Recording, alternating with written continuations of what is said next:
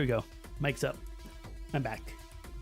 So just had to take a quick break for dinner, but now we're back and we'll do some fun stuff. Fun for me. I invite you guys to come along and have some fun as well. I'm going to play some different games, I think, because I tested World of Warcraft just moments ago on this new PC, and I mean, it seems fine. You know, the weird thing about this new i9 is that according to the benchmarks, it is like night and day compared to my previous PC, which is behind me. That's the AMD Ryzen 9 3950X, I believe. So it took Intel years to make something faster than that. AMD, that AMD's just crushed. And the new AMDs, they still do. They still crush Intels. There's no doubt about it. Like, gaming is the only thing that Intel really seems to be performing better on with their high single clock speeds, single core clock speeds. But it appears that the AMD still like completely dominates. But my old one, obviously, the new Intels are faster than that. I mean, that AMD has like been king for like years. So it finally, it's like, you know, I need to upgrade finally, but I can't really, what I'm trying to say is I can't really tell the difference between this new i9 and the old AMD, because that old AMD is so fast already that like just handling tasks, I don't see a tremendous amount of difference. And this new computer, the i9, it's got those fast clock speeds. It's got the DDR5 memory, which is way faster, you know, than DDR4. It's got these new gen NVMEs, you know, and these new motherboards you can pack in like 4 or 5 of those fast NVMEs. It's pretty crazy. I was excited about that. So everything is faster about it in terms of benchmarks and bandwidth and mostly bandwidth. But just using it, I can't tell the difference. So really the difference now we're getting, and this is interesting because now I think we're getting into speeds that are measurably different, but not so much perceptually. And it depends on what you're doing too. Like I haven't really done some hardcore video editing. I've just been, you know, I checked, you know, editing, I rendered a couple of videos and stuff, and it is zippier, you know, compressing and stuff. It is, you can tell that it has an edge, but it's not like knock you off your feet different. So what is knock you off your feet different? Probably one of the things I recall in the computer world being like the most dramatic, noticeable difference was probably when we started using SSDs compared to spinning disk hard drives. So SSDs, just like Windows booted faster, apps opened faster, games played faster. Everything was just so much noticeably zippier that you could like perceptually notice the difference straight away. And so I think we're kind of getting to the point where things are so fast that the software can't even really keep up with these speeds, maybe. So if you have a better way to say it or understand it than, you know, how I said it, let me know, because I'm really trying to kind of like dig this out. One incentive for buying a measurably faster computer is productivity. So if your computer is just like rendering video, it's just sitting there working, you know, it's working hard for long periods of time, it's producing you know, things for work or things for content creation or for YouTube or Twitch or whatever, then you go for the benchmarks, I think, because now you're saving time, you're increasing productivity by using a fast computer. But if it's just for like browsing the internet, checking email, you know, doing some light compression work, just doing some light productivity work, you know, if you're pushing spreadsheets or something all day, then there's no way in heck you're gonna notice the difference with all of this power. I think it's really gonna become niche now, where we're getting into like, you know, video compression. The difference in a couple of minutes of compression time, but that adds up to hours and hours and days of increased productivity at the end. And so you're willing to spend just a little more money on more stats, because that little bit extra you spend is going to add up in the end to hours and days of increased productivity. So that's kind of how I've learned to think about computer stats. In the meantime, I think I'm just having fun with the high clock speeds.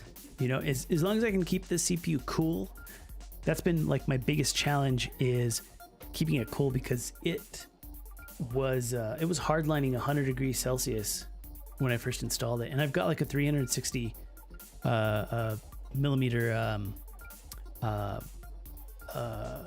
AIO water cooler, so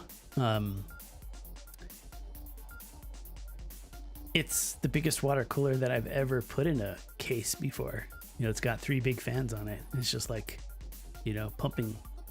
It's like, if that doesn't keep it cool, then you need like custom water cooling, like custom system. Like, it's getting a little bit ridiculous. So what's amazing about that is that Intel has created a CPU that can do that, where you can have it fully water cooled, and it self overclocks, so it's built like that by default, and it just runs to 100 degrees and then it just stops there. You know, the motherboard just kind of tells it to throttle, and it'll like hold 100 degrees flat. You know, just like opening up a window, just like opening up your Chrome to check your email, 100 degrees like that, and then back down just like that. It's like holy moly, man. Like that's insane. Like, that's getting crazy. So I did have to go into the BIOS and underclock it a little bit, because that's, I mean, reaching 100 degrees Celsius to check your email, that's fine. I think that's okay. We can do that and maintain that. That's, even though it seems crazy, you know, it's reasonable. And you can really check your email, get your email checked fast. However, remember I was talking about video rendering and streaming and stuff. Those things can go on for hours and hours at a time. Like, you can render all day and all night, depending on what you're rendering and how you're rendering it. If you are a content creator, then you're spending a lot of time rendering. You should be, or you're not. What are you creating? You know, if you're like, oh, my video takes 10 minutes, 10 seconds to render. It's like, yeah, with your shit settings, then yeah, I get it. But my renders, they usually have something a little special on them that, you know, sometimes will increase the render times a little bit, especially if you're using software like Adobe After Effects and you're doing 3D and stuff. I mean, there's GPU rendering, and then there's better CPU rendering. You know, higher quality CPU based 3D rendering, I think, still outperforms GPU rendering in terms of like quality and accuracy. GPU rendering is a sacrifice. You sacrifice quality for speed, you know, and convenience and stuff like that. So there's all those things that kind of take it. But the point is really about how much rendering you're doing. You can't be fully overclocked for like super long renders. You're just going to be throttling the whole time. You probably would find better efficiency and better render times if you configure your system to like not, you know, throttle and go back and forth like that. So I did underclock it a little bit just in anticipation for like some really high duty performance. So that's where we're at right now. And I don't know. I mean, I guess I could check how hot it's getting. Should I? I guess I can. I can't hear you. Let's check it out. Let's see if I got the thing. If it doesn't crash, because I've got like all kinds of stuff open.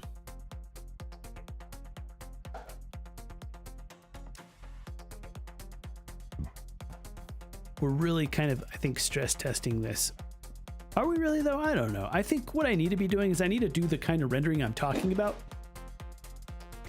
Like render like full duty, full 100%, full high temperature rendering, and then stream like I'm streaming right now, and then try to play a video game on top of that. That would be a good stress test, I think. That would be kind of a little bit killer. Probably make the stream kind of suffer, but that'd be a good test anyway for science. So where's my temperatures here? I'm trying to look at it.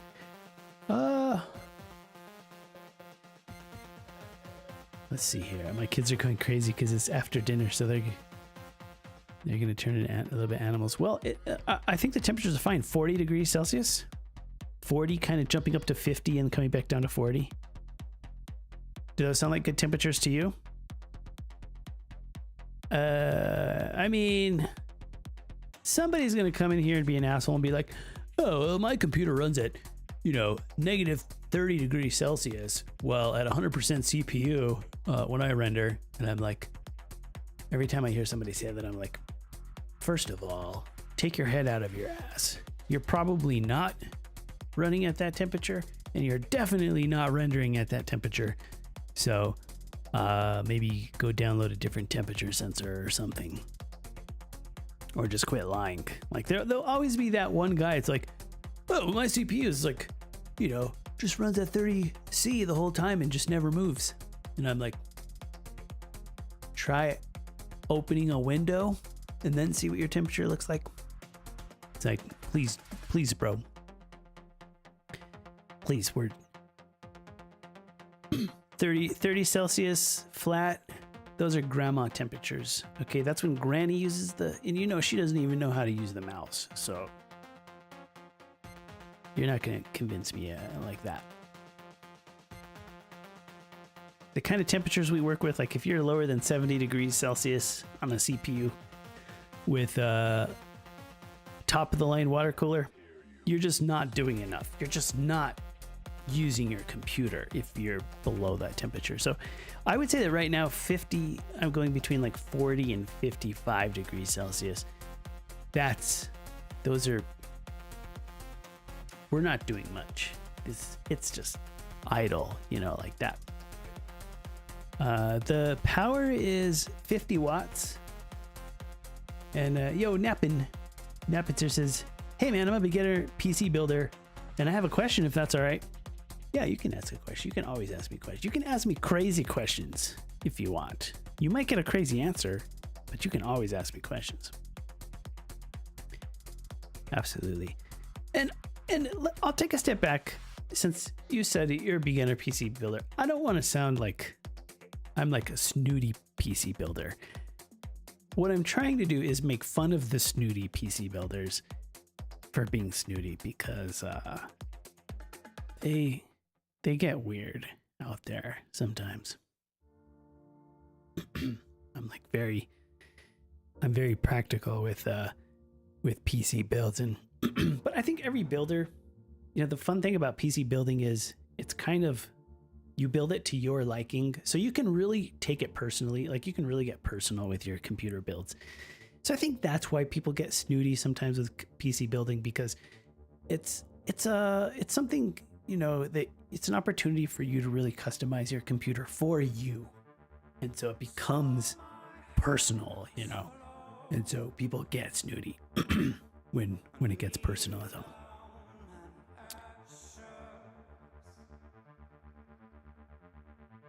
Yeah, but let me know what your thoughts are. I mean, I think this PC that I built is it's a new CPU, so it's kind of top of the line. I'm not used to building top of the line. Well, I mean, I am, but I don't try to go for the top of the line. I usually just wait till something comes out top of the line, and then I go like 1 or 2 levels below that. And I did that strategy whenever I was rendering a lot, because I had to buy a new computer like every year, because it was a productivity issue. It was worth the cost to buy an Intel. It's like, even if AMD has a better price to performance ratio, I'll still spend the extra money on the Intel. because it gives me more productivity. But then everything changed. Then AMD became the productivity master and was cheaper than Intel. Isn't that like the opposite of everything that exists in this world in terms of like marketing and tech, where the better product is the cheaper one and the more expensive one is the worse one? That's opposite. Usually what happens is AMD's slower and cheaper, but it has a better price to performance ratio. And so you get the AMD to save money. And then the prosumers go to Intel for the little bit of extra performance they get. Big price increase, but little extra performance. Well, it turns out that sometimes it's worth it to pay the extra just for the little bit when you're doing the high performance stuff. So AMD, I think, still owns the market in performance. I purposely designed the newest Intel CPU, knowing that it would be slower than the older AMD, but I wanted those clock speeds, and I don't notice it. It's cool what Intel's doing. I see how they do their P cores and E cores. That's a cool little trick they're doing. But is it practical? Like, is it going to limit me and my ability to turn this computer into a server later? Is a server going to know what to do with those P cores and stuff? By the time I turn it into a server, I think the answer will be yes.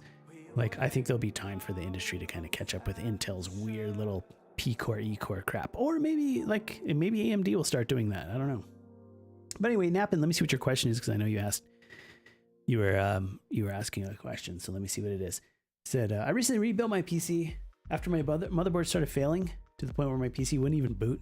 So I bought a new motherboard, CPU, all that stuff, and it works. It starts, but my PC keeps dropping internet connection from time to time. I'll lose connection for like 5 to 10 seconds and then come back like nothing happened. I talked to my provider and there's nothing they could see that was wrong.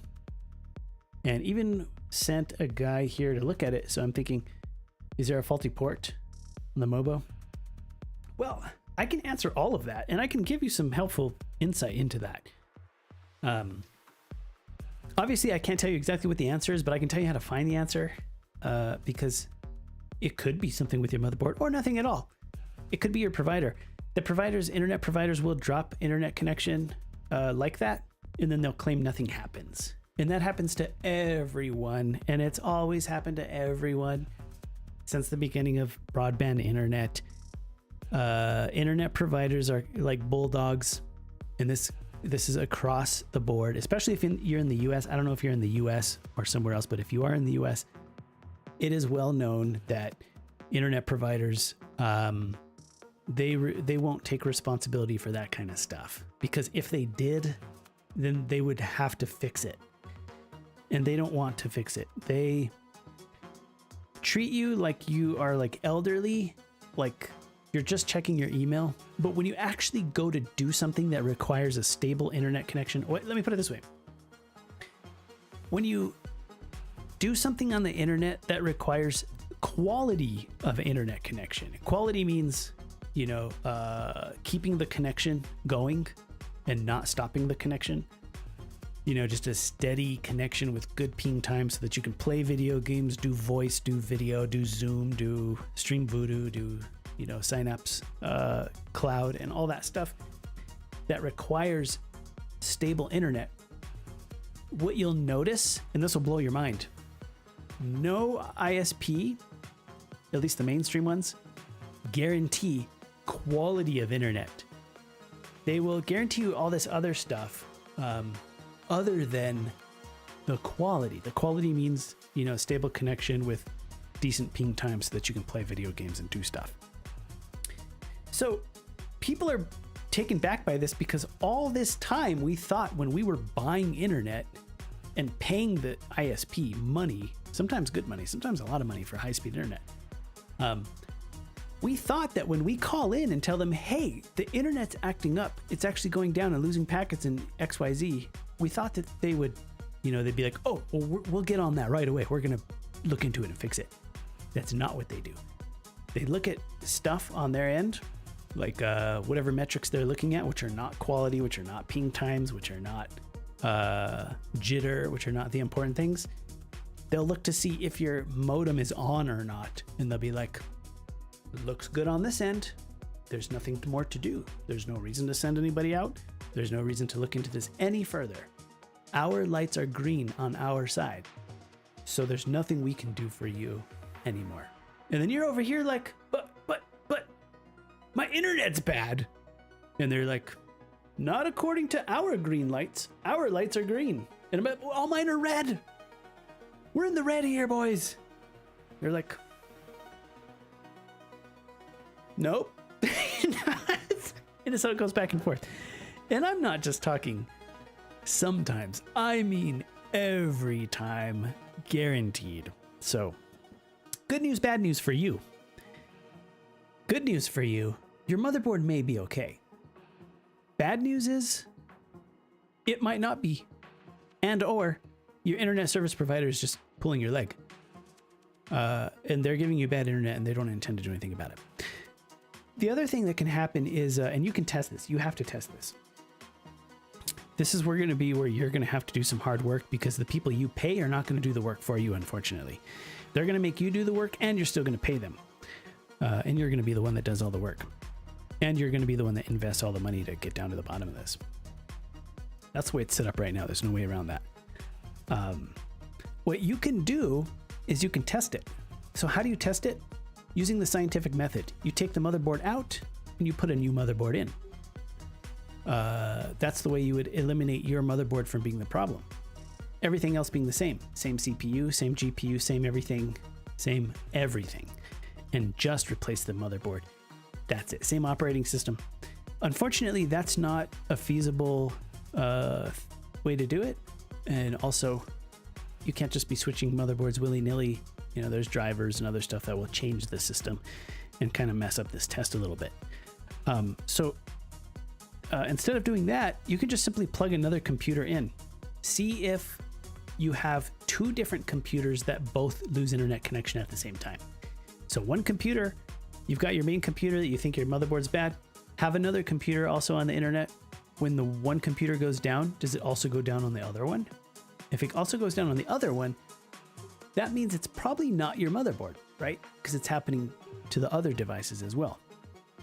So this is computer building. Look, this is computer stuff 101, guys. If you think, oh, you know, I got to do science and I got to do tests and whatever. What do you think all the computer nerds are doing continuously? They're doing this stuff. That's how you get good at computers. So there's that. What's another one? It could be your router. You know, when you call your ISP, what...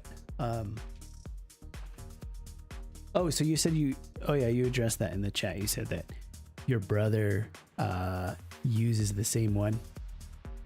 So your brother uses the same one, but your brother does not have the problem.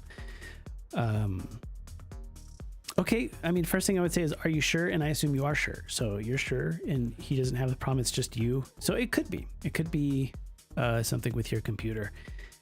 You know what you can do actually that helps? You're not on Wi-Fi, right? Because if you are using Wi-Fi, Wi-Fi can sometimes be a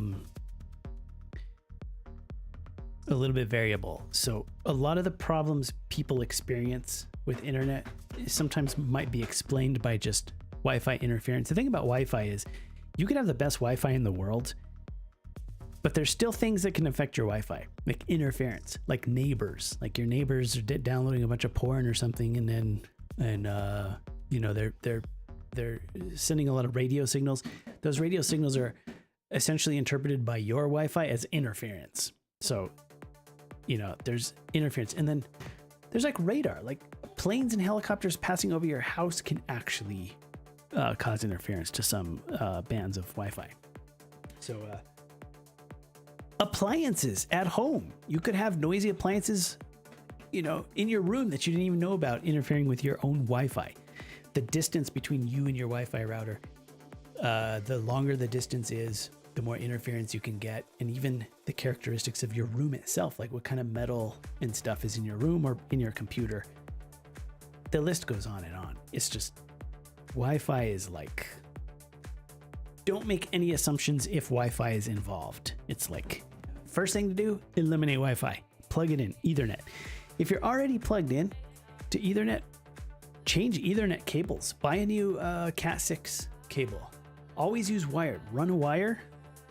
If you can't run a wire, run a wire. If there's no way to run a wire, run a wire. Always. Sometimes you can't do that because you may live in an apartment or you may rent a house. So putting holes in the wall or hiring somebody to give you a proper Ethernet wiring may not be an option, in which case, you know, you might be stuck with Wi-Fi. I've been in that situation before. I get it. But still, everyone, guys, you can increase the quality of your life by using always Ethernet. Like, it will make your life better. You'll be a happier person to live on this earth and have a more joyful life if you just use wire on your computer all the time. So, I literally could write a book on small things that you wouldn't even think could change your entire life. Ethernet is one of them. Always run a wire. So, if that's not it, if you're already using a wire and you're still getting the drops, then it could be software. Have you tried nuking your operating system and just install Windows over again? And install drivers? If it is actually your, if it's your Ethernet adapter or Wi-Fi adapter, you can try updating your drivers. I would do that. But seriously, if you're on Wi-Fi, like, I think we're getting down to the issue, if that's it. And still, you can update drivers to fix it. And if you do end up like getting a new motherboard, don't throw the old one away. Just use it as it's like a different computer. Like, use it as a dev computer or a TV computer or a server or a computer for the family. Do you guys do like TV computers? I think every nerd does, but I know a lot of people who don't. Some people will buy like an Apple TV or a Samsung TV or a Roku that already kind of have a little computer in it, like a little menu that you can play Netflix and stuff. I'm not talking about that. I'm talking about literally having a computer connected to your TV by HDMI, you know, keyboard, mouse, and everything. That's the way to do it. That's the real way to do it. The little Roku apps and Apple apps and all that stuff, that's just pretend computers for a TV. Just my opinion. And Chico Chu says, I do. You do what? You have, sorry if I missed it. My chats are all on different screens, so I'm not even hardly reading chat, but, what was I going to say? You guys have TV computers? Yeah. So how do you get a TV computer? Well, you can buy mini computers, you know, that cost money. Or if you remember, we tend to update our computers every so often. Some people, you know, don't buy a new computer for many, many years. Some people buy a computer every few years. Whichever way you do it, you're going to at some point be in the market for a new computer, or somebody in your family will be. So if that happens, instead of like selling the other computer, whatever people do to their computers, you can keep it because it's old anyway. How much you really realistically gonna sell it for? Just keep it and get the value out of it as it from it being a computer that you plug into your TV. So that means now you can do Zooms, you could do even some video games, you can do a media center. There's some really nice apps so that you can run your own, like your own Netflix at home, kind of. If the internet goes down, you can still be watching movies, listening to music and everything. Those are really nice. I definitely recommend doing that. I've always done that. I can never go back from doing that. That is definitely the way. But for napping, I don't know, man. Let me know if anything I said gives you any ideas, or if you've already done all that and we haven't really gone we haven't really, if you've already done all that, let me know. I could have some other ideas because I think I've been through every issue, and network issues are some of the most annoying things that can happen. Like by far the most annoying network stuff, because everything else will be working and then you just get this intermittent like network inconsistency. Especially for people like me, like that do streaming and stuff. Oh man, there's nothing that gets under my skin more than some like dropped packets out of nowhere, because then you're like, where's it coming from? It could be anywhere in the stack that's happening. It could be Twitch's fault. It could be, like you said, like, is it my motherboard? Is it my drivers? Is it the cloud? Is it Twitch? So sometimes you don't know what it is until you run the tests and kind of eliminate some things. And streaming glitches are hard to diagnose because Twitch does F a lot continuously in almost every region at some point in time. So you can never just assume it's just Twitch. You can't just say, oh, it's probably just Twitch because Twitch always glitches out. But you also can't say it's not Twitch just because somebody else's stream is working. They're going through a completely different pipe, where everybody in one region is like effing, and then everybody else in a different region is everything's working fine. So it's there's a lot of monitoring and testing that is involved to kind of find where in the path the issue is happening. You've done everything other than trying different hardware. Well, it's time to try different hardware, I guess. I mean, but you never said if you were on Wi-Fi or not. But you just say that there's the cable, the router. I would try as many different things as you can. I would try updating the drivers. So number one, make sure you're plugged in. See if, and here's another thing. If you are plugged into Ethernet, then flip it to Wi-Fi and see if it still happens. Like there's the more variables you can kind of change, the better you're going to be able to figure out what it is. And that's how you solve it. And that's what your ISP or the computer guys, they might not be able to do that. And no one can just tell you what the problem is. All we can do is, give you some ideas on the process of revealing the issue.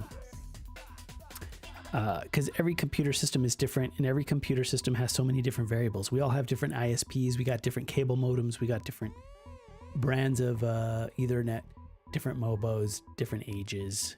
There's so many differences that it could be any of those things. So the fact that your brother's is fine though, is your brother's not experiencing these things, figure out what's different between, you and your brother. Is it anything more than just the hardware? Are there some other differences, like the distance you guys are from the router, the cables that you might be using, stuff like that? Or like, what are you doing on the internet? Are you doing something different than he is? Like, do you got different apps running? Do you think one of your apps might be like trolling your internet?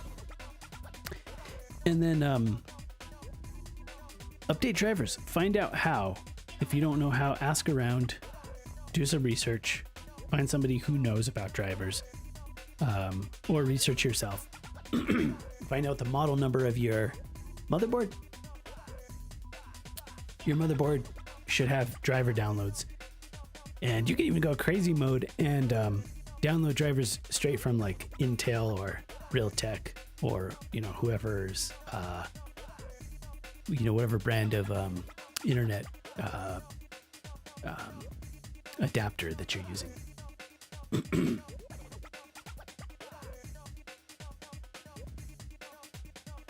Yeah, if you're changing, you're going to swap everything. I've seen people do that, and I've even been tempted to do it myself. When like one thing doesn't work, just change everything. You'll never know what the problem is if you do that, but that may not be important. Maybe you don't care what the problem is, you just care about fixing it. So if you do something like that, then that's fine. Plus, if you get an internet upgrade, you should always do that. Anyway, if you can, like me, where I live, there's no options for internet.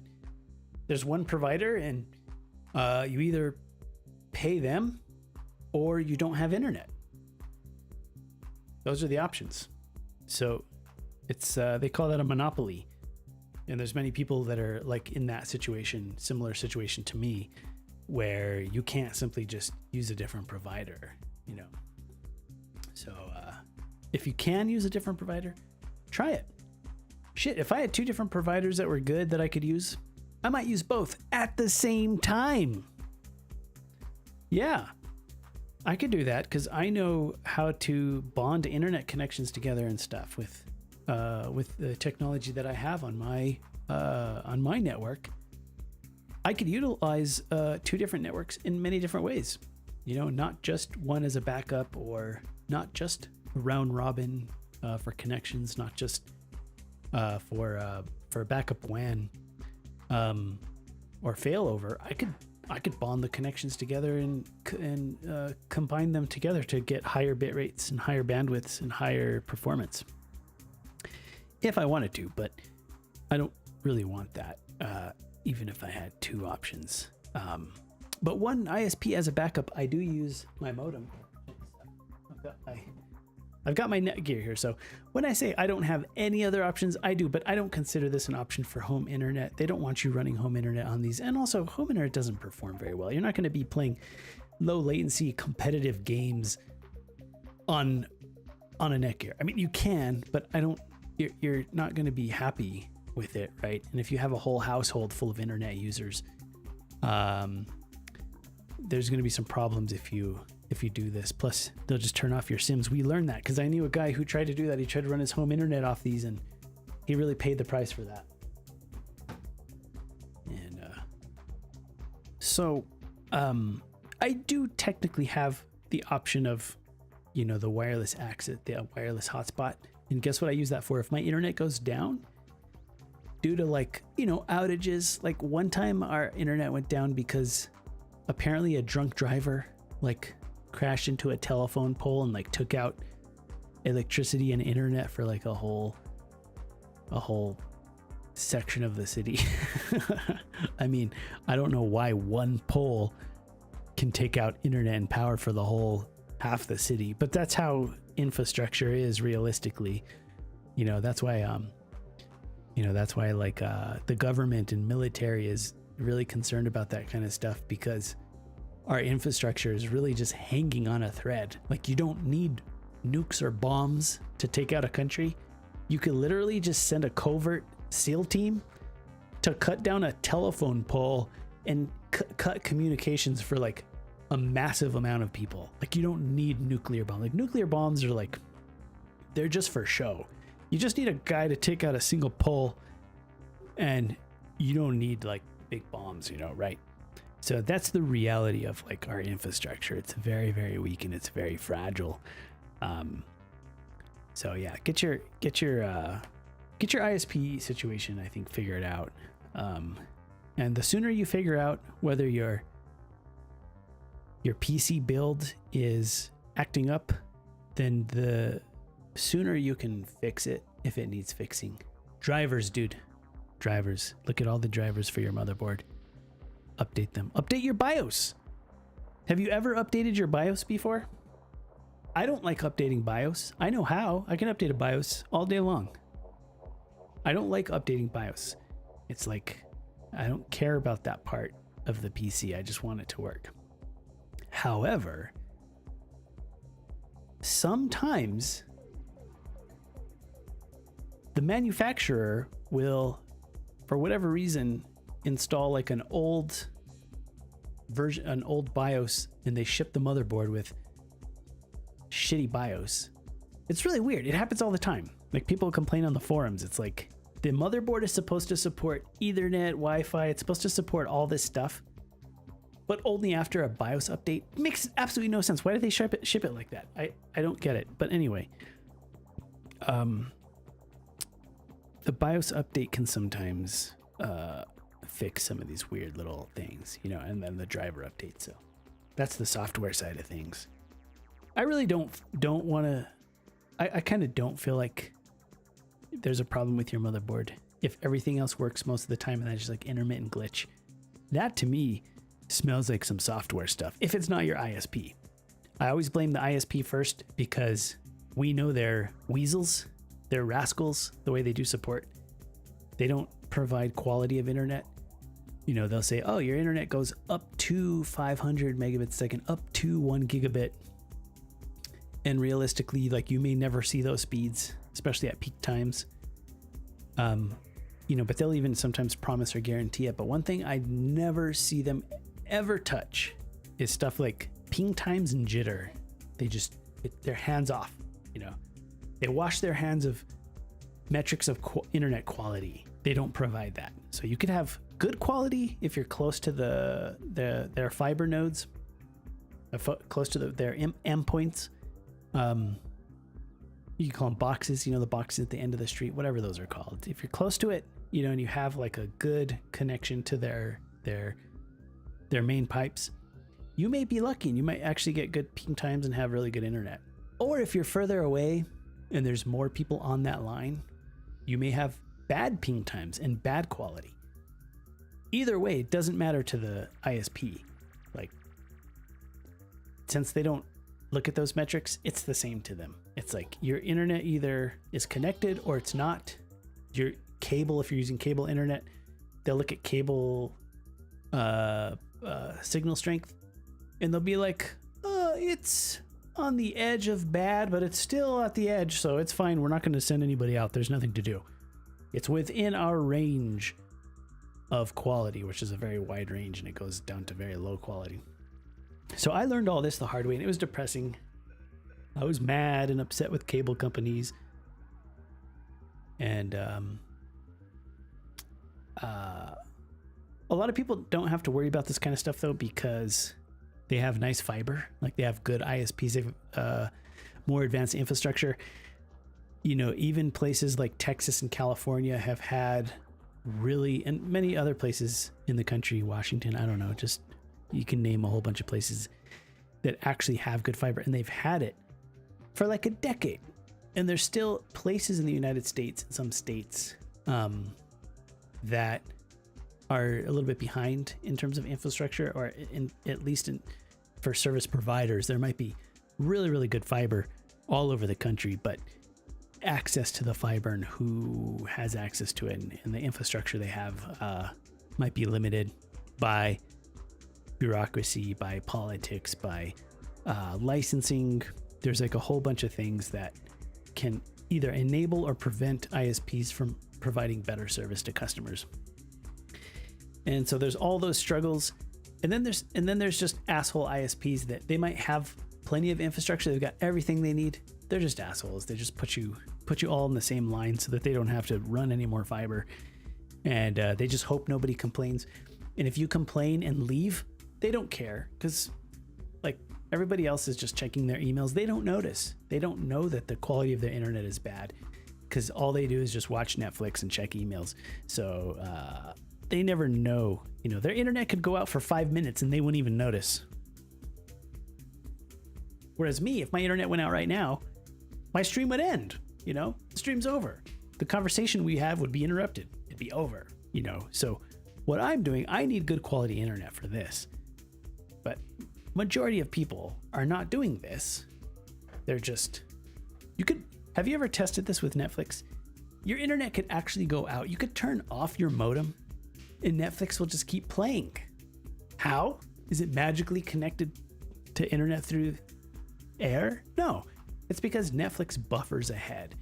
It'll buffer, you know, many chunks of video because it's a VOD.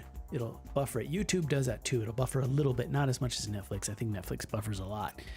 And you can actually keep watching until your internet comes back. You may not even notice that your internet ever went out in the first place because you've got that big buffer. Netflix does that because some people watch Netflix and they have bad internet. So Netflix is like, we know people's internet is bad, so we'll just, you know, we have the technology to add these additional buffers. If your internet's in and out, you can still watch Netflix, you know. But on Twitch, if your internet is out, it's like, just give up because your stream's going to be shit, you know.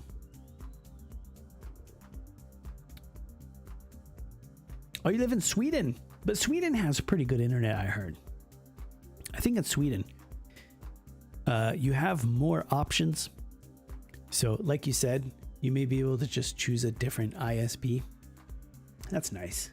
In the US, it's more complicated. Let's put it that way. It's a little bit strange how we do it here, but every apartment building has their own. And the boxes are outside. Yeah, I mean, it's, I don't know. I don't understand your apartment's infrastructure, you know, nobody knows that except for the guys actually who built it or who maintain it, you know. So like, who knows what's going on there? All you can do is try to make some changes, change the things like I mentioned. Oh, here's one other tip, and this goes for everyone. When you're changing things, try to only change one thing at a time so that if you fix it, you know actually which change fixed it. Because our impulse is to just start changing everything and just make it work. You know, it's like if you have 3 things you wanted to change, just change it all, make it work.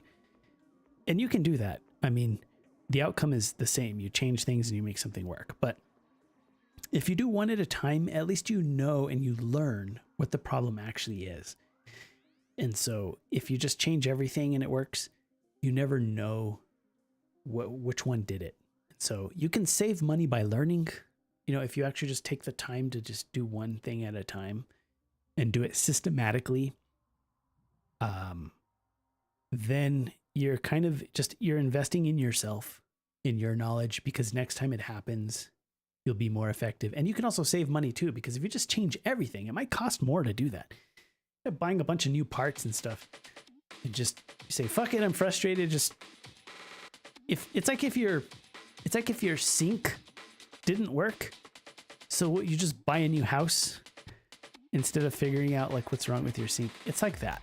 So obviously one would be more expensive than the other, and maybe you want a new house anyway. Okay, I get it. But then you're never going to learn how to fix your sink, you know? I'm guilty of that too. And I say that because I'm very much guilty. Sometimes I get excited and I'm like, I just start punching everything until it works. I'm like, I don't care what the problem is. I just want it to work. I don't want to learn how to fix a sink. I just need to wash the dishes. I just need water, you know? And so I'm also guilty of not being systematic. But when you're really serious, you have to be systematic.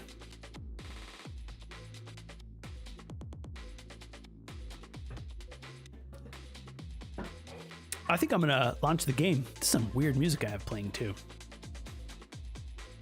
This is like this random beatport synthwave mix. There are some real gems in there and also some real crap. So it's kind of a hodgepodge of music. There's some real good stuff in there. But the thing about these big beatport collections is you kind of have to dig for the good stuff.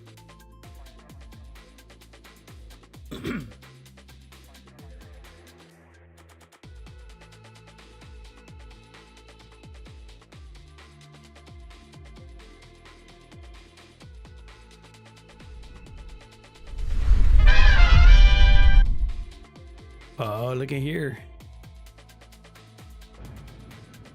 Resto Druid. Don't hate. Don't hate because I'm not playing Warrior.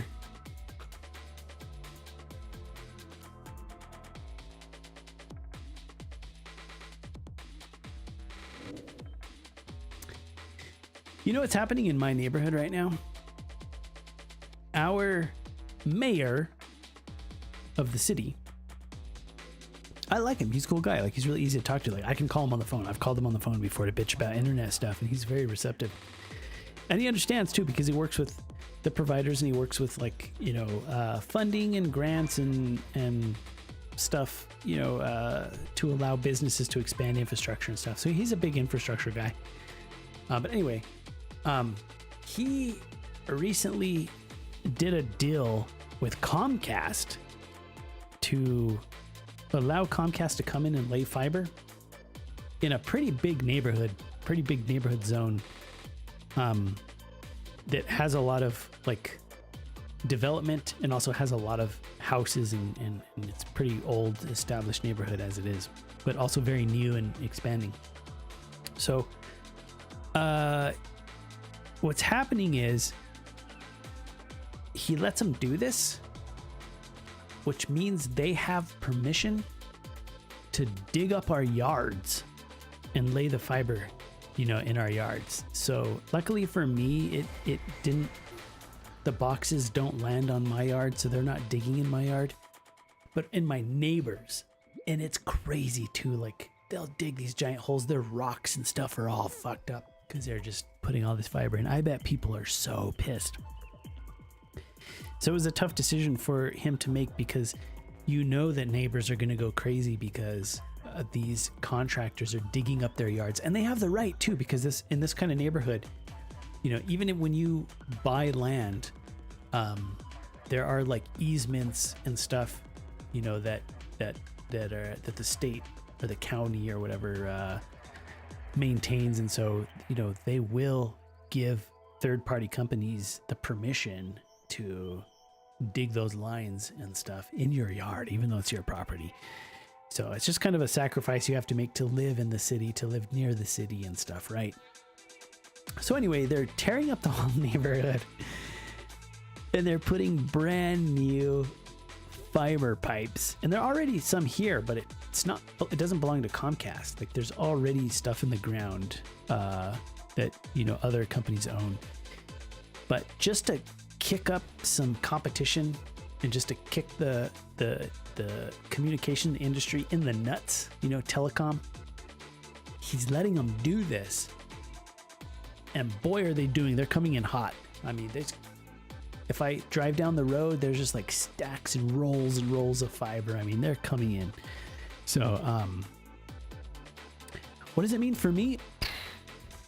I have no idea. I mean, it's going to mean I'm going to have some more fiber options, which is going to be kind of nice. But I don't know how much it's going to cost, or again, the quality is not a metric that ISPs really sell. And when you do go into ISPs that provide quality, it's very expensive. It's usually like an SLA type guarantee, and it can be very, very expensive. Just imagine, instead of paying $30 or $300 a month for internet, imagine paying $3,000 a month for a 1 gigabyte connection. So those are like the SLA style home internet type stuff. And the prices go way up too. I mean, that's just for like a gig. You might get into like multi-gig, 10 gig, 25 gig or something, and then be paying, I don't even know. I'm not building data centers right now. Almost did once though, and I still might. Actually, I'm actually working with a guy who wants to build out a lot of colo. But I haven't done that so far because by my calculations, no thanks. It's not a good idea. At least for me, for my business models right now. We're not building data centers, but it could easily turn into that.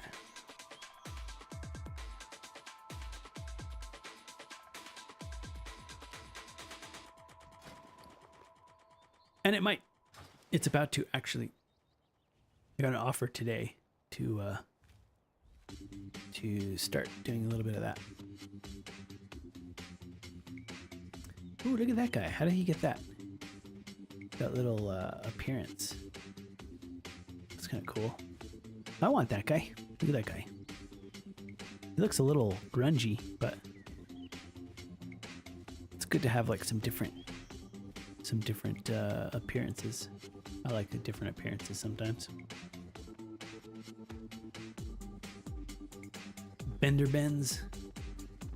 Why did I log in here? Oh yeah, we're doing tests. So far the tests have been good, but I like to test out. I want to test it out a little bit longer. I want to, I got to let it run. I don't do a test for a couple of minutes and then make conclusions. I would like to really kind of stress test it. So hopefully something fails. So far, nothing's ever failed.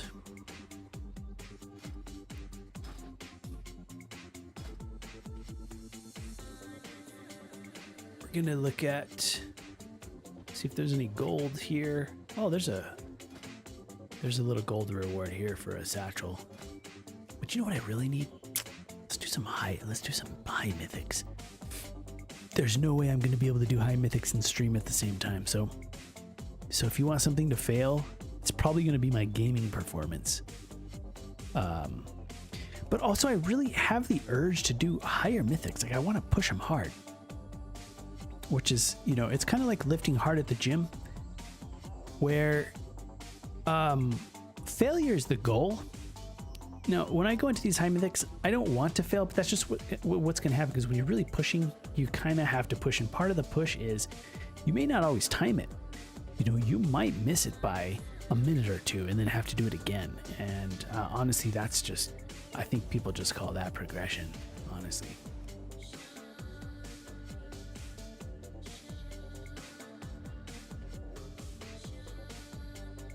If it's so easy, then you're not even pushing, you know. If it's so easy to complete it on time and there's no risk of failure, then what are you doing? You're not pushing, at least in terms of video games.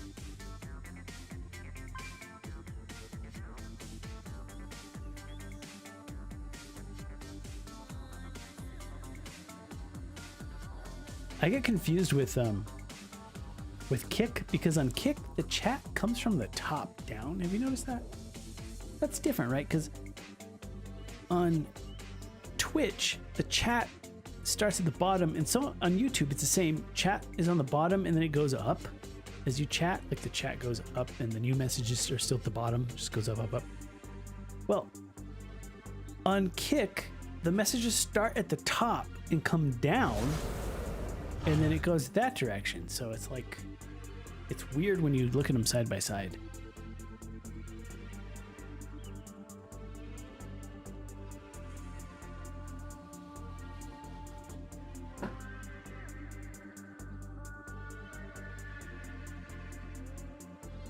My YouTube UI is acting kind of weird, I think. I think because I stopped streaming earlier to go eat dinner and then coming back, like it thinks it's confused or something. Oh, my guild just did some achievements. Let's see.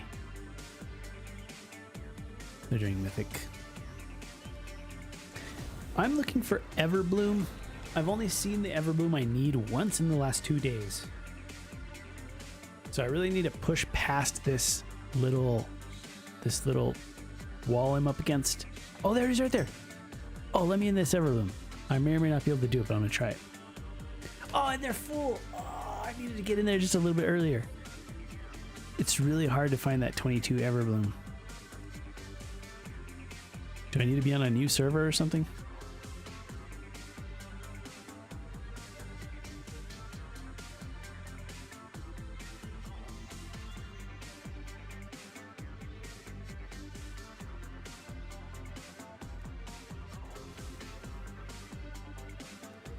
There's a 23 Everbloom, but I think I need to get my item level up before I go into those, because I can feel the resistance at 22. I think maybe I've done it 123, maybe. I can feel it though. My item level is probably a little bit lower than the other people who are doing 22s right now. So that's not a bad thing. I just have to work a little harder. I think the lower your item level is, the harder you're gonna have to work, the smarter you're gonna have to play.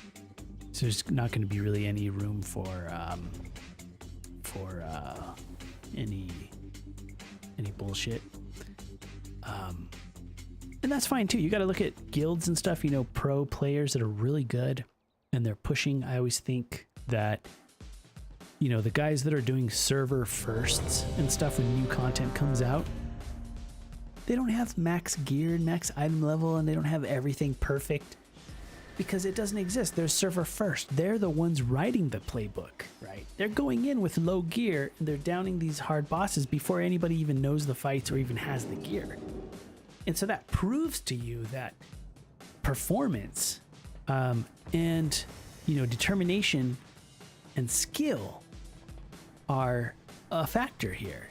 You don't need a certain There's no minimum or maximum item level to go in somewhere. It's like there's a minimum and maximum level of suck that determines whether or not you can go in there and do it.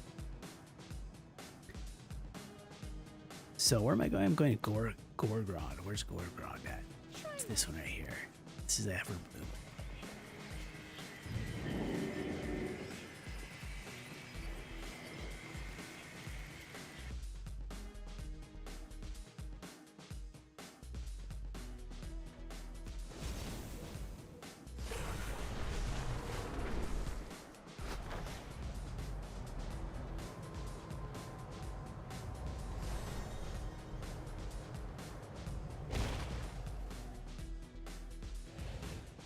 Yo, what's up, Runch? There's Runch. He wants to summon.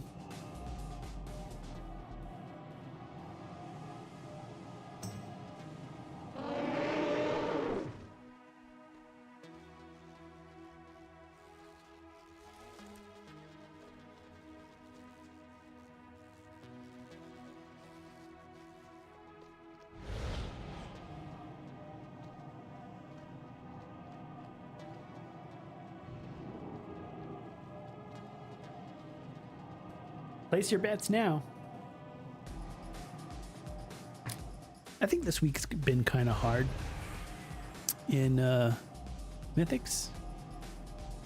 Maybe not. Nah, it's not been that bad. What's the problem this week? The problem is... yeah, I don't know. I think this week's been fine. Last week was a total push week. Last week was very easy to do.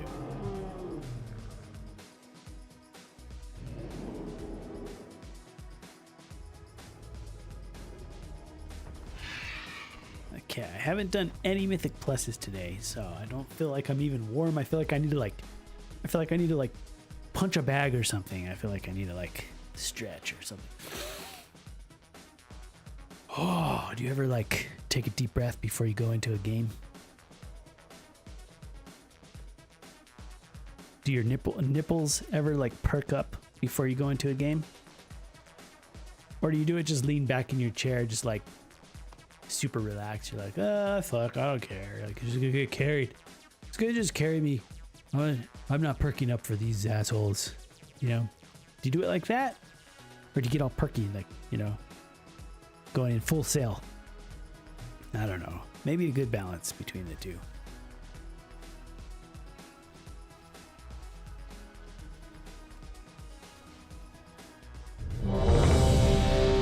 Honestly, I found it doesn't really make a difference.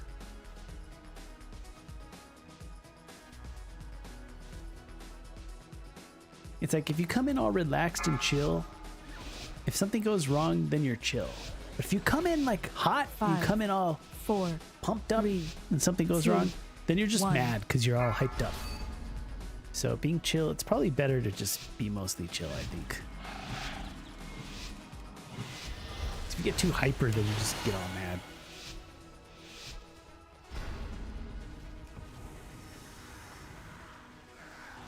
I don't know if one or the other even helps with performance. I mean, you don't want to be asleep when you come in here. Then everything's just gonna go wrong. Ah, right now. Dispel. Help.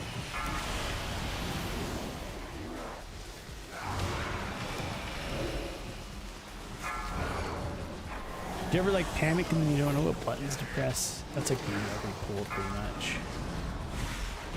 It's called panic clicking. When you forget to use your keybinds, you just start clicking the button. Dispel.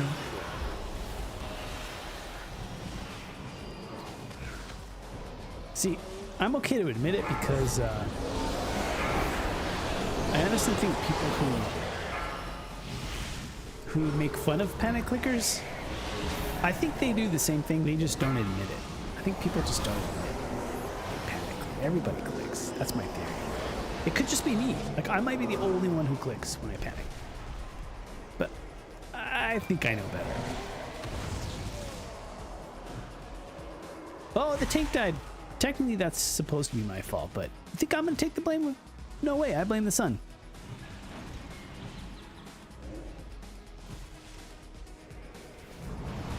It's another thing I know better about. You don't take responsibility if the tank dies. You blame the warlock or the rogue, anyone else.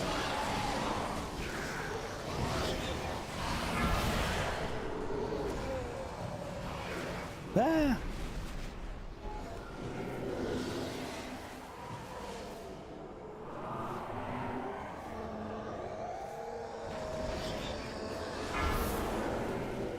Ugh. I really would like to get some mana. Let's see if the tank pulls without waiting for me to get some mana. Yeah. I never got a chance because due to being in combat.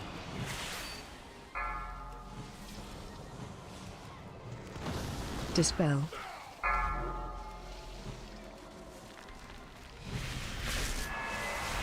Ooh, these pulls are rough. Holy moly. Range 5. And that venom is rough too because everybody's getting it, but I can only dispel one. That is tough. Range 5. That makes me wonder too if you maybe can kick those. Dispel. Yeah.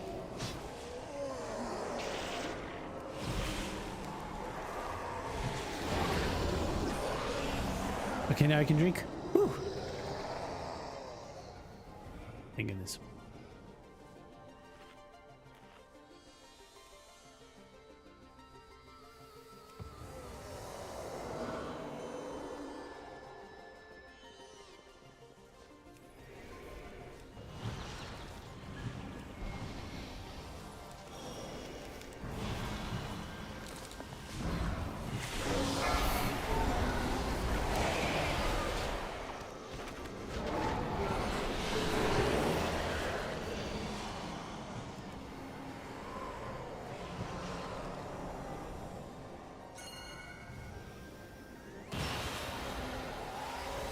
Oh, he wants to go over here.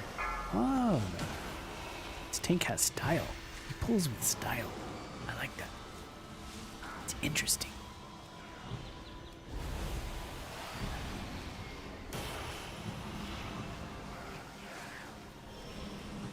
There's like a pretty big path that walks around over here. We gotta watch out for it.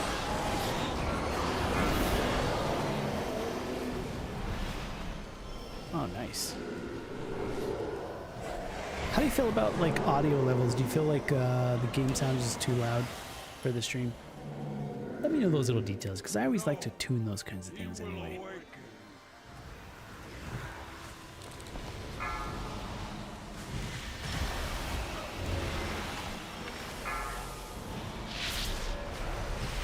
Dispel. I want to pop some big things that I don't need to pop because I want to charge up this cool little trinket, this new trinket I got called Echoing Tire Stone. It holds a little charge, so what you do is on use it'll collect up to like 400,000 Dispel. heals, and then what does it say?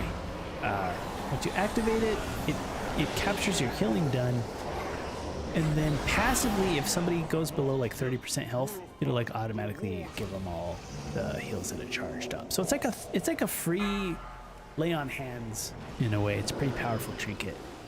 It's a pretty high tier best in slot. But obviously, since it's kind of on use, kind of has a hybrid on use passive type thing, you have to charge it up. So you have to use it. Obviously, it's not going to be able to perform any functions if you don't charge it up first, unfortunately.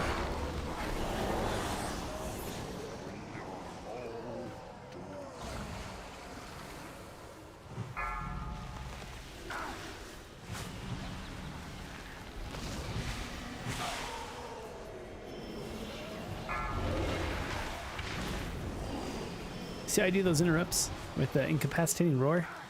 I like incapacitating roar. I prefer to use it. I like it. I'll use it when I don't even have to use it. When kicks, everybody's got all their kicks, I'll still use it. I'll still try to like race to get the kick, which is a dumb thing to do, but I'm saying I just like the ability.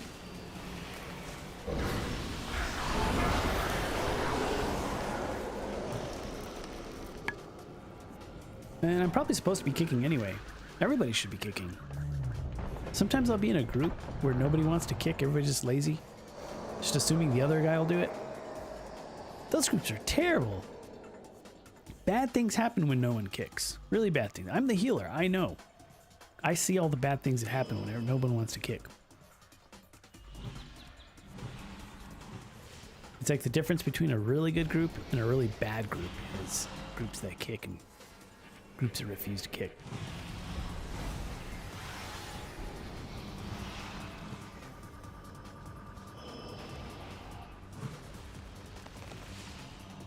Oh, that damage he's taking is a little bursty. Oh, he's getting close. He's getting close. Holy, what the hell is going on in here?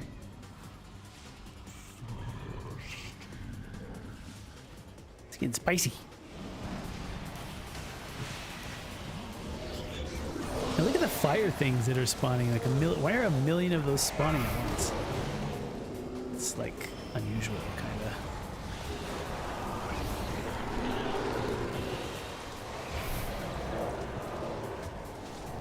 Oh, somebody just got nuked. Target you. Oh, that's rough. Watch your feet. I gotta put those things kind of strategically. But I have no more battle reses, so nobody else can die. All right, you got a get out of jail free card. That card has been consumed.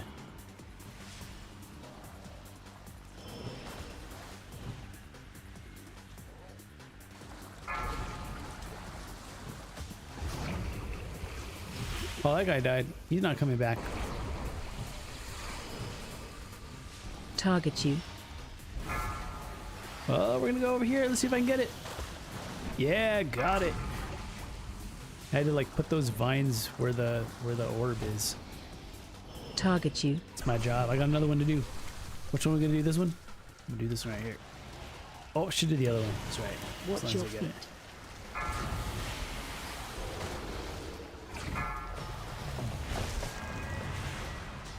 Target you.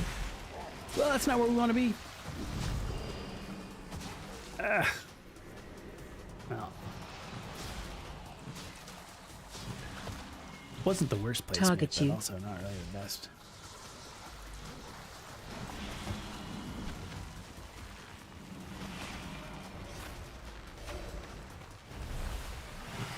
Target you.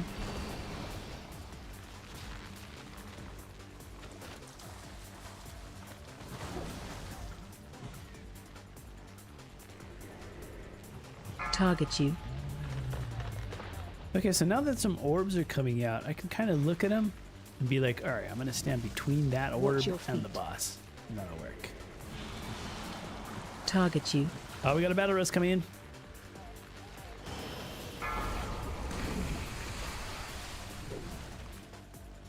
Ah!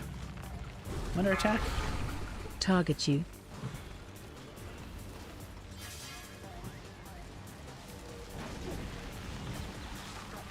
So that guy got battle res, but he's not even accepting the res until like just then. Target you. Oh, it's not good. It's not good. It's good. It's getting crazy. Watch your feet. Target you. Did it work? Yeah, that worked. I saved it with that placement right there. Target you. Let's see, this side over here. Oh boy. Watch your feet. Ah! Yeah, I got him. They need to kill this boss. Worried about DPS over here.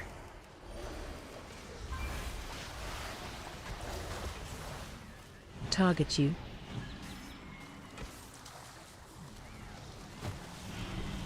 Watch your feet. Okay, we got it.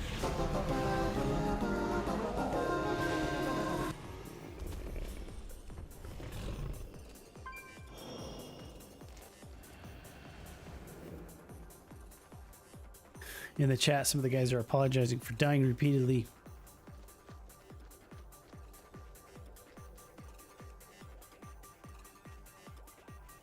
As long as they're not blaming me for dying. You know, Dispel. Sometimes it's my fault if I miss a dispel, or I don't know, if I misuse a cooldown. Okay, there's a million things that can happen. But when somebody just dies instantly, like deleted, obviously they were standing in something that's not my fault.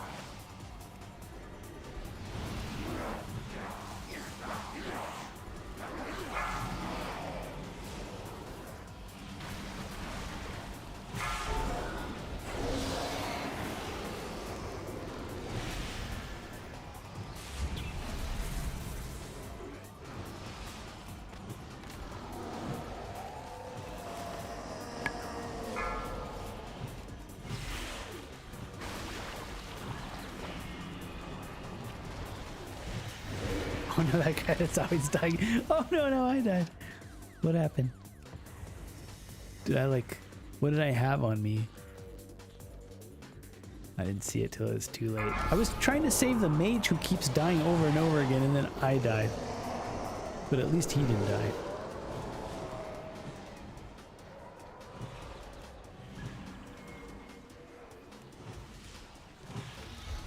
That will happen. Probably out of the mistakes that I make the most will be getting flustered because somebody's dying, and while saving one person, somebody else dies. I mean, sometimes you have to make a choice. It's like, oh,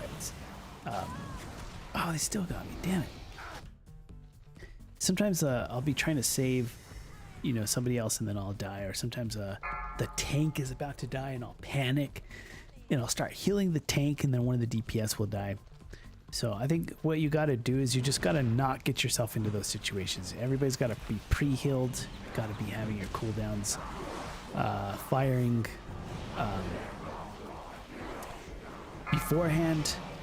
Because if it gets to the point where, everyone's low and you're having to make those decisions, then something's probably wrong there. But I don't know why the spinning guy keeps deleting me, because I think he's supposed to hit me, but I don't think he's supposed to just kill me every time. So it's kind of weird.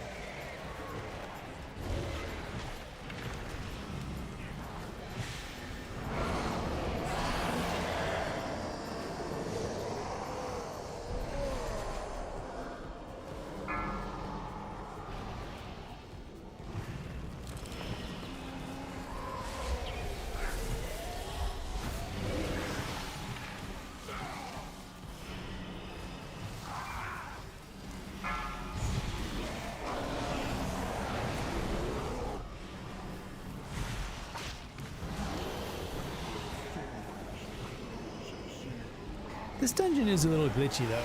Like, you see the way the fire spawns? Sometimes it'll spawn like 6 of them all on the same person at the same time. That's a little sus, I feel like. I feel like it should be a little more random, a little more distributed, not so like clumped. Dispel.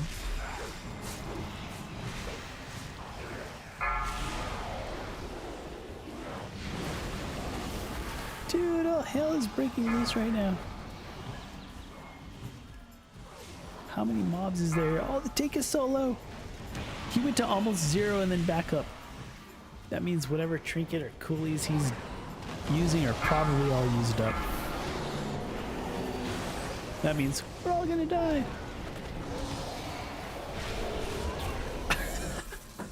Dispel.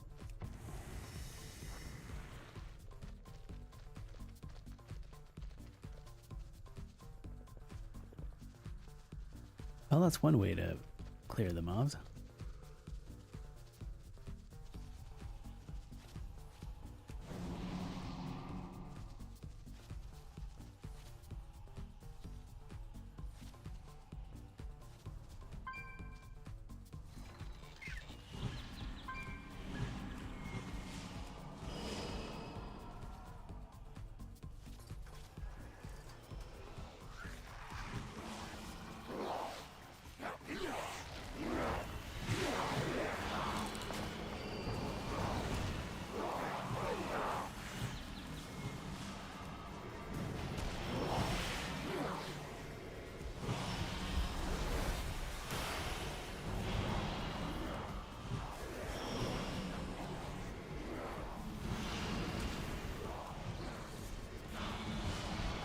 I would guess, though, that kind of based on people dying that many times, you get a penalty every time somebody dies. So, a penalty in time. So that makes me think this dungeon probably is not likely to get timed. It probably will, will not work. So two things could happen.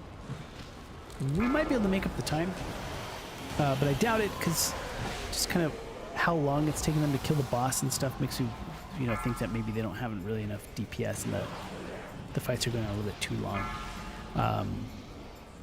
So they might want to finish and not make time and just still try to finish out, for gear and stuff, which I prefer, actually. I would rather people finish. I think, especially the people that are having the hardest time, probably need the most practice. For that reason alone, I like to finish, but let's see if I can.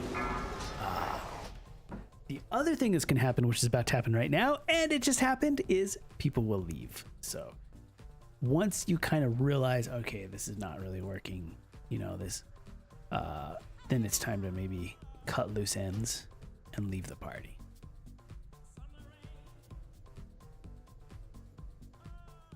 But yeah, the mage also noticed that the fire was acting a little bit strange.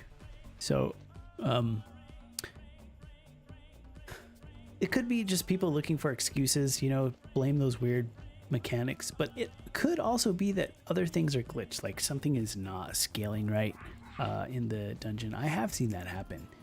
It's really hard to find, because you want to, you see that the fire was acting kind of strange, so you kind of want to just be like, oh, that dungeon might just be glitched, there might be some other problems going on there. But it's really hard to tell if there are, or if it's just a bad group. It's almost impossible to tell, honestly, because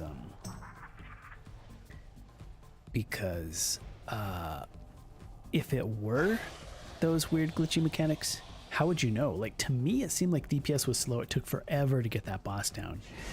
I think it took a few more cycles than it needed to. Sometimes that's an indication that the DPS is a little bit low. They're just not pumping as much. Sometimes you get a pumper in the group who's just pumping, and everything just dies. We can only hope for that. Is it that, or is it like something's wrong with the instance? I don't know. I can't really tell that. I can see like almost every mistake that people make, but I can't tell if it's just like overall low DPS or something's weird about the fights or whatever. But it did seem a little bit in the tank too. Did you see his health? His health was like all over. So that's pretty scary. He handled it okay, but he did also die a couple of times. Let's try again.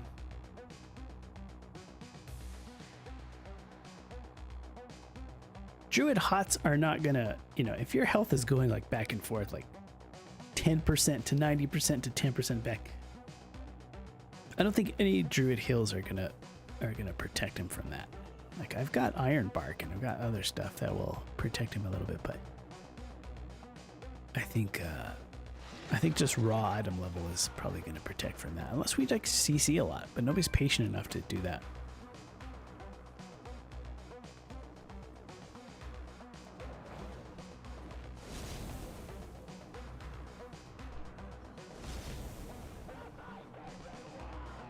And it could also be that Everbloom is tough this week. I've seen that happen where people will avoid certain instances, just be like, I'll do it on the next round, with different mechanics. And I'll try a couple more times if I can get in here. The problem is no one's queuing this particular level that I need. It needs to be like 22. 23 is a little bit... I think 23, I could do a 23. I could probably do 24 or more, but I need a really good group. I don't want to waste a lot of time. But a 22, I know I could probably do if the group is like, okay, as long as they're not super terrible, we can do it.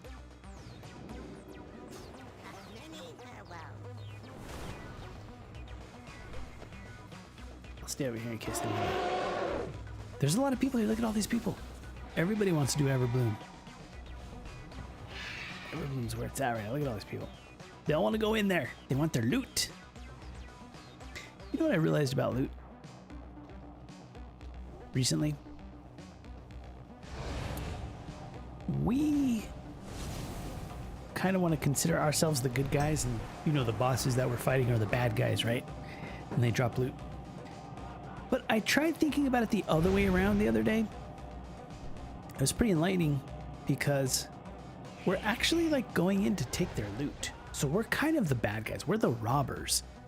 Like dungeons are like a heist. We're not going to save the princess. We're actually just going to pillage these innocent bosses that didn't do anything to us. We came into their home and we're murdering them and taking all of their stuff. That's pretty much like pillaging, right? But nobody thinks about it like that. Everybody just thinks, oh, I got going in for some gear. I need to grind some flight stones, you know. Everybody's just doing their goals without considering the feelings of the poor bosses that we are essentially robbing of all their gold and their stuff like that, right? No?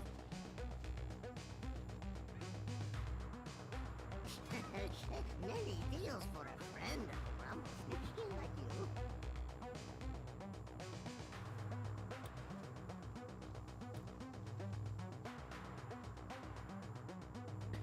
Now, somebody who knows all the lore could just come in and be like, no, Psynaps, that's not the way it works according to the lore. Like, you know, the bosses are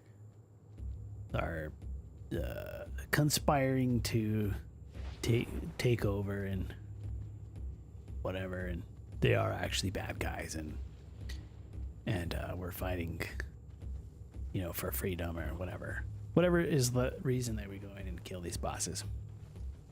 But I don't know the lore, so from my perspective, we're just going and robbing these poor innocent bosses of all of their loot. Just killing everyone in everything in the dungeon. Pretty sure it's pillaging.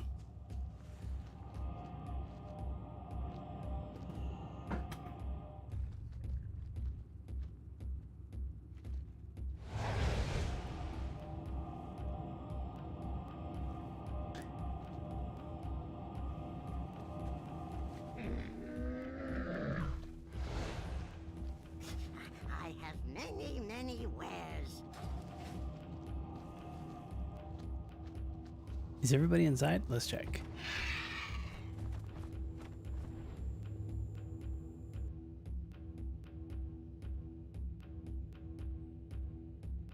This guy's name is Need the B-Res. That's literally why this guy made his druid, for some B-Reses. I made my druid so that I could annoy the hell out of other players in competitive PvP. And I don't even PvP. But that's why I made the druid. And then I went on to not even PvP. Oh, how does he do his fire guy? That guy looks cool. Look at that guy.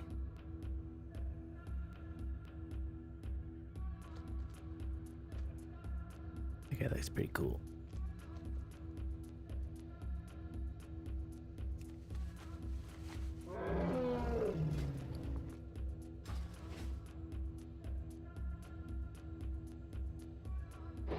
That's cool. I'm glad I got to put some gameplay onto the stream today, because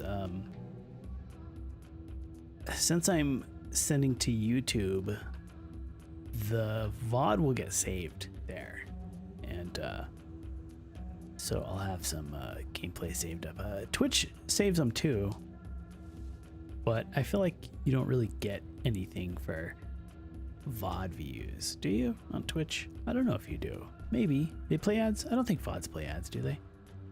I don't know if there's much there. So there's no.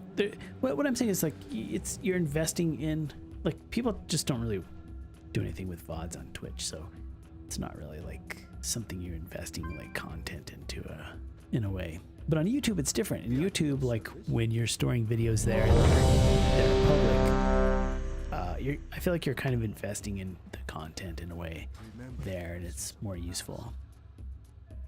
Because YouTube is like the king of VODs and always has been. Twitch for live, YouTube for VODs.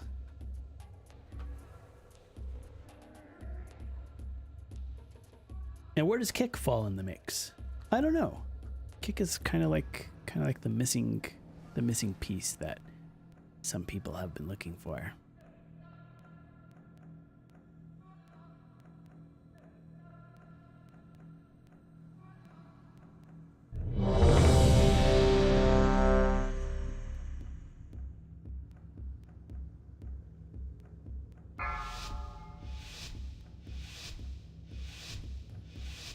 Five, 4, 3, 2, 1. We're doing this again. This is going to be exactly the same. So it's the same dungeon, same level, should be same difficulty, same time restrictions, same mechanics. So last time we were wondering about some of the mechanics, and also I was kind of wondering about some of the DPS and stuff. Let's see this time if there's any noticeable difference. See if there's any baseline for comparison here to validate any of our concerns that we had previously.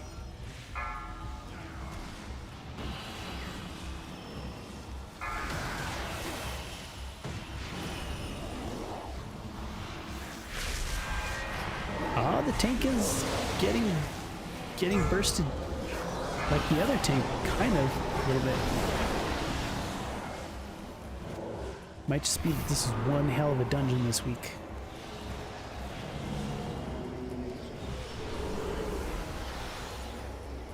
People are not prepared for the pain, punishment.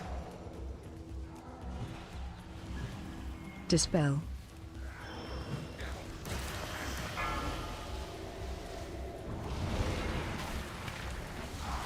Ah. Range 5. Hey, but you know what I just noticed? Those spinning guys would like one-shot me before, and now they're not. So there might have actually been something a little buggy in that last one. Well, there's a spinning guy. See, the spinning guy before, he was killing me like every time, and I just got hit twice and didn't die. So that does kind of suggest that maybe something was different about that last dungeon. Whoa, we're taking some hits here. It's getting tricky here.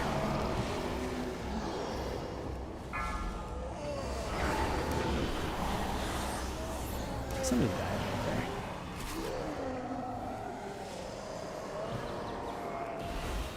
Dispel.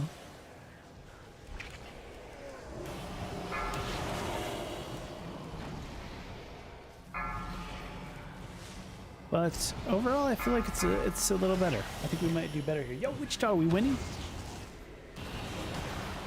Well, it depends on what you consider winning. We have 30 minutes to complete this dungeon. So far, so good. I think we are winning if we continue at this momentum. But anything could happen at this point.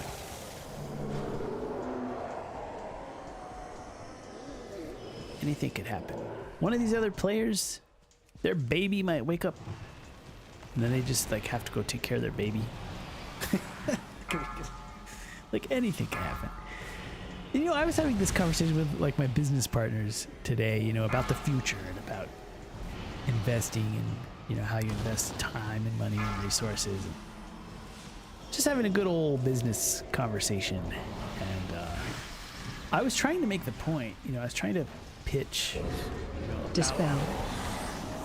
time and how things can Range change over time, and how time is very hard to predict. How the future is hard to predict, and people will sell predictions like bubblegum.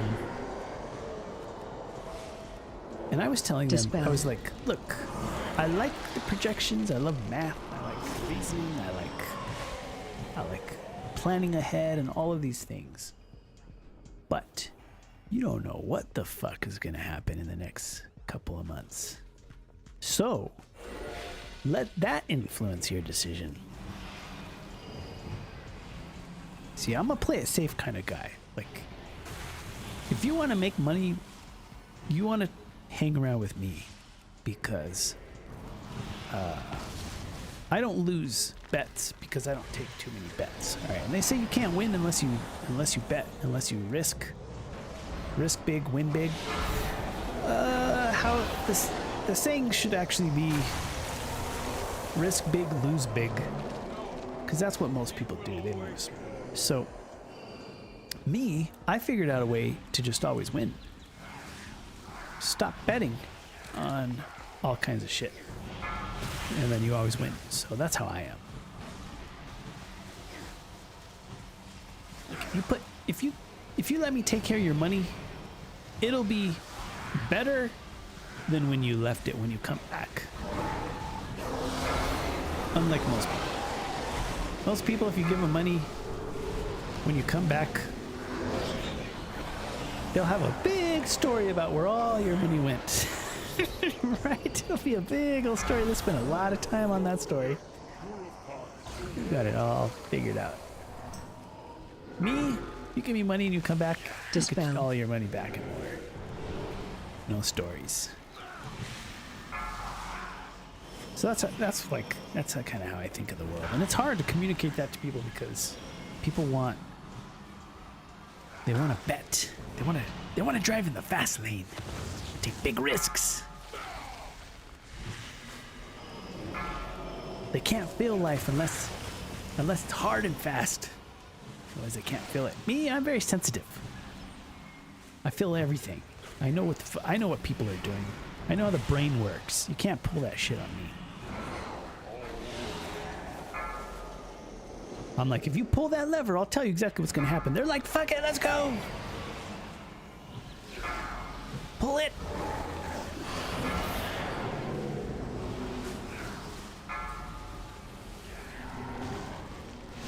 Not my partners, though. They're not like that. I'm not saying they're like that. They're not like that at all. They like me.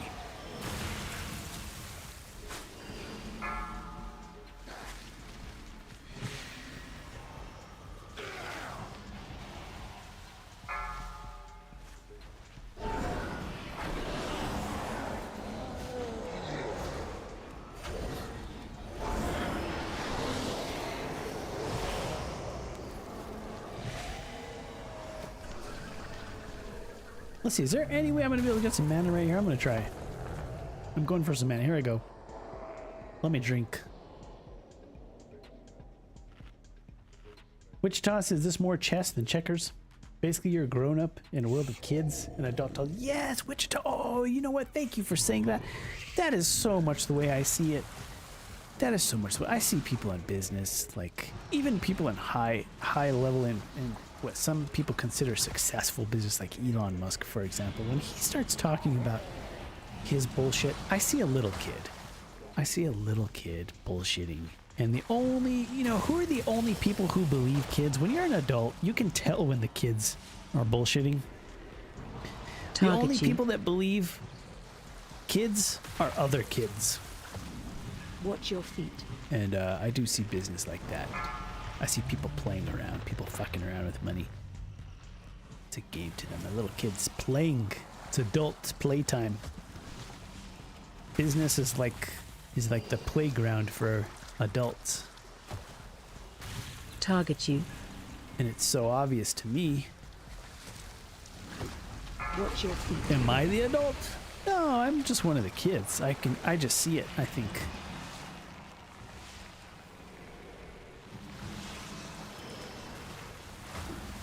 Oh, there they go. They got it. They got it handled. Yo, HS Remedy. Yo, HS Remedy. He's in the house. What is he doing? What are you doing right now? What are you wearing? I already know the answer. Target you. Uh-oh. Oh, no. I didn't place those ones very well. Oh, PJs. Oh, very classy. Very PJs. Nice. Target you. You don't have to be modest. I know you're probably full nude, but PJs sound nice. That sounds nice. It's classy. Friday night PJ. Yeah. Target you.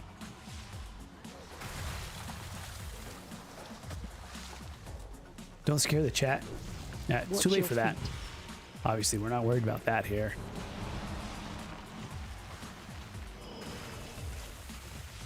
Yeah, that boat sailed.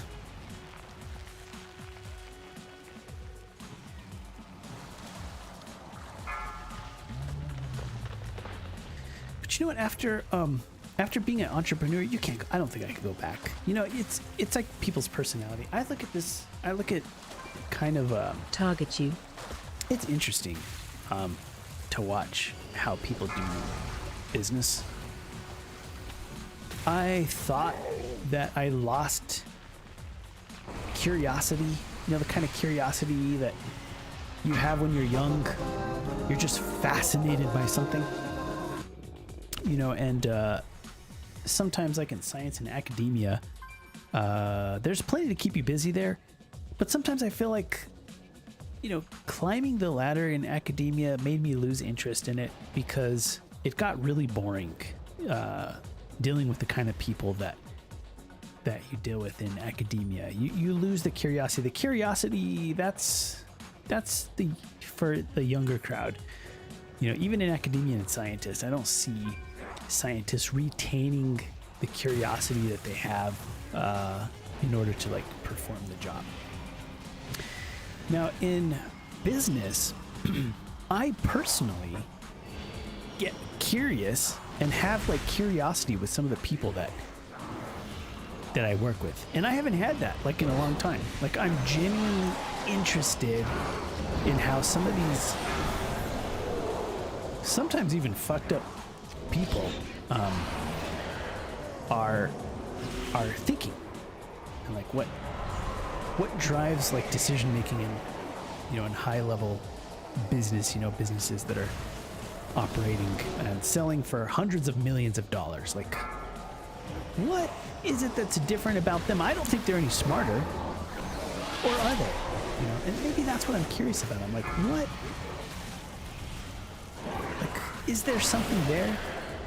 Like, some people are like going through a lot of like suffering for pennies in their industry, and they're working hard and not really getting that far. And then you got these other entrepreneurs who are driving fast and closing extremely big deals. What makes them different? Is it just insanity? Is it intelligence? Is it ambition, motivation, focus? Some of the things you think might be involved. I want to know for myself, because I'm not going to believe what other people say. Because everybody's bullshitting about one thing or the other. Look at Elon Musk. I just mentioned him. You know, I don't think he's going to teach us much, to be honest. But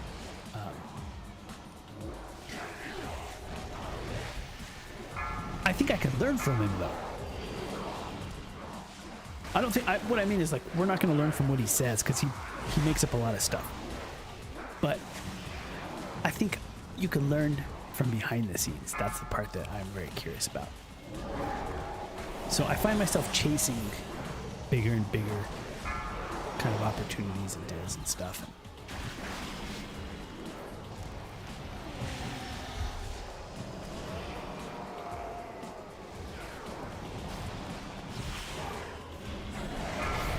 Oh yeah, you saw fuck? Yeah, dude. Yeah, it's like a whole family of fucks right now. Yeah, that's what I get, because I murdered fuck once, and then a couple grew back in his place. So we're doing good. That's kind of, you know, I'm turning into a wizard. I don't know what my powers are yet. My powers, I think I still have a long way to go. We're definitely on the way.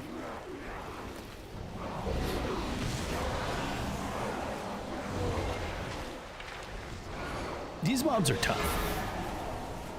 I think, honestly, I think when you go into this dungeon, you should just do these mobs first, I think. Because this will tell you if I think if your group can even continue. I think these mobs right here are the make or break for the entire dungeon. Oh, I'm completely, oh, I have no mana. Check it out. Let's see if I can get some mana. Oh, you got some salt and pepper. All right, yeah. Yeah, remedy. How's it feel with a little salt and pepper? How does it feel to be wise? I like the wisdom, to be honest.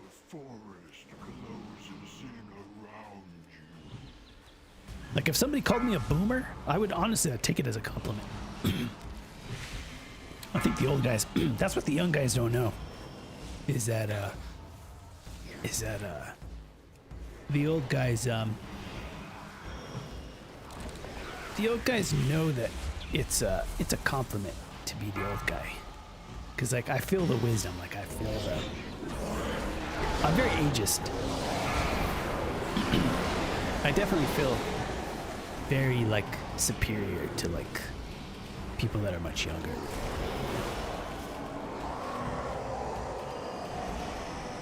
Dispel. I feel like they should respect my authority.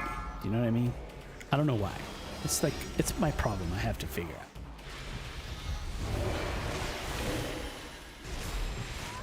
Oh, that dude just one-shots me every time. So that's the problem I was having last time we were in here. Was I don't know why, but those mobs, just those ones, like when they do that spinning thing, it's just a one-shot. But up in different parts of the dungeon, when they, you know, same mobs, they spin, it doesn't one-shot you. So it's like something that's just special about these mobs right here. I think they put them here just to like test. This is for you to know if your group can continue. This is like this is the calibration point right here.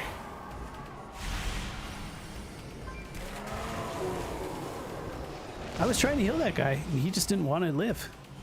Sometimes they just want to die.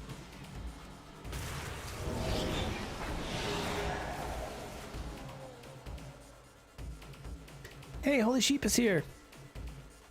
Holy Sheep says, I9 wow, so clean. Much wow. Oh, really? Is it working? Okay, good.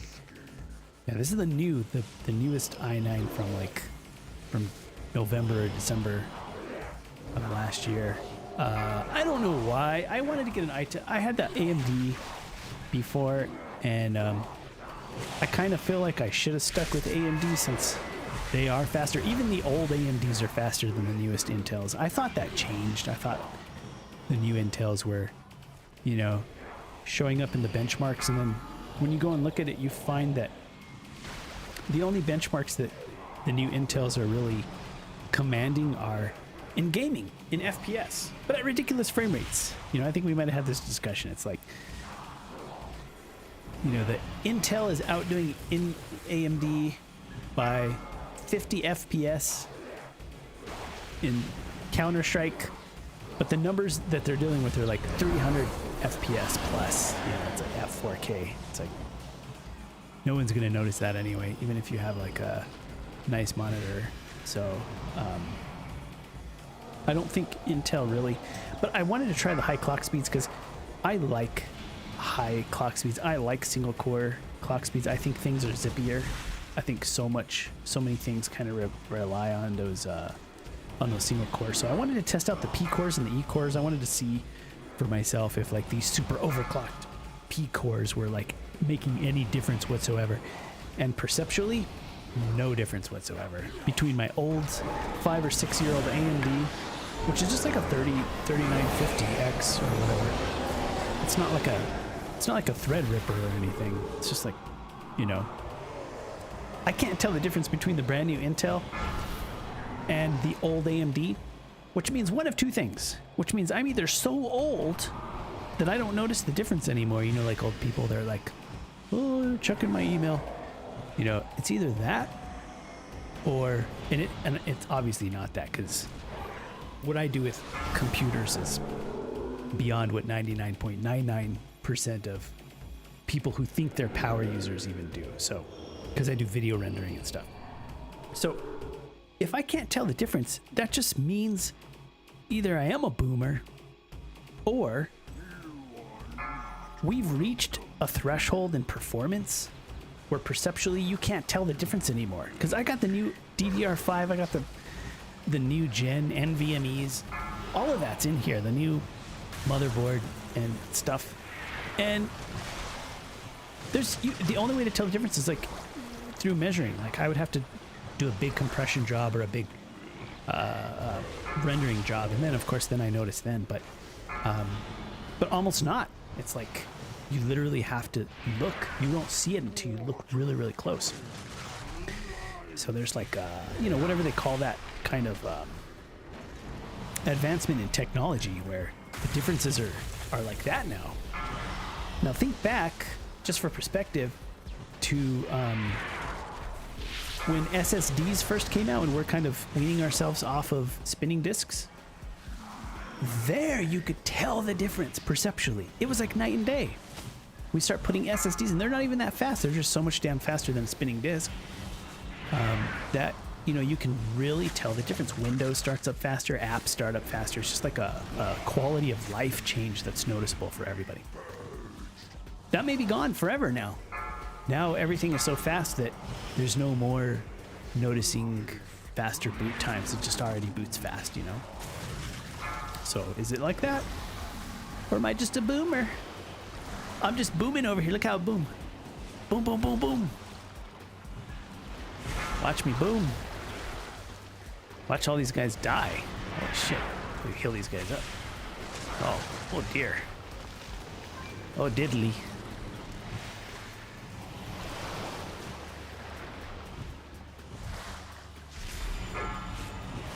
Let me try to cut these guys some slack so they can kill this boss. So we're not here like all night. Try to heal these guys up a little bit.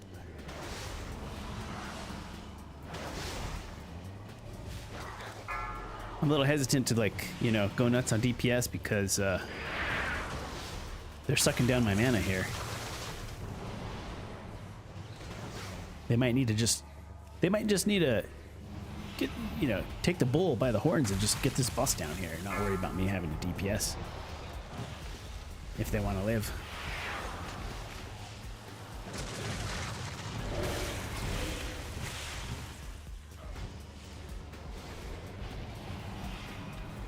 Will help your mana? Oh, what is that? Use your Trents more? Use them more? You think I'm not using them enough? You're right. You're right. I think I was saving them for the panic moment, but I was looking at my Trents and I couldn't figure out why they're not healing more for me. It might just be like I'm not using them enough. And I'll tell you something else too that's really stupid.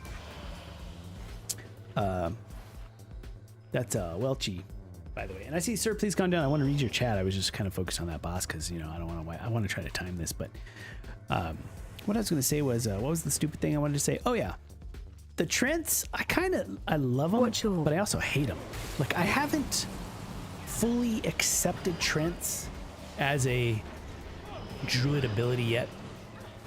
Like there's something in my mind that's not fully approved of them yet. So I'm kind of I'm using them sparingly only because subconsciously I haven't yet agreed with Blizzard on the whole Trents nourish thing. Does that make sense? And if that sounds completely, idiotic, then I think that's correct. I think that is pretty idiotic. AOE incoming.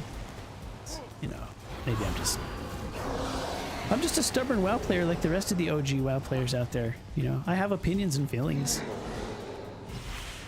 Doesn't mean they're reasonable when it comes to WoW. AOE incoming.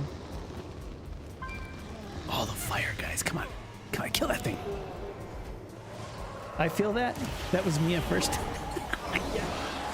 I'm really trying to break out of that. And then also when I'm streaming, my mind is I can't game and stream at the same time. AOE incoming. And the funny part about that is I streamed full time for how many years straight?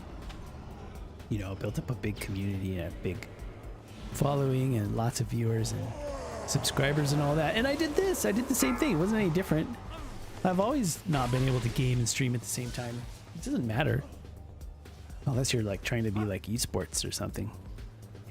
If I res, will we go all the way back? Oh, I guess we're not going to make the time.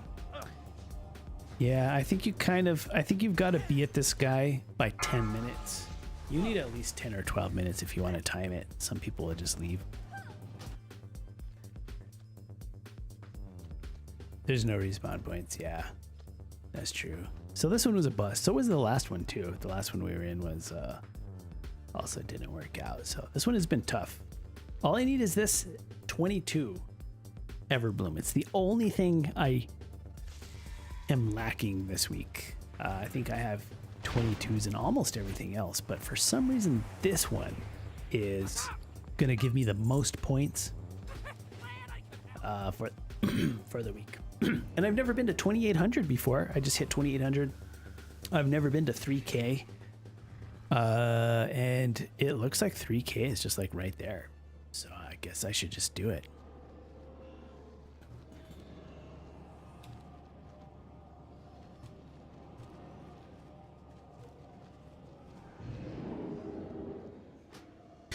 We need some pumpers, I think, for this dungeon. Whatever it is about these mobs in here, you need some pumpers for this one. This one's a little bit different than the others. So what are the three that you really need, or the three dungeons I think that are the toughest are the water one. What's that one called? I have a list of them right here. Tides. Throne of the Tides. For whatever reason, people seem to have a tough time in Tides. If you go and look at the letterboards, if you look at Raid.io, you will see that some of the top people on the letterboards typically have a lower score on Throne of Tides. So either people just hate that dungeon or it's a little bit harder. There's something about it that's a little tougher to time. Maybe they need to just like add 2 or 3 minutes to it or something. Everbloom, I didn't really think Everbloom was like that, but it's been that way for me this week, and maybe it's just me, you know, maybe it's my Trents. Maybe if I just pop my Trents more, it would fix it, but I don't think so. I think everybody's been a little rough around the edges in here. Certainly, I'm not blaming other people, you know, I can only take responsibility for whatever I did, but I think everybody's got something they could be doing better, and they're just not doing it, and so we're not making it. The other one is Waycrest Manor. People seem to get a little frustrated in there. Why is it? Do they hate these dungeons, or these dungeons are actually a little bit harder? You know, maybe a little bit both. Everbloom is pretty hard, you think, Welchie? Yeah, I think so. Sir, please calm down, says, I was strictly referring to what Fortnite displays while my kids play together. My tower is plugged into the web, and the laptop plays via over air internet. Your i9 2080 Super tower setup runs 140-ish FPS on triple 144 hertz. Oh, nice. Triple 144. And your laptop is an i9 3060. That's some good hardware you got there, buddy. Sounding good. Yep. Remedy got a new GPU. I was splitting hairs on the numbers, and then I was like, wait, these are different between 250 and 300 frames. I don't care about that at all. Right, I think we're reaching some kind of like some kind of threshold here. We're gonna need a big. What we're gonna need is an even bigger advancement in technology to kind of break the next like big bandwidth explosion. You know, what is that going to be? I don't know. I don't even know what I'm talking about. Like, I think, you know, maybe some quantum computing or something. Like, we need a big break, kind of like SSDs and NVMEs were just like, you know, just not even doubled performance. I mean, we're talking like an order of magnitude or more, right? Look at the new gen NVMEs, like 7,000 megabytes a second or whatever, you know, the read write times are. You know, we're into like the new gens are like 7,000 or 8,000. The last gen are 5,000. Gen 2 or 3 are like 3000, which is already like blowing spinning discs away by more than an order of magnitude. And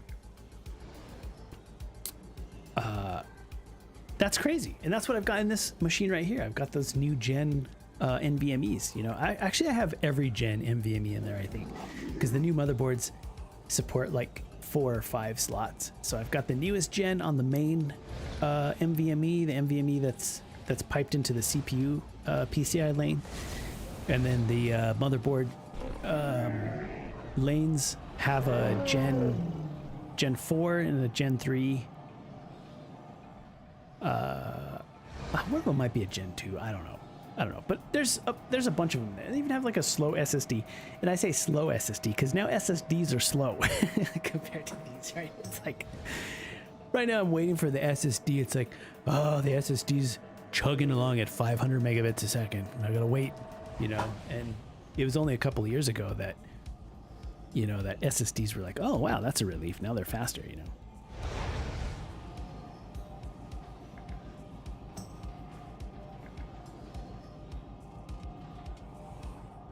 You were attempting to get your kid to play any Battlefield game?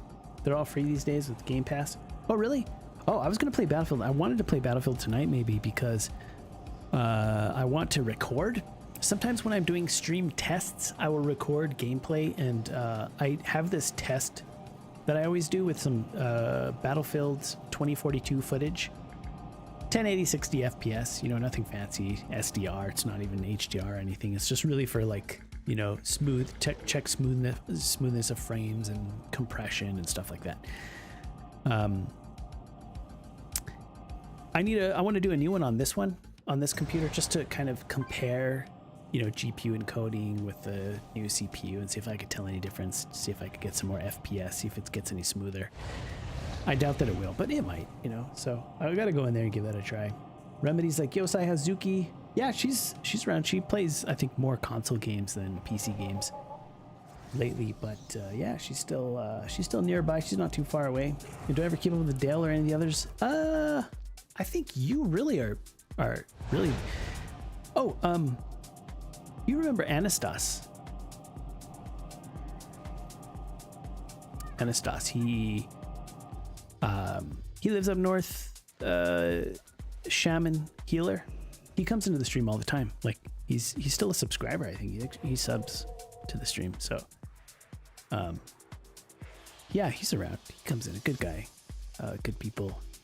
You know, has a lot of experience. Very smart with his with what he does, and also really great at WoW. Just great WoW player. He's always coming in and tells me, you know, just the littlest things. Like I'll be doing, you know, I'm dumb when it comes to WoW. I'll be doing some dumb stuff and he'll like, you know, in just one sentence, he'll just explain the whole game to me so I understand.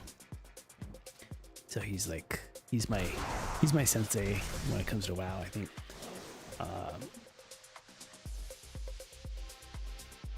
Hey bro, don't do that. That's dumb. Right. He's got a point. Like I need a point for me. You know, just be like, bro, there. Be like, no, you know, I need like some kind of discipline. But no, he'll say something. He'll be like, you know, he'll like explain something. I'll be like, oh, it's like, and it's always shit that I should know. It's like, you should be concerned about me because I played this game for so long. I should already be like fucking pro at this game, but I still struggle with the same stuff. Like I can't even find dungeons sometimes. Like I'm like almost 3K rated and I still have to like go and talk to the little guy to figure out which portal to go in. There's questions for sure when it comes to me in this game.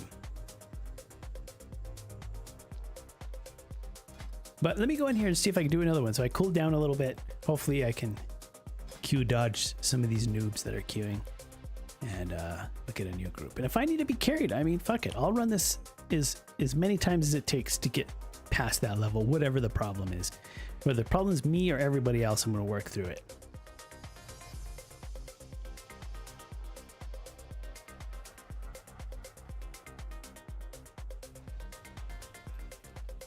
There's a 22 right there. Let's go. Oh, the Trents? Pop out more Trents? Well, if you do consider Trent's a druid ability, I guess. But that's not my choice. Blizzard made that choice for me. I'm still fighting it.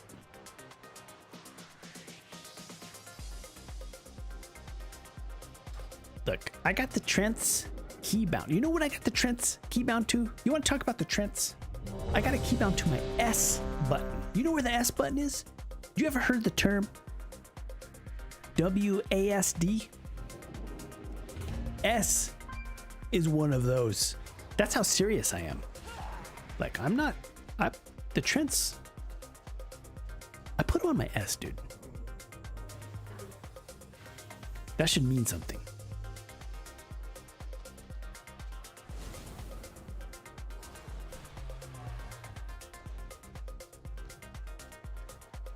You can look at it. Look at my screen. You see my little Trent? It's right there. It's right on it's on the fucking S, dude. So it's like, even subconsciously, even though I don't recognize Trent as a true druid ability, I've gone out of my way to put them on the S button.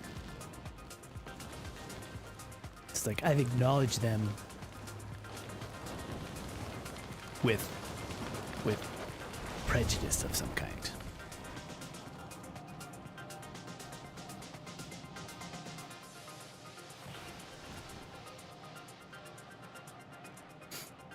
Pro PvP is Unbound S? No, you can see strafe. I got my strafes are all there. It's S. It's the reason that you unbound S is so you don't backpedal. You can bind it to something else. You should bind it to something else. It's so S is like by default, I think, is your backwards. Like there's no reason to backpedal, right? It's like I can't go backwards. There's no button that will allow my character to go backwards. I can only go sideways and forwards, but never backwards. If I try to go backwards, a bunch of fucking Trents will come out. Watch. Look at that. See that? Everyone lives. You live. You live. You live. Everyone lives. Look at them. They're happy. They're dancing. You could play music and the Trents will just jam out to it. You know. Oh, there they go. Nothing good lasts forever. They're gone.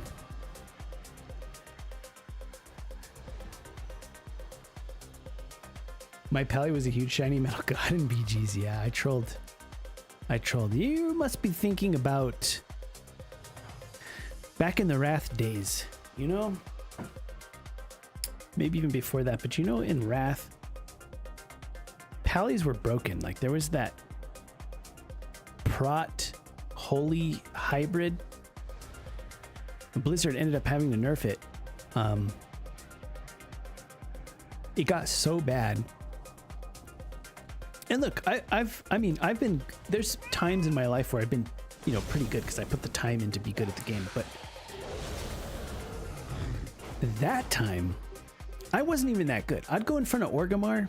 I think I was still Horde. I'd go in front of Org and I would duel, you know, and that's how you get better. You put the time in, you duel. But there's always those assholes that are just like really good, right? They're just like 3K rated, rank 1, gladiator bullshit, multi-time rank 1 crap. And they're just like really good. And you know what I learned working with these people in video when I started working with pros and we were making videos and we were doing like Legends of the Arena and all that stuff? What I learned is a lot of those guys, they actually have potato PCs. Like these PvP gods are like on shit laptops. I'm like, how the fuck do you guys, how are you that good and your computer sucks? I don't know. So anyway, they're good and they're like super good. I knew that Pally was broken when I went in front of Orgrimmar and I started wiping the floor with some of those guys. They hated me. They're like, fuck you, bro. They're like, no, really, like, fuck you. Because I'd go in there and just like wreck them on my Pally. And I was like, this is fun. I was like, this Pally's broken. I like this. And of course it didn't last for long, but yeah, there was a time where Pally was getting a little bit suspicious, you know. And it was those hybrid specs. They've eliminated that. They fixed all that. All of that's gone, I think. If it's red, it's dead. Sir, please calm down. Oh, you think that's some New Mexico shit? Which part? Which part's the New Mexico part? I'm curious. Because when you're from New Mexico, you don't even know anymore. You know, you get sucked in. You get sucked into the life. You don't even know.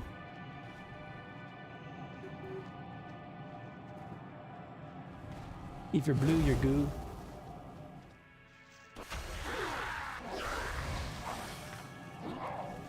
Another thing I need to work on is DPS. Like, I need to like put more DPS into my rotation. But honestly, like with Everbloom, I feel like I'm healing. Like, people are getting hit. You know, the tanks want to pull big. We've got the mechanics, the weekly mechanics, and weekly mechanics are just kind of adding more chaos, more RNG to the group. And then you've already got enough RNG with you know, with the mob's normal mechanics. At you know, and now we're in the 20s, the 20 keys. So everything's like a little more intense. RNG is is less forgiving. And who's this guy? So yes, they got it, and then you got to time it too. So you have this incentive to pull a lot. DPS is struggling because these guys are dealing with mechanics, so DPS is a little bit lower. And if you have a group where the DPS is just right on the edge, once they suffer those mechanics, like, you're just not going to time it. And I think that's where the frustration is coming from. Because this week is where's it at? It's fortified, so non-boss enemies have 20% more health. So it's kind of, I kind of feel like these weeks are harder when the mobs take longer to get down. I think I feel people are a little more frustrated. And maybe it's just from my perspective as a healer. Maybe it's different for DPS and non-healers. I think it's different. And Blizzard has planned it that way. I think Blizzard has done a really good job at balancing some of these mechanics and really kind of challenging us. It's really kind of down to an art for Blizzard right now with the game mechanics.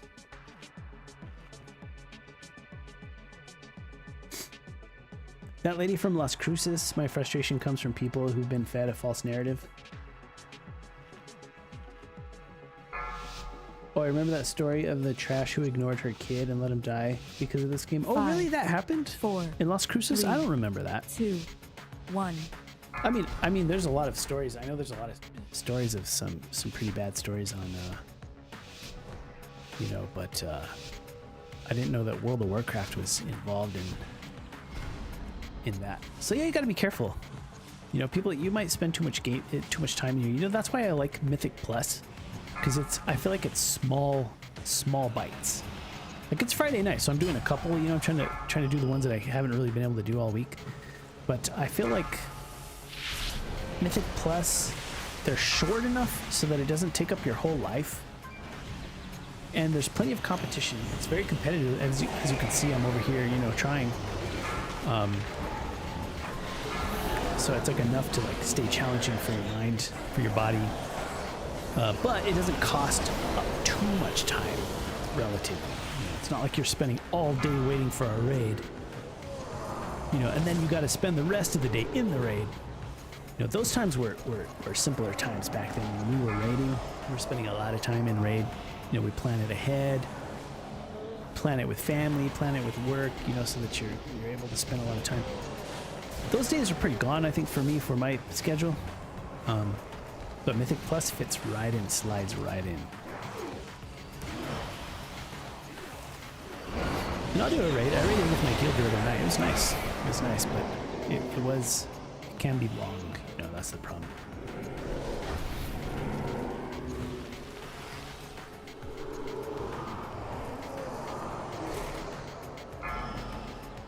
Oh, the Tiggs are gonna die. Is he gonna die? Oh, we gotta land some heals on him. We got some heals. All right. Pop out those Trents. Trents want a heal, I think.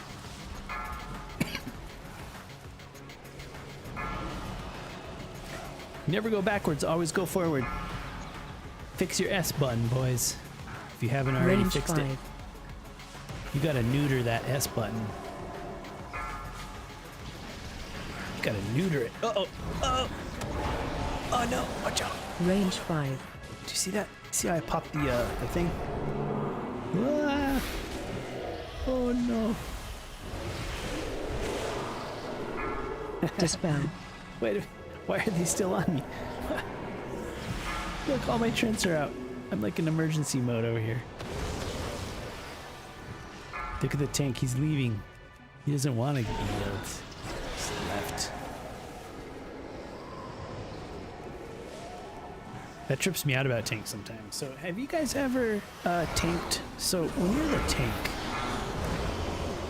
and I've tanked, but definitely not competitively. Like I'll tank whatever, I'll tank stuff all the time. In healing gear, like now you can do that with it. The way the gear works now, it's like I can take my healing set and just go be a tank and it'll work. But not as good as if you're a spec full tank, of course. But anyway, the point I'm trying to make is I know what it's like to heal. I know what it's like to tank. Some tanks are crazy. Like they just literally, they'll just leave. They'll be off on one side of the dungeon all by themselves. Especially Death Knights, I think. I think they think they're just soloing the whole dungeon.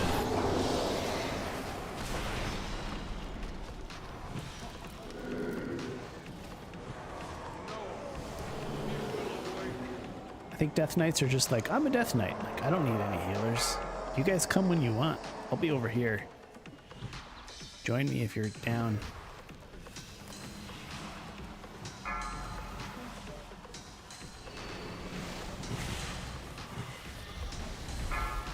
Peter come down said, "Did you move away from Berkay?" No, I'm near Berkay. I just don't like to talk about where I live on the internet because whenever I streamed, Dispel. no one knew. No, I wouldn't even say like Berkay. Like I wouldn't even say it. Like it's supposed to be a secret. Like when you're streaming, you're not supposed to reveal where you live or anything about it. Dispel. You know, it's different. If I was like an Albuquerque creator, you know how like sometimes on TikTok there'll be a creator that's like from New Mexico and they just like say New Mexico things, and their whole persona is just about being from Albuquerque, from New Mexico.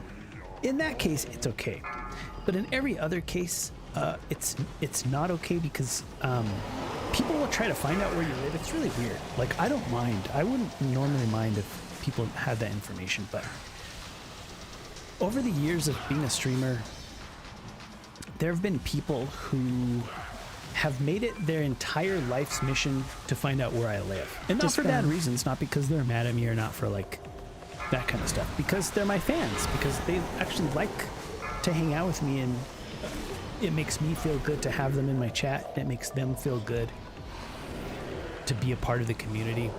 And we're great friends, and they're absolutely obsessed with finding out exactly where I live. It's just because that's what they're into. Like there's nothing else they want to do during the day except for find out where I live. And when they find out where I live, then that's okay. But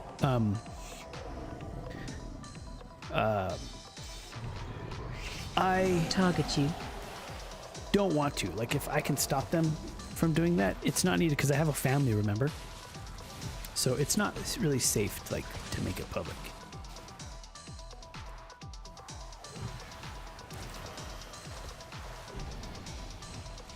How's Ringwin Glad Neo? He's doing great. Yeah, he's he plays WoW too. He likes classic. Classic is like his thing. That's his grind. It's his jam. He's a classic guy. Target you. You think it would be fun to cruise Montgomery or Central? Hey, Alindris is here. Yo, what's up, Alindris? Welcome back to the stream. Why do you want to cruise Montgomery right now? Nothing good comes from cruising Montgomery or Central, okay? Target you.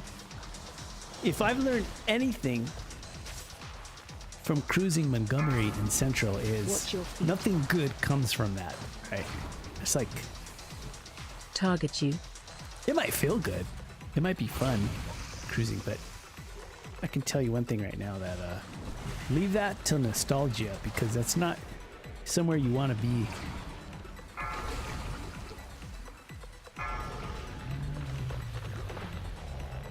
But I was there, dude. I was there. Hey, It's like, hey bro, what do you want to do? Let's go cruise Montgomery. Okay. I've been there. Target you.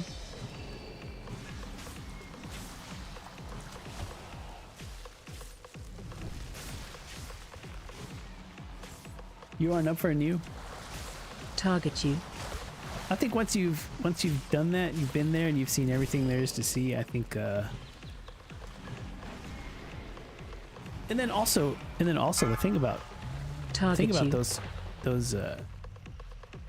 thing about cruising those streets is if you're looking for people who are competing to be the biggest asshole, that's where you find them. So unless you're ready to be the biggest asshole, then you don't go there. But I went through that phase too when I was younger. I competed to be the biggest asshole, and I won. So it's like there's nothing more to conquer there.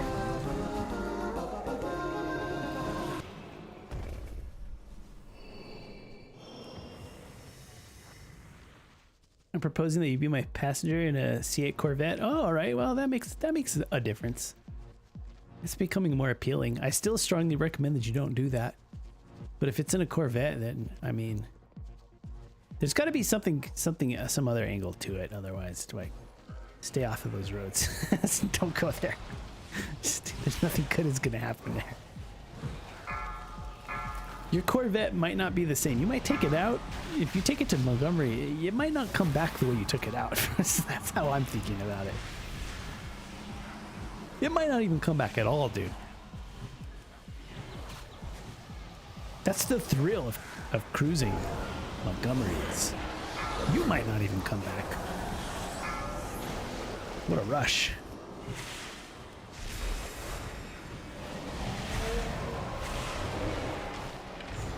Whoa, no, I lived. Oh, the tank didn't live. What a noob.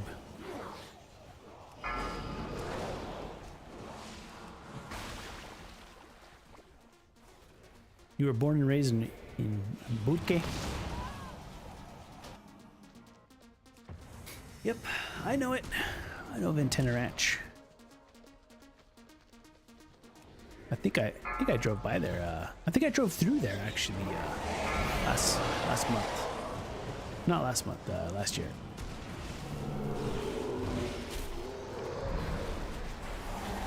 I was actually gonna get a house there at some point.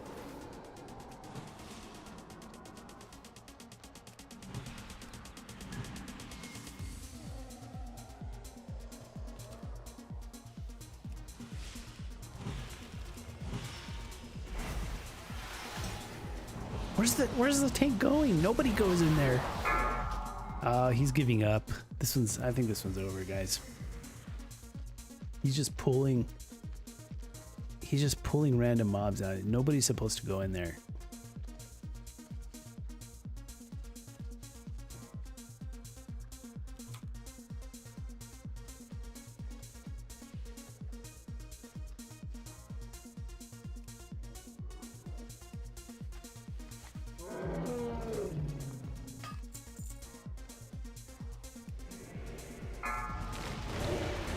Dispel.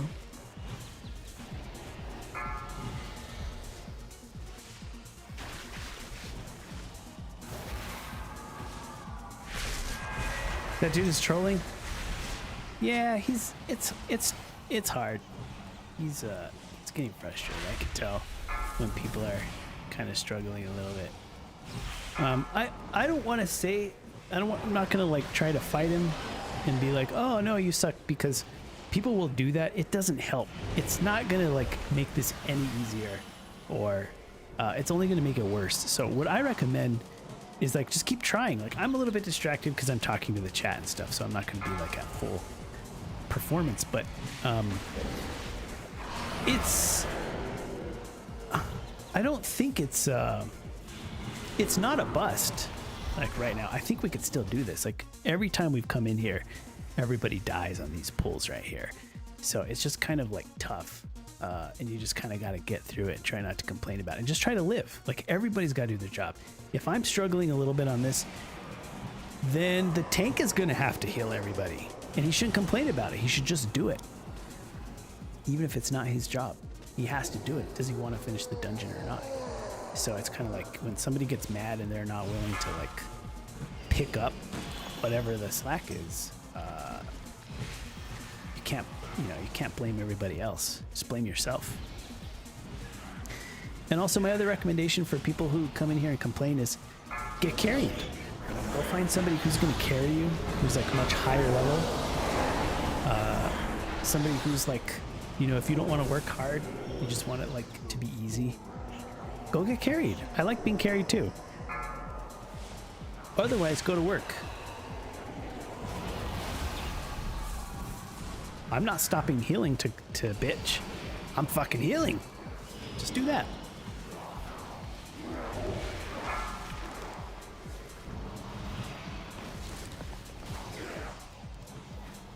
Somebody just left. Nobody even died. Somebody just randomly left.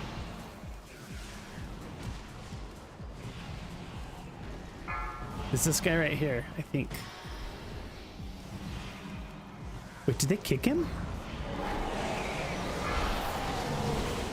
I think somebody just kicked a guy out of the group just randomly. I wonder if they were trying to kick me out, but they kicked somebody else out. I don't know, actually. They just kicked the guy. Or maybe he left, I can't tell. But let's see if I can get out of here without dying. That would be sick. Oh! Come on, I wasn't even in combat.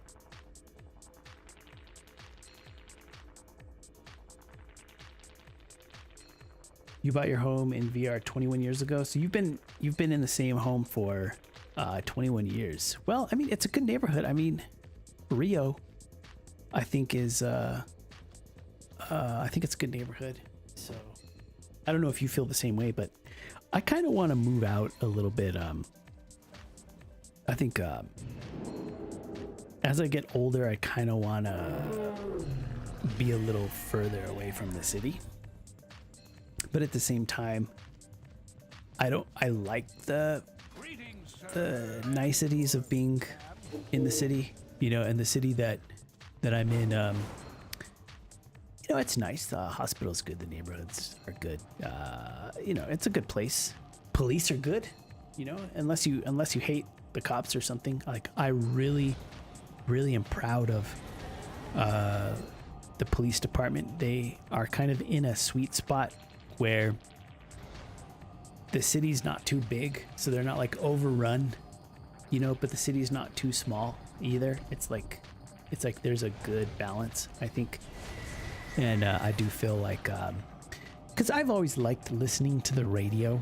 I don't know if you guys have ever done this, but have you ever I like walkie-talkies because, I'm a nerd, and I did a lot of ham radio when I was younger, and I was part of the projects that were connecting radio and internet together when that first was happening. I was in college, and I was a dork too. I was president of the ham radio club at my tech school, and basically it was a lot of fun because we had like almost an unlimited budget. We just buy all these walkie-talkies. We're putting up antennas on the mountains and stuff. There's a bunch of nerd stuff, I don't think it's but I wasn't worried about it because I had a girlfriend and we were making out on the weekends. I could play with antennas and stuff during the week in that club and have all the money I want. We're just buying walkie-talkies and radios and just having a lot of fun. But we're also innovating too, because we're innovating the connection between radios and internet.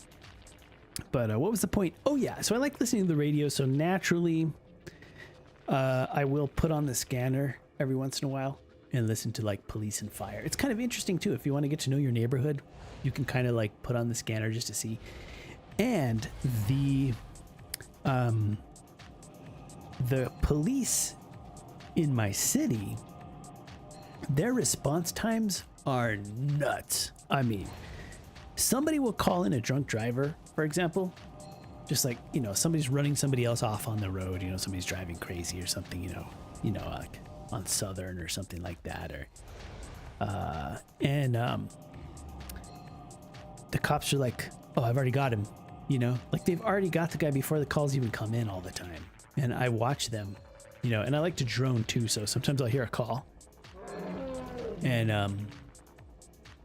maybe it'll be near my neighborhood. I'll be like, oh, let's put the drone up because I need practice flying anyways. I want to practice flying just for fun. I like to take out my drone, and I'll be like, oh, let's go take, you know, there's a big accident or something like that. Let's take a look from above. Not to interfere. We don't want to interfere. That's illegal. You know, you can't do that. You know, you kind of just from a distance, you know, just kind of fly over and take a look. You know, at least eye from the sky. You know, it's kind of interesting. And by the time, I remember one time a call came in, I said, okay, I'm going to drone this because like some kind of accident. You know, I was like, holy shit, I want, you know, I don't know, my curiosity, I just wanted to see.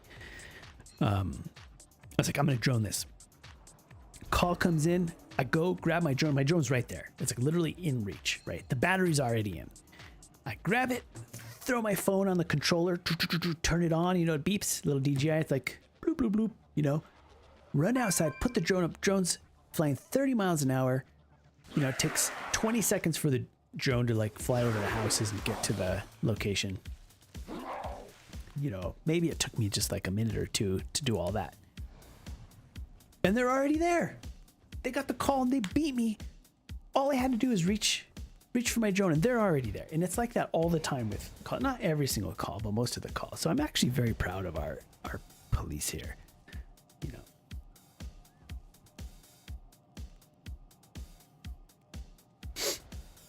know. What's your bank call sign? No, I don't want to, because no, I'm not gonna say my call sign because that's part of internet rules. I can't put my call sign on there if I want to be anonymous because call signs link back. Do you know what I mean? But that's really cool. W5LYQ. It's like different people have different kind of policies for whether they're willing to put that kind of information on the internet. For me, it's just too much. It's only because I can choose to do it and it would be my choice. But because, you know, because my family lives with me, when I do it, I'm also choosing for them. So I'm just being like respectful. And also the trolls too. Look at the trolls. The trolls don't have your best interests at heart. And I don't know who wants to troll or not. So I just don't. It's good to practice. Should I even try to do it? I'm not going to give up. I'm going to go and try to do another one. It's like, my attitude is like, if it's hard, that makes me want to do it more, not less.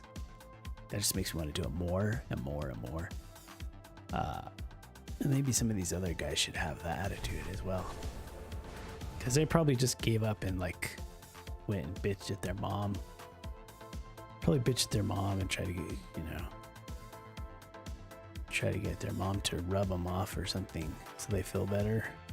But me, I'm going to go back in there. I'm not giving up. The Ospreys. Oh, you've heard the Osprey. Hey, Remedy, if you're still here, do you remember, what's his name that flew the Ospreys? What's his name? If you remember. I remember his name. I just forgot. McVanquish. Yeah. Do you remember? I remember. McVanquish was, he was going in the Air Force, right? He was doing really well. You know, he was testing well. He was good at WoW too, right? He was playing rogue. He was, putting up some numbers. He's really good. And, he's Maverick over here in the Air Force, trying to test into the F-22s and shit, top of his class. And then they put him in the Osprey. I think he was a little bit disappointed, but the Ospreys they've got to be some of the most badass aircraft in the sky. Have you seen Ospreys? Have you seen them at night? They have lights, dude. So the Ospreys are those, it's like a plane, but it's also a helicopter. They're called, what do they call it when they got the dual thing, right? So they take off vertically and they have these huge props and they're huge and they've got lights on the tip. So at night, you see these big circles. So they take off vertical and then in the air, the props like tilt forward. And then they kind of like turn into their forward flying like airplane essentially. I know I'm not using the right words. Like if Big Vanquish were here, he'd be like, oh, that's, and he would just like, he would school us, right? Because it's very specific what they are and what they do and how they fly. But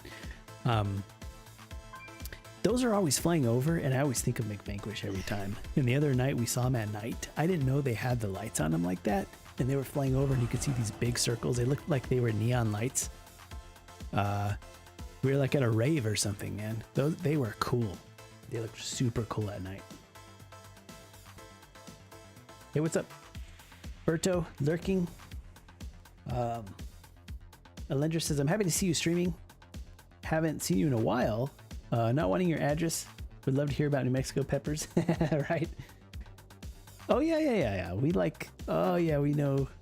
Yeah, the jalapenos. You're right, Alendris. All right. And that's good. That's stuff I want to talk about. Like, I'm very comfortable talking about that kind of stuff. Talking about the streets and the neighborhoods and the addresses stuff. We want to stay away from that. You definitely don't want to, you don't want to ask about that kind of stuff. You don't want to put that kind of information yourself out. Like, try not to if you can. It's not because, like, I think I can hide. You can't. You can't hide from anyone. But you don't just, put it out and invite doxers to fuck with you. It's just being professional about it. But anyway, the peppers, yeah, we all like it. Yeah, my son, he's starting to also like enjoy the hot peppers. And we have Hatch green chili. So you got the green chili peppers. And, they're famous. I think Hatch is like world famous. And there's something about the dry sand, the dirt in New Mexico, the dry climate, that makes the peppers particularly hot. So if you compare them to like peppers that are grown in California, the sometimes called the Anaheim peppers, they taste like peppers, but they don't have that spicy hotness. It's very difficult, to get that. So even in California, but in the Southwest, we have this place and it's called Hatch. And I don't know how much chili they make, but they make a lot of chili, and they have it down to a science. And you can find, if you look carefully, you can find extremely hot green chilies. And then the jalapenos too, like I'll grow jalapenos, and sometimes they are just like bombs. I mean, you take a little bite of the tip and it's like getting sprayed in the face with pepper spray. It's like you just bite off the tip, and that little squirt of that little mist of biting the fruit, the fruit, how like a crisp raw jalapeno will kind of, it'll kind of, take a bite, it'll kind of crack off, and you get that little spray of the fruit. That by itself is like getting sprayed in the face by pepper spray. It's like you bite it, and it's like, you gotta pour milk on your face. Now, some tough guys out there,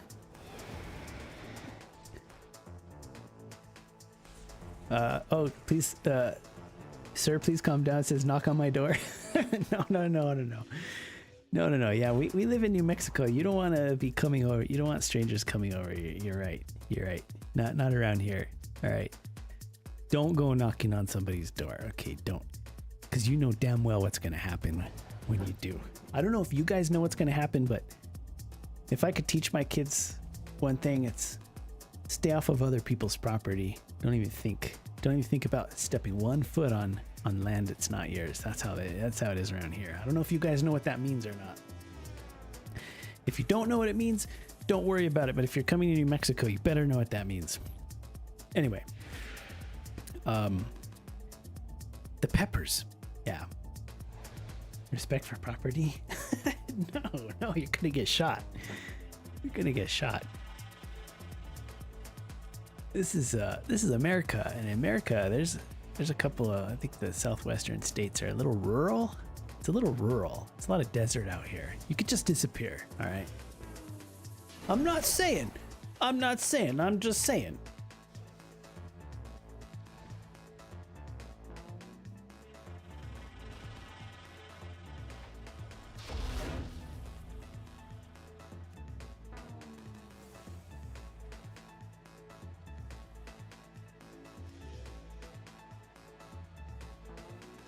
And when he bites in the peppers, he eats a real hot one for breakfast. I love it. Oh yeah, and I was gonna address the tough guys out there. There's a couple of tough guys out there who think they're real tough and they can eat hot peppers. And I think I've been there. I'm not so much. I don't feel like I'm so much there nowadays because, you know, being a dad, it's like I can't put a lot of hot food in. I can't put a lot of hot peppers in our food because we all eat the food. So I'll put the hot peppers on the side.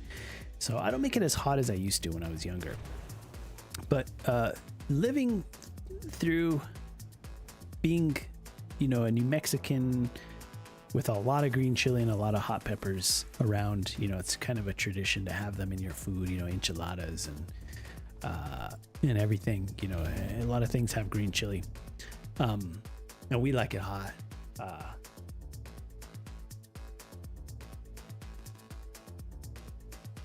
One of these guys,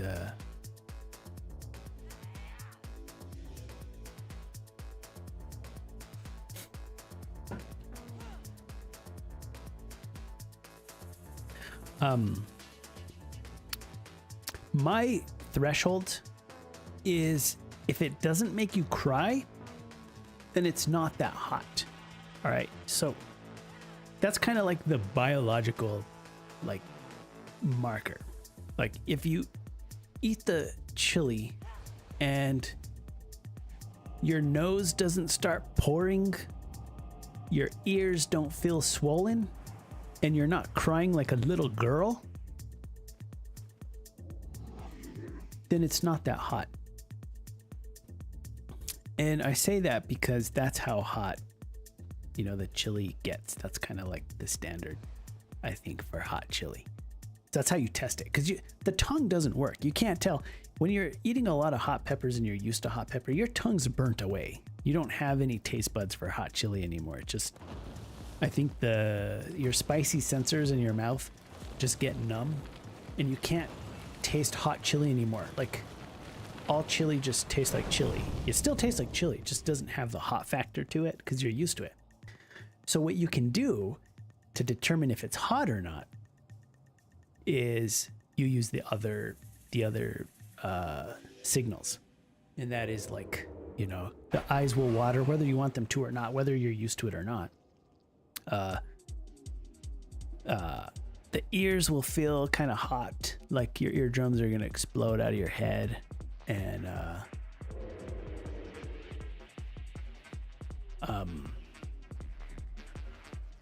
you'll sweat. Your body will start like sweating.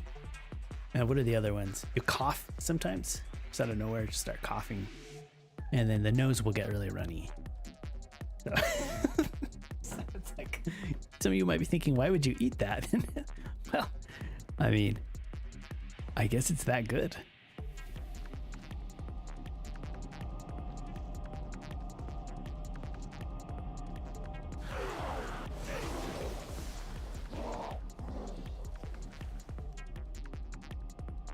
Sir, please calm down. Says there's 15 hooker deaths that haven't been solved. Oh, no, leave the hookers alone. They have a big heart.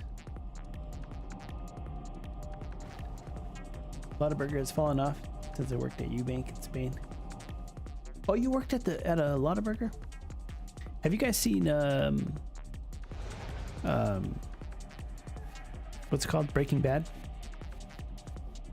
I was the cook at the Lotta Burger in '94. Oh, hardcore. A lot of history there. A lot of history.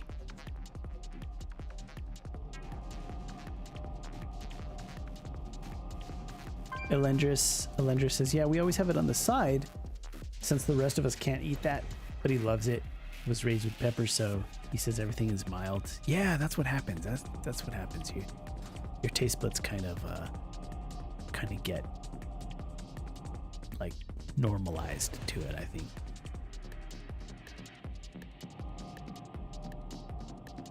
But I feel like if I can't carry these people through Everbloom, I don't deserve 3K. So if I don't deserve 3K, that's okay. I won't be like terribly disappointed. But I am going to take a swing at it. Take a swing at it at least. I mean, I've already gotten a lot further than I usually get. So in terms of like rating and stuff, like usually I'll I'll just give up at 25, 2600. I'll just get the achievements and then bounce. But this time I was like, hey, let's do a few more. So here we are. It does get shitty above 20. And I've said this before. I remember this from every season that I've played Mythic Plus. Everyone's like just happy to get their gear when you're below 20. But there's like a switch right when you get into the 20s. And who knows, maybe it's even worse. Maybe it's even worse like at 27, 29 keys or something. I don't know.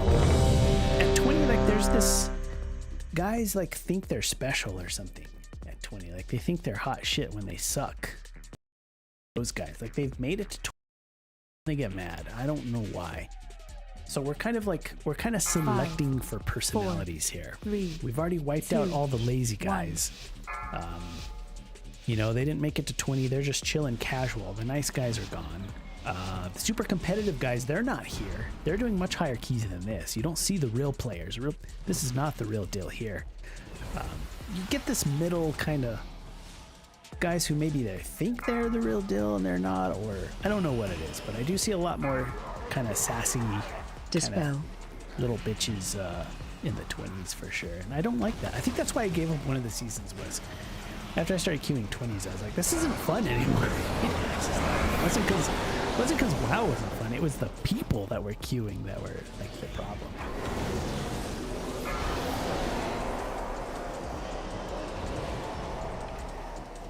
Dispel. I grew up with Lottaburger. I grew up in a small town down south. We had a Lottaburger. We've eaten a lot of Lottaburger, dog. We've eaten a lot of Lottaburger. Range 5. Lottaburger is like, it's genuine, you know? It's like, there's a lot of things that make it special. You know more than me if you're cooking over there. You know what it is and what it isn't. But what it is for me anyway is shit. Like, usually a Lottaburger, not everybody speaks English, you know? It's like nobody speaks English sometimes. It's like I feel like it's a real true piece of the Dispel. Southwest.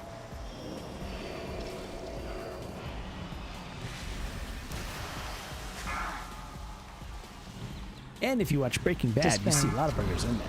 Breaking Bad. It's like, now it's a part of like pop culture. It's not just like a kind of a special New Mexico place. Now it's like now it's even more than that.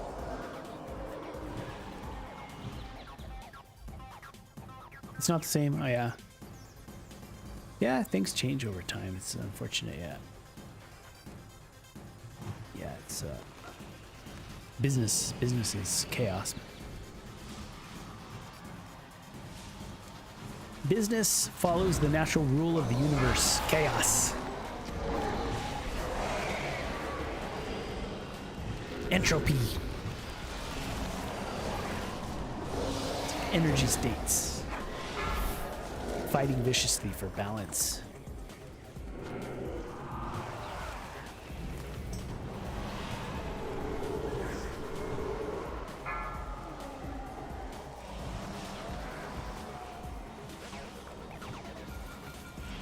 So, this is the third time I've been here. Multiple fails, which is embarrassing, honestly, to stream. But I'll do it anyway, like, because, I mean, I personally have a goal here. Goal to succeed. Goal to push through. So I'll continue to fail until I succeed. But anyway, the good news is that this group does seem better than the previous two groups. It does seem a little more whatever. They want to wipe? Are you sure? You guys don't. You guys really want to wipe? Dispel. I could have rezzed them too, but they want to run back, I guess. Here they are.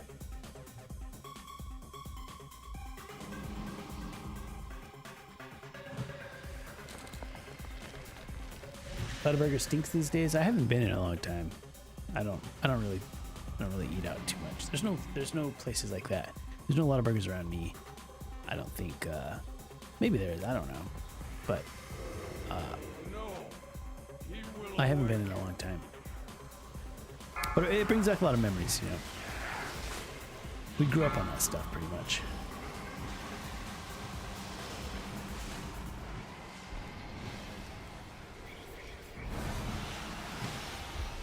Yeah, nowadays, Daddy Psynaps, we do a lot of cooking.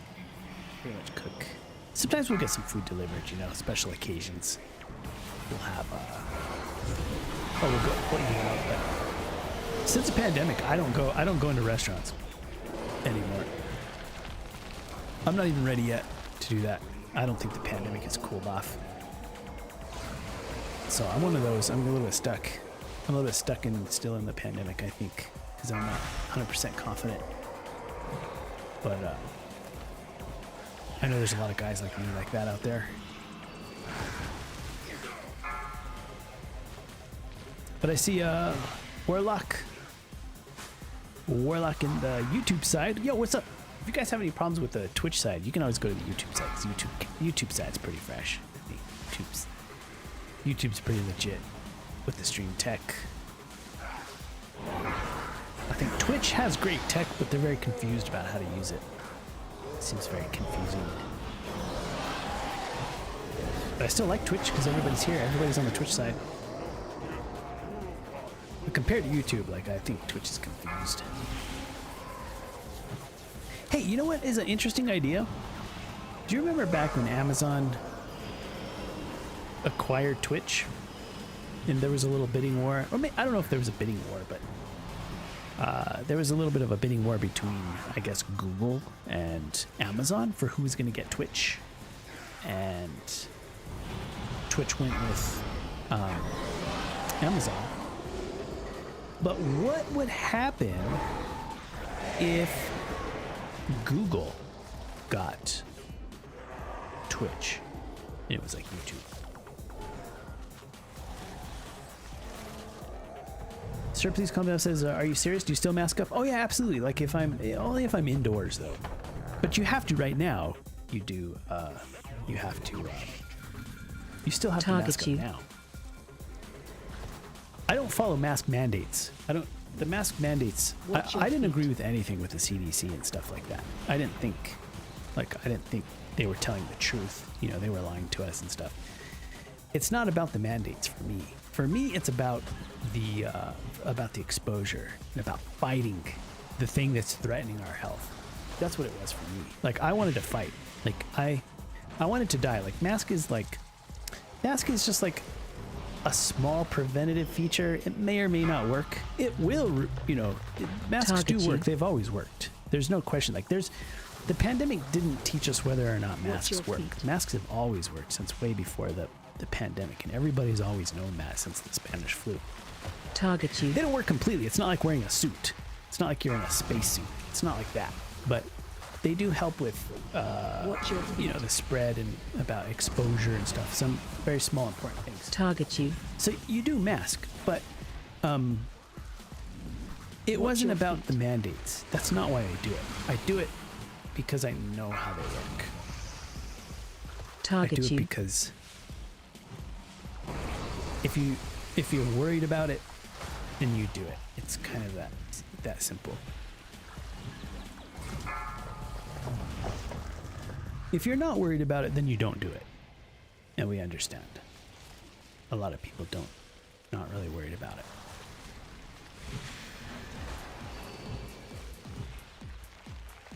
But like, for me, if I don't want to bring it home, because remember, I have a baby in the house, and the babies, they actually die from stuff like colds, flu, not even talking about COVID, just anything. RSV. The kids, they die, man. And people that are like having immune issues, they die, and it's so sad. Like when one of my kids, one of the younger ones, he has a little bit of asthma. It's not really that bad, but it's a little bit.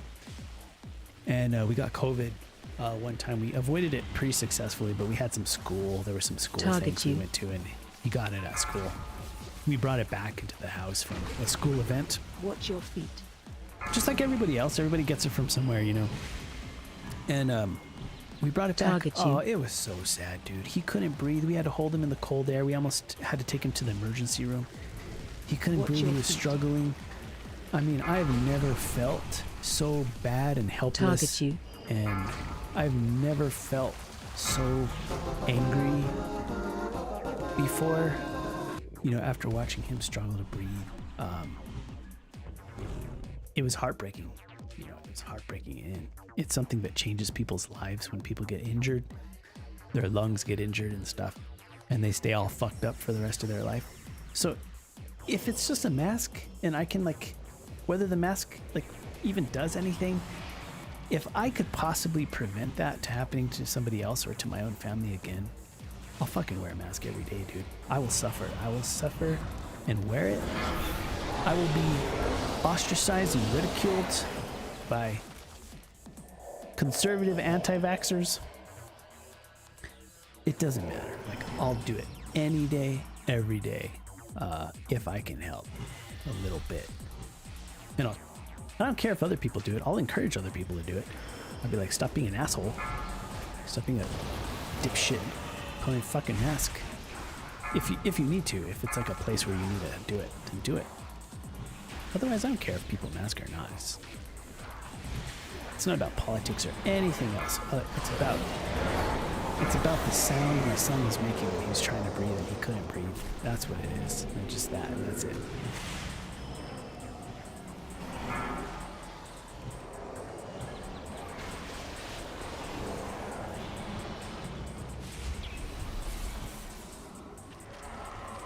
Oh, are they gonna live? Come on, you can live. Live. And Elendris, you know, there's another one, man. There's another one. Don't fuck around. Don't fuck around. We are not the superior species on this planet. There are other things far superior to us. And don't make a mistake that you'll regret. Don't fuck up. Marcelo's back. What are you doing, Marcelo? Do you got on the Vision? Do you got the Vision Pro? I can see Marcelo now. I can imagine. He's got the goggles on. I bet he hasn't taken them off once since the last time we talked. Why? Because I wouldn't either. I would still have them on if it were me. Oh, this guy does not want to stop trolling me, man. Video wall, yep, you got the video wall. All right. Did you guys everybody pick up your Apple Vision Pros? You might be the only one who has it, Marcel, but I bet not. I bet somebody else has got it. Why is this guy going in there? Why do these guys go in here? They want to die.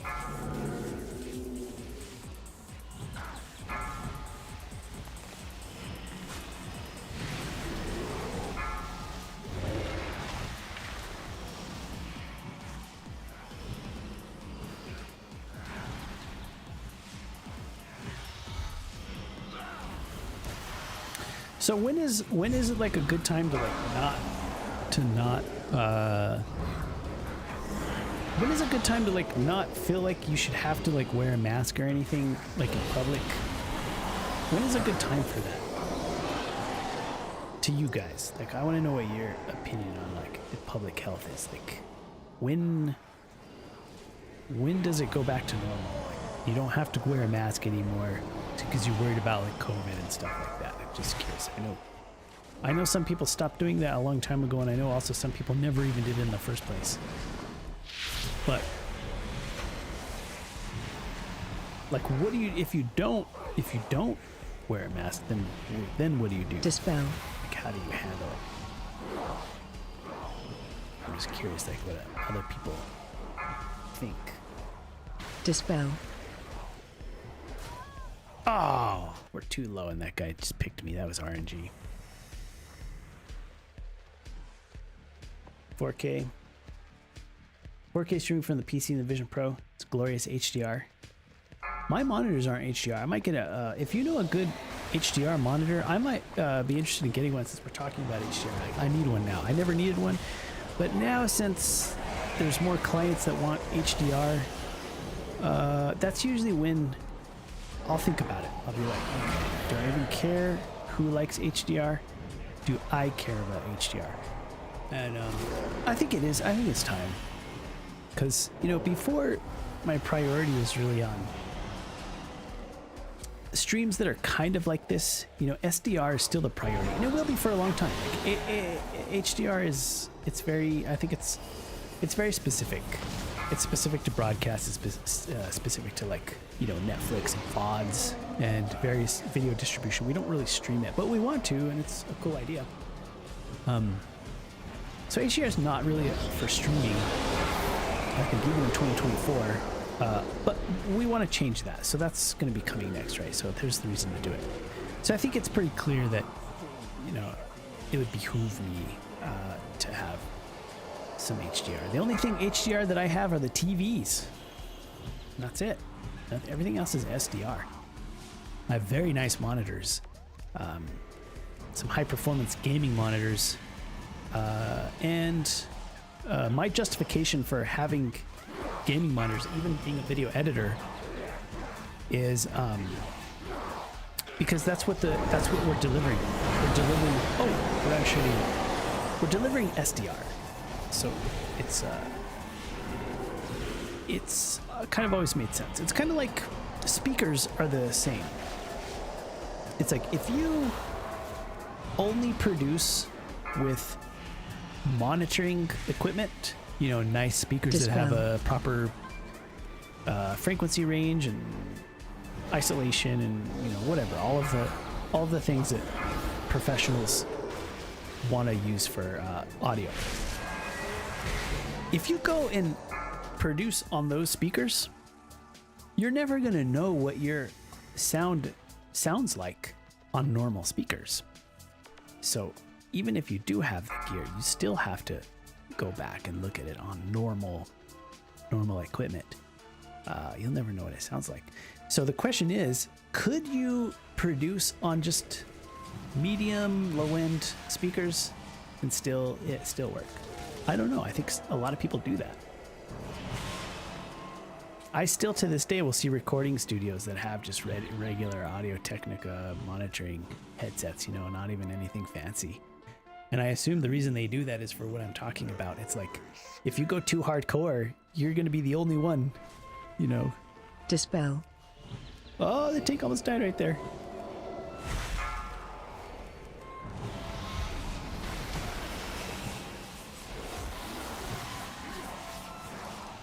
Oh, no, that's going to kill me for sure. Ah, oh, damn it. Dispel. Yeah, for sure. I think I might have pulled that mob over there, too. Usually the tank will pull him anyway, but I definitely will. I can't take the blame for that. Because I pulled him. Oh, and I still died. Fuck. Part of the problem with me dying here is that I don't even know why I die, so that's never a good sign. Because you can't really do anything about it unless you know why. Oh no, what happened to Nightbot? Dispel. This API is depreciated. Well, is that something I can do? I mean, Nightbot is telling me their own API is depreciated. Do I need to connect to it a different way or something? What does it say I should do?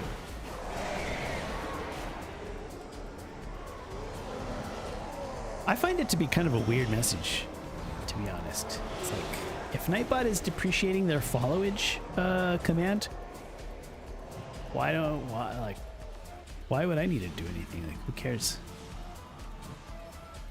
I guess because they want to connect to Twitch a little differently or something. I don't know.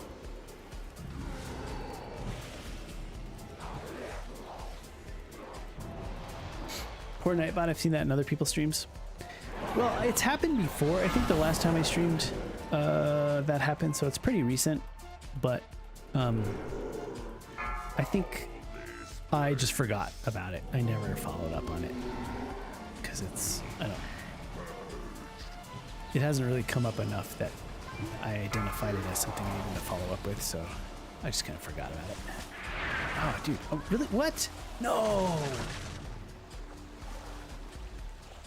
Ow. We're definitely not timing this. 12 minutes on this boss and there's still 2 more bosses. It's not gonna happen. This dungeon really is hard for people. I can't believe it. And yeah, I guess there have been a lot of deaths with these mobs. You know, the whole group is just really like struggling with the mobs. Am I struggling? I think so. I mean, I'm struggling to heal them. They're dying. So it is definitely a struggle for me, but I have not encountered this kind of struggle in any of the other dungeons. Even like the Tides, even like Waycrest Manor was not this bad. So this one is actually pretty hard.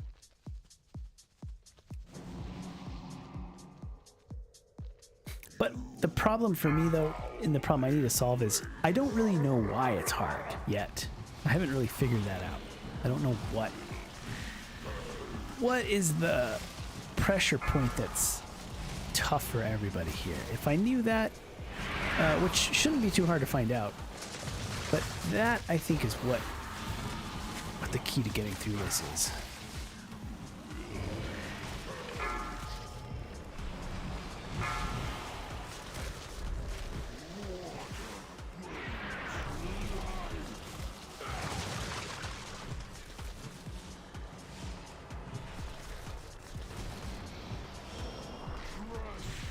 And that guy just dies. He just died. He was standing right next to me and then he's just dead. And he has full hots and everything on him.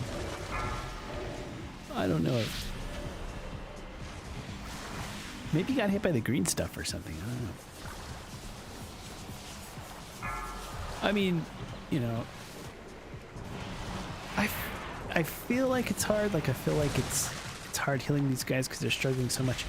But I'm not like I'm not just dying to like random mechanics, except for the spinning guys. Those guys just one-shot me completely. So I don't know. I'm kind of trying to work through it a little bit. Because I do fully intend to pass this with full time. I need these points. It's like I'll literally run it till we pass it. Either until we get a good group and I get carried, or until I get better and just carry these guys. One of the two is going to happen eventually.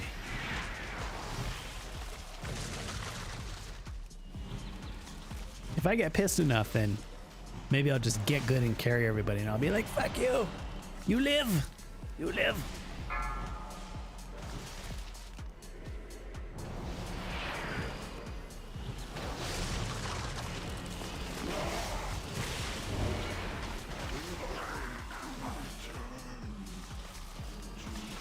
I gotta hide that timer though, because that's depressing. We're gonna go through all this work and get nothing for it. If we don't make time, and we're not going to make time, guaranteed. I could probably just leave right now.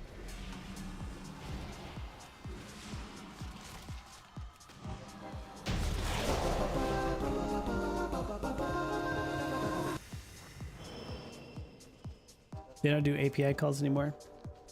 Since you can just click a person's username and read how long they've been following. Oh. So, like, nothing needs to be done anyway? So there's nothing to be done then. Is that right? So I don't have to do anything? It's just like... It's moot? Is that what's going on here?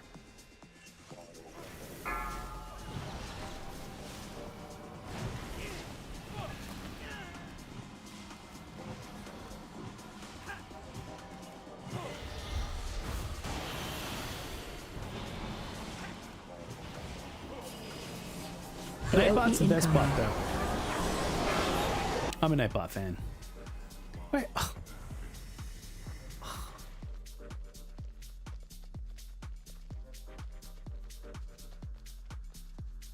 I need somebody who, like, plays this game to tell me what these noobs are doing that's making them die so much. Are they just, like, not kicking? That I can't tell. I can't tell... I can tell a lot of things being the healer. I see what people are suffering with, but what I can't tell if these guys are just like simply not like failing to kick or what.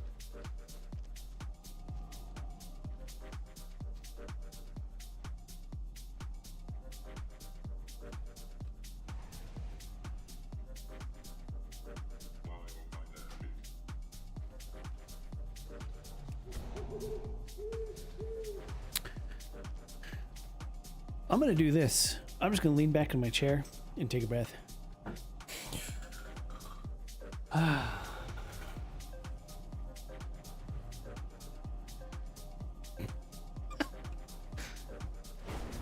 They're running interrupts. Yeah. I will admit that I wasn't expecting the 22 Everbloom to be that hard. So what I think is happening is I think people are coming in like me and they're just not realizing that it's going to be like that. They didn't queue. Like if they would have known, they might have waited until they were like more sober or more awake. They might have waited till like to do it queue earlier in the day. Maybe they're just like, it's late at night. They just want to run a couple of keys, you know, see what they can do, see if they can get carried, chilling out.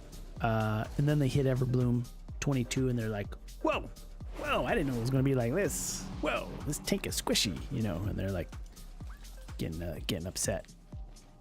So, I kind of feel like it might be a little bit like that because I wasn't expecting it. That's okay if it's like that. Like I'm okay with it. Like I'll heal it.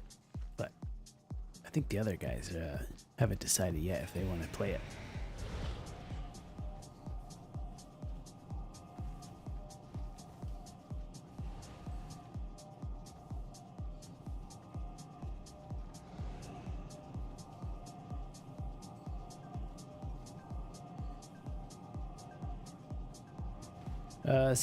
Sir, please calm down. Says you are flippant and useless, and I think you are a shill. Wait, what? I don't know. Flippant and useless. Now, I'm not saying I disagree with any of these things you say. I just don't understand what it means. Look at this guy's name right here. It says Butt Cheek Man.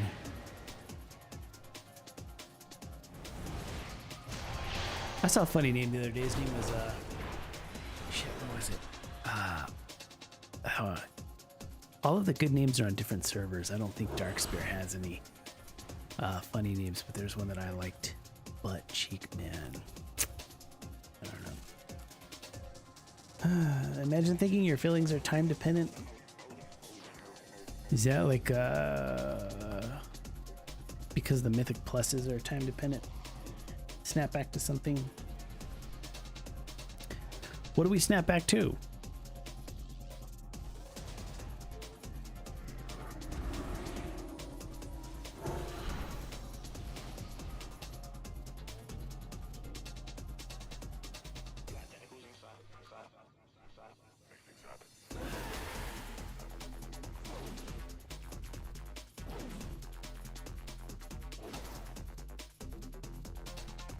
Hey, you know what? The tank just messaged me. He said that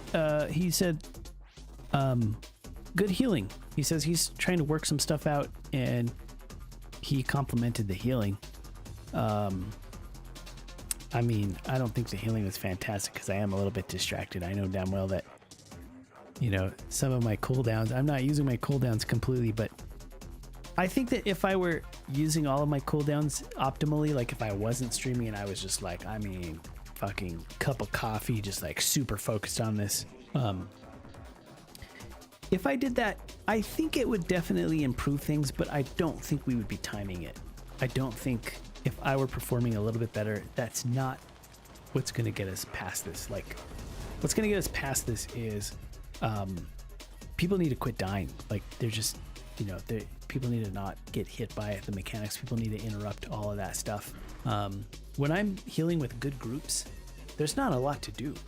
Like higher end healers are speccing more DPS than they are healing because they're not healing. They're healing a little bit, but they're doing more DPS. They're spending time DPSing.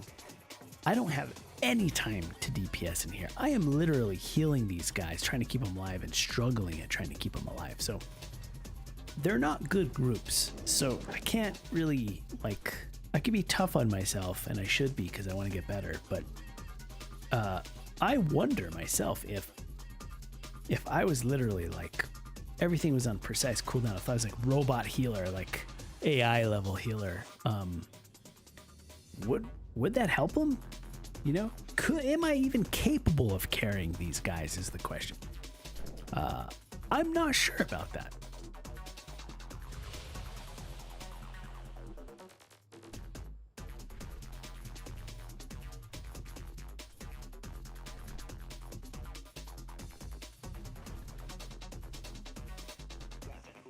Holy shit, Tension News, I just looked over and I see 73 messages were deleted. What happened? Did somebody say something, or what was that about? There's some nasty trash in there. Yeah, I'm talking to the tank. I'm telling the tank that I felt like he did fine. I'm telling him what I told you guys, which is that I think people are a little bit surprised by Everbloom. Like they didn't know they're queuing a tough dungeon, and they just come in not expecting that. So what's today? Today is Friday. It's Friday coming into Saturday, so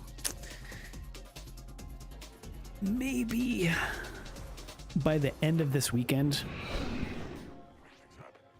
maybe it'll be a slightly different attitude. I notice sometimes you have different attitudes at different times of the week in Mythic Plus, where you know, people that are coming in, they haven't played all week. You know, they're just getting off work, and now they're playing for the first time this week.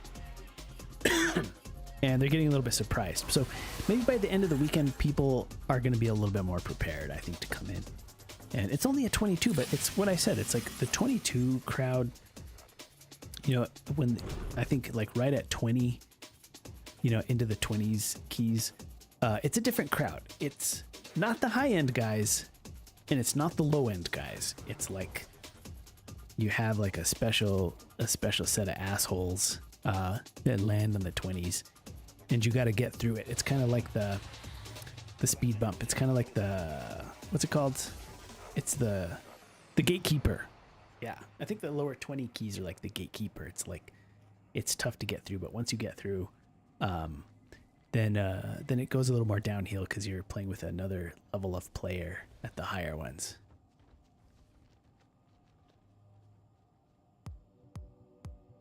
Oh, sir, please calm down. Sir, please calm down. Did you get silence? Don't worry. You just got silence, and I don't know why. I didn't understand some of the things you were saying, but I know I did have to delete a message one time that he said in the chat, but I don't remember what it was. It's just, but I don't remember. But Nuge, I know that you know what's good and what's bad. So if you're surprised by that, sir, please calm down if you're still here. If that surprised you, then, you know, we could talk about it if you want, but maybe it was too spicy or something. I don't know, but it is nice to have a clean chat. I don't care. Like, I don't care about I'm not trying to like make the chat all spicy and shit. I don't care about that. That's shit for like, I don't know. Go watch like who has like a super spicy chat where like where you have to do that to fit in, like those kind of like in more toxic streams. I don't know. I've never understood that. I've been a streamer for a long time, and I still don't understand why people want to go nuts. Either way, whether you're the streamer or you're the viewer. It's whatever. What's that one guy's name? That one streamer on Kick who's like super toxic, who's always like doing super dumb shit. He's like super rude, has like no concept of like manners. I forget what his name is. I don't know. There's a bunch of them. Did you watch the Putin podcast? No, what? Really? There was a Putin? XQC? Oh, really? Is X? I don't watch XQC. Is he toxic? He is. He's a little too ADHD. I can't do the ADHD guys. And I have friends that I'm really good friends with that just love the hyperactive shit. you know, and they just like that content. I'm like, how can you stand that stuff? Like, why, how can you watch it? Like, you can't actually spend time in your day watching it, right? But I try not to judge. I really try not to judge because people watch my stream. I don't know why. You know, people will watch, if I stream for 10 hours, somebody will be here watching the entire 10-hour stream. And I respect that, you know, but it's like, you don't watch me for 10 hours. That's crazy. It's like, well, okay, let me put it this way. I think I get why you would watch me for 10 hours, but I don't get why you would watch someone like XQC or some of the other streamers for 10 hours like that. That I don't understand. Like my brain doesn't have that many cores to like process how that's even possible.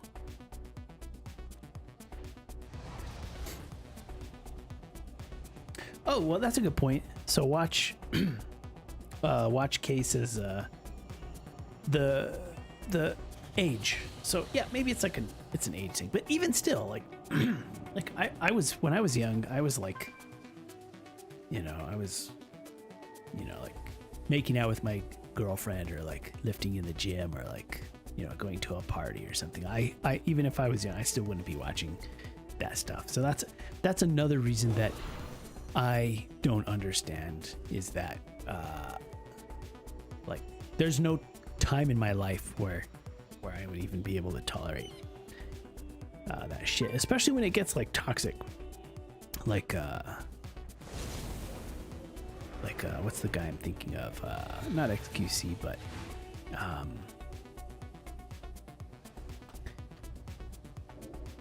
it's a little bit neurotic, to be honest. Like, I think there's like some mental, I'm not talking about XQC, but talking about some of the other guys that are kind of toxic and have big followings.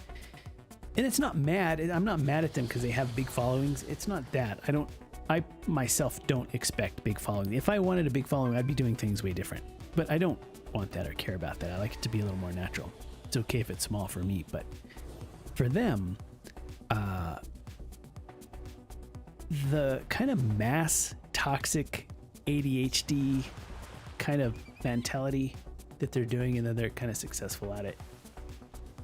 As a person who's like studied psychology and neuroscience and stuff, I actually honestly, and I don't want to mention any names, but I honestly think they're really nuts. Like diagnosably, certifiably, psychiatrically troubled, some of the bigger streamers. And so I kind of feel bad. I feel like it shouldn't be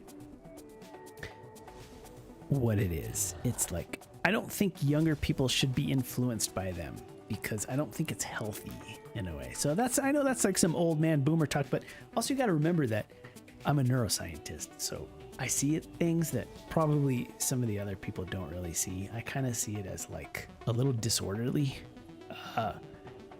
And so I wouldn't suggest people get into it. I would suggest people get a little healthier, kind of in a way, you know, like spend less time in the insane asylum and spend more time in the sane world. You know, I don't know, but maybe for some people it's like, and look, I'm not giving mental things a hard time because everybody has mental things one way or the other. It's not that. I'm not like talking shit on that. It's kind of like who you surround yourself with. So, you know, I think there's like healthier behavior that you could do, especially if, you know, if you're trying to strengthen your mind, you know, if you're kind of like, if you're addressing that or struggling with that or anything related to that, you should surround yourself like with a healthy environment. And some of like the younger, kind of like punchier, hyperactive, toxic, how I call them, streamers, that's not the place to get your mind straight at all. It's only going to make things worse. So that's another reason that I kind of, it's just my opinion too. Like, I'm just one dude. Like, some other dude will be like, "Oh, it's not like that, bro. It's like something else." And I'll be like, "Okay, if you say so." But that's how it is for me. Schizophrenic, sure. It's like neurotic. It's there's medication involved many times, whether it's prescribed or not, if you know what I mean. So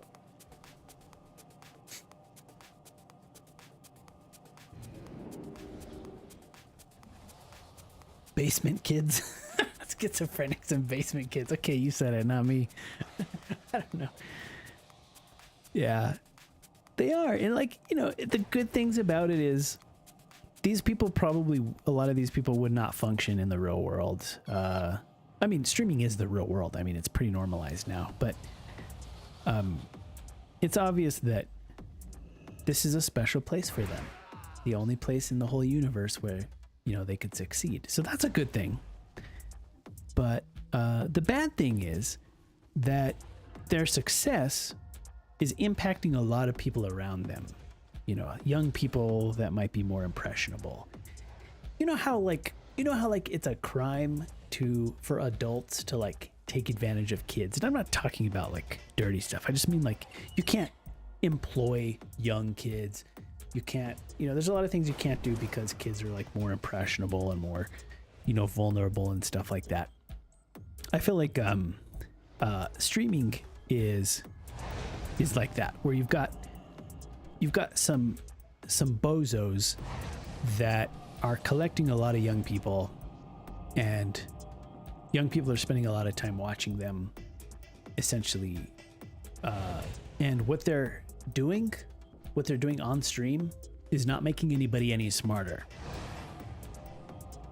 It's really like making it worse. You know, they actually like fighting, they like conflict, they like social disorder, they like being rude, they like surprising people in public, they like disturbing people in public, even to the point where police and stuff are involved. And there's a lot of streamers that, you know, that are big right now that have had a lot of problems like legally with police and stuff related to their stream.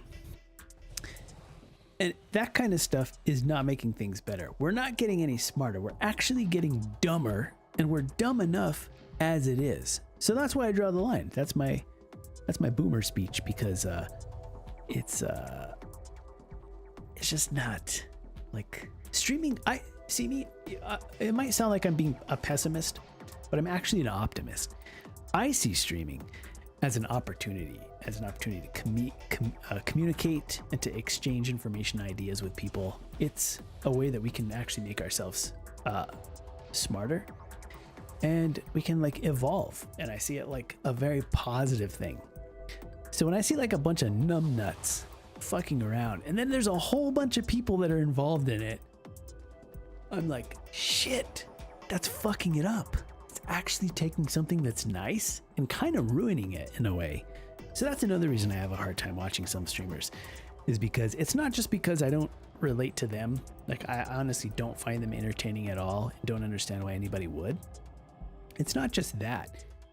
I honestly think it's detrimental to like people. Like, I kind of think it's like taking a good thing and spoiling it a little bit. Although you're free to, everybody's free to. Like, I'm free to stream. Nobody stopped me from streaming. I can stream if I want and have whatever opinion I want, and so can they. So that's fair.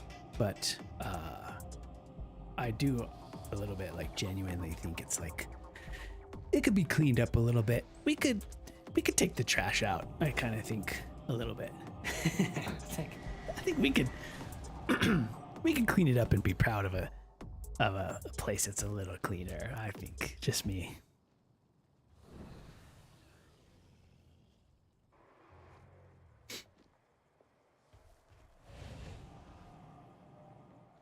XQC streams. I mean, I never really like had a complaint with XQC. Like his energy level, he's a smart dude. I do think he's actually pretty smart. But his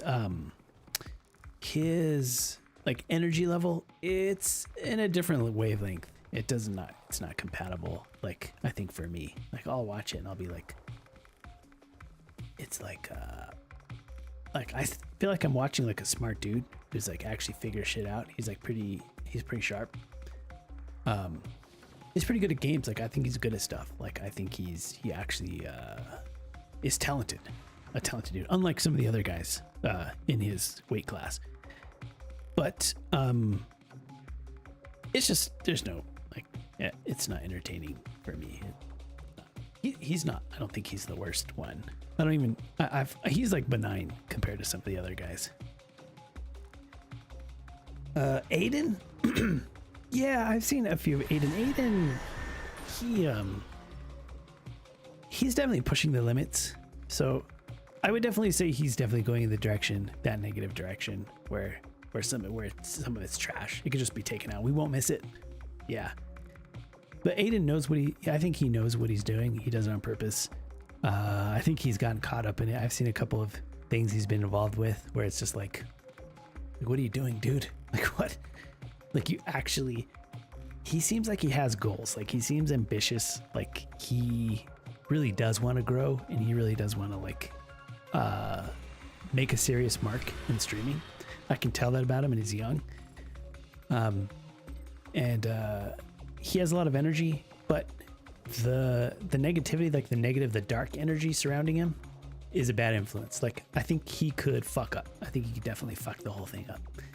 I think he is running out of time to pivot.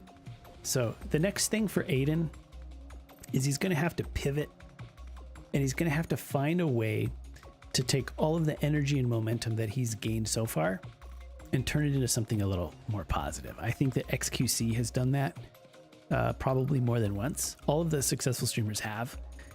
Guys like Soda Poppin', Chance is a master at it, wrote the playbook on all of this. And there's a couple of guys that are really good at that. Aiden is running out of time. He has a chance, I think, to do something better, for sure.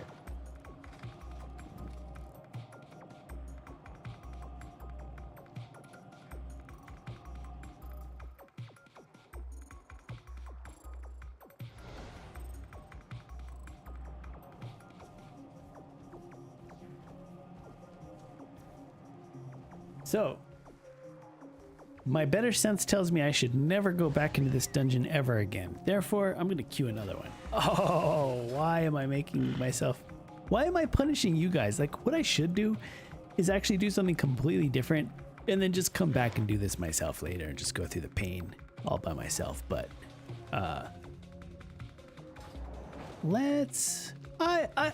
you know what? I'm going to do this one. I'm going to time this one.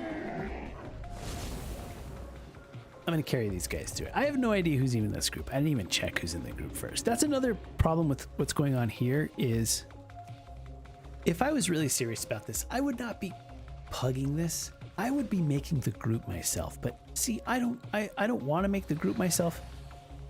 And in a way, that kind of lack of like taking control and being like a little more proactive, that's actually a good sign. I mean, not a good sign. I think it's what I'm trying to say is that's a telling sign.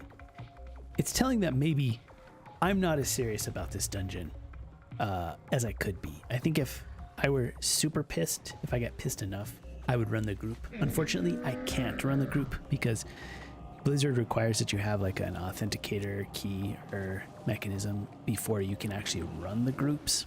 So I can't run a group even if I wanted to. But I could get somebody else to run it. Like I could find a tank. I could find somebody who can run it, and then we could work together to build a group together. Right now, I'm not part of building these groups. I'm just going into pugs randomly. So that's going to hurt too, because I don't know if the leader of these groups is really that serious. Like they might be clueless about how hard this dungeon is, and they're just putting together, you know, some group willy-nilly.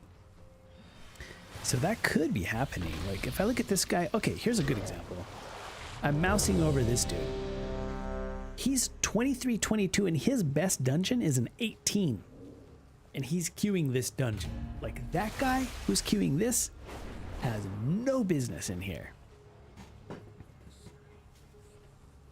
And I think that's what we're coming up against here. We're coming up with some hybrid groups who've got some good players in them. They're a little more serious. They've been grinding this whole time. And then the groups are getting mixed in with some guys that actually probably don't have any business in here. What are all these people doing just standing out here? I think all these people are like, as baffled as I am with this dungeon right here. Look at all of these guys. They're like standing here like, what the hell just happened in there?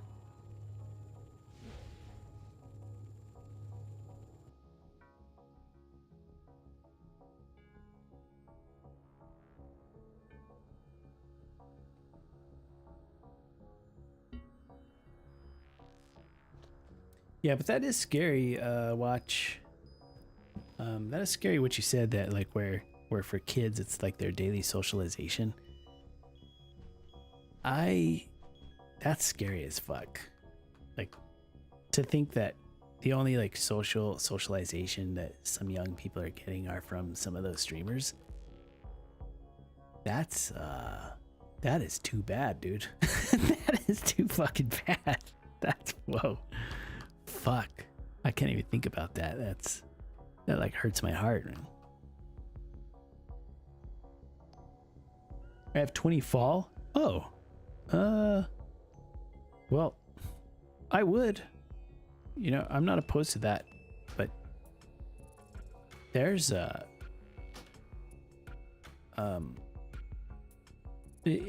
nothing below 22 can help me. Like, what the fuck? Did I queue a tides? Wait, maybe I need a tides. Let me check.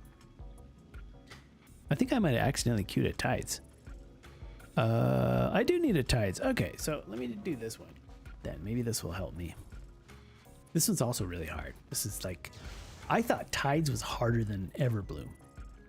So we'll see which one's harder.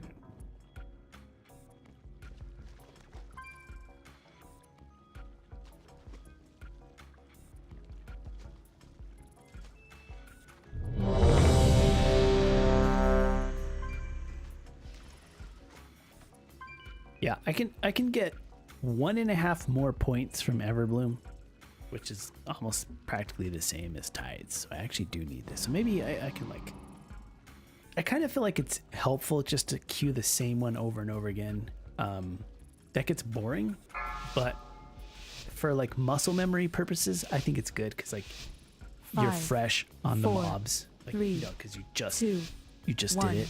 And I feel like this is a little bit of a context swap, in a way. And so, and I'm gonna have to kind of get used to these mobs a little bit, which is fine. It should be fine.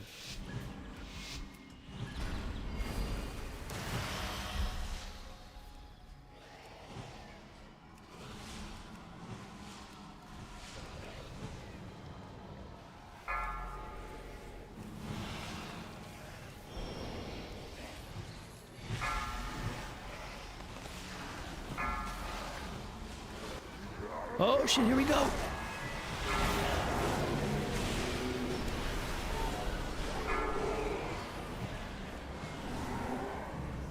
Is that guy chasing me? I hate those things, they're so annoying. Ah, now there's 2 of them chasing me. It's just bad luck. Right there, I had 4 or 5 of those chasing me. See, that's not fair. There's 5 people in this group. And they all wanted to chase me. What the fuck? It's like Blizzard. It's like Blizzard's like, hey, Psynaps, guess what? Fuck you.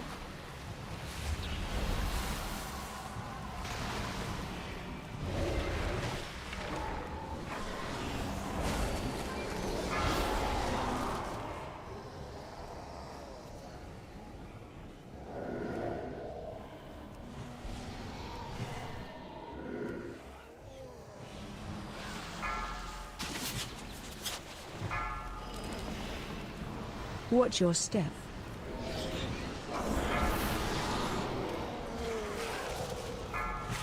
I'm not gonna be able to heal that guy. Damn. There's a guy that had a debuff, and I have to break the water shield on him, and it just didn't break.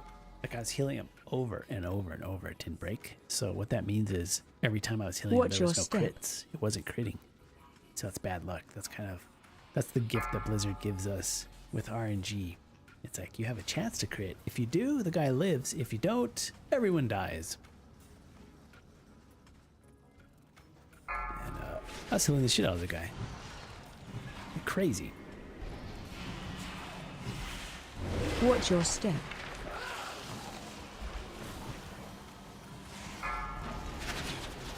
Oh, and another thing to know about that debuff, I think it's kickable, because I've been in groups where like we never get it at all, and then I've been in other groups where we get it one after the other, and then everyone dies. So it's kind of twofold. It's like you gotta kick it, but if you miss Watch it, your then step. the healer's gotta deal with it, and it may or may not come off.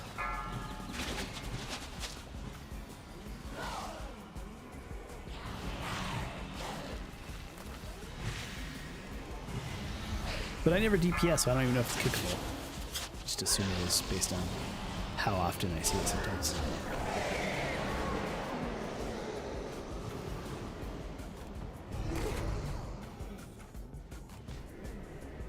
You're welcome, buddy. Like in, I think in games and in any industry really, and I'm seeing this in business, I like just like a basic level of professionalism. I'm really casual. Like I'll grab some whiskey right now. This is my office. I have whiskey in my office. I'll bring out some whiskey. We'll drink it together right now. Like I'm not like Ned Flanders or anything when I say professionalism. All I mean is like basic professionalism, as in don't throw people under the bus for no reason kind of thing. Just basic politeness and, you know, just bottom level, like it's like basic level respect. Just not even like you don't even have to try that hard. And I like that. I expect that kind of stuff, I think, too much. And I think sometimes I'm disappointed with people because some people like just don't have any of that standard at all. Like not even the most basic level of respect or professionalism. Oh, there's that debuff. Oh, I got one guy out. Can I get the other guy? Come on.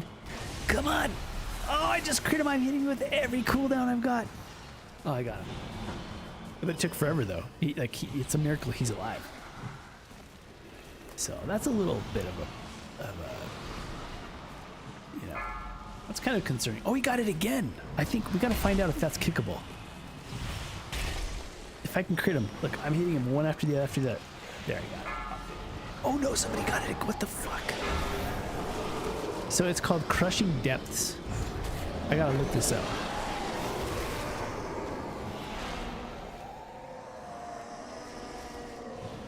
I can ask these guys like in game. Maybe I could be like, hey, can you let's see. That debuff Crushing Depths. Is that kickable?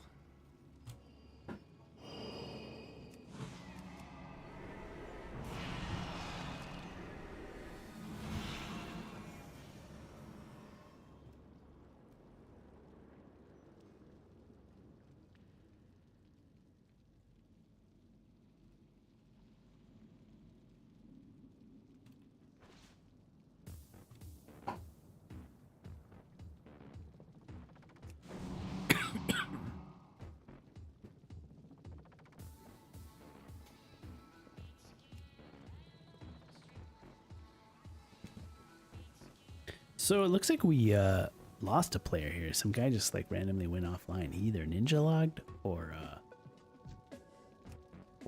just DC'd. Or maybe his mom just, you know, said, "Hey, you gotta go to bed. You go to bed right now." He's like, "But mom, I'm in a 22 tides. I don't care. You go to bed right now."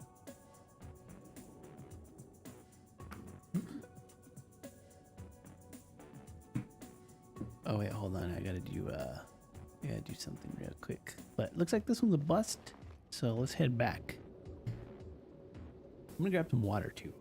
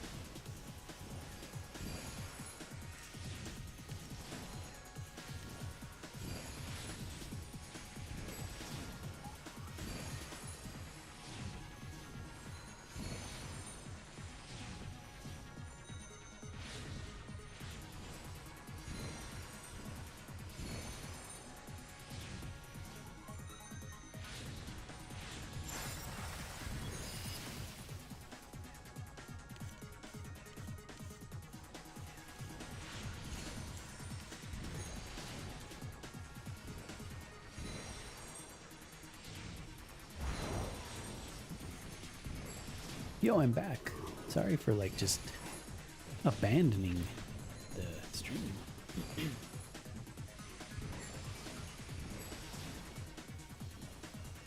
I was just, my family's going to bed, so.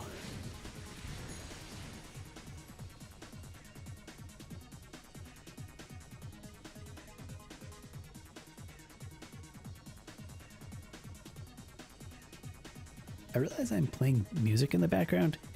YouTube is gonna be so mad about that. YouTube's gonna send me like a million copyright notices. Gonna be like, hiya! I'm gonna try to like talk in a quieter voice so I don't wake up my whole house. I think my microphone is like pretty sensitive, should be fine. So where do we leave off? Like what happened? These Mythic Pluses that I'm doing, I don't know what's going on Friday night. Like usually I go into these Mythic Plus and I'll do one and get all the points I need. Just like, you know, at this level, at the 22s, just do one, bang it out, done, fast, do another one.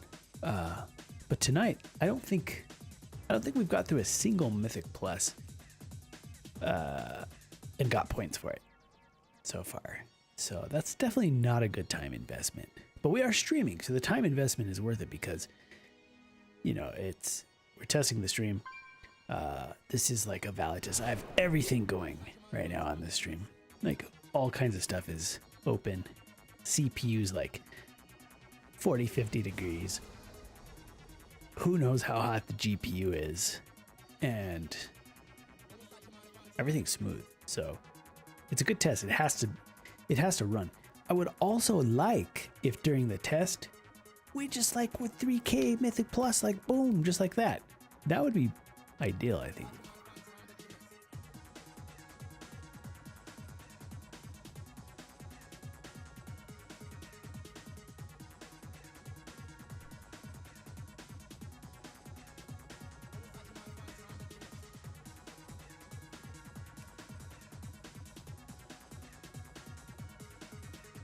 Okay, so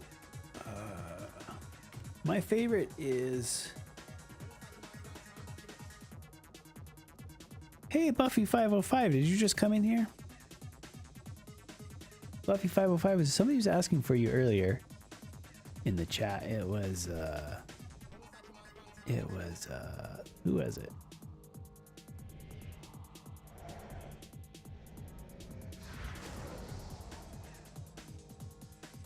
I think it was Remedy.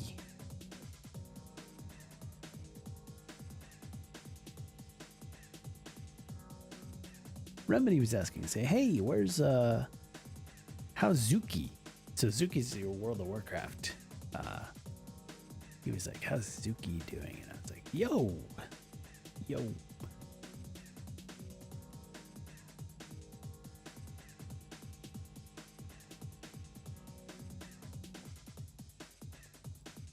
I'm sucking eggs over here in Mythic Plus.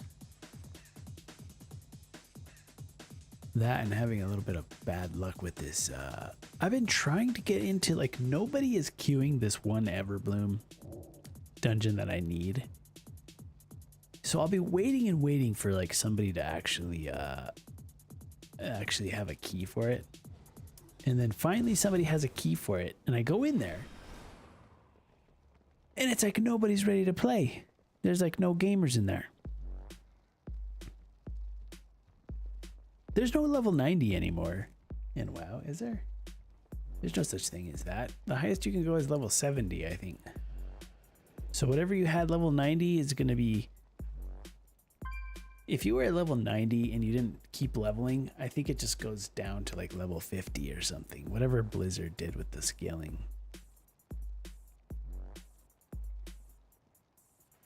But this is pretty sick. Like, I'm live on YouTube. I'm live on Kick, although I'm live on Kick, but like nothing's happening. Like Kick is like, there's nothing there. It's like the most viewers I've ever had on Kick is like 1. I don't even know if that's a real viewer. It's like a bot or something. Like Kick doesn't really seem to work or do anything. Normally, like you'll see viewers kind of coming in, you know, like people will just kind of click on it. There's like nothing. The only viewers on Kick I think are what is it? What is it called? Like fucking let me see. It's like these, there's a couple of streams that have or claim to have like 20,000 people watching, but I'm a little bit skeptical of that because I feel like you would see more going on. Like there would be more just like random traffic. Like somebody would get lost and end up in my stream. I feel like if there were a lot of people. But no one's even getting lost. I'm not even getting, people are not even coming into my stream that took a wrong turn and just somehow accidentally landed in my stream. I'm not even getting that. So it makes me feel like it's, I don't think it could really be any deader. It like kind of feels like that. Or maybe it's not that. Maybe it's just, you know, once you're buried at the bottom of the list, then it might be something like that. But I do have a check mark on Kick. The Kick partner guys gave me a check mark. They want me to be a partner, but I guess they don't want me to have any viewers. So there's that. That's the Kick mystery. I'm always baffled, always wondering what's going on over there. And then there's YouTube, which is pretty badass. I've never really liked streaming on YouTube, but it's definitely a lot funner nowadays to stream on YouTube. You can actually stream really high quality on YouTube. It's pretty impressive what you can do. I hope Twitch can get there one day. And then there's Twitch. Twitch is still, you know, I think the most kind of lucrative streaming platform. It's still the place to be. It's where all the cool kids are. It has some pretty good quality. It has tons of tools, but all the tools are not really designed to make creators any more successful. Although Twitch will claim that they are, but I mean, I understand the tools really well. I invented some of the tools myself in this stream. So we have a very good understanding of the tools. So much so that I can tell you that the tools don't really help. They kind of just interfere. That's Twitch. Like it, love-hate relationship. It's been tough watching Twitch grow up. You know, it's like watching your kids grow up. It's like, you know, it's like there's the tricky parts you gotta watch out for, you know. What's going on here with the Everbloom? Let's see if we can score another 22. There's no way in hell I'm going 23. I need to go slow with some of these harder dungeons. I need to make sure I can get through them all the way.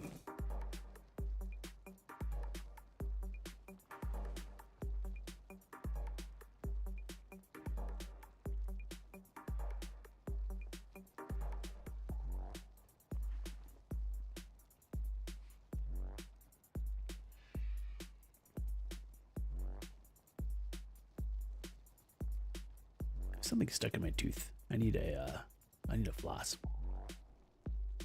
Let me bring me a floss. Stat.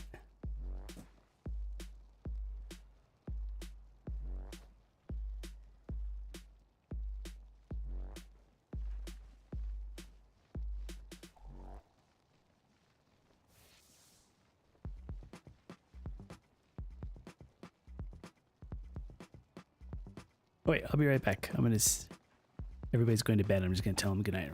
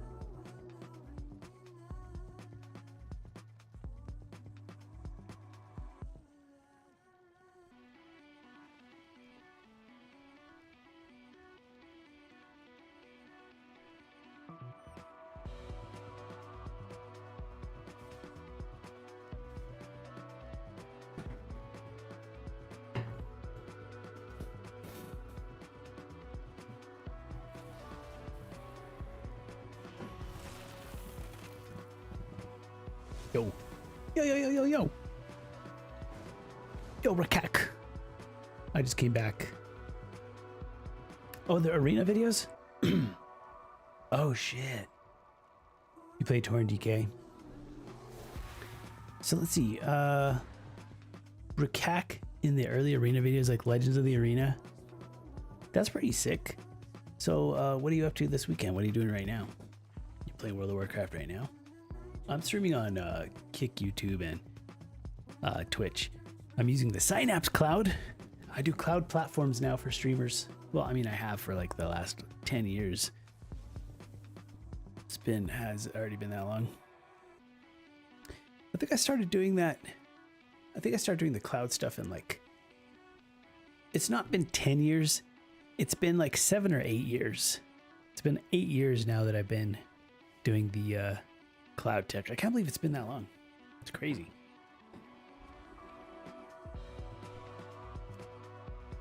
Oh, we run the internet pretty much. And I'm just looking around, you know, because I run the cloud tech for streamers, and there's so many streamers that depend on the system. You know, I look over and I'm like checking on, you know, to see how everybody's doing, make sure all the streams are up. And everybody's been fine. Everybody's streaming like full throttle as far as I can see. And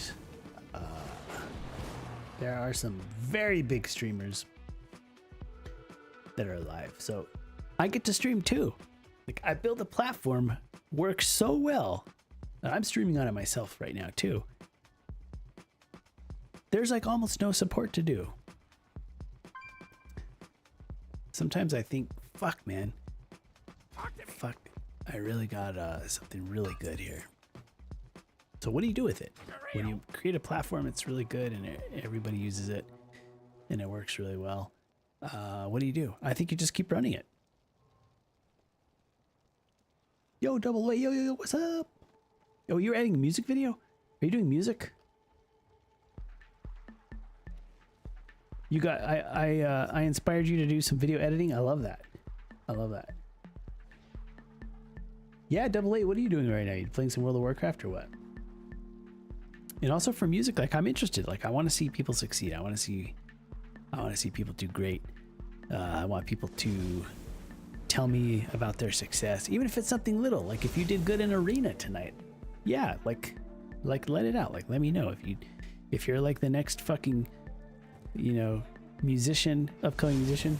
Yeah, let me know. Like, holy shit, I want to know about that. I want to talk you up. I want to. When I'm talking to other musicians, I'm doing a lot of music stuff myself. I'm involved in the music industry, helping artists myself, and I talk to artists. So, yeah, let me know. And I see you, Woggle. Yo, Woggle. Woggle, I'm so excited, dude. I love Woggle. Woggle is one of my favorite people. He's an awesome dude. I really want to meet Woggle someday. So it's good to see you in there, buddy. Hope you're doing well. Please tell me how you're doing. I want to know. But the music stuff that I have gotten. Wait, Colin? Wait a minute. Colin, are you? It's Colin. Colin, like the band Colin, like Hawaiian Colin, or am I thinking of somebody different? Please forgive me. Like, my brain, like, I'm old. Look, I need an upgrade. Colin Hawaii. Okay. Yeah, I know. I'm a big fan, and I remember your music. I remember watching you like tear it up, like completely tearing it up, dude. I remember, yeah. I remember seeing you like, just fucking it up, you know, in your band and stuff. So, yeah, I'm interested to see how you're doing, dude. I see your brain gears working. Oh, I did it. Yay. I did it. My brain worked. That's good. I take them where I can get them, you know. That's good. Brain still function. Excellent. Take over the world, resume. Yeah, we're doing good here. Looks like. So. Oh, business is growing. Yes, Woggle. Oh, I'm so happy to hear that, dude. So I'm looking at Woggle on the YouTube chat and I'm looking at Colin on the Twitch chat. So guys, don't like be offended because you can't see each other's chat, but listen, you guys are getting me hyped right now because you guys are doing good stuff. So yeah, keep it growing, man. Let it happen. You know you deserve it. You just gotta let it happen, But no, I don't. I'm not on Instagram, dude. But look, if you're becoming like famous and shit, that's cool. Keep in touch. Just remember, don't let you guys get famous. Don't let your head get too big, because you got to remember, Daddy Psynaps. I work with all the stars. Okay, you can't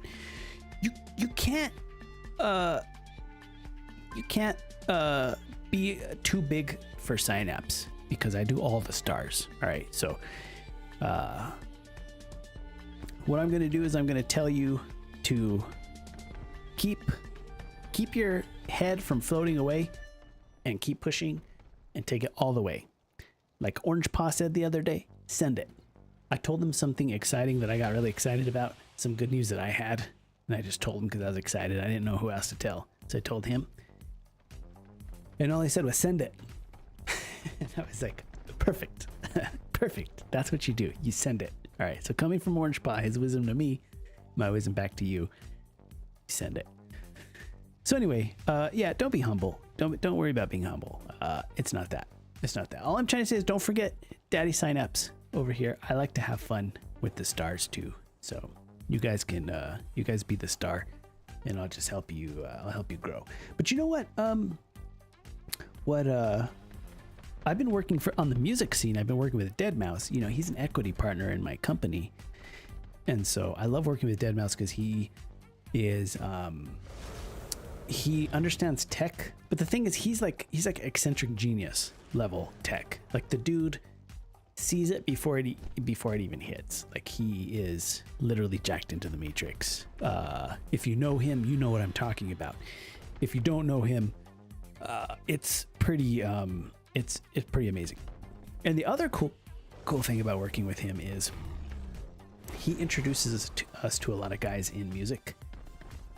And for example, like on one of our new platforms, one of our first customers was Coldplay, and we worked with a lot of musicians. We got to work with Blizzard music department, the guys at Blizzard that kind of do the soundtracks and stuff like that. And so he's kind of brings us into that fold, and it's really interesting. It's really cool. I get to talk to his manager, when we're doing business and stuff. It's like, that's humbling to me because, they're very successful and they're very good at what they do. And they're just amazing people. Like, it's like holy shit to actually like watch them work and see them operating is what I want to see more of. I want to see that level of professionalism, that level of intensity, and that level of intellect and success. I would like to see more of that all the way around. So it's a pleasure and you don't always get to see that is the problem. It's hard to find. So when you do see it, it makes you very grateful to see it and to be around, people that are doing well and stuff like that. I'm not just saying that because I'm working with them. They really do hit me that way. And so I can say that very genuinely. And then also with the music stuff, we're working on building platforms and helping musicians to earn more money. So if you want to keep in touch with me about that, it's like there are multiple groups right now that are really trying to help musicians to kind of succeed being independent, not being part of record labels and stuff like that. So there's also that scene where there's a push. There's a need for that. Musicians are hungry for that kind of stuff. So, are we going to be able to do that? Well, that's what a lot of people are working to, joining forces and joining teams together to try to build platforms that are focused on that kind of stuff. So I get to work on that. And we got Woggle over here. It's like, you've been following his career. Getting involved with successful people just sucks you in more with successful people. Granted that you're not a dick, right? You know what? And I love, and I think we have it in common. I think when you have the entrepreneurial spirit, you like building a business and you like kind of that independence. And I think creators are the same way too, you know, in music and stuff. You're building your brand, you know, whatever your brand is. And Woggle's very talented with his craft and stuff, and both of you guys are, so that's why I got excited when you came in here, because it's like, hey, these are some talented guys here. But it's a good feeling. It's a feeling of like accomplishment, you know, a feeling of independence. It's different, you know. We can go and work for anybody, I'm sure, right? But when you're building your own brand, there's a certain kind of thrill to it, a certain kind of risk, a certain kind of reward that happens that kind of drives you to keep pushing it further. And then when it's successful and you're actually getting some recognition for your work and your effort, then that's even better. Like, that's the icing on the cake, you know. That's the thing that really kind of drives and gives it more fuel to push it forward. Yeah, sorry about the ads. If you get too many ads on Twitch, you know, YouTube might work out better. I hate to tell people to leave Twitch and go to YouTube, but honestly, Twitch has interrupted my stream so many times with ads that it's kind of like Twitch is doing it to themselves. You know, it's not me doing it. It's not me driving traffic away from Twitch. It's like people would naturally probably rather just not have to deal with that. But I'll wait till the ads are over on Twitch, and then I'll start answering those questions a little bit, just in case you got hit with all those ads. Yeah, Woggle, I would love to like catch up and learn more about what you're doing. I don't know how I can help, but what I love, you know, that's another thing about being an entrepreneur is when I look at other people and other businesses, the first thing I think is, as an entrepreneur, it's like, okay, we have this market or this product. Now what do we need? Like, what can I do? Like, where can I help? Not where can I like get in the middle or get involved. It's more like, how can we innovate? Like, what's missing? Like, is there a discovery that we can make? Like, is there like a hidden innovation somewhere there that we can do? And if there is, like, would we want to even do it? And if we want to do it, should we do it? Like, I love going down the path of opportunity, like just to kind of explore, you know, it's a mental kind of exercise. And every entrepreneur does that. I notice that when I'm talking with other people who make platforms and make businesses and stuff. That's the joy, like, of being an entrepreneur, is finding the opportunities, finding the puzzle pieces to put together the puzzle and kind of see the bigger picture, if that makes sense. And that's what makes it fun. But 008, that was me like learning to edit videos in Vegas Pro.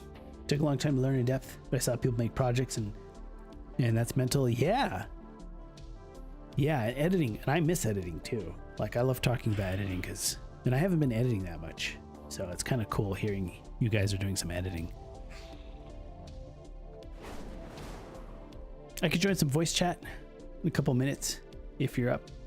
Yeah, right. Yeah, I'm doing a test. Like, I might end up going into this mythic, because I got to finish my tests and stuff, but make sure that we're connected. Like, make sure you have my Discord or I have your Discord. I don't know if you use Discord, but bare minimum, let's make sure we're connected so we can like set up a call and stuff. I've been doing a lot of calls. This week is crazy, and I'll tell you some cool stuff I'm doing with my business too.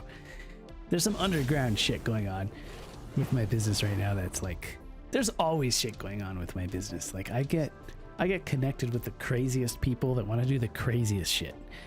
So I'm over here just trying to decide like what I want to do, because it's like people are always coming to me with all kinds of stuff. But Colin says, what exactly your position with the music industry? Well, I run these streaming platforms, Colin. So I focus on stream technology, and not even like a specific product. You know, probably the most specific product that I work on is like the Super Stream system, which Woggle has actually used before. You know, it helps you to stream outdoors, you know, when sometimes mobile data is like unstable and stuff. Our system is able to keep the stream live and allow you to continue growing your community and to earning money while you're live from your phone or a live view. And now it's gotten a lot more exciting too, because there's more technology. Now we're using new technology, like all this new tech that Twitch is going to be using, like they have in beta right now, like AV1 and enhanced RTMP. Like we use all of that stuff, and SRT and HEVC. So as the technology kind of gets better and better in streaming, all of those things are part of my streaming platforms, and streamers can use those things to enhance the quality of their streams and the reliability and stability and all that stuff. And so I just do that full time. But there's another platform, the one that's that deadmau5 is a part of, which is for real-time streaming, and real-time high quality, like really high quality, like real-time like Zoom and Discord, but high quality like nothing else that exists out there. So deadmau5 was like, holy shit, nobody else can do this, and you did it. I want to be a part of it. And I was like, I know, like he understands, you know, businesses they fuck up everything. Businesses have this way of fucking up streaming for stuff, like stuff not related to streaming, like more customers, more clicking, easier use, like all of this bullshit that makes platforms piece of shit when it comes to quality. And deadmau5 couldn't find a platform that was at his level, you know, to his expectations, for one reason or another. And quality and audio quality and stuff, those were some major reasons. And he found the platform that I was working on, and he was like this. It's like, I want more of this. And so we started working together on that, and we started working with other companies and stuff on that. So it's I lacked control back then.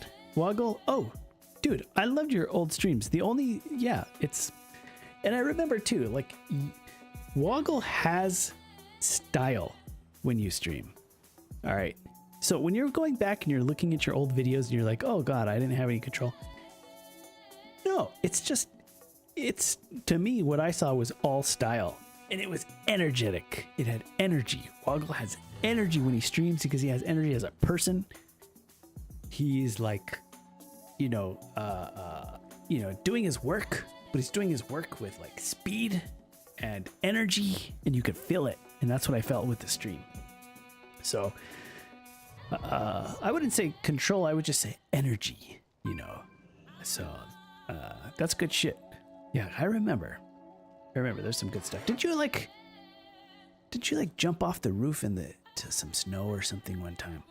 There's something crazy shit you were doing in the snow, I think, one time. Streaming it or something. Anyway, also he's crazy. Woggle's crazy. And that also helps with the content too. Right?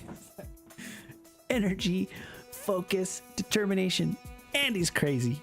So it's all a good combination of good content. That happened. It happened. See, I remember my brain, Colin. It's working. Sometimes my brain needs a little. You gotta get it going first. But once it's going, that's it, man. That's it. We're going.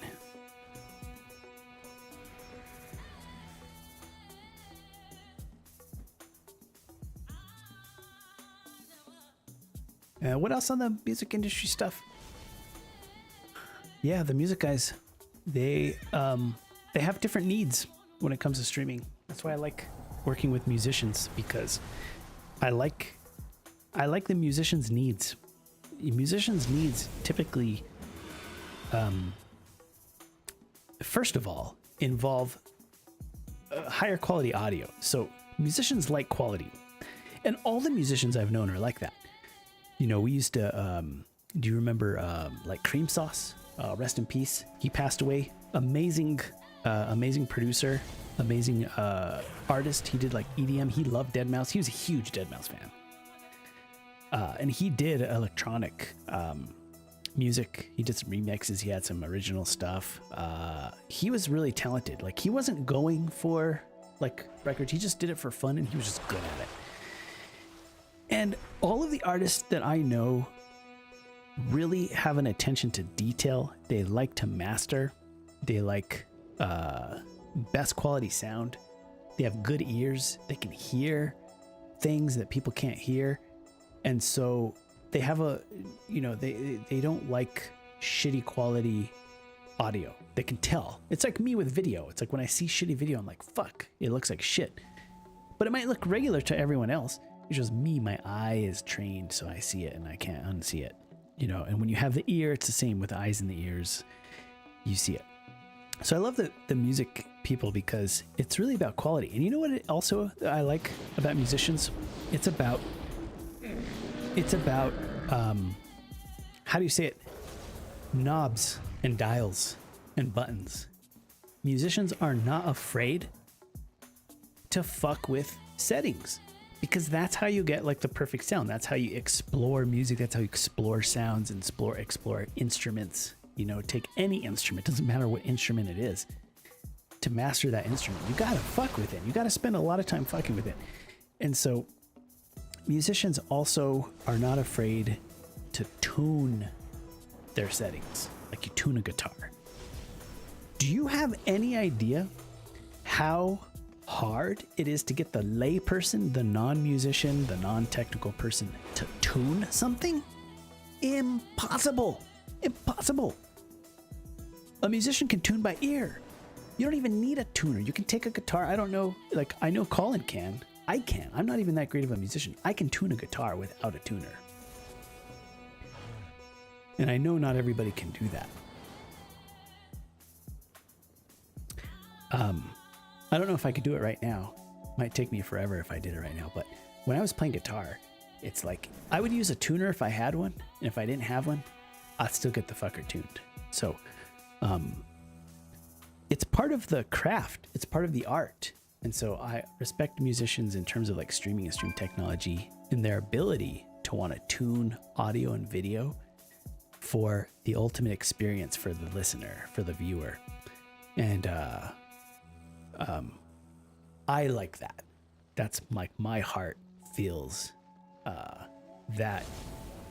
And I can tell when I'm working with someone and they're like, well, hey, can you do this and this and this? And I'm like, say no more. It's like, that's what this is all about. This is all about tuning it for a better picture, for a better experience, for better audio, better video, and to do it better than the other guys and to do it better than the layperson can even handle.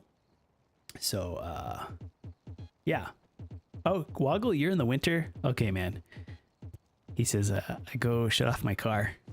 I had to heat it up. So Woggle's on the move. He's on the move. And that's what I remember about Woggle. He is, once he's going, he's going. You can't stop him. He's on the move right now. Ted Nuge says, I keep hearing you say the word Woggle, but I don't see Woggle. Ted Nuge, he's on YouTube. Yeah, he's the only one over there. I don't know if anybody else is on YouTube, but Woggle's over there. I don't know how he landed in the YouTube chat, but that's what happened. Yeah, Nuge is over here on the Twitch side, Woggle. So that's what happened there. But, and I'm sorry about that too, Nuge. I know the cross chat is really weird. To me, it's really an experiment. And the only way for me to like understand it is just to run it. I got to run it and keep it running so I understand the streaming. Because remember, I provide this restream as a service. So, if you wanted to stream to all the platforms, you can do it through my service. And people, some streamers want that. Not all of them.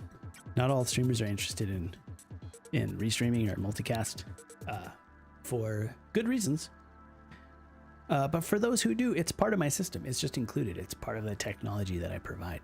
So I got to run it, and test it. And so far it's flawless. Like there's never ever been an F for my restream system ever in the history of the restream system. It has never F'd once. So I hope it F's so I can quit saying that my system is perfect. Because nothing is perfect except for my system until it F's, because it's never F'd. So that's how it is right now. So I'm just going to like gloat in that until it F's. And then when it F's, I'll be like, it's pretty close to perfect. But right now, it's just fucking flawless. And there currently is no restream system that exists right now that is as perfect as mine so far. So, yeah, I take them where I can get them, my man. And I'm taking that one because I got that one. But Colin says, you're right. I mix my own music, and I'm always doing extreme settings just to see what works. Yeah. Yeah, dude. Dude, bro. That's what's up. And a musician does. A musician is a tinkerer. A musician is curious. Any artist. It doesn't even have to be a musician. I mean, I think it could be so many different artists. It's all about fucking with it and finding combinations of things that inspire you and that make you feel a certain way. And that can be in After Effects. It doesn't even have to be with music. I mean, it could be with the way you mix scenes. It could be the way you create, whatever it is you create, whatever your style is. It could be 3D. That's how it was for me when I was editing. It's like I see something a certain way and it makes me feel a certain way. So just go with it. I don't even care how it makes other people feel. Well, I mean, I do. I end up learning about how it makes other people feel and we go with that. But it's really like, I think art and creativity and music, it starts with yourself. It starts with how it makes you feel. And then it grows into something crazy because then you start seeing how it makes other people feel. And then you start making it to get those feelings, not just from yourself, but from the other, from your fans, from your viewers or whoever's experiencing it. So there's a cool little thing there. But to do all of that, all comes back to like your curiosity. It's like, how can you manipulate these feelings using your art? How can you manipulate? And you try different things and then you learn. So for me, whenever I was explaining art to people, I would say stuff like, when you're going to create something, there's a couple of different things that can happen. You have an idea in your mind about what you want to do or how you want something to sound or look. And the outcomes of what you imagine and what actually happens is fun because you might hear in your mind something and you go and play it and it's exactly how you thought it was going to be. And you produce something and that's your work. Or something different could happen. You could have an idea in your mind, go to do it and it doesn't work at all. And it's a flop. It's whoa, this is not at all what I thought it would sound like or how it would make me feel. And and you do something else. But there's one other thing that happens. The thing that I think we're chasing.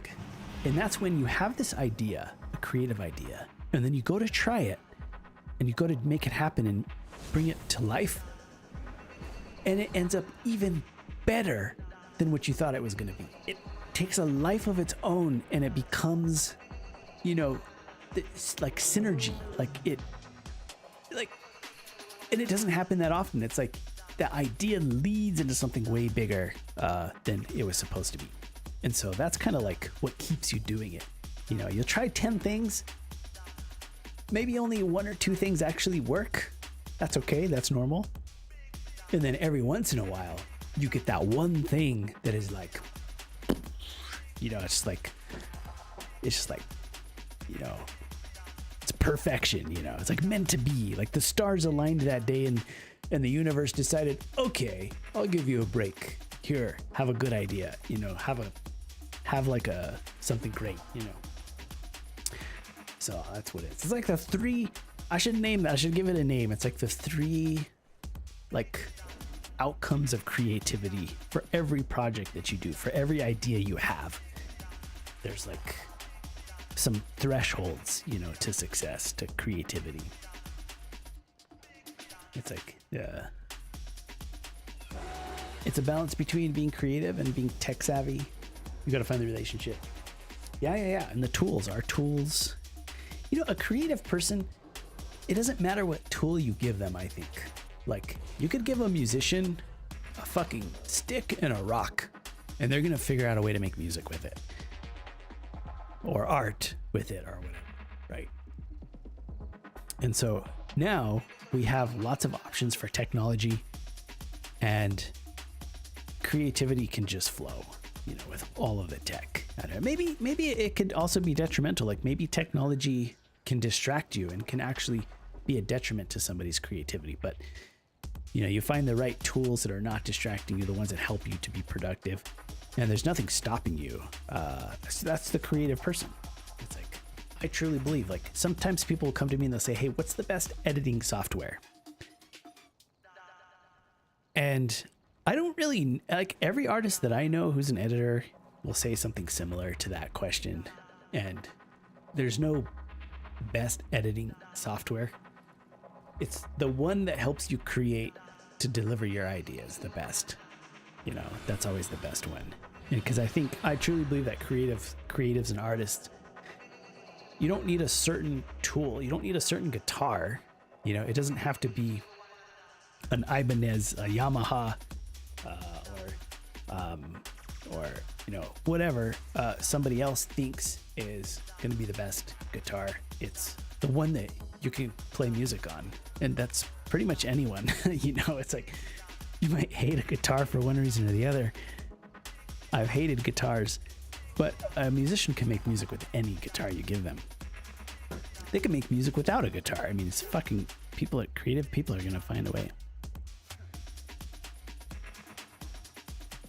Not every class can use every weapon. Certain musicians work better with certain tools. You'll never know unless you experiment. Yeah, you got to find the one that like helps you grow. You know, find your jam. My favorite guitar of all time was a guitar that didn't belong to me.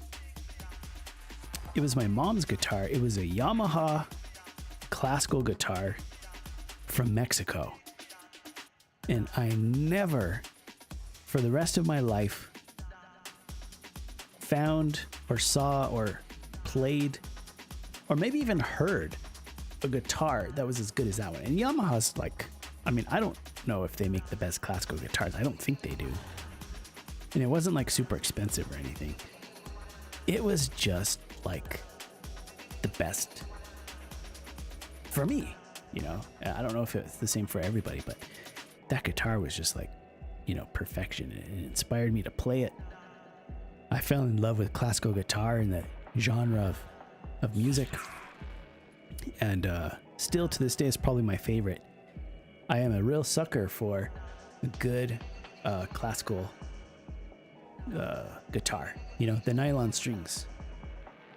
That's a special guitar. It was a special guitar for some reason. Yeah.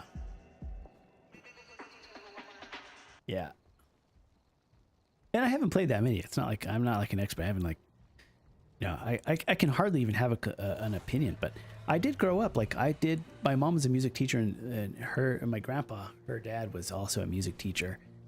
And so I did like 10 years of piano. My mom had me on the piano when I was little, whether I wanted to or not. She had me fucking playing, you know. I played piano, but then by the time I got older, I didn't want to play piano. I wanted to play guitar because that was cooler. You know, at least now we could pretend like we're in a band, you know, and with my friends, you know, in music class, like, let's fucking start a band. I got a guitar. Let's go. And so we just kind of would jam out, just play around a little bit, nothing serious. And that's why I learned to really respect the classical guitar. But I had electric too. You know, I had my electric, small electric kit, you know, some pedals and stuff like that. But now with technology, that was like when I was growing up. That was a long time ago. Now it's like everything is fucking, you know, sampling at like much higher rates. You know, digital synthesizers and digital processing of audio is like way more advanced than I ever had. And now you can actually get it. So maybe when I was younger, like if you wanted some nice audio equipment, it's very expensive. And today it still is expensive, but you can enter the game for much lower. You know, you just need a computer. Just plug your fucking into a computer and you have all the digital processing that you need to create. So technology has changed, and I think it's definitely going to open up for more people to have. You're going to see more creativity because the barrier for entry is lower. You can get into it now. You can even like do crazy shit with your phone. Like phones have enough compute processing power to do crazy processing in real time. So that shit just never existed back in the day.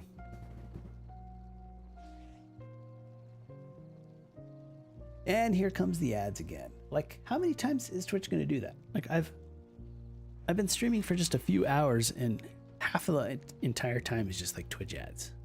Like, you can't turn it off too. I've tried. You can only minimize it to a certain point. And streamers come to me and they'll tell me, they'll be like, I like the ads. My viewers don't care about the ads. Well, why am I like, you know, always feeling like I'm getting trolled by the ads? Like, how can people really like it that much? I don't know. I don't think they do like it, is what I think. I think they're just afraid to tell Twitch that it's pretty shitty.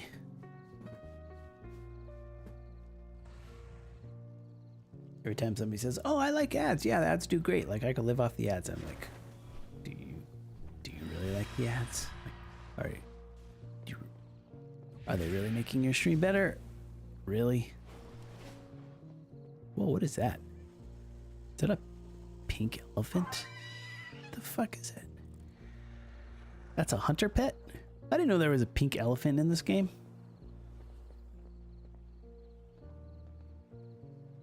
Huh. Alright. Hey, maybe it's late. Maybe I'm seeing things. That's interesting. Okay, I'm going into a 22 Everbloom. I'm just going to warn you right now. What's about to happen is not for the faint of heart. I went into a couple of 22 Everblooms earlier, and they did not go well. They did not go well at all. It was a little bit like tormenting, I think, for the people watching. But for me, it's like, hey, it's just part of progression for me. I'll fight through it. Hey, this song is pretty cool. What is this playing? OSS, Strongman's Variations. I don't know what this is. This is in like some random Beatport synthwave music pack. Does it sound like synthwave? It doesn't even sound like synthwave. What makes synthwave synthwave? Like, there's certain things that kind of like define music genres. I don't know what defines synthwave. I just like some of the synthwave that's coming out. It's like, I think it's good video game music. It's like, I kind of am, I like to explore all kinds of music. I don't like any one genre, and sometimes you'll catch me listening to weird genres just because I need to explore music a little bit. Synthwave, as cliche as it may seem, like, I really find my brain just kind of vibing to it sometimes. Like, I feel like I can work to it or think to it, kind of. Wait, where am I going? I'm going to Gorgon. Where is that? Chicago. I say again, Chicago. See Charlie, Oh, we're going to space. I hear like some astronaut quotes. This is like some space shit, I think. I think we're blasting off into space. Oh, yes, indeed, sir. Sergeant. It's like we are like reaching orbit. Very good, sir. Possible control coming up at channel 4 now. I actually don't like commentary in music. Like, I don't like when they start playing weird, like obscure recordings of like weird space shit. I could actually just take all that out and it'd be fine. Oh, you're in the Discord. Woggle's here. I think Woggle came back. Woggle, Ted Nuge was asking for you on the Twitch side. He was saying, where's Woggle? I was like, he's on YouTube. On the YouTube side, sorry.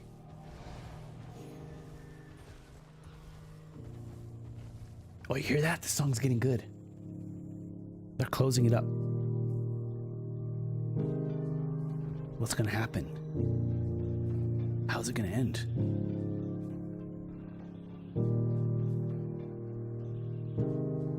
We're just gonna hear him close it out. Before I get like copyright strikes, you know?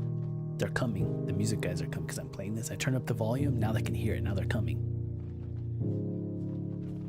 It's gonna be guys in suits. Be like, you have to pay for that. You can't stream that, you motherfucker.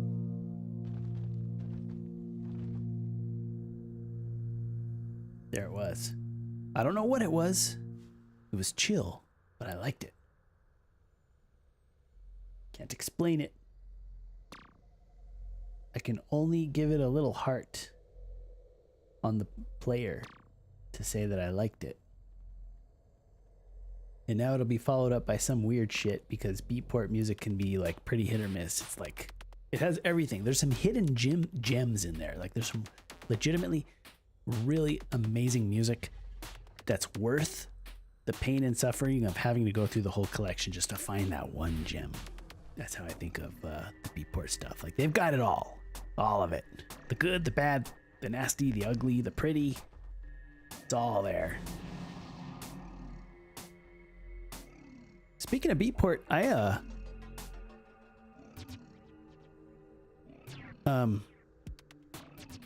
oh shit. These guys queued for the wrong dungeon. Oh no, they went to the wrong dungeon. Never mind. But I did get to work with Beatport.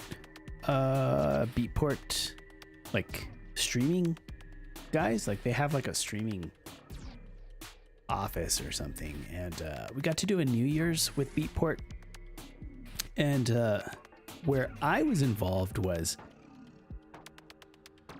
there were DJs. It was for New Year's, so there was a DJ in every time zone. And I had to provide the service to handle each DJ in every time zone, because I have that worldwide infrastructure, you know. So if somebody's like, you know, someone is like in some weird time zone, you know, I was matching up the infrastructure for them so that they could stream. And these musicians, they were streaming from all kinds of crappy shit. Like, they had laptops and, you know, they were doing their sets or whatever from, like, one guy was like in the jungle or something. And I was like, dude, you know, you're like, we're streaming this and you're in the fucking jungle. So that was a challenge, but that's what we did. And it was actually a really good stream. And I was able to get all the DJs in there. And we just set up all the infrastructure and just let them run it.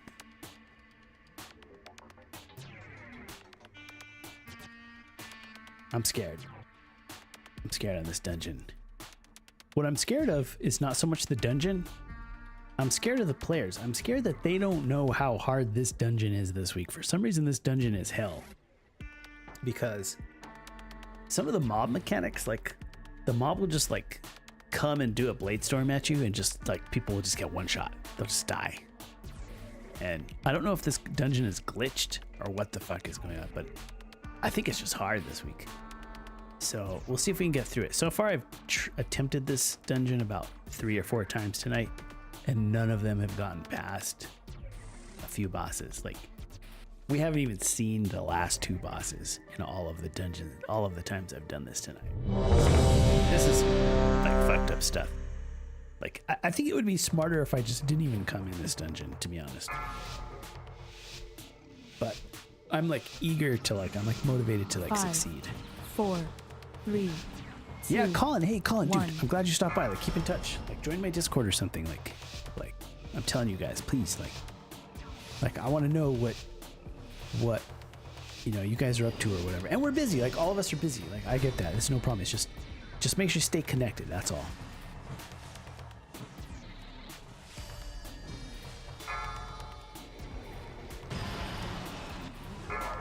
Let's fix these guys up. Dispel.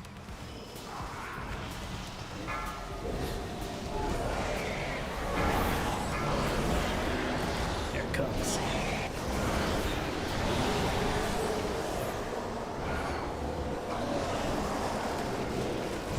You know what? That pool was like no problem. Like, all these groups I've been in, like, these pools get all weird and chaos and shit starts happening. Like, that was like smooth. Maybe we actually have a good group here. Let's find out. I think the first group I was in, like, 5 people died on the first pool. We just kept going. I don't know. And now it's like, I don't even have to do anything, you know. It's just easy. Everybody's kicking, interrupts. Everything's nice and smooth. Now, right when I say that, probably everybody's gonna start dying.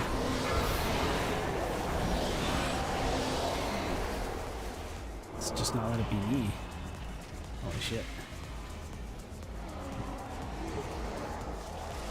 Dispel. That guy's name is Nintendo. Isn't that like a copyright violation? Isn't Nintendo like really strict about that? Like, out of all the companies, like, Nintendo's like the biggest hater when it comes to copyright stuff. If they find out this guy's name is Nintendo, they're gonna come for him. He better hide. He better hide his IP address. Nintendo's coming. What if he is Nintendo?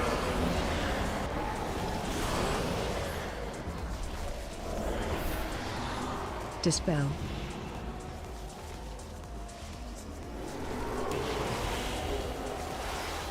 I think Nintendo, this druid, he's the one carrying us, I think. That's what. Hey, Woggle's here. Woggle came on the Twitch side. What's up, man? Hey, Nuge, if you're still here, Woggle's here now. Yeah, Woggle, I know you're busy. Like, it's the weekend or whatever, but it's good to see you, man. I miss the old times. You know, seeing the old names and it always gives me like a little nostalgia. I think all of us are doing our own things and stuff, but we're all like experiencing life in our own way. But we all kind of having special moments at the same time.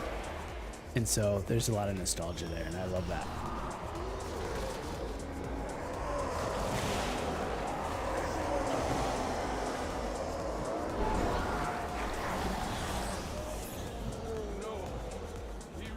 Yeah, time trips me out, dude. I think I'm just like, I just get tripped out easy. You know what I mean? Like time is trippy, man.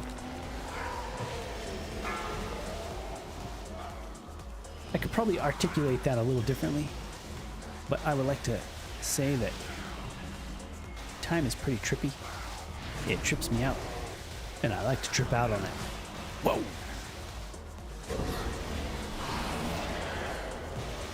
You know what I mean?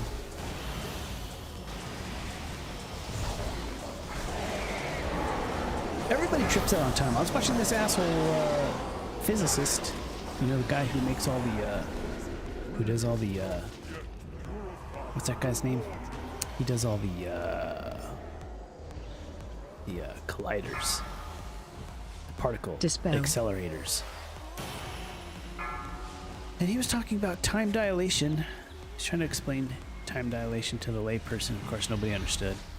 And, just another reminder of how trippy time is. See, humans, we experience time like one moment after the other. It's very linear. The way we experience time, just like perceptually. Not having to do with time as a dimension. Just time as more of a perception, I guess, as an experience. So like we have that kind of like preconception already built in because we're living it, essentially.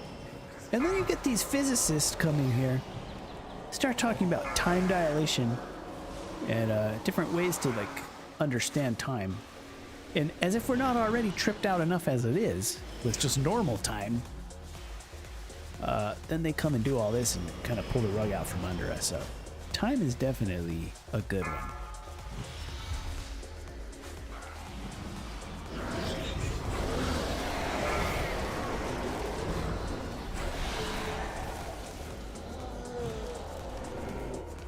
Ooh, can I go and viz right here and drink? Oh yeah, look at this. I'm gonna sneak a little mana right here. Oh, nice one. Nice one, Psynaps. Oh, thanks.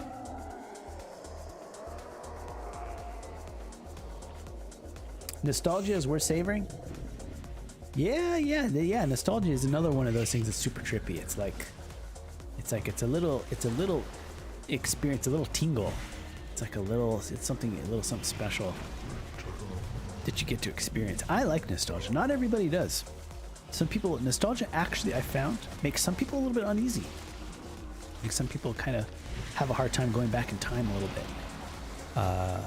It's hard, you know, and I respect that. The reason I bring it up is not because there's a problem with them. It's just that Target you.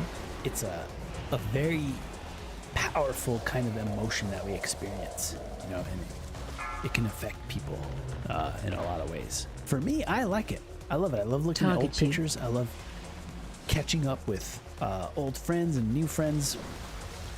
I love, you know, going back and experiencing something again after years.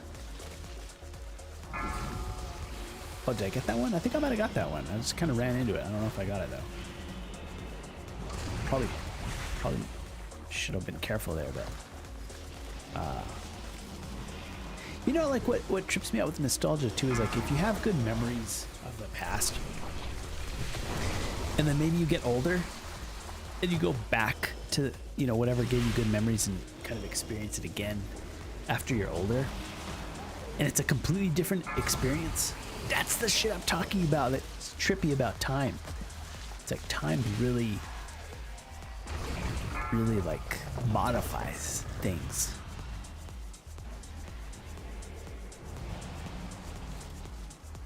Memory lane trip brings a whole spice cabinet. Oh, we're talking about we're bringing the spice cabinet into Target this. you. Yeah, it's What's gonna your go a food? lot of different ways.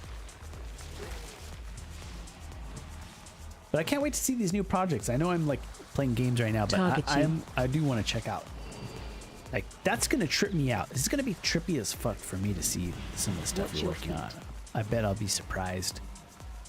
I bet it'll trip me out since I'm all trippy as it is.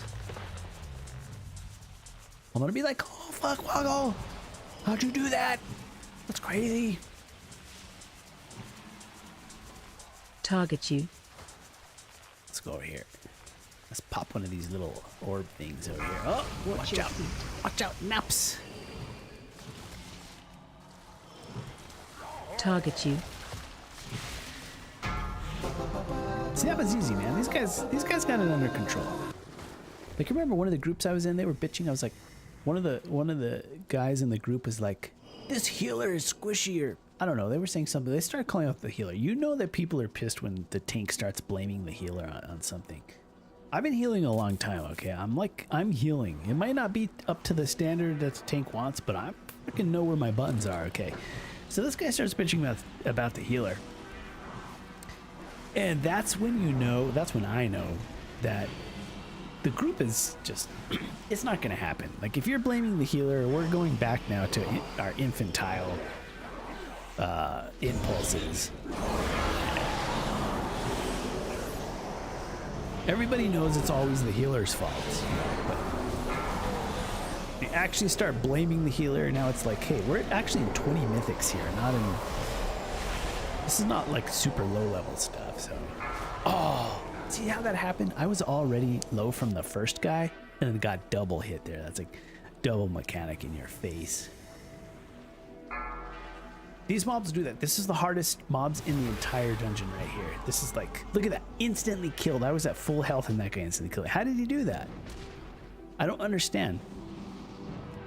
So once we get through this, if we can get through this with less than 20 deaths, we might be able to time this. But these mobs are that bad. In one of the previous groups I was in, we had 20 deaths to get through this pack right here. And that really pissed off some people. And that's why I said this week, this dungeon is, you're not expecting it, and all of these people are not expecting it. So let's see if they can hang.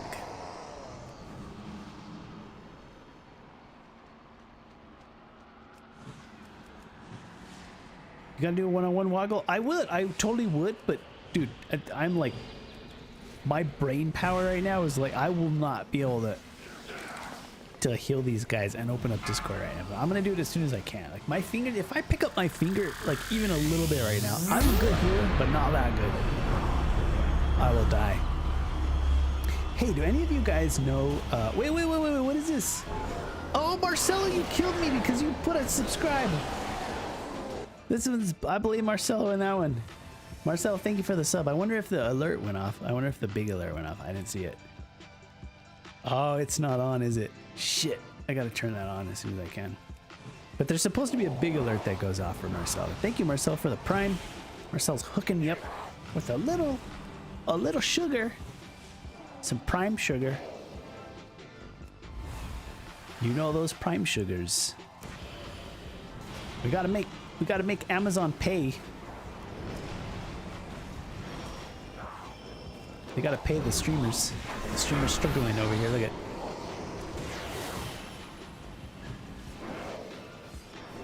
Hey, Chillax Thor. Hey, what's up there, buddy? What are you guys doing? What are you guys doing awake? All you guys supposed to be asleep. It's past your bedtime. Oh yeah, you're adults. It's okay. You can decide. But since you're here and you're awake, I guess we may as well hang out.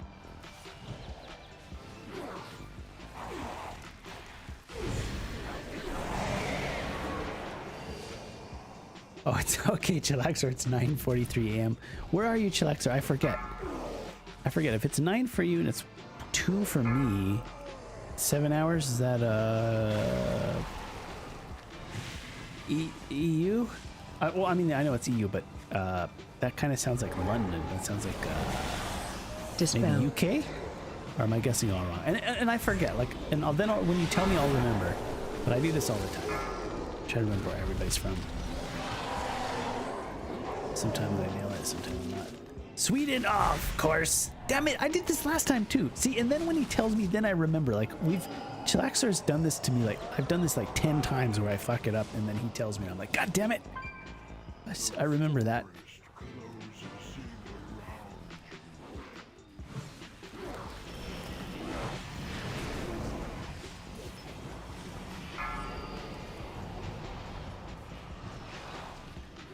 Bosnia, unknown country.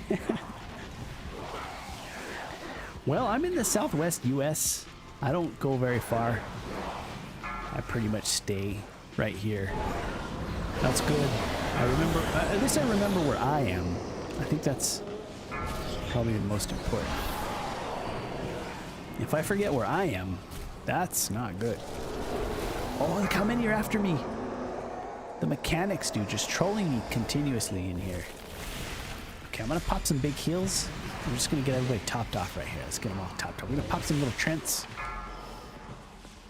This game, you gotta, there's a lot of buttons. That's why I like this game. There's like a million buttons, so you can really go nuts if you have to. But these pools are hard. Like, I think Blizzard might have like fucked up with these pools. I think it's a little, I think it's tuned a little, something's off. They're a little bit over-tuned, I think. Just a little bit. Just enough to, like, make us frustrated, I think. I don't think it's, like, super out of balance. It's just a little... The tuning is a little noticeably over-tuned, I think.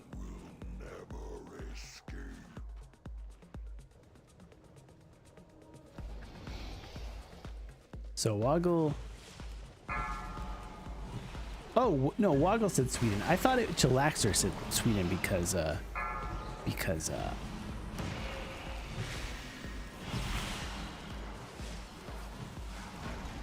but it's pretty close. So I just calculated it's like 7 hours difference. I try to remember the time zones, and I get pretty good sometimes with the time zones because I work with people like all over the world. So of course I always remember, like, I try to remember the EU time zones because I work with so many people in that region, and there's a couple of other time zones that I usually remember pretty well. And then also from streaming late at night, you know, when I did my full-time stream, I was always like, you know, it was always a kind of an EU-friendly time. So, of course, it's gonna be 7 hours difference for me and you. 7 or 8 hours. Some Golang? Yeah. Chillax. Hey, are you doing Golang? I just started. I'm not doing Golang myself, but one of the stacks that I'm using right now is Golang. So I do. You're right. I need to talk with you about Golang. Like, you should remind me about that, and maybe we can see what's going on. But I do have a stream stack. And I don't know if I like it. I don't think it's about liking it. I think it's more about getting used to it. But one of the Golang stacks I'm using right now is performing really nicely. It's like it's got a little punch to it, I gotta say, in terms of like performance. So I'm just, first thing I need is I need a good like IDE, like a programming program for Golang. I don't know if you have a suggestion on like which one's pretty good. So I need that, you know, just so I get all my colors, get all my Golang colors going. And then what else do I need for Golang? I think I just need to like understand it. Like, I'm still trying to kind of learn it, like, get it. Like, so I'm already programming it. Like, I've already hacked the shit out of these Golang things. I'm already compiling Go, but I'm not like completely fluent in it. You know what I mean? Like, I got that shit compiling, but I'm not like, I can't just like take a blank page and just write some Golang. You know. With Python, I can. With Python, it's like I don't need anything. Like I'll literally, you can give me a text editor and I'll write some Python, like no problem. But yeah, we gotta get some Golang in there. Cause I do cloud stuff, dude. You got the cloud. Golang is taking over, I think.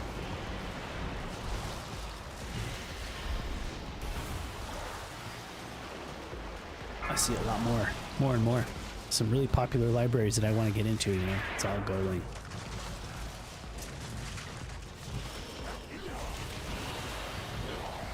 I think the AI stuff is, oh, you're looking for a job? Okay, good. Because, you know, I'm not hiring right now, but we could be.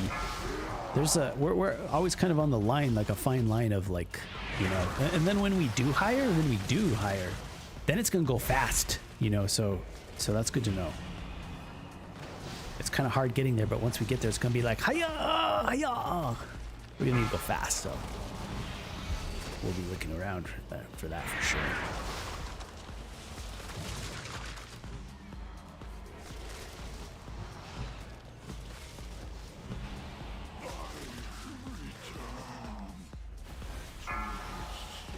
Regarding the IDE, comes out of personal preference. Would you like Goland? Okay, so I've heard that. So Goland is, that's, fuck, what's it called? That one. I know which, I use the Python version of that. So I think I know which one that is. So yeah, that's great. I'm gonna see if I can like plug that into what I have going on right now. Oh shit, we got over here. You know what's crazy about, what's the one I use right now? I use PyCharm. So I use PyCharm. And like for really no other reason than I kind of just started with it and stuck with it. One of my Python developer buddies suggested it to me, and I started using it and I stuck with it. So like, honestly, I don't even care. Like I told you, I want to be able to program with a text editor. I want, like, the IDE for me is just like, it's a little icing on the cake, but I don't care about all the crazy features and stuff. Like I literally don't use that shit. I like to raw dog it. So the IDE is just kind of like helps me out. There's that, and my IDE is crazy. Like my computer, like I don't know if I'm probably just a bad coder, because when I open up my Python scripts and I start working, I start developing, my computer starts working really hard because PyCharm starts like, I don't know what it does. I think it just like reads the code and it's just like parsing it or something, right? Because it's trying to like look at spelling, it's trying to look at like syntax. It just starts like analyzing it, right? But my computer goes crazy, like it's rendering video, and I'm like, is PyCharm just like that, or is my code bad and I just like make the IDE have to work really hard? You know what I mean? It's like, I start questioning myself. I'm like, it's like, you know, the way my style, is it like making the IDE have to work harder, or is it like PyCharm is just like that? You know, it's just like a massive CPU hungry analysis machine, you know. Well, wait, don't they have a... Oh, it's not free? Isn't there like a community version? I'm using like the community version stuff. Because like I said, like I don't want the program to program for me. Like, I believe I can do it myself, if that makes sense. Like I don't even know what the pro programs even offer, because I never even look at them. Like it's like I don't want them, I think. AOE incoming. But maybe that's going to be the next step for me. Maybe I need to evolve and, you know, take a look at that. Whoa, I just got nuked. Watch your... And he's going to res me right here? Shit, dude. This is going to be tough, I think. Because those fire mechanic, it is really, like, it's like 1-2 knockout.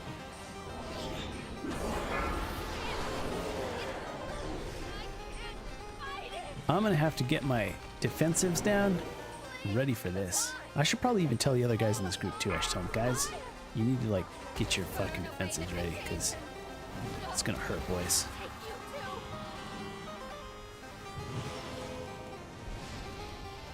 But it's too late because we're already in the fight. It's go time. Speaking of go, that's what time it is. Go time. Watch orb.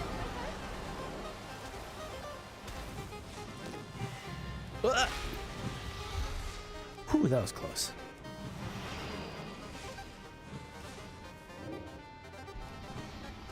These guys need to be topped off, so what I'm gonna do here is we getting fire this time? No, shit, I popped a defensive right there and I didn't need to. I fucked up. I got scared. So let's see how that pans out. I'm gonna be down a defensive for the next volley.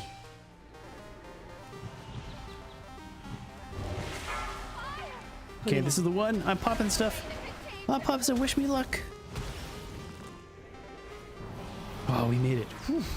Watch your feet. So I made it through that one, but how many more can I make it through? How about all of them? Let's go. Watch orb. Oh, here comes the orb. Look out! Oh my god. So somebody died. Not everybody made it. Like, men! 50 of you are going out. 25 of you are coming back. Pulling in. Watch orb.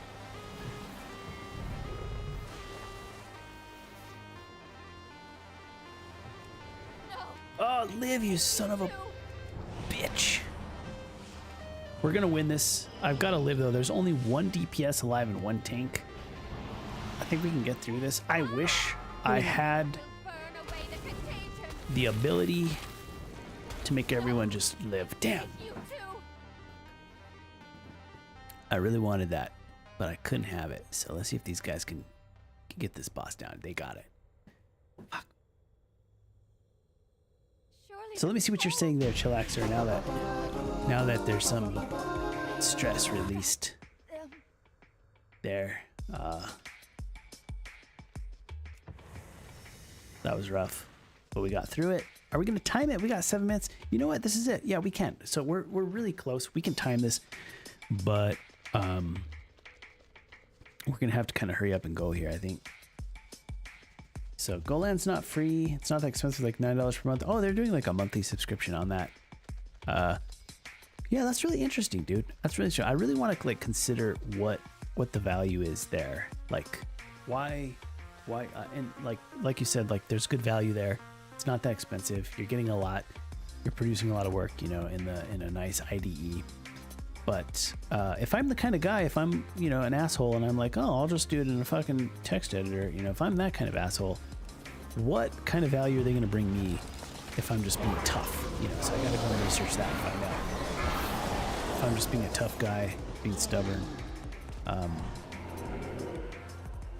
got to check that out.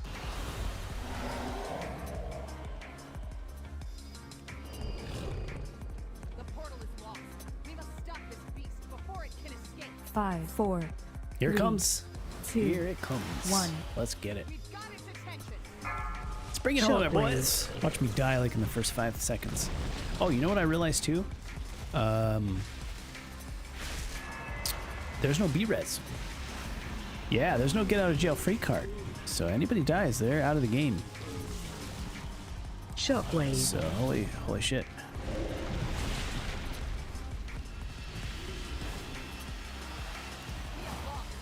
A B-res is kind of like a mulligan, you know? If you shank it, you get another try Shockwave. with a B-res. Oh, somebody just died. Oh, how did he die? What did he run into? Run over the flowers. Oh no.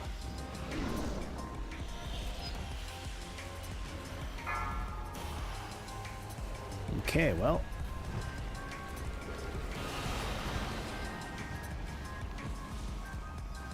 Shockwave.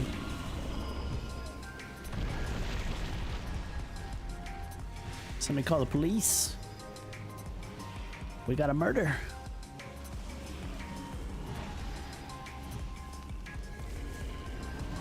Shockwave.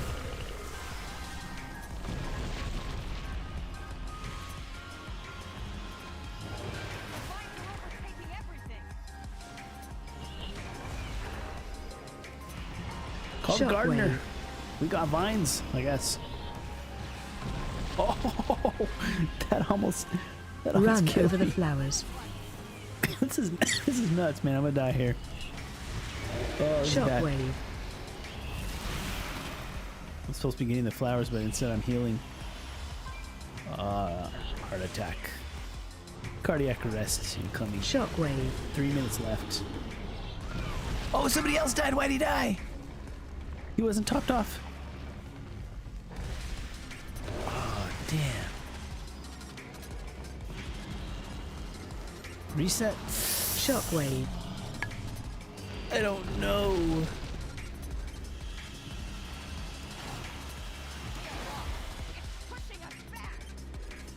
How y'all dying? That's a good question. Like, he's doing a Shockwave. shockwave and just... Okay, so he's doing a shockwave right now. Let's see. I think it's just like... Run not, over not, the not enough flowers. cooldowns or something, you know? Shockwave. I think people's coolies are down and they just can't take the pain. Yeah, we gotta reset. Oh no, the flowers. Shockwave. Oh no. Okay, we're dead. Okay.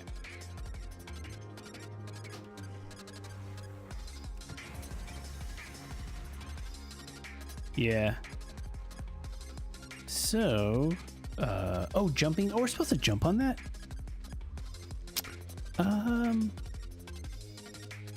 Is that what he's saying? Like, can you jump the stomp?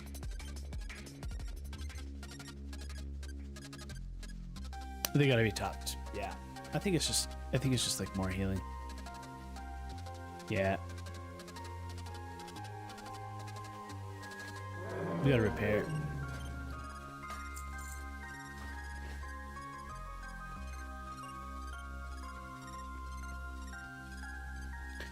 So Chillaxer, they have a open. They have a. Do they have a community version? They have a free version, like a free plan, if you have some open source project. Okay, I'll check into that. I'll look specifically for that. But I know that the pie charm that I'm using right now, which I think the same 5, people make that one, 4, right? 3, Oh, somebody left. 2, Oh man. 1. We've got its attention. Shockwave. Oh, they left because we didn't make time because we're 1 minute. That's shitty. And you can't leave here. Damn. Shockwave.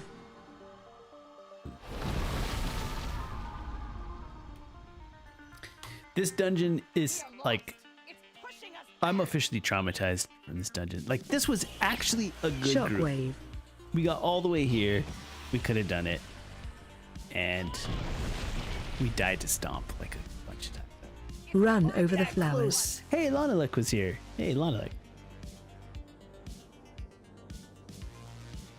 We were just talking about some code. Have you gone into Golang? Because Lanalek is a developer. You might have even been the one that turned me on to PyCharm. I don't remember. I think it was you or maybe Devamas turned me on to it. But we're talking about Golang because Chillaxer is doing Golang.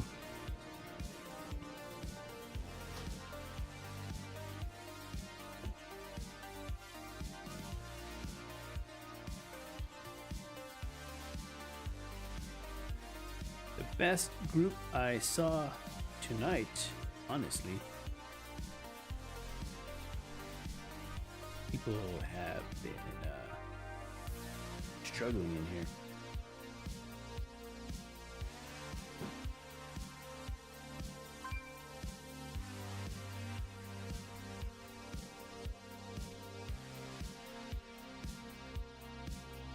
Oh, you're hot on Golang? Right, yeah, Golang, it's growing up. It's growing up. I happened to notice that it's there's some firecrackers out there, some firecracker libraries popping off out there. Golang.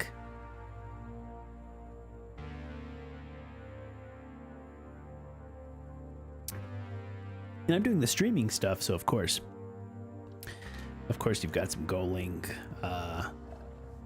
couple Golang libraries out there performing pretty good. I do the cloud, you know, the servers. So put the Golang on the servers, and there it goes. There it goes. Lo and behold, there she goes.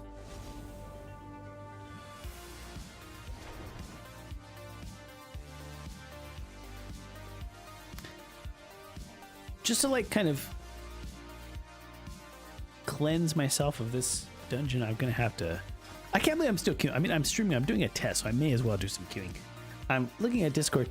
Everything's fine out there on the cloud. Everything's hopping very smoothly. So I don't think it would be a problem if maybe I just, you know, queued a couple of dungeons. It should be okay. CLI Go is your friend. Well, you guys will have to tell me because I don't know what I'm doing. All I know is I've got a couple of things I'm trying out that are written in Go. And that's okay for me. Like, it's, you know, I got a couple little drop-in things that I can just run on my servers that are written in Go. But of course, now I'm looking at it and I'm like, oh, well, I gotta, you know, change some code. I gotta customize, you know, the performance and the experience and stuff. So I gotta go in there, and I don't know how to read Go because I never looked at it before. And I'm already hacking it, you know, I'm already compiling shit in Go. I mean, it's no problem because I know what I know. So I can manipulate the variables and stuff, but there's no way that I'm going to be able to write it. You know, if you just gave me a text editor and said, hey, you know, write a thing, you know, in Python, I'm at the point where it's like, whether my code is good or bad, I can make that shit happen. Like I can just start writing. I'm like, hiya, you know, I just start pumping out web apps and APIs and stuff, no problem. But then I'm looking at Go and I'm like, the fuck is all this? It looks like C to me, but that's because I don't even program in C either. So no wonder it looks like C to me. And so I kind of getting in there. So that's what stage I'm at right now. And I've got some nice Go stuff running right now. And one of my newest stacks is running some Go, and it's getting very popular right now. It's being used all over the world. My Go stuff, and it's being used by some very high profile companies like Apple. I don't know if you've ever heard of them. It's a startup that got popular. They do computer stuff and phones and goggles, space goggles. You've seen the Vision Pro. So we're working with all those guys, and they're using my Go stuff. I don't even know Go, so it's pretty legit. I don't go, but I go. You need me some Vision? Yeah. They gotta send me one. I'm waiting for them to send me one. Marcelo is here. He was just here a couple minutes ago. He's got his. He came to the stream. He had his stream up. He put the stream up because now he's in the virtual world. So he's got all windows. Like me, I have computer screens. Right, I got all my computer screens. I got all my windows, and I do lots of windows. But when he does it, he's just got his windows are all floating there, you know, and it tracks. It keeps them there. That is pretty legit. That is actually kind of cool. I don't really like Apple stuff though, so I'm not integrated into the Apple ecosystem. I just make stream apps. I just make the stream tech for the Apple apps. You know what I mean? I'm not. I haven't crossed over all the way, but they're pulling me in. They're trying to pull me in. I don't know if they're going to be able to get me. We'll see. So I feel like the only way I'm going to possibly get this done is if I put together like a group myself and just be like,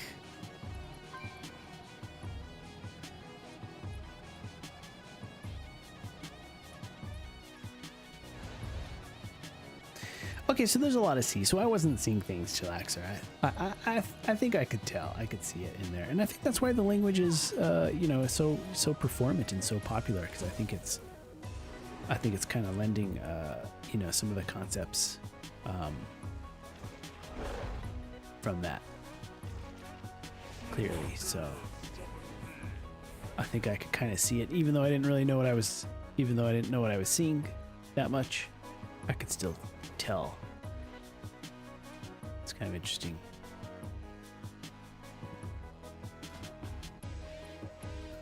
I'm literally just like gonna queue like a dungeon for gold or something, because heroics are just not like my friend tonight. What do I need? So what I need is or the mythics are not my friend.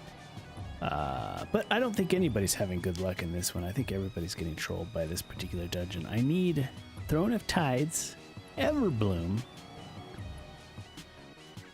and I think that's it. Maybe I need a Dark Heart Thicket. But Everbloom, no, it's just Everbloom and Throne of the Tides are the main ones I need. Those are the only ones I can really bump up my rating if I do those ones. So I've been doing them over and over with no luck at all. Can't time it. Can't even get, like, at least this time we got to the last boss. That's how bad it's been. Hopefully next week's a little easier, but I'm still going to try this week. I'm definitely not going to like give up completely.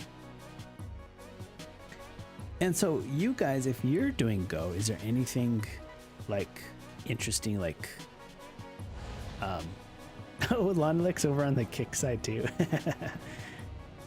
Do you like Kick? I don't understand Kick, dude. I like it's I'm streaming there, but like it's like streaming to a wall, to be honest.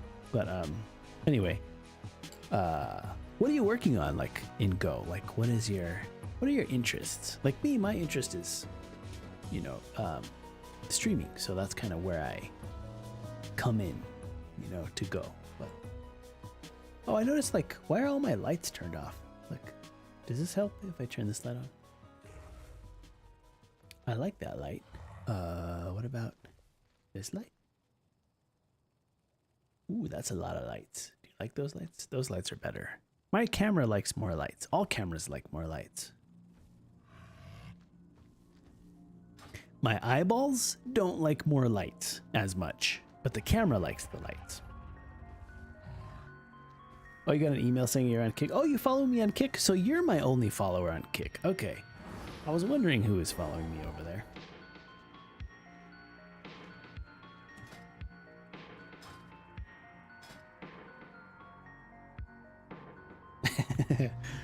It all makes sense now. I feel like I did some detective work there just now, except I didn't. You did. I'm gonna queue this thing. No, I don't want to. Wait. Should I queue it? I guess I'll queue it. Let's see. Like this dungeon tonight has been so traumatizing. I could actually like just like spec tank now and like forget about mythics. That's how much that Everbloom sucked. And it doesn't even suck that much. Like that one that we just did, it was fine up until the last boss. Everything was fine. I got to figure out how to help mitigate some of that damage. You know, everybody's got to be topped off, but when everyone's sucking so many eggs like that, that's the challenge, you know, how to get them up just right at the right time like that. So we'll try again next time, I guess. It'd be nice if we had just a little more time so that we could at least try it again without people getting moody and trying to leave because we're not making the timer. So a little more time, a little faster maybe would have helped. We just need some pumpers. We gotta go in there with a group of pumpers. That's it. It's the only way I'm gonna get it done. Oh yeah, look at that, Lanalek. Nightbot is spitting out some garbage there. Yeah, I saw that. Nightbot does that now.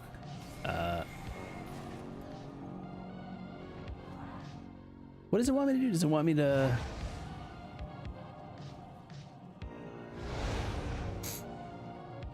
Does it want me to give it a token? Is that what it wants? What do you want, Nightbot? What are you trying to tell me?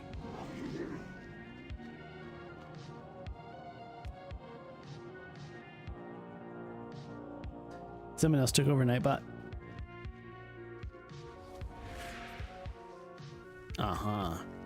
Yeah. Sons of bitches.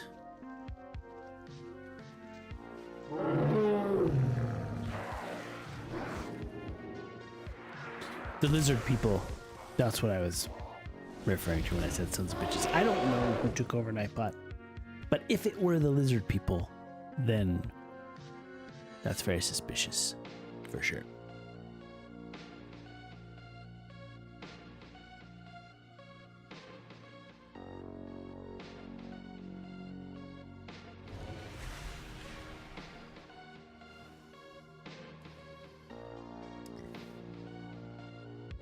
There's a 21 throne. Do I need that one?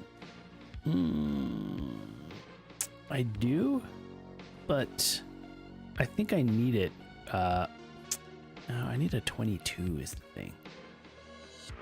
I did go into a, oh, there's 22 mana. Do I need that one? I don't even need 22 mana. That was supposed to be the hard one. But the ones that are really hard, I think, in my opinion, are Throne of Tides. I've seen people really struggling with, and Everbloom. The rest of them seem fine. Even like Dawn of the Infinite, you know, with some of those, the time boss and stuff, which kind of I'm still getting used to. You know, those are new.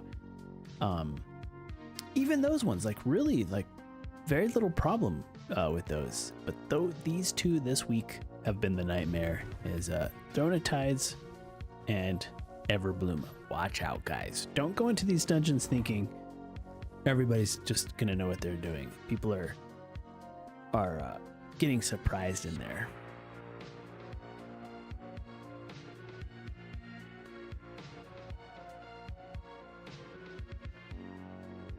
Lana, like you got some current Go projects, CLI tooling for exporting a list of our 400 web clients, doing some DNS lookups, see if their domain's still pointing at us, and quickly creating backups to Dropbox. Ooh, nice. Doing some storage stuff. Going to Dropbox. Ooh, oh yeah. Oh yeah, you're talking dirty code to me. Doing like API, backing up files. Processing large lists. Ooh, DNS lookups. Oh, stop.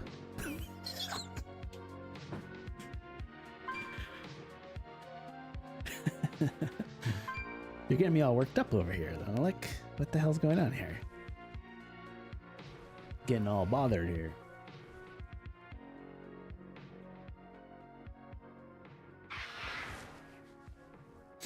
Yep. Duh, DNS lookups. I just did some DNS, integrated some DNS lookups in some of my stacks. Cause one of the drop-in FFmpeg modules I just dropped in, because you know if you want to resolve DNS in FFmpeg, and I don't know why this is, because I forget. I used to know and I fixed it at some point, but then I forgot. Now I'm dealing with it again. But FFmpeg, it's like you got to compile it yourself with like SSL or something if you want to resolve DNS with FFmpeg. For some reason, all of the precompiled binaries out there, I don't know why they don't include DNS support. I'm not interested in finding out why. I'm not going to go look up why is there no DNS resolving in FFmpeg, because I don't care. I don't want to know why. I just need it to resolve. So what I did was, I'm like, okay, just in case this happens again, I'm just going to resolve DNS in Python before it ever hits FFmpeg or any other app. I don't want to hope that, you know, whatever random libraries I'm using are resolving DNS. I'll just resolve it and handle it myself. And just when there's a URL, I'll take it, resolve it. And just in case I run across a dumbass application who doesn't even know how to resolve its own DNS, then that'll be okay. I handled it. So that's the life of a developer. It's like, why doesn't it resolve DNS? Oh, well, let's go like research that. How about not researching that and just resolve it yourself so that it's just works for every app. It doesn't matter why. I'm not going to go contribute to the FFmpeg project to fix this. I'm just fixing myself. You know what I mean? Because I think some developers, like, you know, if you get OCD, you'll be like, oh, well, I gotta find out why that's happening. Like, I gotta go look it up and do some research. Oh, I see. It's because of the fucking SSL. Well, you gotta compile it yourself. And then you go start compiling FMIC, and I'm like, stop. Stop right there. Don't try doing any of that stuff. Just resolve it yourself. And it'll, from now on, always work. And you don't have to. Just do that.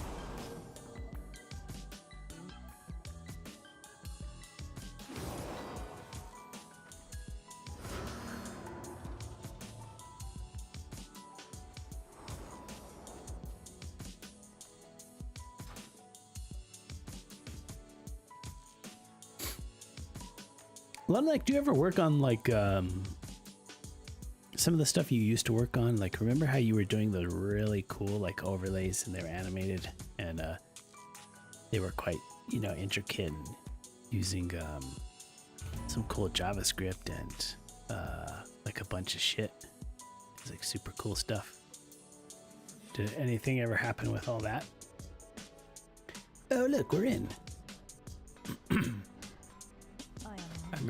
I remember I was always super impressed with all that crazy madness.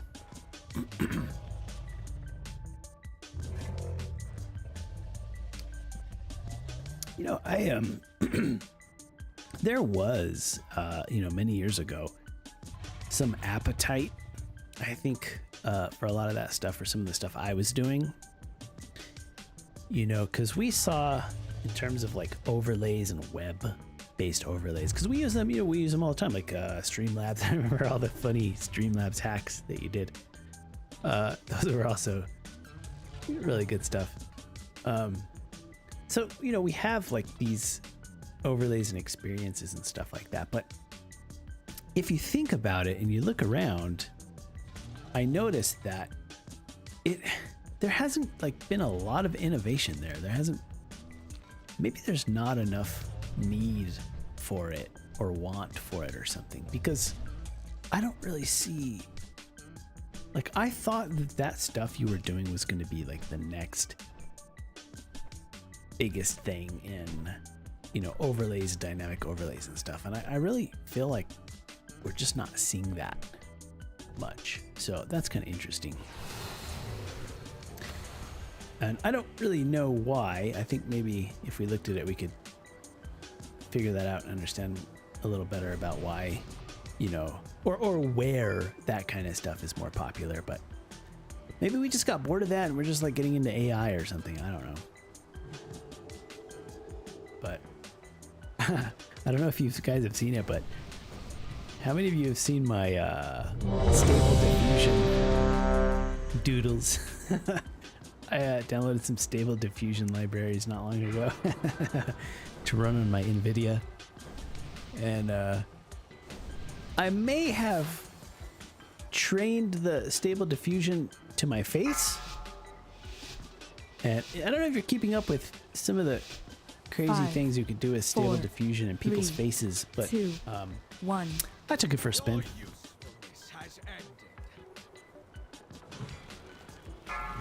Target you. I made a library. What do they call it? Like when in stable diffusion, there's a name for, like, if you train a face, it's called a, I forget the nomenclature.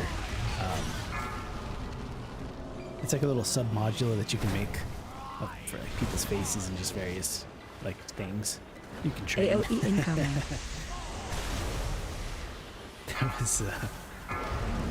That was actually some pretty good times there. That was quite a rabbit hole, I'll tell you. Watch your I'll step. tell you what. A stable diffusion.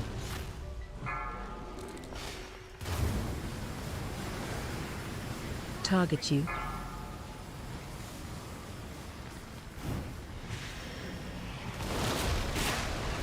Target you.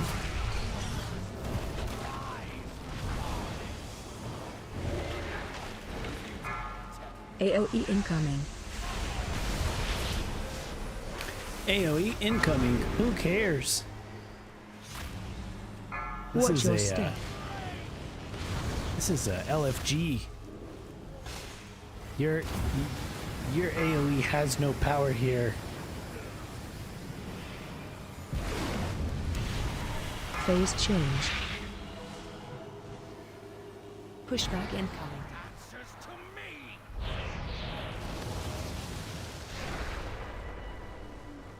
You and Matt got distracted on other stuff. There's so much stuff. There's so much stuff. I like tech. I like dev. There's so much stuff. Yeah. For creatives too. You know, I was talking to Colin, you know, was here. Woggle was here too. He's in there. He's around here somewhere. Woggle even came by and you're here, Alana. Like, you know, this is you know, you guys are very creative people, and creative people love to fuck Phase with 2. technology and like to, you know, mess with the dials and the buttons, try things, make cool new things. That's how the creative mind works. And so yeah, that's good. Distracted is good. And also sometimes, you know, it's tough too, I think, for developers. Target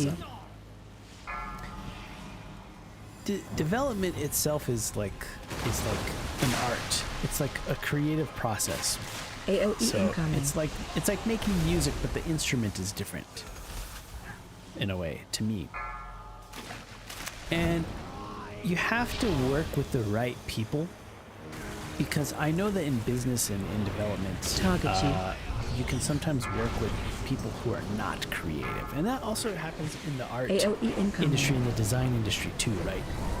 Where you're tasked with a job Target to you. create something for someone who's not creative enough to do it themselves, or they don't have the tools available to do Target it themselves. So you're hired to do it.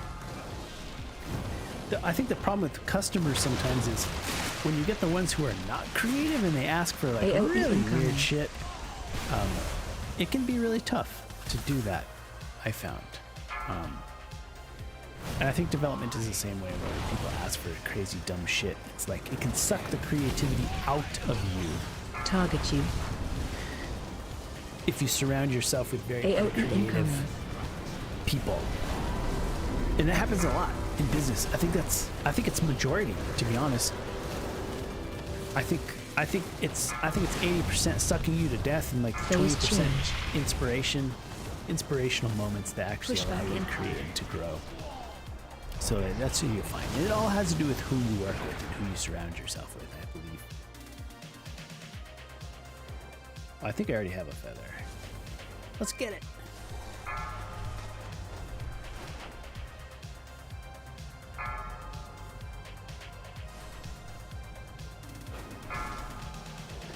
I don't understand these orbs. Like, do you like have to get them, or did somebody else already get them all, and Phase or 3. do you have to like fly into them still? I don't understand these orbs here.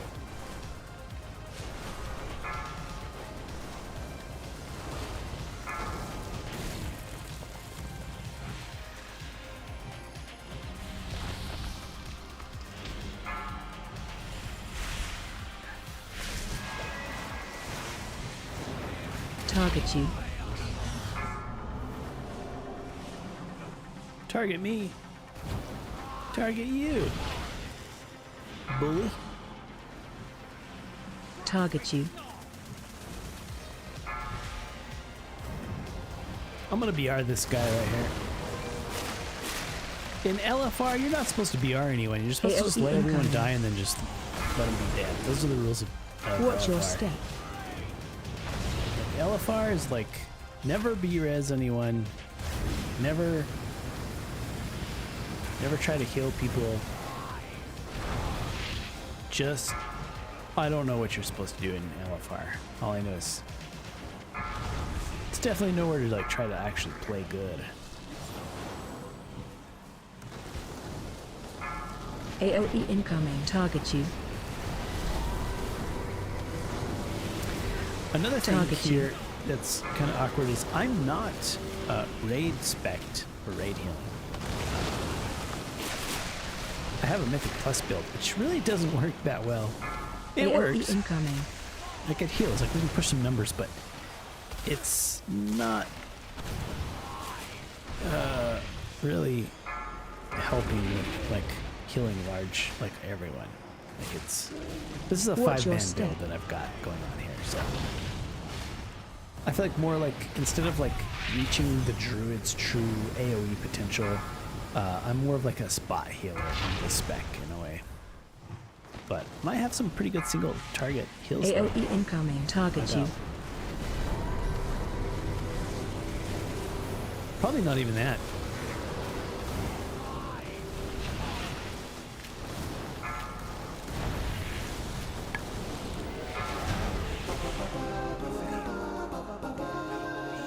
Oh, check it out.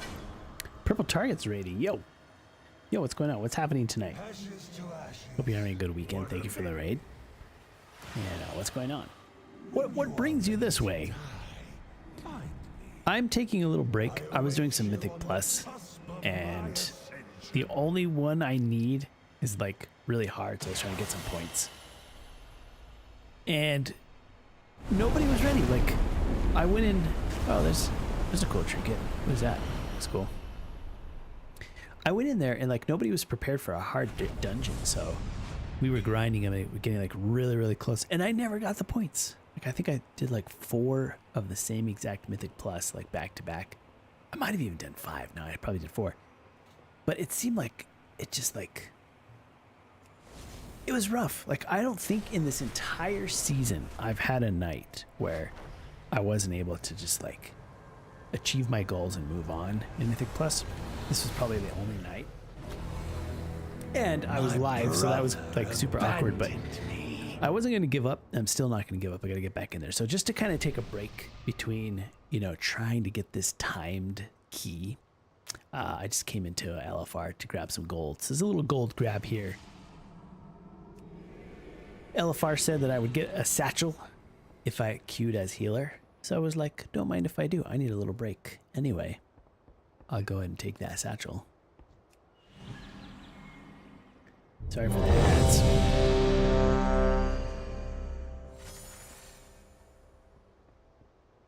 How do you say this guy's name?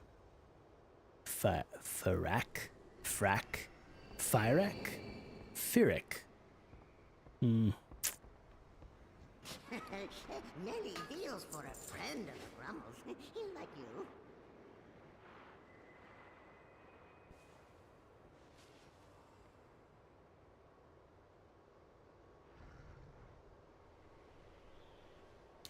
I'm also streaming on YouTube and Kick, so we're doing the simulcast method on the Psynaps cloud tonight. So throwing a little plug there, and it's been pretty good. I mean, I don't think pretty good describes it. I mean, it's literally been perfect. Like all of the streams that I've done and all of the people who've been using this system, it's never effed once. So for those of you guys that are like developers and stuff, ain't that some shit? So if you've ever like worked in like streaming or even just as a user of streaming platforms, we've seen everything F. Twitch is effing all the time. Lonalex is a bit of a shameless plugging for the win. Well, I mean, you know that I sometimes don't really say anything, so if I don't say 5, anything, Lana, 4, like 3. I would cease to exist, you know? It's like I have to like mention it AoE even like incoming. minimally. Otherwise, what the fuck am I doing, right? But anyway, I Watch mean, your look at like step. Restream.io and some of like the biggest platforms on earth are like constantly effing all the time. And then there's Psynaps over here, just streaming smooth waters. And when it comes to the Restream platform, it's actually been AoE perfect. incoming. There's never been a fail. Now, give it enough time and enough nodes around the world. Well, I mean, I think it can't hold a perfect record forever because at some point Kim Jong-un Run. or Putin or somebody's probably gonna like DDoS something. Something will break sooner or later. Watch your Not feet. to my fault, but you know, to somebody else's fault. Watch your feet. And so there's no way I can have a perfect record, but right now it is a perfect record. I mean, we are talking about stream perfection, and I'm gonna go out until it F's. So wish me luck. Watch your step. Wish me luck that it F's so I can stop bragging how perfect it is.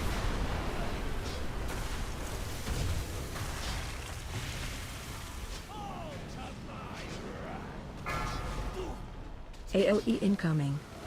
Yeah, I need to say it more. I know, and you know what? I don't like ads. You know how I bitch on ads all the time? I'm like bitching on ads all day long. I'm like, fuck ads, they're disruptive.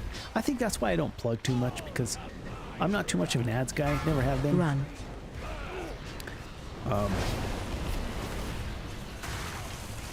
Ads guys just like bug me.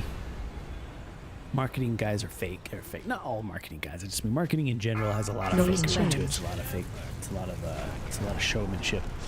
So, you know, I have a little bad taste from that, and so I always am hesitant whenever I want to advertise my own platforms. I'm like, you know what? People are sick of ads. I don't want to be the guy like giving them even more, especially how much I hate ads. So that's one reason I never do it. But reality is, we're sitting on some good shit here. We got some good stuff, really good stuff. And so how to communicate that to people is my challenge. I want to let people know that we've got some really good stuff. We got something special. It's not something you can just go out and find anywhere. It's really, truly something very, very special the way we have, the way I do, the way I've organized and set up and designed these platforms to just work, just run it, and it just runs.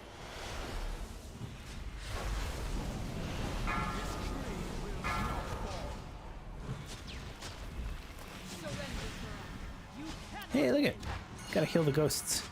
Did you guys know that? The healer's supposed to heal these guys right here. Let's heal him. See, that guy needs a heal. There you go. There you go. Now, walk forward. Go heal the egg or whatever the hell that thing is. This dungeon's weird. Coming.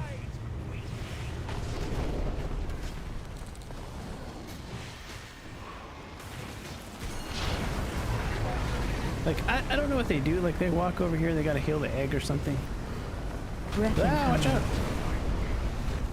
Just like give them a little heals here, and then I don't know if they walk into it or they just stand there and just heal it. See what they're doing? They're like healing it. They give it a couple of heals, and I guess if you don't heal them up enough, they can't. It fails. It doesn't happen. That's all I know. I got the basics here. That's all we need.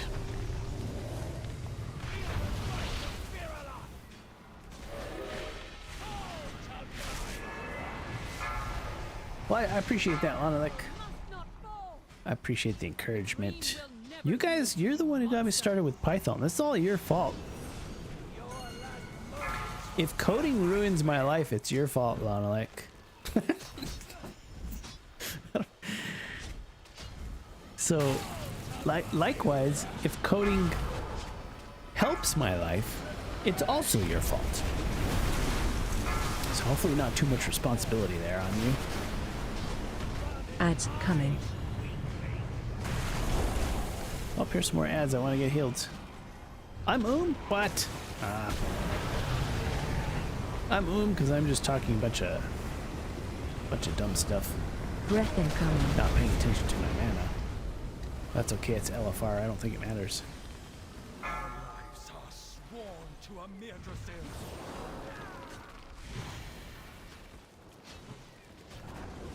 What inspired me, and I already told you the story, but maybe other people didn't hear it yet.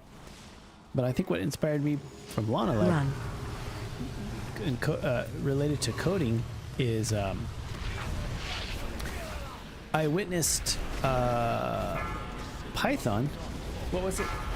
Django. I saw how well it performed on, those really small, modest servers. We you put some code on one of the VMs and ran it on there, and I just remember like being blown away at how efficient it ran. Because I mean, it's just Django. It's very simple compared to something big and bulky like WordPress. Maybe I'm coming off of like some PHP shenanigans, and I'm watching Python over here, like just completely just fast, responsive, low latency, smooth, handling so many requests, just like with no work at all on a small server that's not even that big, that doesn't even have that much power. It's not even got that much compute, and it's just like really running really well. So I was like, all right, that's the real deal. I gotta figure out how to learn a little bit more about that. And then, so what I did was, I didn't start running it on the cloud. You know, you were running your stuff on there, and it was just working so well. Pushback incoming. And I started programming with Python here on my computer for the live stream. I think it was for Psynaps. I was just doing just basic stuff. I wanted to do sockets. I think I wanted to build a little network here internally, just local, for just like basic messaging. Like today, if I were to do that, I would use something like WebSockets. You know, I'd use WebSockets or PubSub. You know, because that's what I was doing back then. And I don't even know if WebSockets was really around back then. Maybe it was just being born. I don't even know if PubSub was even, if people were even talking about PubSub at that point. So I was just doing sockets, you know, old school sockets. That did the job. That's essentially what PubSub and WebSockets are anyway. Breath incoming. I just kind of did it manually. And that was it. It was that's what turned me onto it. I got that to work. Psynaps was pumping. And I said, okay, now we learned a little, we did sockets. That's a good starting place. Very easy, very simple, easy to learn, functional. You know, I made use of it. And then the next step after that was to, am I going to die here? Oh, I did die. Everybody died. I don't know why I died. I was thinking about sockets and I couldn't focus. Sockets killed me. But that was like how I learned, and some people will come up to me and say like, hey, how do you learn Python? Well, I don't know the answer. I think everybody's going to learn it differently. The way I wanted to learn it was hands-on.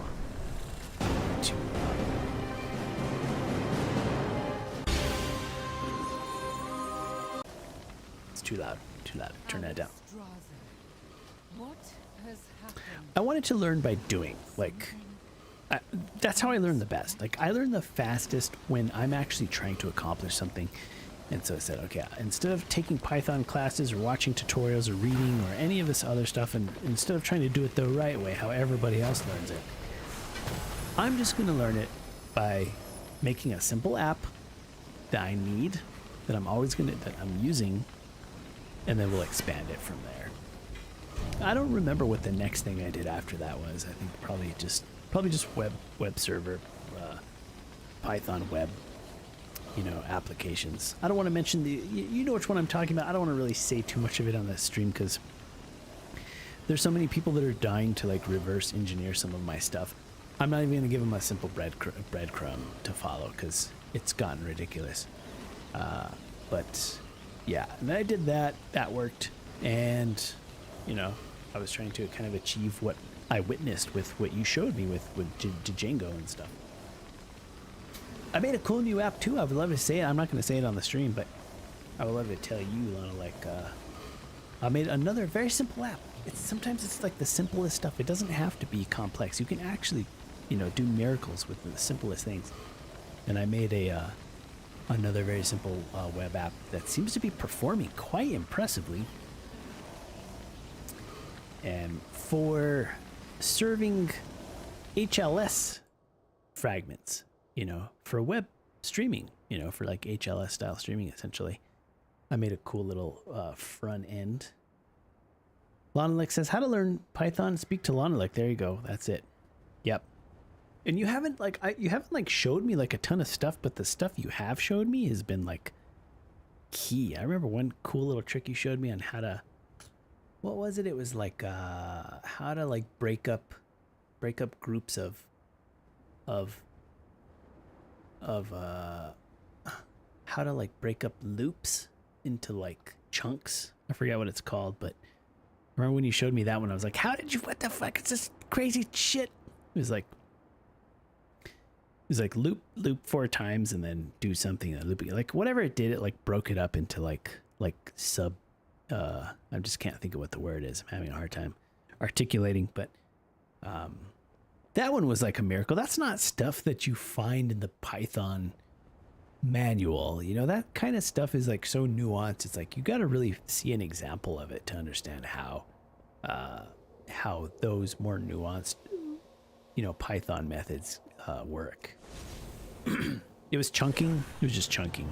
So that was it. It was like a really small thing that just kind of opened my eyes and changed the way I thought about loops. And I still use it. I'll use those every once in a while for whatever, you know. And so before you know about those kinds of things, you know, I'll be over here, you know, figuring out a different way to do it and making it work, of course, but it's not proper, you know, and that was the proper way for whatever I was doing. And so you got to chunk them. And speaking of chunks, that's like exactly what I was talking about anyway, but with video chunks, that was HLS. So it's like, you know, it's just really handling data. And so I was wondering, hey, can some of these Python apps that I use, can they handle like massive data? Like what if we're doing like some big, like large scale HLS servers, you know, and we're like, you know, distributing data to like a lot of people all around the world, you know, are these apps that I've been working with, can they handle that? And so I'm kind of trying to test that. Like, do we need to go to like a traditional front end or reverse proxy, you know, to handle some of this stuff at scale, or can we do it with some of the apps that we've been building in Python? And so I'm testing a little bit of that right now. Because as you know, like a very simple web apps, what are we doing? We're making APIs, we're making DNS lookups, you know, we're making things that maybe, you know, traditionally you would they're very easy to achieve just using a simple Python app. But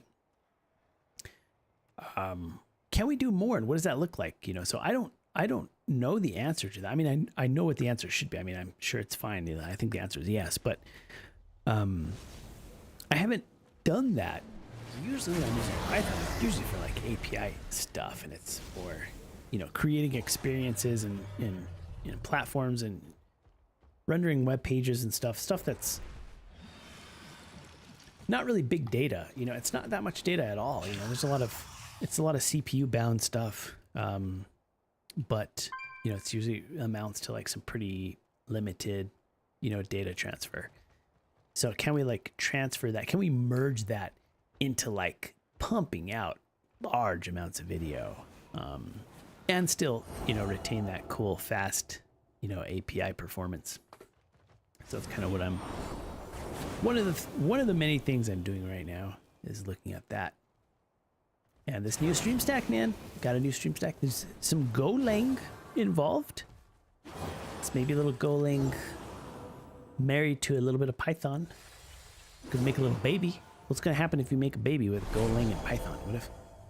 What if you use both? Is that allowed? Is that a violation of coding etiquette? Can you put a Golang behind a Python?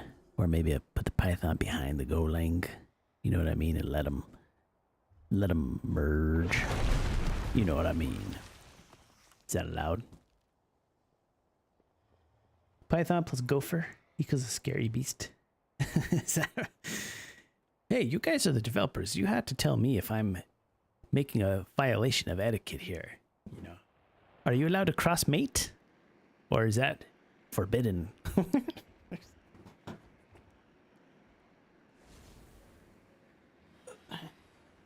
Do you have to pick sides? Like if I let the Python and the Gopher mate, will they be mad at me? Will I be exiled from the developer community? Be like, we know what you did, Psynaps.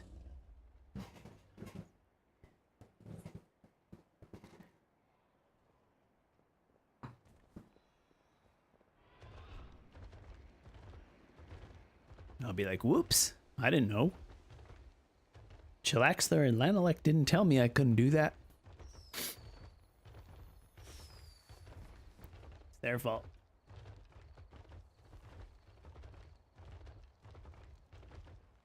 We're gonna find out. Scilab. Oh, good. Okay. All right. Well, I'll find out. We're already finding out, so it seems fine. You will do well. I know it.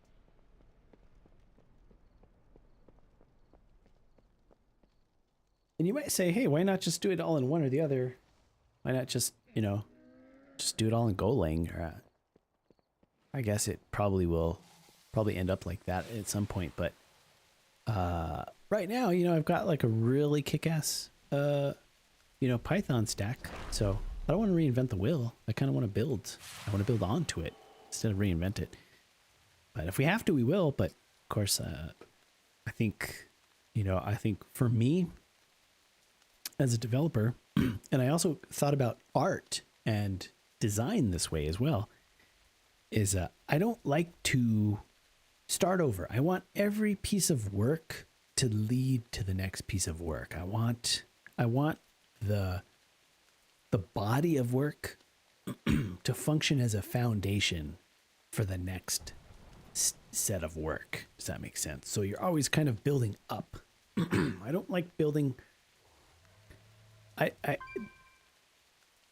would you say it? Like, I like building up and not as much horizontal. I feel like every piece should be another piece in the overall structure, so I want to be building something bigger, and I never want one project to exist outside of an overall master project. So that's kind of like a building philosophy, I guess. And sometimes with design, I felt like we're doing projects and we are accumulating assets. So every project you kind of build assets, and so every project kind of contributes to the next project, but not as much. I was actually disappointed with design many times at the feeling of having to start over completely. New idea, new concept, new piece of art, all new set of assets. I never felt like it was all leading to one overall thing. I felt like every project was kind of isolated in its way.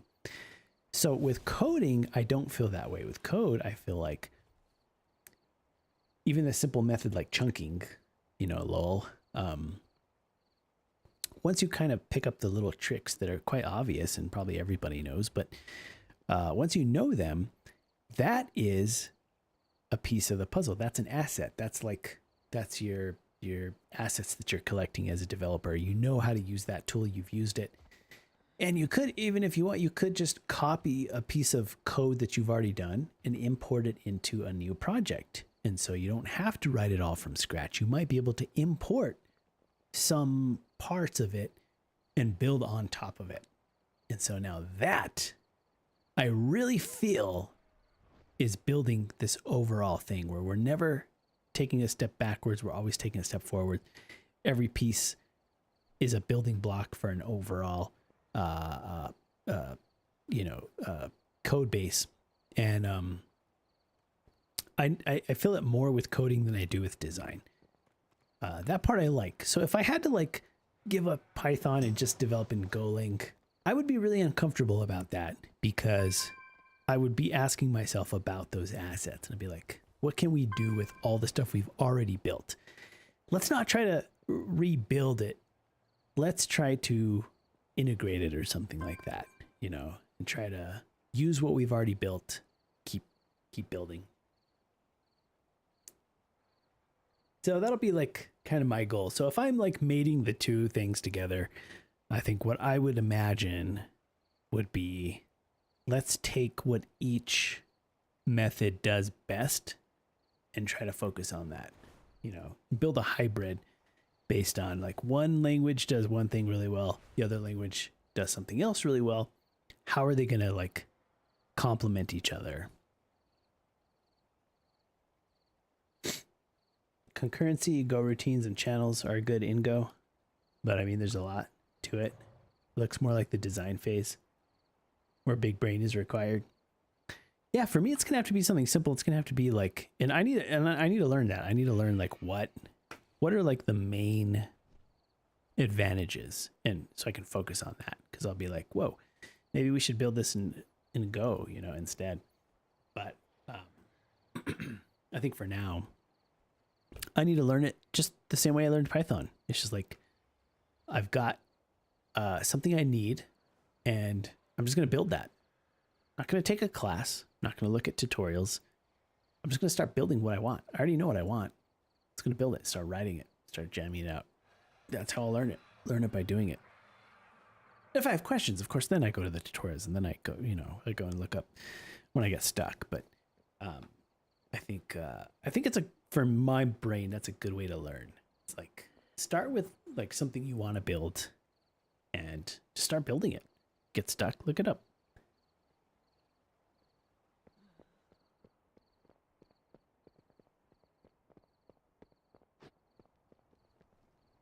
That guy right there is like a 3K demon hunter in my guild. I wonder if he could help me get through that God forbidden mythic.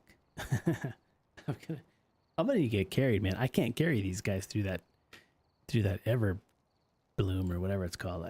It's crazy.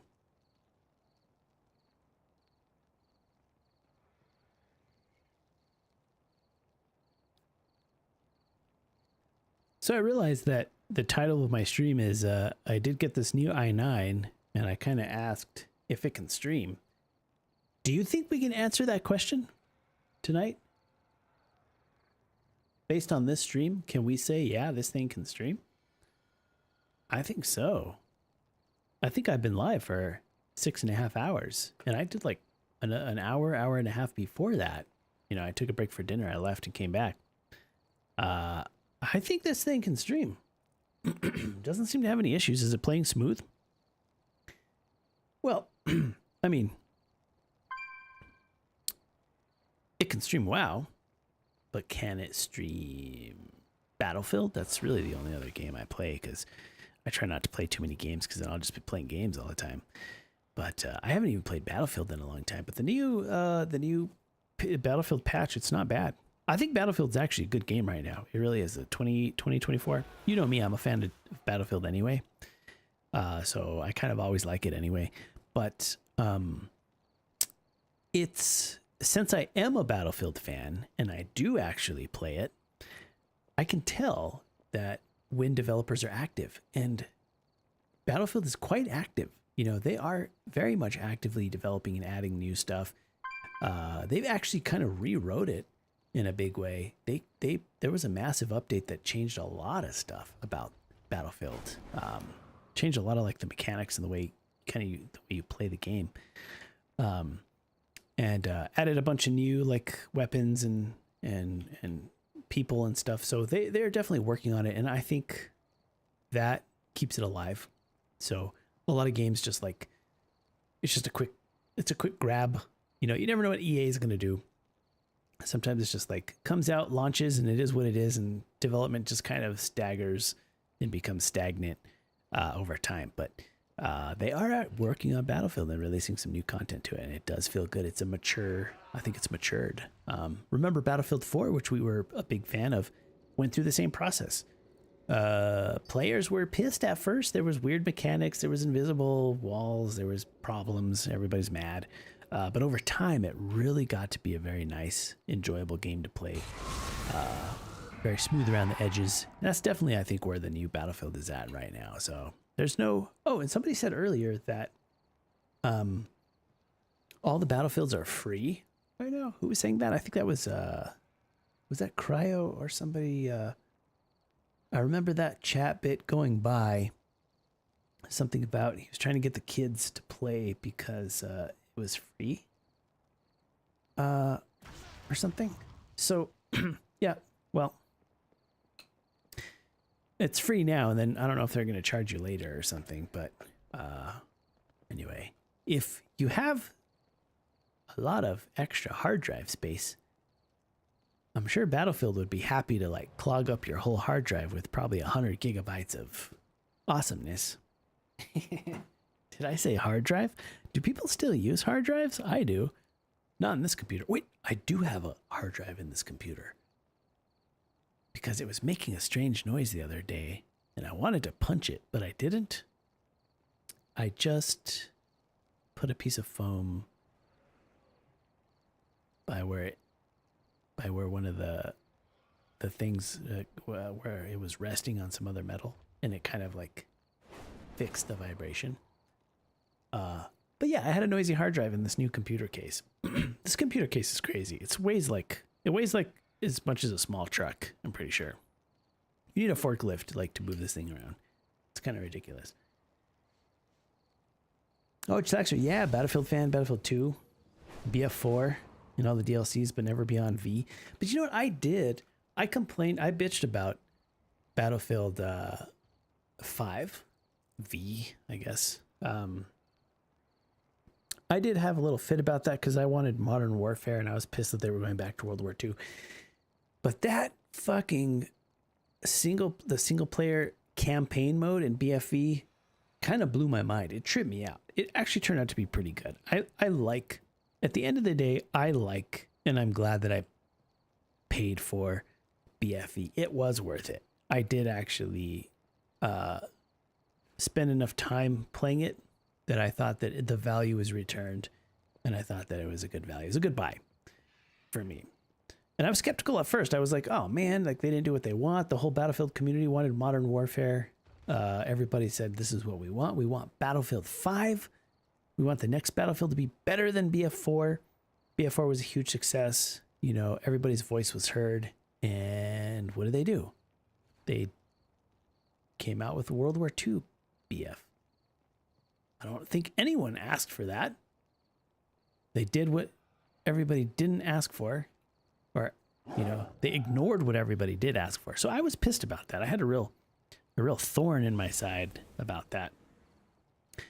But then when I went through the campaign and I saw like the World War II stories, and at the end you had to be a Nazi and drive a tank. Like I was like, what? I was like, what? Like my whole world just like, it just like tripped me the fuck out. I was like, I go through this whole campaign first, you know, you're like, from different things. You were even like an Australian, soldier at one point, you know, and in World War II, you know, sometimes they didn't talk, that much about, you know, Australians' role, at least from, you know, some of the stories that I was accustomed to, you know, there wasn't a huge focus on the Australian military, which, you know, played a very significant role in World War II. And that's just my fault, because I'm not, you know, I wasn't a historian. Like I didn't know. So when I found out, I was like, wow, there's a story here that I didn't know about, and it made me curious and want to know more and want to actually, you know, understand history, which I probably should have already understood, but it just, you know, I didn't, you know, for all the same reasons that a lot of people don't. And then you go from that being like, you know, Australian, then you go to like another one, I forget the whole chain, and then at the end, like you're driving a Nazi tank, and I was like, well, I don't want to drive a Nazi tank. Like, what are you trying to say here? But that wasn't the point. The point wasn't that, you know, it wasn't that you're a Nazi. It was about, you know, the different perspectives of the war and kind of going through all of the different, you know, roles and stuff. And, it was quite a impactful story. Like I really felt like, holy shit, like out of all the games I'm playing, this one actually had some feels to it, you know, some substance to it.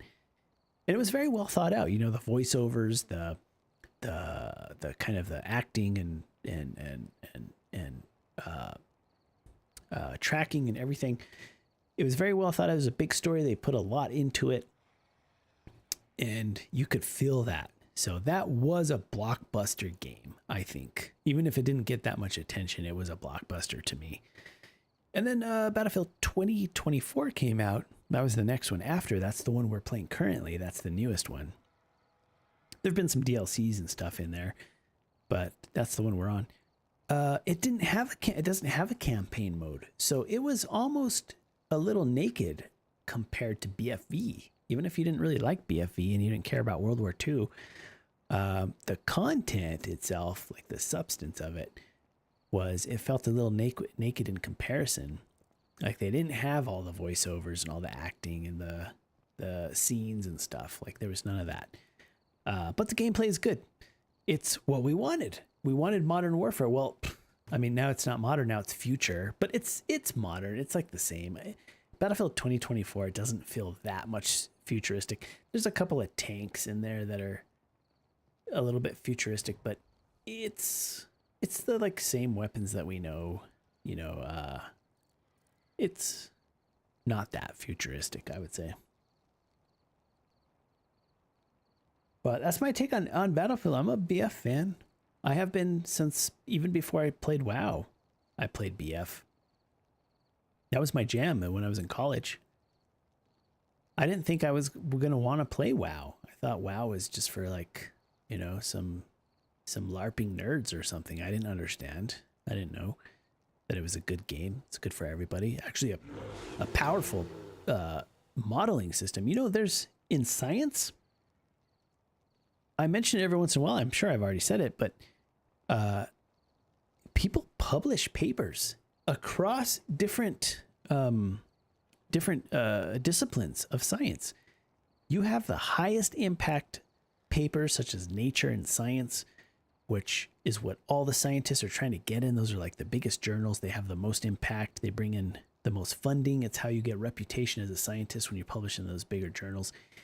And so they are kind of like a leading, you know, you could consider them a leading authority in scientific publication. Anything interesting that's going on, you're going to find in those journals. So you'll find World of Warcraft publications in there. And it'll be all kinds of stuff. It'll be like from, it might be sociology, the way we kind of interact in an open world. That was kind of a first with World of Warcraft. There's economy. And modeling the auction house. The auction house is a model for the economy and predicting economic changes. You know, scientifically, if you want, what you can do is you can run experiments in World of Warcraft. You can go in the auction house and you can buy up, you know, all of something, crafting agent or something that people need. And then you can put it back on. You can actually test, theories and stuff. So people have cleverly figured out a way to use it as a modeling system for economic modeling and stuff like that. And that's only one. There's like a whole bunch of them. And who knows by now? That was just the last time I looked. That was like years ago, like 10 years ago or something. And who knows what's like come out. So there's a lot of like significance and impact from World of Warcraft, stuff that you don't really even think about. You just go in the game and you're like, oh, this game's lame. This like healers suck, or, you know, whatever, you know, you get pissed off and just go play Call of Duty or something. But there's a lot to this that is under the hood that's kind of changed the world in a way. I think World of Warcraft is probably going to be up there as one of the greatest games of all time. But we know what the greatest game of all time is. That we know. I think there's a handful of them that are contending for the greatest games of all time. But there is one that stands out beyond the rest as the greatest game of all time, at least in my heart. You know which one it is?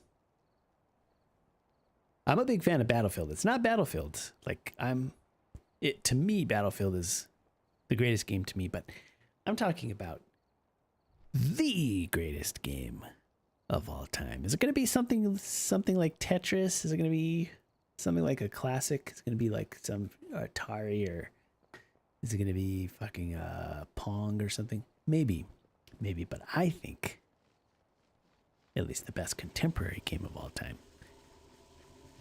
I'm letting it go on and on because I want somebody to come in and try to guess, but nobody's guessing, so I'll just say it. It's Minecraft. You want to fight me? You want to fight me in the parking lot of TwitchCon? Then I'll find you. You try to find me, I'll find you first. I will fight you, Minecraft.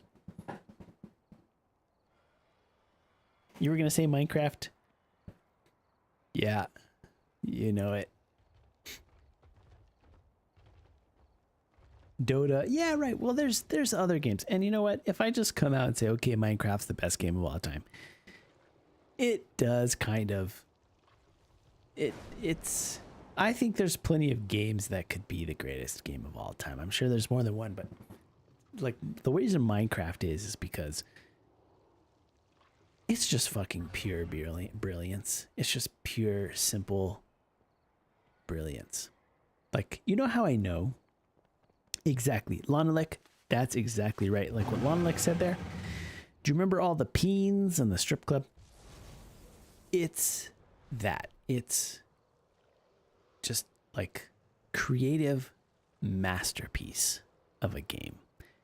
It's like going into a world that just programmatically just this world that kind of just forms randomly, using a seed. And you have these biomes and stuff, so the world just kind of generates itself, and then you go in there and you can just build just blocks. Everybody loves blocks. Kids love it, adults love it. There's no age limit to Minecraft.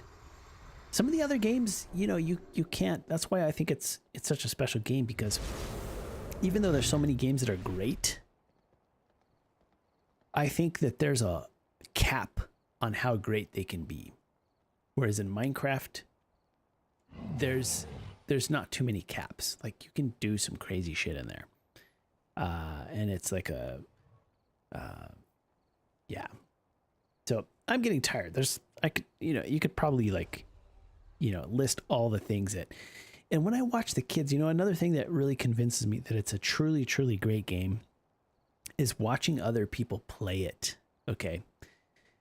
When you watch someone play a game, you can see a lot of amazing things. A good player, may have a good command of the game mechanics, and they're just great gamers. Watching someone play Minecraft is a completely different experience. It's like it's a looking glass into someone's soul. Do you know what I mean with Minecraft? Like, you can watch somebody play World of Warcraft and be like, hey, that's a great gamer, and you watch them, you get to know them, and you kind of get their personality by watching them play. But when you watch someone play Minecraft, it is like deep. It is like revealing. It's very personal. It's like what people do in that game. It just opens your soul. It's like a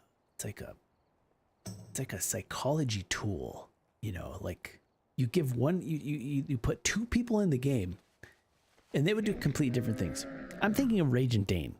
The first thing you do, he builds amazing penises. His penises are incredible. The best penises I've ever seen would be Raging Dane in there. And that's what he does. Like, he'll troll. Like, what you'll log into Minecraft, there's a giant cock garden with a bunch of, he'll put like 1 million pigs and stuff in there, and just ruin the entire game. And it's like, and that's like his personality, it's like you're looking into his soul. He's put everything on the table there. And then you see another person go and create like this amazing pixel art, or another person like me. I like to dig. Like me, you'll find, I'll hollow out a whole mountain. I don't know why. I like to dig in mountains. That's my style. Some people make castles. I make like in mountain dungeons or something. I don't know what you call them. And then there's other people who like to destroy. All they do in Minecraft, they don't do anything else except for knock down other people's shit. That's all they do. They're griefers. They have one mode. That's grief. There's no other mode. And so the point I'm trying to get at is that Minecraft has something that the other games don't have. It has this special kind of revealing power to it. And not only is it very creative, you can do all this cool stuff. It's a good game. You can build, you can craft. It's good for kids. They're learning. They learn how to do cool stuff. There's redstone. It gets complex in its way, but what it really is it's like a revealing your soul in a way. It's like it's a couple of cuts above your normal blockbuster games. So I say it's up there for the best game in the world only because it does something special that just no other game can like possibly even do in a million years. And it's so simple.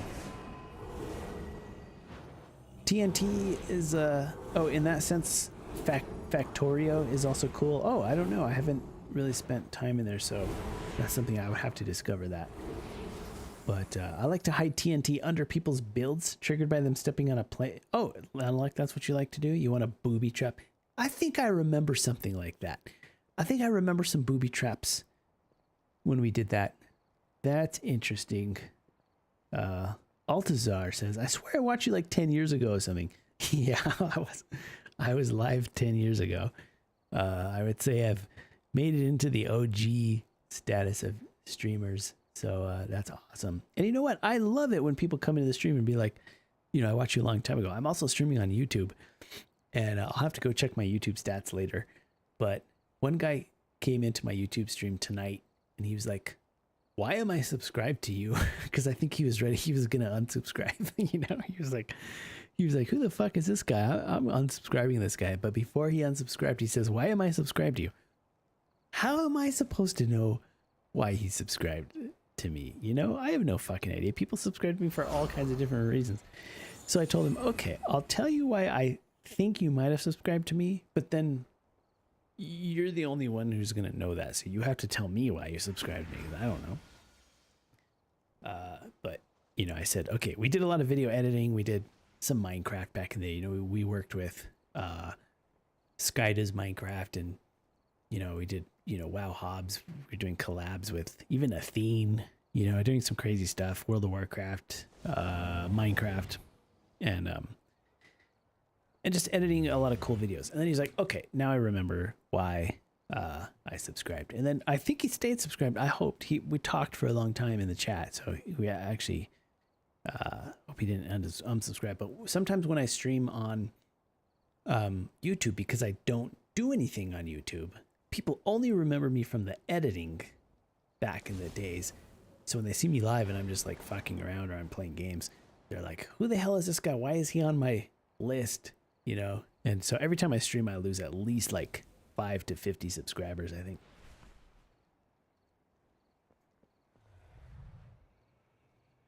From editing. Okay. So that's it. Yeah.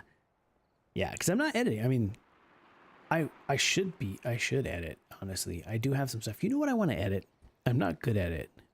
Only because I haven't really gotten good at it yet, is like making shorts. I kind of like subconsciously don't like the idea of shorts. Although I'm hooked on shorts too. Like, don't get me wrong, I'll be scrolling on like TikTok or YouTube shorts, just, you know, like for a couple hours straight. I'm like, holy shit, I've been scrolling that shit for a couple hours. What? So like it definitely like has that hook to it, but I never really respected short content as real content. I just kind of always thought about it as like ADHD hyperactive, you know, bullshit. When you can't make a real video, you make a short, you know, and that's wrong to think that, because sure, it's just its own style. It's just a different style. So I was kind of mad at shorts for a while, and I thought, you know what? I really need to like just challenge myself and like start making some shorts. Yeah, Swifty. We did Legends of the Arena with Swifty. I was the editor for that. And there was actually somebody came in earlier that was part of the Legends stuff. But Swifty we do talk. Like I talk to Swifty on the phone sometimes. He still has my number. I've had like the same number forever, so he'll call me sometimes and be like, hey, I'm like doing some IRL streaming, you know, and I'll help him with his IRL streams. I still do. Like when he goes and he streams outside with his phone, he's streaming on my system. So I set him up a little node in Florida so he can stream with his phone. Yeah, and Hodded. I got to meet Hodded at TwitchCon like once or twice. I meet Hodded. Nicest guy. He's a good guy. I wish I could spend more time with him. I really like Hodded. But yeah, we're all old men now, I'm sure. The OGs. Yeah. OGs of Twitch and World of Warcraft. Yep. yeah, hopefully we'll make some new stuff. I made a new video the other day and uploaded it to YouTube, but it's about drones, it's about streaming. So I think a lot of the videos I'm making now are just about, you know, the editing stuff was before. Now, if I'm making videos, I think it's probably going to be some, you know, tutorials and methods around live streaming, you know, stuff that you could do very easily. And then some of it will probably be a little plug for some of the tech that I offer. And it's not really for the purpose of advertising. Really what it is that I've been developing this stream technology and people don't know that you can, the kind of stuff you can do with it. Like people just are not aware that you can like do a lot of things with some of the stream technology. And if they knew about it, they might want to try it themselves and either trying it using my services or trying building it themselves and stuff like that. But I want people to like be creative. Like I just talked about Minecraft and talking about like watching people be creative and how amazing of a process that is. But in order to be creative, you have to understand what tools you have. Like there's sometimes you need a tool. If you don't know about it, you don't know of it, it doesn't exist in your mind, you can't use it to create. And so I have these streaming tools that I understand very, very well. And I'm able to use them to do my stream, which I'm doing right now. I'm using one or more parts of the technology I provide to do this stream right now. And I'm doing the what's it called? The simulcast, you know, tech, and also the SRT ingests, using different, different technology just to do the stream. And although it looks the same, you can't really tell that I'm using like future tech. That's okay. But other streamers are trying to achieve what I'm doing right now. And they're working really hard, and they're also spending a lot of money on third-party providers to do what I'm doing right now. And they don't know that it could be easier and a lot cheaper and a lot more reliable as well. So what I'm doing is better than a lot of the mainstream solutions out there. A lot of these huge companies who have big teams and lots of employees and have big budgets and have big servers way bigger than mine all over the place, they're not able to reach the level of service and quality that I am providing to streamers every day. So, but nobody knows because I never advertise. I'm like afraid to do an ad because I hate ads.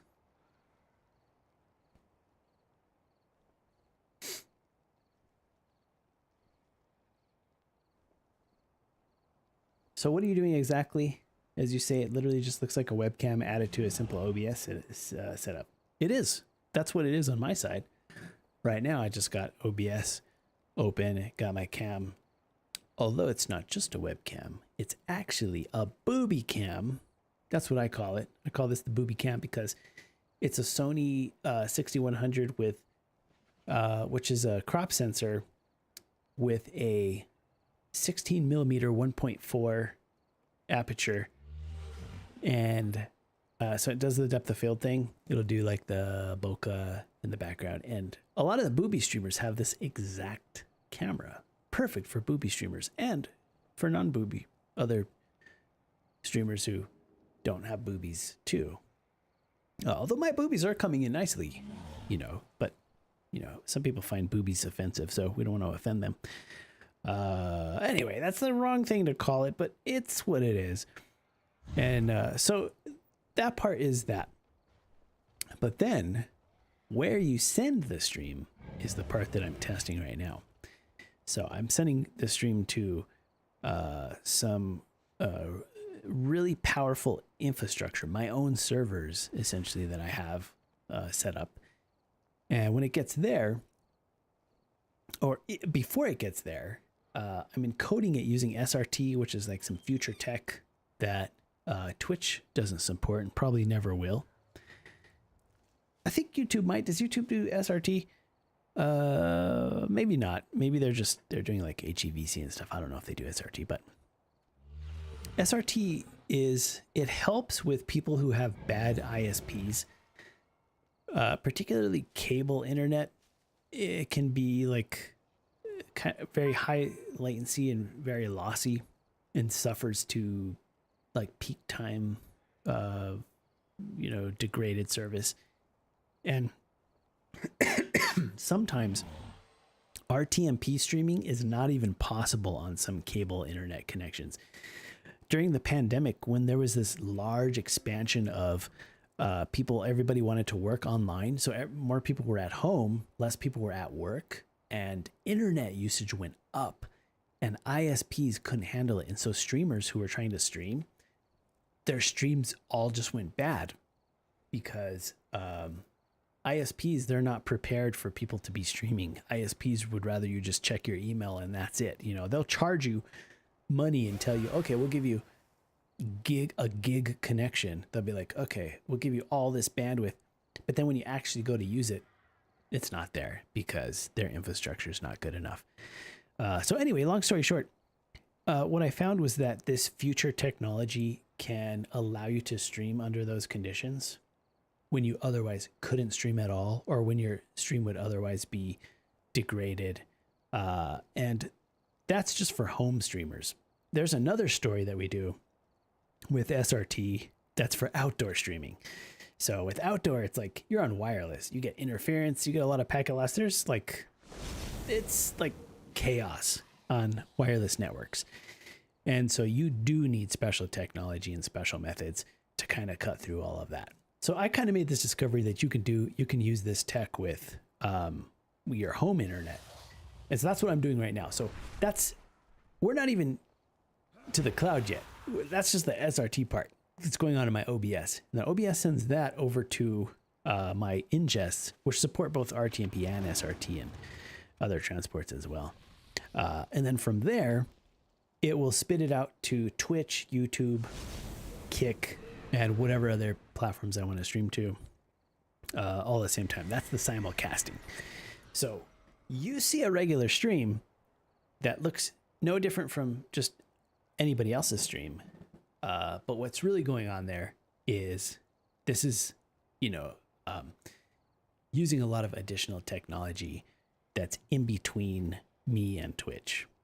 And so why would other people need that? Well, if a lot of streamers are serious about their stream and they can't be losing their viewers to a fucked up ISP, or just when the ISP just wants to, take a shit out of nowhere, or they're streaming outdoors and they need technology to keep their stream live because the old technology is just not doing it as well. So we're really getting into like when you're a serious streamer and there might be money on the line. It might be your career. You're actually bringing money.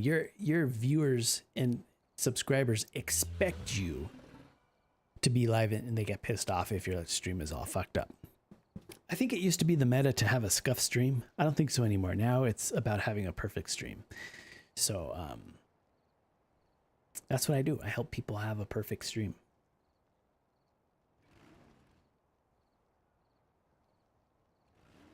So Lurker, you checked your page earlier to see if you're online. What a coincidence. Oh, psychic connection. Oh yeah. So that could happen, right? It could be meant to happen. I believe that happens. Definitely. It's opportunity. That means there's some opportunity there. We just don't know what it is yet, but it is there. But did I show the PC build? I didn't. I promised that I would put it all in a spreadsheet, but I didn't do that because I think it's been really busy since I built this. Like I was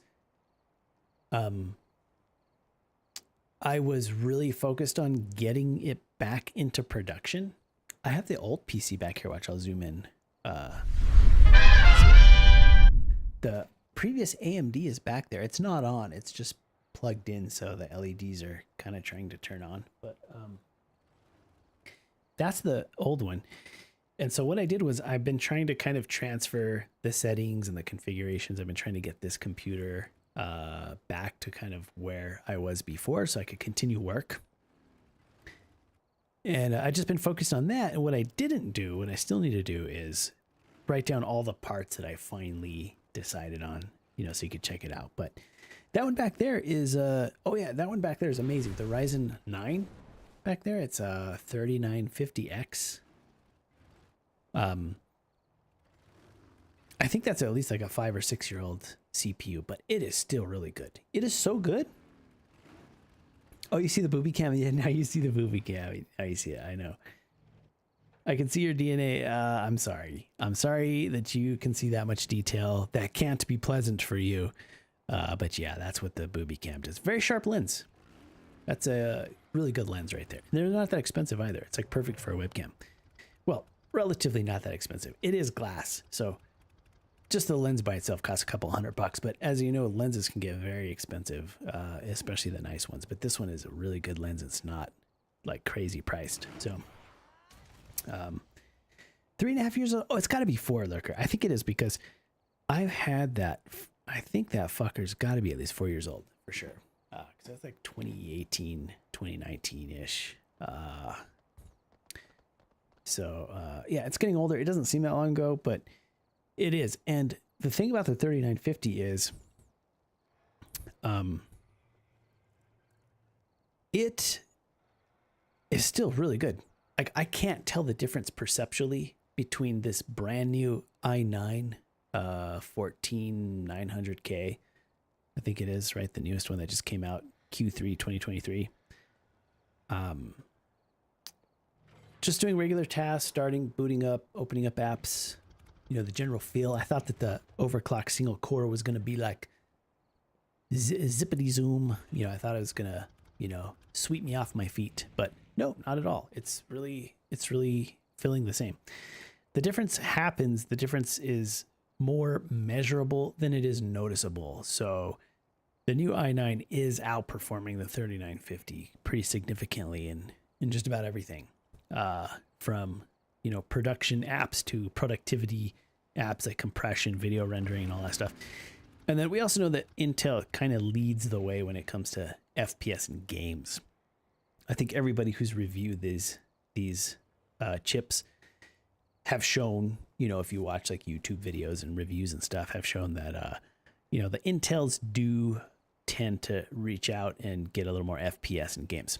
Not that anybody would notice though, because we're talking about like, you know, the Intel i9 is like 450 FPS versus AMD, which is like 400 FPS. And I'm like, nobody gives a shit about 400 FPS. The monitors don't even go up that high. So it's not any difference that anyone is going to notice or care about. So I was kind of hoping that I want to experiment and just see for myself how the overclocked single core speed performances from those P cores, you know, and they behave very different. When I'm looking at the task manager and stuff and I'm watching Windows kind of handle how it handles threads and stuff, and it kind of shows you can see the P cores do some pretty weird stuff. It's quite it's pretty interesting. It's like a different kind of way of thinking, I think, about processors. So I just want to check it out. So far, I'm very pleased with it. It's pretty damn zippy.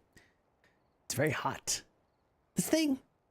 This new one, it's got water cooler. It's got 3 fans on it, so it's like the AIO 360 millimeter water cooler. So it's a pretty nice water cooler. In fact, it's the biggest one I've ever had. I usually just go with the 2-fan water coolers, and that's been sufficient. That's what that one back there has. I don't even go overboard with the water cooling because I never felt I had to. And I do some serious rendering. I mean, hours long rendering. They get hot. But this one is a freaking cooker, man. Even with that water cooler. Like, I need to like go in there and put some aftermarket brackets or something on there. I just threw it on there to see what it do. And this thing hardlines to 100 degrees Celsius like that. It's like, you want to check your email? 100C. Like, boom. It'll go up to 100C and then come back down, you know, right away. But those cores, dude, are like, I've never seen anything like it. And that's like, that's how it's designed. It's overclocked by default. You actually have to underclock this thing. And so I looked it up and I was like, is my CPU hot? Did I, like, you know, not put enough thermal paste? Did I install it wrong, everybody's like, no, that's just how it is. It's like you have to underclock it. You have to tell it. You have to go in the BIOS and say, if you don't want 100 degrees Celsius, you have to tell it what you want, because it'll just go straight to 100 and stay there. I don't think it matters what cooler you put on it. It's like this thing is nuts, and it's pretty, But the energy savings is also pretty good. So, it'll go through those it'll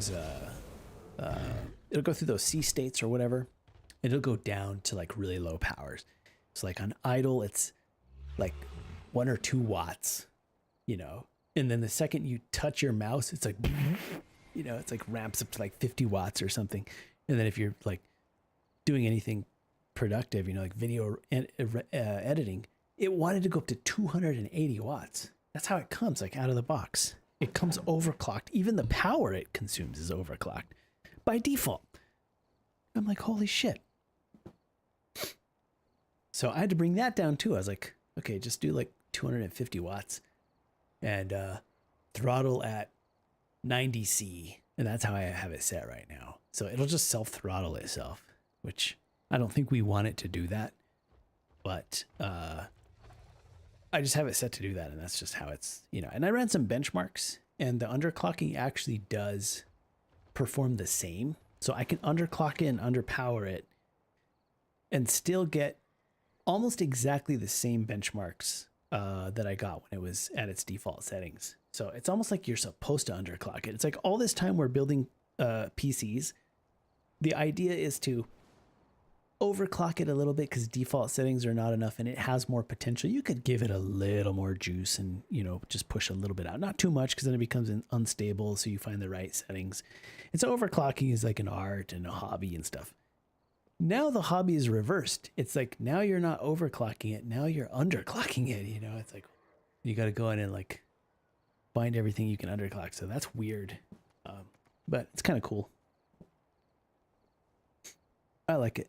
I bet opening apps feels a lot faster in Intel, and they have low latency. I think so, but it's what I'm noticing here is something interesting.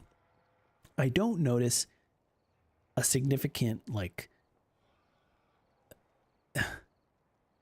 low latency experience. I think it is a little bit. I can feel it just a tiny bit, but I don't feel it that much. And I think what's going on here is everything is already very fast. We've got really fast NVMEs. I've got NVMEs in that one too, but they're like Gen 1 or Gen 2 NVMEs. So I think it's probably a Gen 2. And now we're like at Gen 5 NVMEs for these newest Intels and these newest motherboards, Gen 4 and Gen 5. And so instead of like 1 or 2,000 to 2,500 megabits a second, which is insane. That's way faster than SSDs, and that way faster, like more than an order of magnitude higher than a spinning hard drive. And that's Gen 2. And now we're at Gen 4 or 5, which is going up to 5,000 to 7,000, 8,000 megabits a second. It's like this is crazy speed and bandwidth to handle that. I think at some point you don't notice, and I think it's kind of like the FPS issue, where it's like you've got a CPU that's cranking 400 FPS, but your monitor is like a 144 hertz. Okay, maybe your monitor is like 250 megahertz, or whatever maybe you've got a really nice gaming monitor that's even faster. But the FPS that's coming through is even beyond that. So you don't even notice the performance increase because it's already so fast, right? And the only time you're going to notice it is not during everyday usage or even gaming. You're going to notice it when you put it to the test and you really start cooking something. Like for me, it's going to be video editing, video rendering, compression, handling large sets of data, transferring large sets of data over the network, or just handling data, stuff that takes time, that takes CPU time. That's when you're going to start to see, I think, those benchmarks. It's going to at least make it take less time. Renders are going to, instead of being 5 or 10 minutes to render, maybe now they're like 2 or 3 minutes. You're kind of bringing down the time you have to wait for things to cook. And that's why I would spend extra money on that. I would, because that productivity, it really does matter. When you're trying to get something done and you're creating, especially if you're like a creator and you have to render stuff, it really kills the creative process to just have to wait. It's like, okay, now I have to stop working because I have to wait for the previous step to finish before I can get to the next step. And that really kills productivity and kills creativity. You can really kind of lose your zone. You know, if you're getting like really zoned out into your work, you'd really kind of like, you know, you have to do something else. You have to kind of switch your mind context and do some other kind of work while you're waiting for this work. And we don't want that. We want things to happen quickly so that we can maintain our like mental and cognitive momentum and to be creative and stuff. I've been playing Red Solo Cup every day now since I heard about Toby Keith. Oh, that's right. That's right. Red Solo Cup. Yep. That's right. So you got that song stuck in your head. Shout out to Toby Keith. Oh, yeah, that's right. Yeah, the Red Solo Cup. Yep. Yep.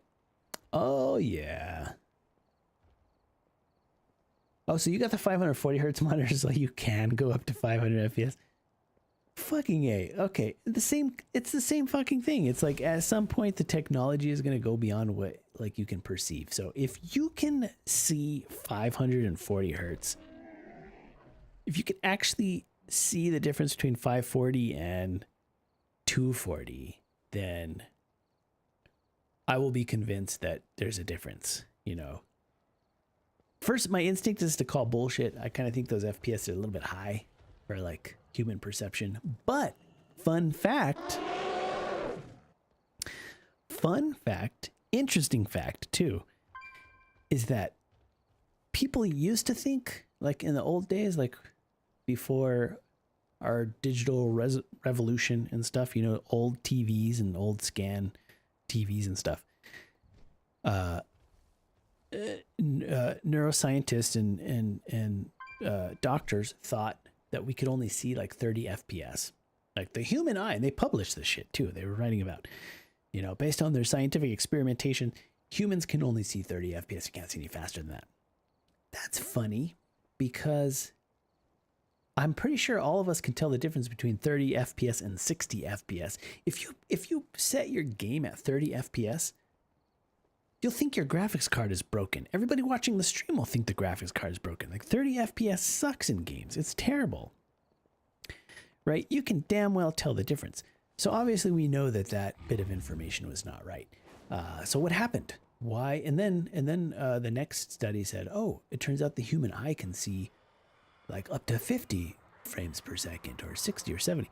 And as time went on, the papers were publishing different shit. Now, these are scientists. They're not making this shit up. They're actually trying to understand how the eye works, but they don't have the tools like we have now in order to study that. So they're using whatever methods they have to establish FPS in the eye. And I don't remember what those methods were. I just remember seeing those papers published. I didn't dig in too much.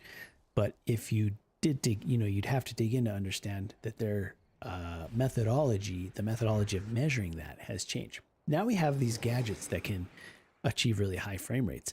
If you tell me that you can see the difference between 240 and 540 or whatever, although I think that's a bit high, I would say, okay, well, look how we've progressed. Either we can see those high frame rates, or maybe we're training our eyes to see it. You know, like when you go to the gym and your muscles get stronger, you know, like if you hit the heavy bag or you run a lot and you do impact sports, your bones get thicker. They do. That's human physiology. It's known that gymnasts, you know, have, you know, sometimes more bone density because, you know, they're running around on the mat all the time, and all that, you know, impact actually makes their bones thicker. It's a response the human body has to the environment. So our eyes might be doing the same thing, where our brain is actually adjusting to the environment. It's perceiving higher FPS. Could the old timers not see the FPS maybe? Or were they just measuring it wrong? Maybe they couldn't see high FPS. Maybe only we can see high FPS.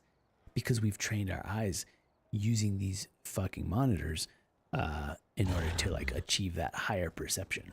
So which one is it? Oh, I don't know, but you know, that's why I say like keep your eyes open for this, because do we even need monitors that go that high? I don't think so. I don't know. I think you're starting to reach the peak here, and that's kind of the overall point of this computer build that I'm kind of getting at too, is that I think the bandwidth is getting so high. I don't think it's about noticing the difference anymore. I think it all is just runs smooth and it just seems fast and zippy. I think now we're getting into performance speeds that are not really perceptual. They're outside the bounds of our perception and only measurable now, you know. Like before it's like, oh man, my computer feels fast. I think they all feel fast now. Now it's just like, how long does it take to compress 100 gigabyte archive of video, you know? Now we're measuring that time, you know, all of it seems fast.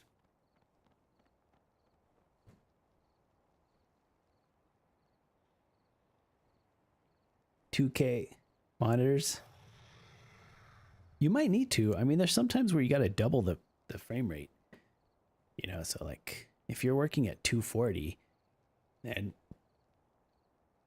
you might need like 500 megahertz just to deal with, like, if your workflow's at 240, you might need 500 just because you're doubling or something. I don't know. Or you might need it for capture too. I can see that. Okay, I can see a use case for like super high frame rate monitors for video capture and then going slow motion. It's like capture at 500 FPS, then slow it down and get like some super slow motion, like really good tracking or something like that. I can see that. That's definitely makes sense. Why on earth would neurologists suggest that we can only see 30? But if we concentrate our brain power, we can see 1000. Dude, I am 100% in support that we don't know what our eyeball FPS is. I think it's a lot of speculation. It depends on which test you run. One test will tell you 30, one test will tell you 120. There's a big difference.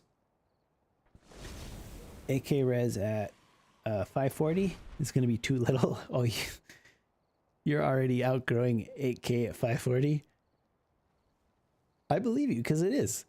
You know what we want when it comes to monitors, I think, is the end game is a fully immersive experience where virtual reality and reality is not, you know, perceptually any different.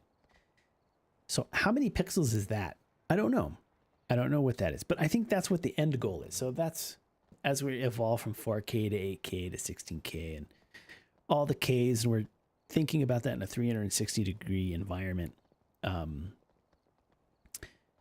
It's really to achieve full immersive perceptual, you know, experience. And if we need more pixels, then we'll put more pixels. Oh, all right. So here's an idea. What if, is it even possible to go beyond that? It's like, once you figure out how many pixels that is, that you can't really tell the difference anymore. What if you double it? Is that going to like make you see better? Is that like going to enhance your perception somehow? I don't know. So there's plenty of discovery to be made there. We're nowhere near that fully immersive monitor like that. You know, we're not creating content at that level. It's not even possible. I don't even know what that number is. I don't know if anybody even knows what that number is, but I'm sure some people are trying to figure that out. People might have an idea what it might be, but we have to get there first before we see that. And we're nowhere near that. It's relatively low resolutions we're dealing with still, I would say. Hell of a lot of pixels though. Lots of pixels, but pretty low res stuff, I would say.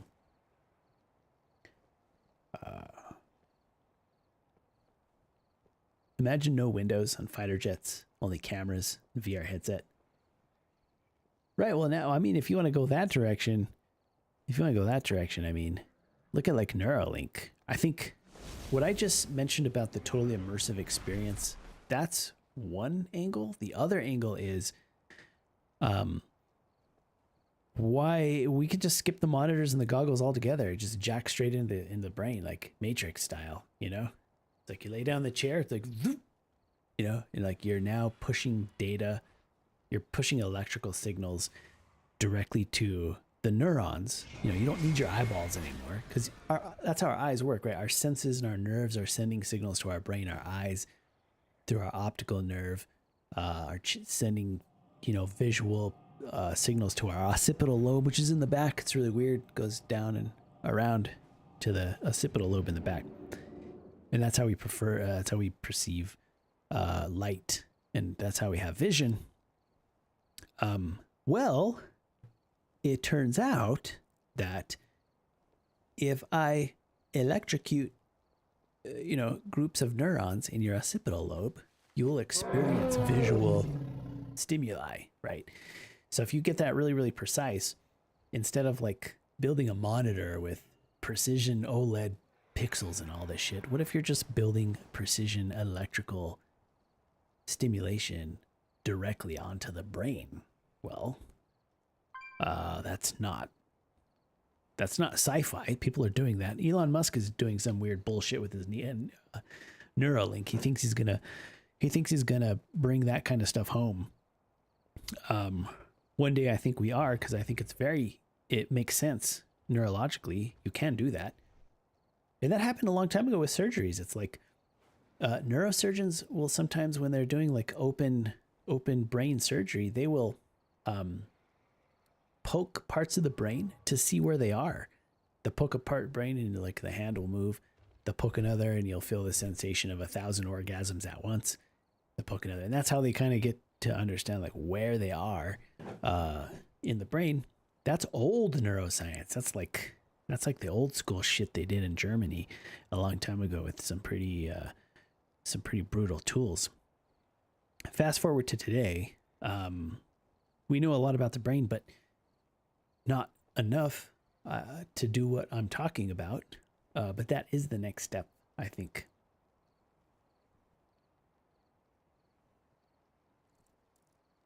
The nerves of the brain is crazy. How does that stuff even work? No one knows. I can tell you that for sure. No one knows how the brain works. Scientists will claim to. You can publish papers. You can go read, you know, papers in neuroscience. We know a lot about the brain, but no, nobody knows what's going on there. It's interesting though. Brain's very fascinating. But are patients of neurosurgery not under total anesthesia?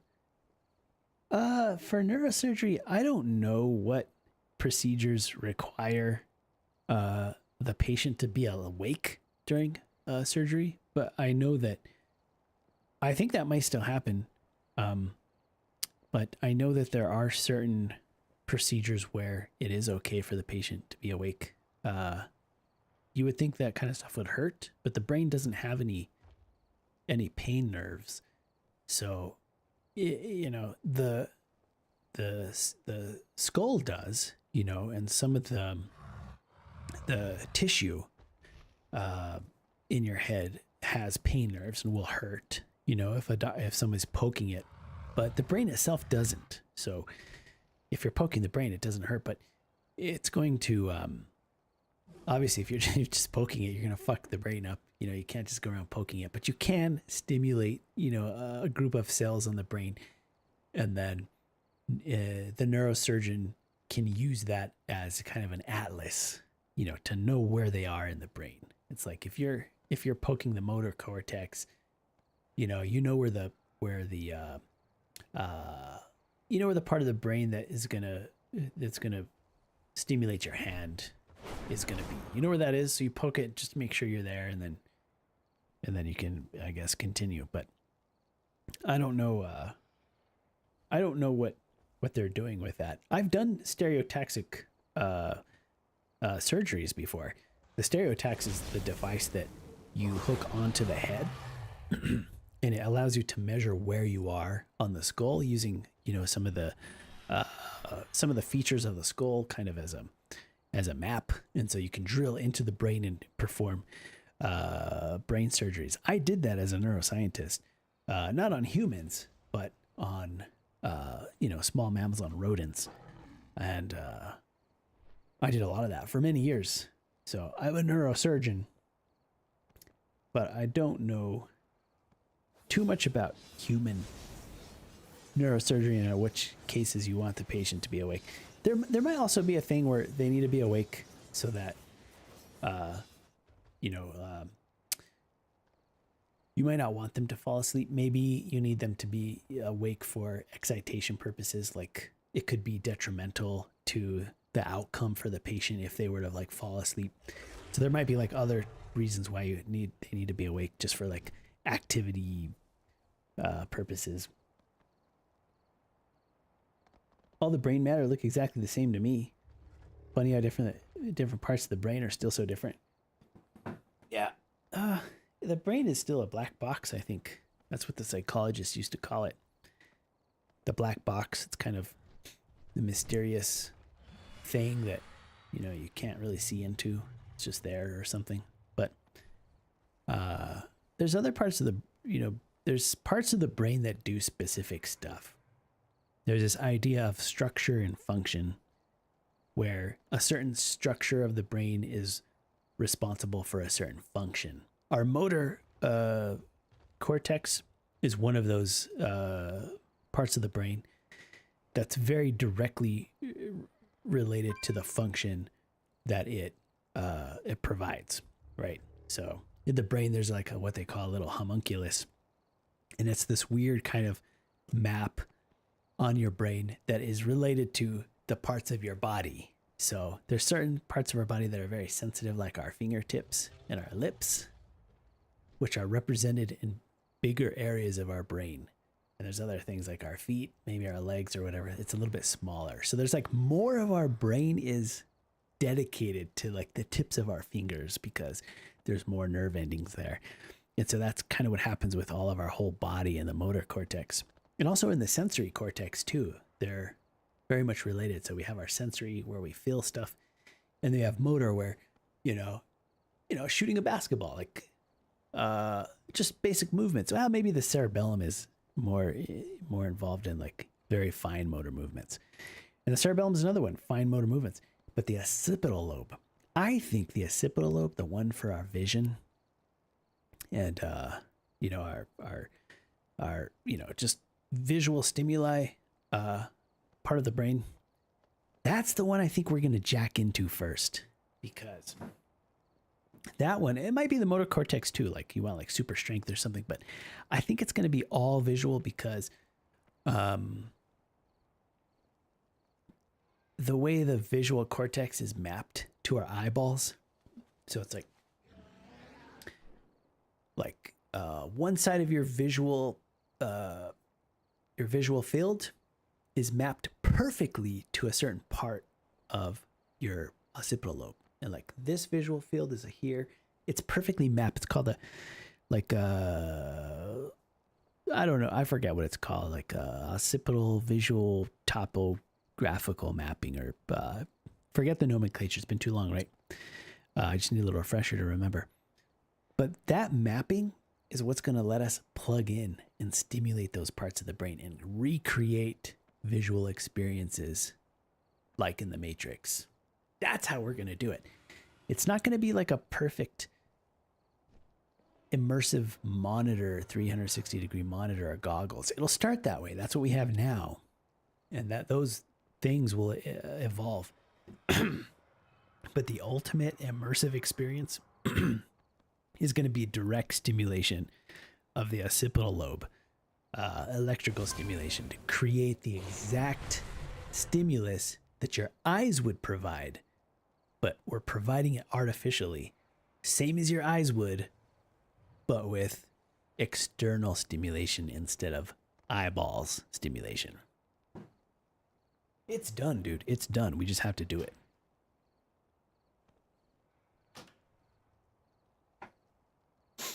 The stomach is the body's second brain.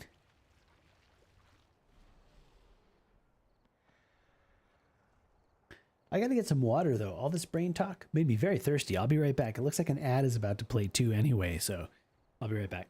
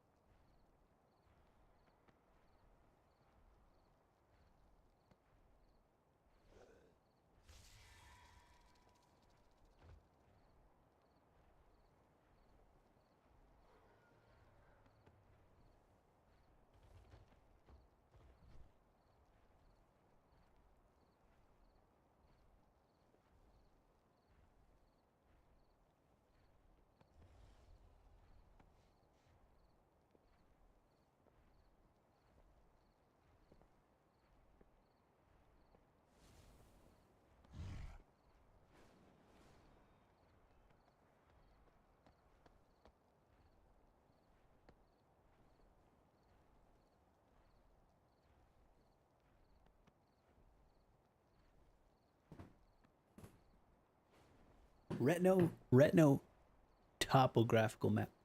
Retno topo map. I'm trying to think of that nomenclature. It's like right on the tip of my tongue. I can't land it. It'll come to me. Whoa, how to user hidden link that? What is that?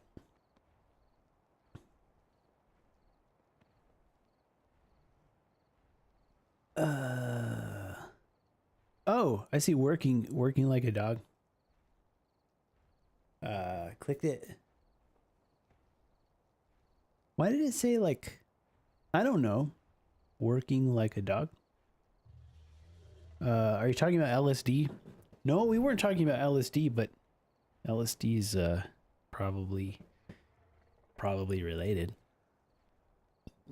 Definitely interact with the systems I was talking about. But I don't know why the screen is black. I would just like refresh browser maybe? Refresh browser.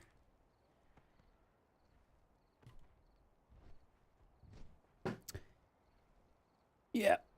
Well, I know Twitch is like pretty glitchy as a platform. Sorry to interrupt, but something's not right.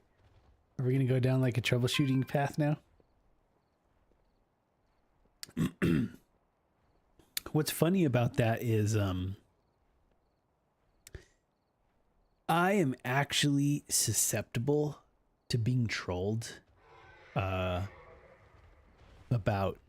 like the quality of the audio or the video or something like that. Like I'm literally untrollable. I can see trolls coming from a mile away because it's so easy as the streamer. Like I always kind of taken back by streamers who have a hard time with trolls, because for me it's so easy to handle. It's so easy. But everyone has their Achilles heel for being trolled, and mine is stuff related to the quality of the stream. It's like, even if I know that my friends are trolling me, the second they say like there's some shit with your microphone or something, I start checking. I'm like, what? Wait, what? I like, what's wrong with my mic? Like, I start checking everything. So anyway, I gotta watch out for that. So if you tell me the video's black, I mean, I'm watching the stream. I know the video's not black. I know all the way Twitch glitches out. And it's browsers, so I also make stream platforms. So, and I also am responsible for like hundreds of Twitch streamers' streams. So like I see everything. Like not only do I see my own from being a streamer, but I see everybody else's behind the scenes, you know. So I know that Twitch is really very glitchy, and it's a miracle that streams play as solid as they do. But no, working like a dog. I didn't say you were trolling. I just, when you said it's black, it's like the point I was trying to say was that I am sensitive to the quality things. So I'm listening. Is all I'm saying. And I'm worried. I always worry about that. I love when it works. So are you indicating that you have your fair share of XP as a troll? Ah, yes, lurker. I think that's a good way to say it. Sometimes I like to say you can't troll a troll. I think if you can handle trolls, that means you must somewhere inside be a troll somewhere underneath. I don't like to troll, but if I can see it coming if I can see it coming a mile away, that means there's a troll in there somewhere waiting to come out. Don't wake the dragon. Let the dragon sleep.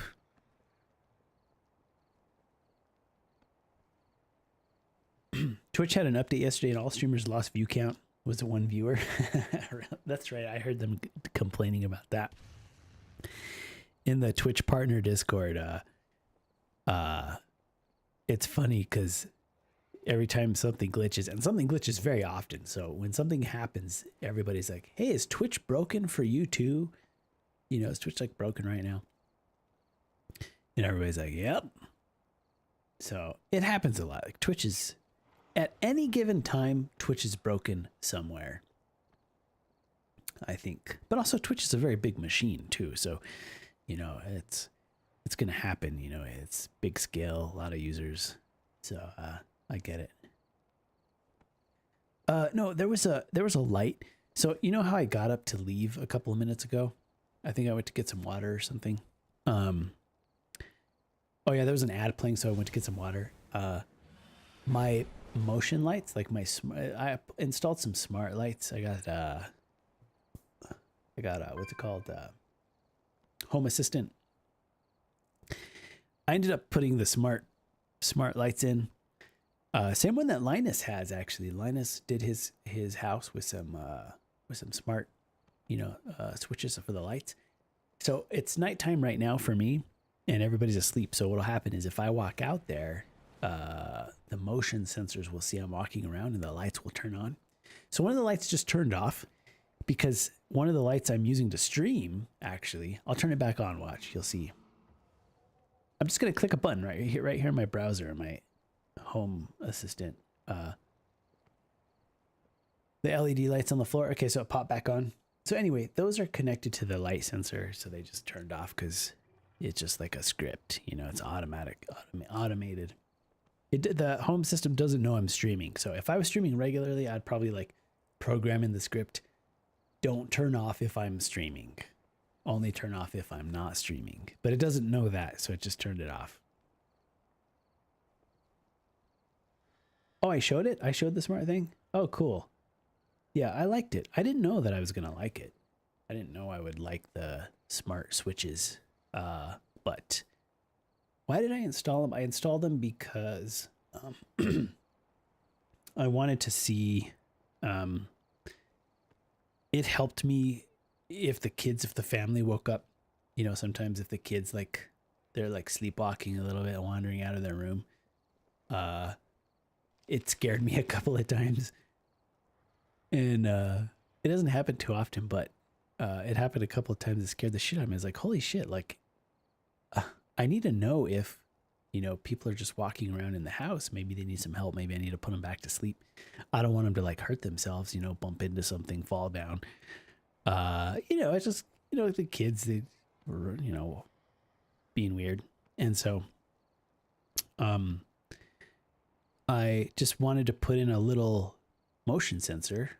I felt like that would help, you know, alert me so I could go out and take care of them.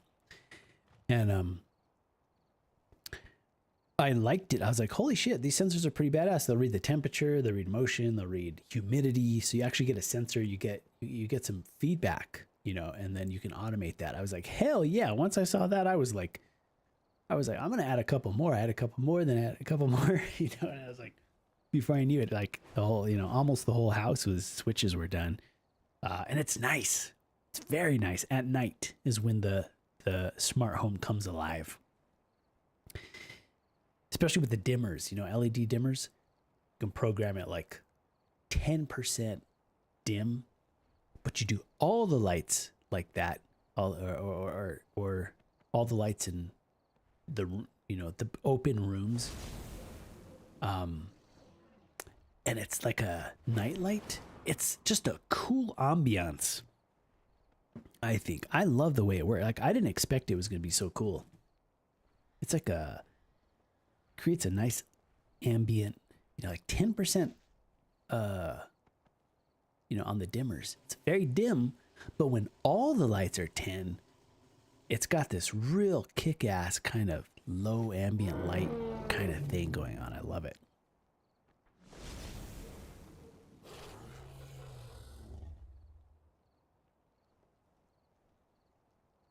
Oh yeah, people sleepwalk. And you was during the drone stream where you hit yourself in the nuts. Yeah, that was dumb. That was really dumb, and that really did. I didn't plan to do that. Like, the plan was for the drone to stop because the drone has like its own like braking system. You know, like when it goes forward, it goes, zzz, and then when it brakes, like this is when what it looks like going forward. Then when it breaks, it'll go like that. It'll go backwards. It'll be like, zzz, and then it'll break, and then it'll like stop. You know, because the drone's all badass with its with its gyro sensor or whatever. So I thought that it would break in time, but it didn't break as soon as I thought, and just like braked right into my nuts. So that really did happen. But the tripod was there, so it like protected my nuts a little bit. I didn't lose any nuts, fortunately. Even if I did lose some nuts, I would still clip it, because my philosophy is, if you're gonna lose your nuts, you may as well clip it, you know, because then at least you have a clip. You know, you can't get your nuts back, but at least you could have a clip of it. I don't know. That's just my philosophy then.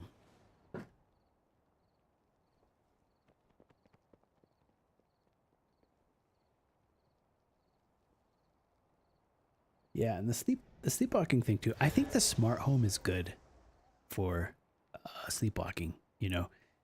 And nobody's sleepwalking like regularly in my house, but one of my sons was kind of going through a, you know, phase when he's growing up. He would like kind of get out of bed and walk around not fully awake. And you know, that's just kind of like the brain sleep. It's like you're awake enough.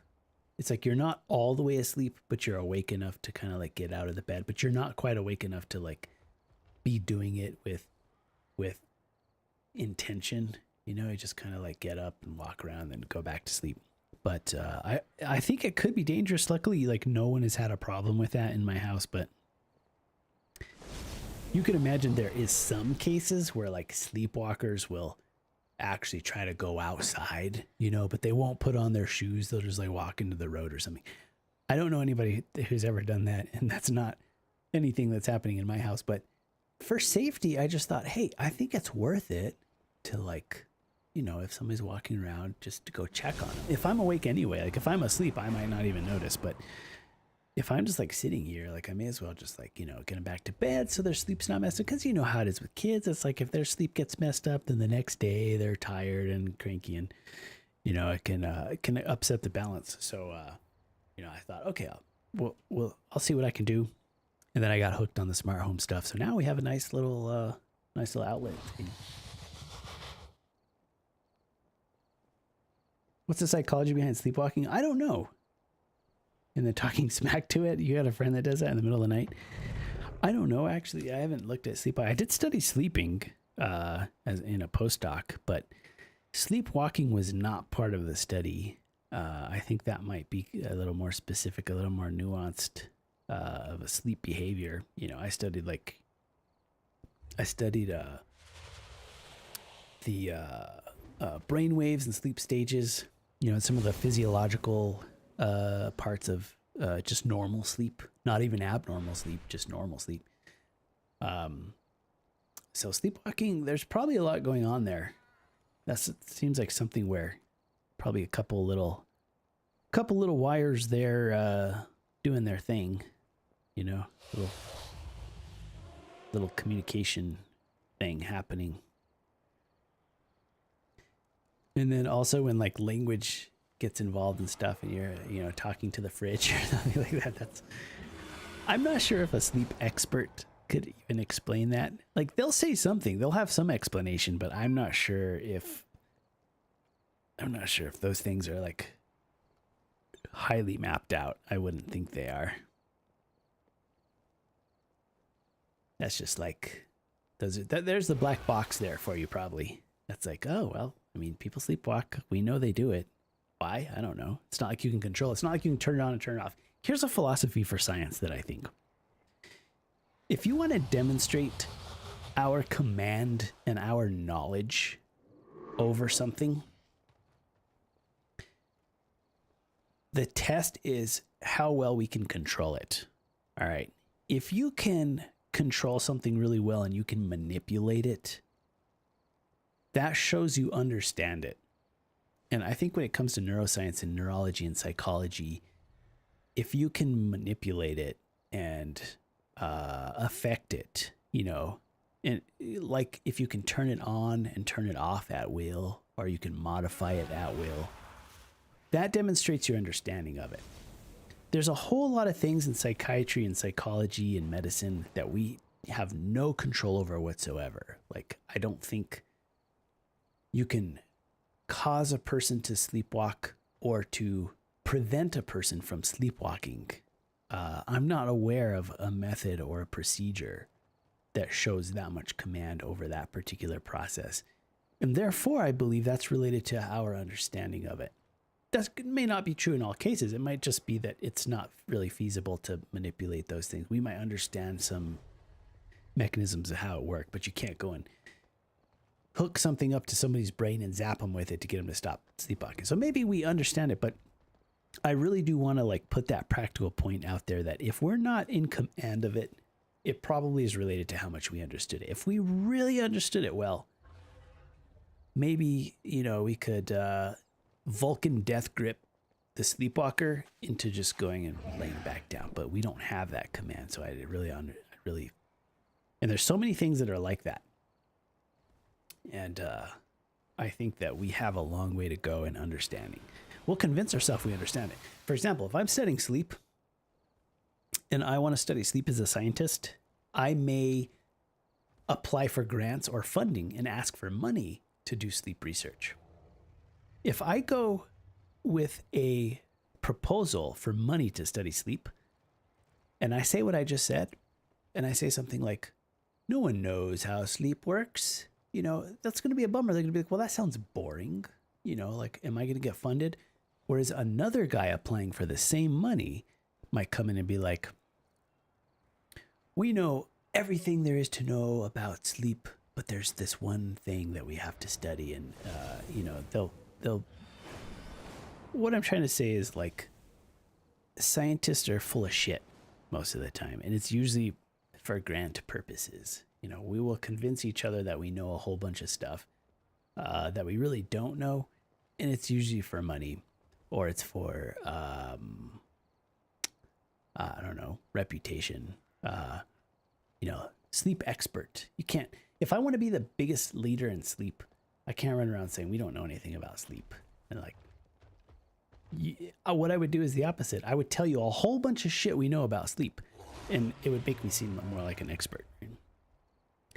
Yet we lack a lot of control over sleep. We don't know how to fix it. We know how to break it. You can just like fuck up your sleep schedule and get it all broken, but we don't know how to fix it. People suffer with sleep disorders, and it's just part of aging. There's no fix. There's no cure. So therefore, I don't think we get it, because if we got it, I think we could fix it.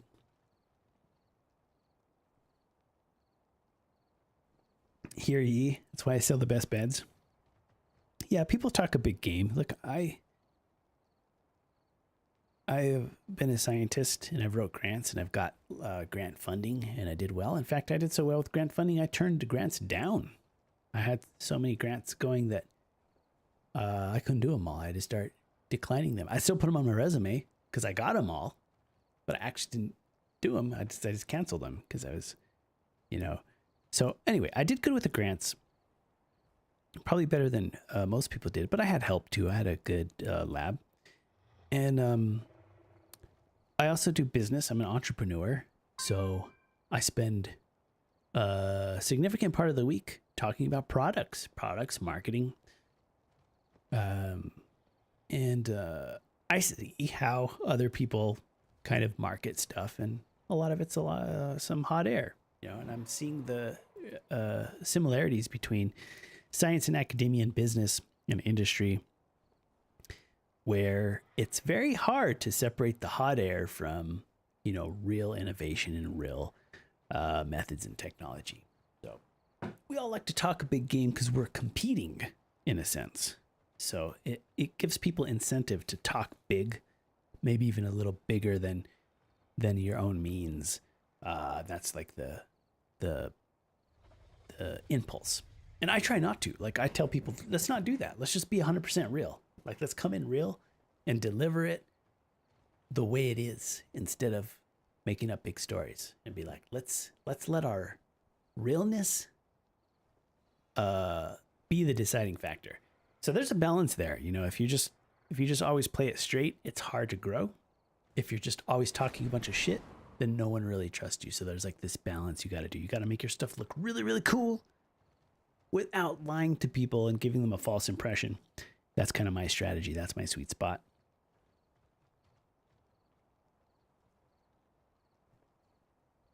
And I also like to say that we don't know, I like to be skeptical in science because, not because I disagree with scientists and think they're lying and just blowing hot air.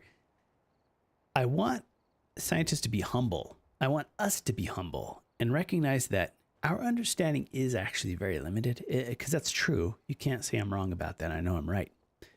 But also, I feel like it's just being humble as well. It's not being like pessimistic or what would be the word? It's not that.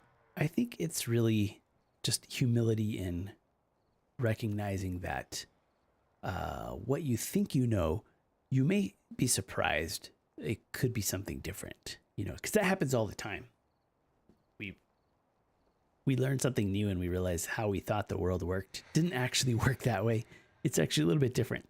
And it makes sense because we figured it out and now we understand better.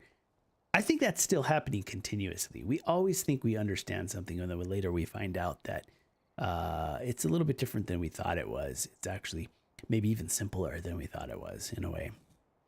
So I try to keep people fresh with that idea. It's like, be open-minded. Realize that we probably don't get it. And you can also use my philosophy, which is if you can't manipulate it and you can't change it, you don't have the roadmap to manipulate something, turn it on, turn it off, or modify what it does, then that's an indication, at least I believe a suggestion that we don't understand it fully. If you really understand it, you can turn it off, you can turn it on, and you might even be able to change its color because you know how it works. You might be able to make it brighter or dimmer. But if you have no idea how it works, you're not going to be turning anything on, off, or changing any colors because you're clueless.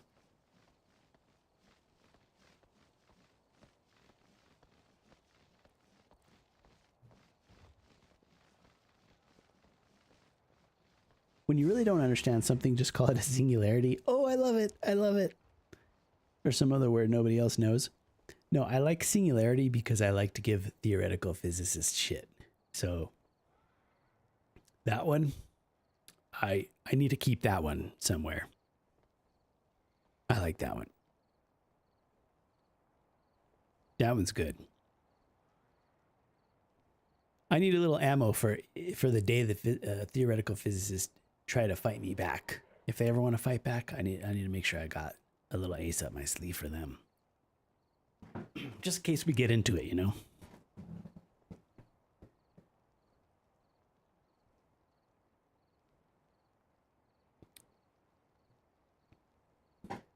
I don't know if you got that ad, but the singularity one, I'm still thinking about it. I like that. Yeah, that's good.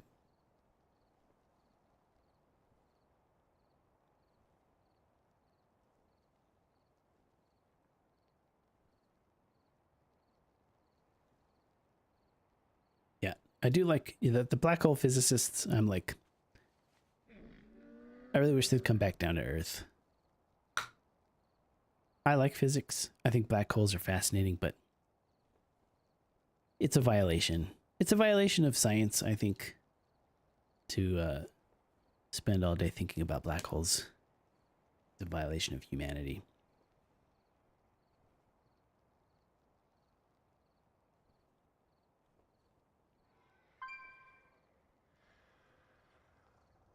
According to string theorists, there are perfect cylinders everywhere that channel photons and energy.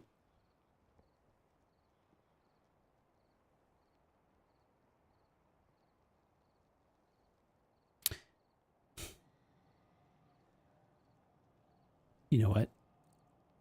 I think I've come to a realization that I think I may be supposed to be a theoretical physicist. I think that in like another dimension, or like on some quantum level or something, I'm actually a theoretical physicist. And somehow I'm like struggling with my other quantum self. And that's why I'm always giving theoretical physicists shit. Because maybe I've like, you know, in another dimension, I study the singularity or something. I think that's what's happening here. Oh, check it out. Darkness. Yo. Oi.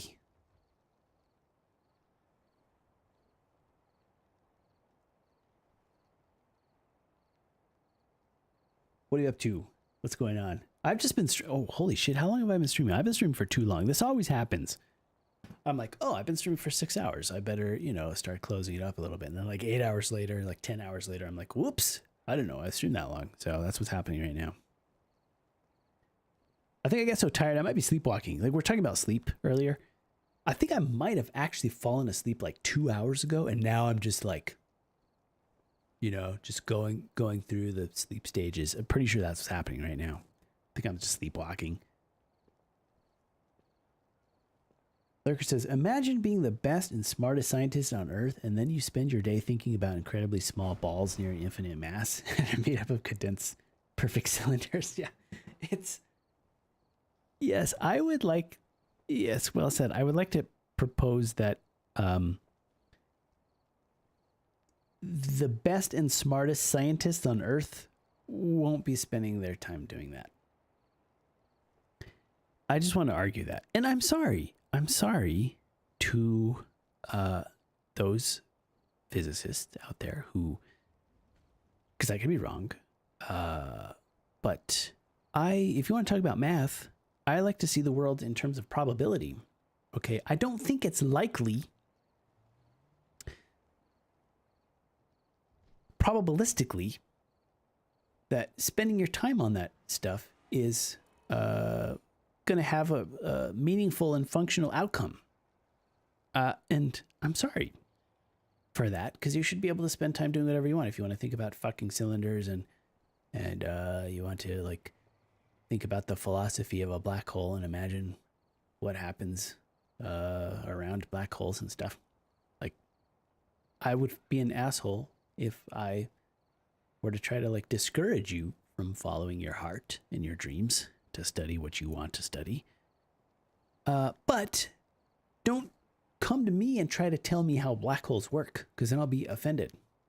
I'll be like, you know, you're sitting around in your lab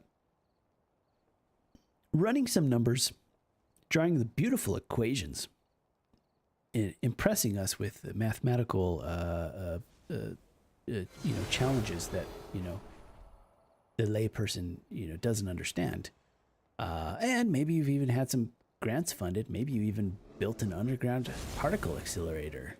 You know, congratulations. That's quite a lot of work to achieve such greatness.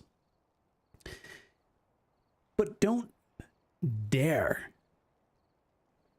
come out of your underground particle accelerator layer and try to explain to me how black holes work when you have no fucking idea how they work. And then try to claim that your particle accelerator has given you some divine understanding into the secrets of our universe, when it's pretty clear and obvious, even to a layperson such as myself, that that's complete bullshit. Now, there are things we are learning and discovering, and there are positive outcomes, I think, to some of these more abstract mathematics. But I do not think that it is the understanding of how these things work. I don't think it's that. I think it's a lot of other stuff. I think it's a lot of knowledge. I think there is a lot of learning. I think there's a lot of progression in understanding and evolving as scientists. And there's a whole bunch of stuff, but it's not how black holes work. Knock it off.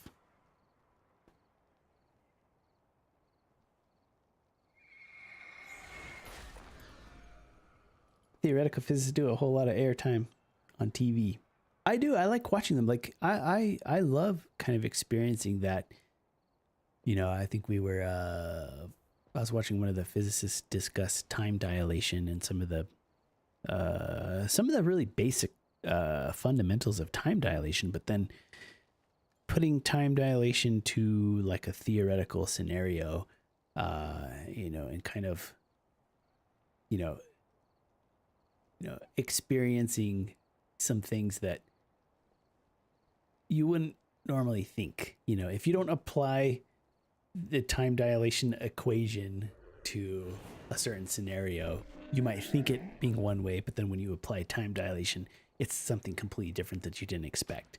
So I like the tricks. You know, I think they're kind of like party tricks that the brain is like susceptible to. Like we're surprised. We're like, whoa, you know, we're surprised by this mathematics, and it kind of freaks us out. And maybe when you're taking a class as an undergraduate, you know, you are, blown away by the enlightenment that mathematics and physics has brought us. But I do in a way also think that it's juvenile in a way, as well, where it's interesting when you've never studied physics and there's this certain wow factor. I got that from psychology. Like I got that wow factor from like learning things about the mind and stuff really opens up the mind. And I think that's why I'm tough on physicists, because coming from like a psychology perspective and a philosophy perspective, looking at math and kind of trying to explain things by math is a human condition in a way. You know, it's like we're all fighting to understand the world as humans. We're not very smart. I don't think we're very good at it. And I think it's cute that we use abstract mathematics to try to understand the world. Like, I honestly think it's cute. It's like, oh, it's like you made an equation, like, you know, happy human accomplishment. Because I see people as psychological beings, and I'm like, oh, you see a pattern, do you? You know, I'm like, and you've described it using math. Like, good job. Like you would tell a little baby when they do something good. It's like, you know, it's like they're holding a book upside down, and you're like, oh, they're reading. You know, it's like they're like, oh, it's like goo goo gigi. You know, like upside down. They turn the page backwards. You know, it's like, oh, you're learning to read. You know, that's how I see physicists. They're like all busy with their, using complex abstract math. And, you know, they're genius in terms of math. Like, there's no doubt about it. Like they're the best in the world, you know, and then they're doing it in the context of a black hole, though, understanding something that's very far away that we can't see and it's like, yeah, that's how I see it, man. I hope I'm wrong. Please prove me wrong, but you're going to have a tough time because I'm also a scientist and I've also been through the scientific method. So, you can come with me. You can come at me with, I think a lot of math and I think a lot of science. You're going to have a tough time getting through me. I think even for a decorated physicist, I believe I could take them on. What you said about Psychic Connection was interesting. Have you ever seen stuff like Project Stargate? Was featured on Sean Ryan show? No, I haven't seen that. No, I don't know. I don't know of the show. I mean, maybe I do. Maybe I've seen it. I just didn't connect the name. But like, what do you mean, like the Psychic Connection? Theoretical physicist. But yeah, I'm interested. I'm always interested, like in those mind trips. I think they could be quite enlightening. You know, I think they give us perspective. I think that's part of being smart and getting smarter. I think, and I was saying this earlier, like at the beginning of the stream, is having an open mind and being willing to learn. I want to listen to everybody and I want to hear what they have to say. It doesn't mean I believe it. I want to be tough and I want to poke holes in things. I want to be kind of like constructively skeptical, if that even makes sense. Whatever you might call that attitude. I want to give people a chance to kind of prove their ideas and prove their proposals. And I want to hear them out, but I'm not going to buy it. You don't buy it. I don't think that's how science works. Somebody doesn't tell you something and then you believe them. That's not how That's not how the scientific method works. We don't believe it. We test it, and whatever the results of the test are suggestive. You know, it's not a belief system. It's not like faith in terms of the faith you may have like in the Bible or in religion. That's not what science is. Otherwise, science is just a religion. Ooh, don't even get me started on science as a religion. I think there's a whole belief system and a whole worship system in science that we do as scientists. There's even a course in college. I think maybe philosophy departments offer classes called Science as a Religion. It's like we literally pray to the science gods, and we literally have religious relics in academia and science that we worship. You can very easily do science as religion. Now, if you say that to academics, especially young academics that are coming into college and they're becoming young scientists, and they are disciplined, I'm talking about students, the hardcore students that get into the competitive programs for science and biology, and students that are going to go into grad school and be the next doctors and PhDs and medical doctors out there in the industry. I'm talking about these students. If you tell them, because I've told them, I put this test to them, science is a religion. Just tell them to see what they'll say.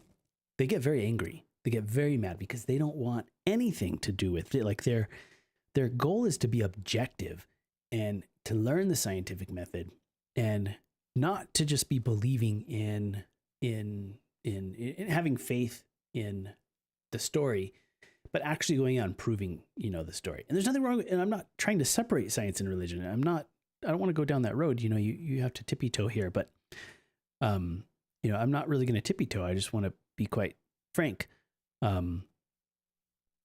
They don't like that, yet our behavior suggests otherwise. I think how we teach science sometimes is taught, in a very kind of religious way. It's like so and so discovered what, like this is such, and we believe that as fact. It's been published. It's become common knowledge. I think in science, you'd call it common knowledge. It's like something that is kind of been published and reviewed so many times that nobody even challenges it anymore. It's just scientific fact. It's published in books by reputable authors, and nobody really has the balls or energy or time to refute it. It is not common knowledge, and that's it. So it does get a little religious-y to me in a way that, we'll take something that was discovered a long time ago as fact, and it becomes canon, and it almost becomes part of like a scientist's faith. Like you believe in those facts, and they become part of, your faith as a scientist. And the reason that I brought that up and trying to challenge the students with it is because how are you going to be objective? How are you going to really be a scientist and not just be a follower of a religion if you can just take these things as fact and believe it without any challenge whatsoever, without any skepticism?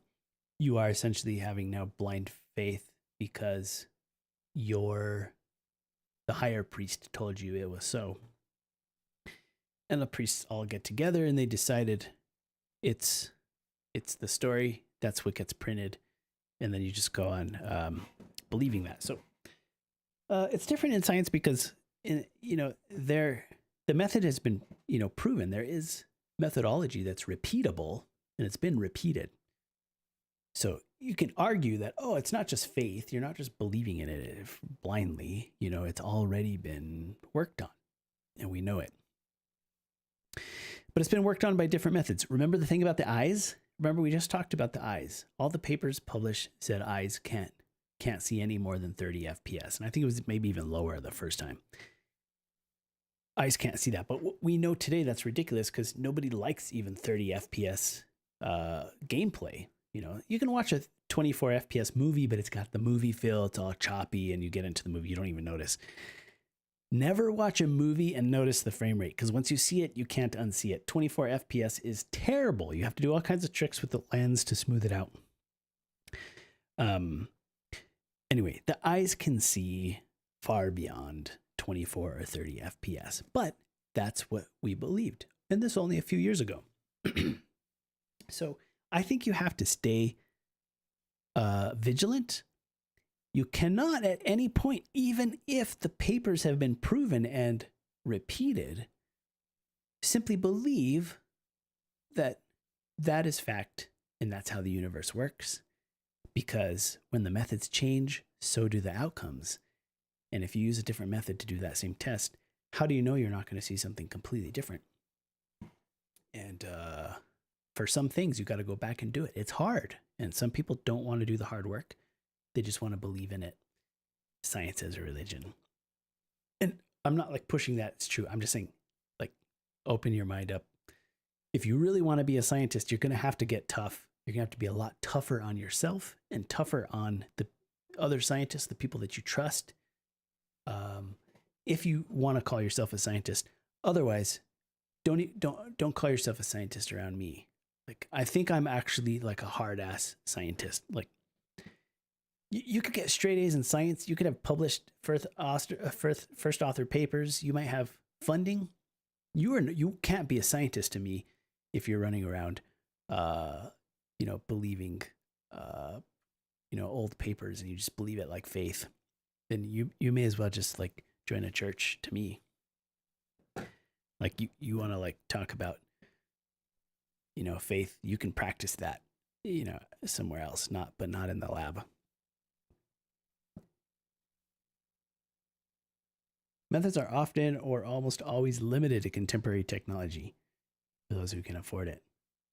Yeah, I love methods. I'm a methods person. I love methodology. And I look at methodology in science. And if you change the tool that you're using to study something, you could very well change the outcome of the results. So the tools we use are very deterministic, I think, in our ability to understand the world. It's like, I don't know, well, you could use an analogy. It's like you can, if you put on rose-colored glasses, you see the world is the rose color until your eyes adapt to it, right? But I think it's like that. It's like the methods we use they're limited. So we kind of put ourselves in a box depending on the methods we use. And our understanding of the world and the universe changes as the tools get better and the methods get better and better. That's pretty common sense, common knowledge, I think. And I was always critical, like kind of as a grad student, when you're in science and you're actually doing the experiments and publishing the papers, you actually don't really have time to go back and audit very basic methodology, like a Western blot, for example, or something like that, whatever assay you're using to conduct business and conduct science. Nobody really has like the time or the resources to go back and do that. So what you do is you just use all the methods and the tools that you have that people accept, other scientists accept. It's like, we're using these blots to study proteins and DNA and, all this. In physics, it might be, whatever tool is like your most common everyday tool for measuring whatever it is in your branch of science that you're studying. So we kind of have these things and we rely on them and nobody argues. But one of the reasons that we don't argue, I think, is not because they're so tried and true. I think one of the reasons that we don't really argue about it because nobody really has time for that. Like, do you want to publish papers and graduate or not? There's very few people who would rather stop and challenge the methodology versus the students. And I know med students and grad students very well. And I can tell you that these students they're passing. They're not slowing down for anything. These guys have momentum. Like they want in and out. they have other things to do. So those are the scientists that we're training. Those are the scientists that go out to be faculty, the ones that go out to be famous scientists. They're kicking the can in many ways. And I want to tell scientists that if you really want to be a scientist, you really consider yourself a scientist, you can. But I can tell you if you're a scientist or not, because I think I know what one is. And I get after him a little bit. I stopped doing the whole science is religion bit with the grad students. It was very unpopular. It just made them upset. Like they weren't really. Maybe the philosophy kids would like that one a little better. the med students and stuff. They didn't give a shit. I really don't think they give a shit about that kind of stuff. They're like, it's like, look, if I use a Western blot and I can pass, I'm gonna do that. Like I'm not gonna go back and consider like the philosophy of methodology and stuff like that. It's like nobody has time for that. It's like I'm writing grants here. I'm writing grants because I'm trying to negotiate a high salary at a reputable academic institution. It's like you can go look at the philosophy of science and methodology. That's your thing. I'm negotiating wages. It's like we're not going down that road. So that's not a scientist to me. That's something else, you know.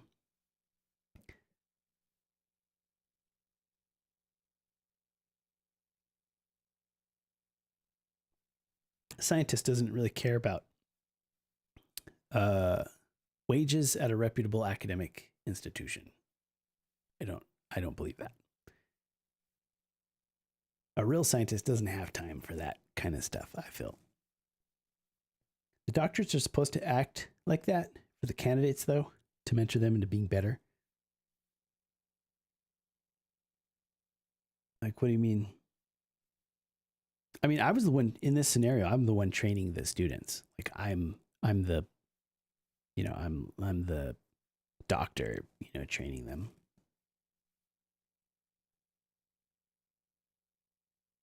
Candidates are paying so low. Oh, you mean like for like PhD programs? It depends on the PhD program. The PhD program I was in was fully paid with a stipend. So they paid me to go to school to get a PhD. They paid me benefits and everything. So, you know, I could go to, you know, because I trained at the med school. And if you do the program I do, they pay you, but it's not every program. It's just if you want to do what I wanted to do, then you get paid to do it. And the school's free. They pay you, no debt. You get insurance from the hospital because it's a med school. So when you go to the doctor, you go to like the med school doctor. It was very nice. It was a very good program. So if you want your school to get paid for it, it depends on what you study. If you want to get a PhD in like art or psychology or I don't know, philosophy, I don't think they pay you. Like, I don't even if you're a really good student, I don't even know if those programs are even available. Like even if you're badass, like I don't know if they'll pay you. Maybe there's some programs out there with stipends, but the stipend stuff is typically yeah, maybe they do in some of those other departments, but the stipends were coming mostly from, you know, sometimes coming from grants, like big grants and stuff that the department has, or maybe it's, you know, from the med school. I don't know I never looked at their funding mechanism. I really didn't care. Some of the other students cared about that stuff and they understood, you know, quite thoroughly kind of how the, you know, the funding economy worked. Maybe they went on to be like, you know, executives in a med school or something because they were interested in that shit. But I wasn't. That wasn't anything I was doing. They paid me. It fed me. It allowed me to have a place to live while I was studying. And I had no college debt. It was very nice. It was very good. It doesn't mean that I'm special or like super nerd or anything like that. Maybe it does because I did kick some ass. But it's just my choice of school. Like I went into a tough competitive program where they pay you. It's just happened to be that way. Woggle says, shit, I didn't think you'd still be live. Yes, Woggle, I also did not think I should still be live. And you know what? I really should not still be live. It is fucking 5 a.m. I got to go to bed soon. But somehow I do what I always do and just keep streaming like forever. And, you know, my voice will be sore because I'm not used to streaming. So I'm going to need like a throat replacement now. But that's fine.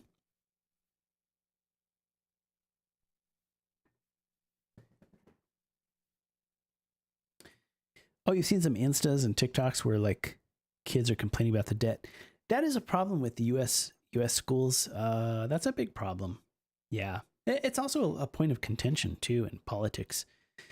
You know, where you know, President Biden, you know, Democrats will try to, you know, push a big move through and, you know, kind of relieve college debt, you know, help students out that have a tremendous amount of debt from college, because it just doesn't really match sometimes, you know, the amount of debt that students end up in versus, you know, their earning potential when they get out of college.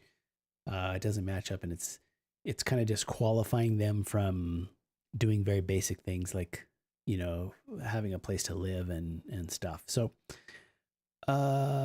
it's kind of a nasty thing. But it also depends on the degree. Like, I chose a degree. I didn't choose the degree because they were going to pay me. I actually just liked the subject. I just got lucky in a way where the program that I was getting into was one that came with a stipend, you know, and as you can imagine, that's more competitive. So it's harder to get into those programs.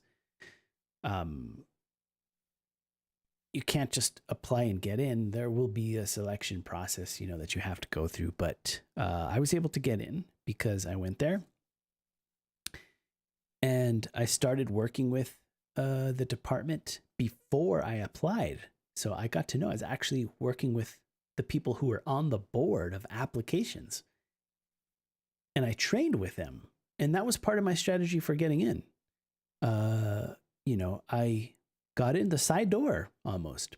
You know, I came in and I became a lab tech. I started working, started developing my reputation. I started learning surgeries. I started doing things maybe some of the other guys didn't want to do. And I did that to prove that, you know, I was coming in as a student. And so when I put my application in, it was on the top of the pile because they already knew me. They didn't know the other candidates. They didn't know if they could do it. These surgery hands right here, they already knew I could perform the methods. They knew I could train the methods. If there was any potential in me, they knew what I could and could not do. They knew if I was going to be good or bad. Obviously, I wasn't perfect, just like in World of Warcraft. I have some potential, you know, but also I have some things you wonder why, how are you even playing this game at 2,800 Mythic Plus? You know, it's like, but there I am at 2,800 and rising. So it was like that when I was playing for grad school, where it's like, it was just enough to make the top of the pile. Because everybody's good when they're playing for competitive things. Everybody has good grades. Everybody's, you know, stuff like that. Got myself in there. Bam. Went all the way through. Just like when I finished those mythics. You know, did I give up?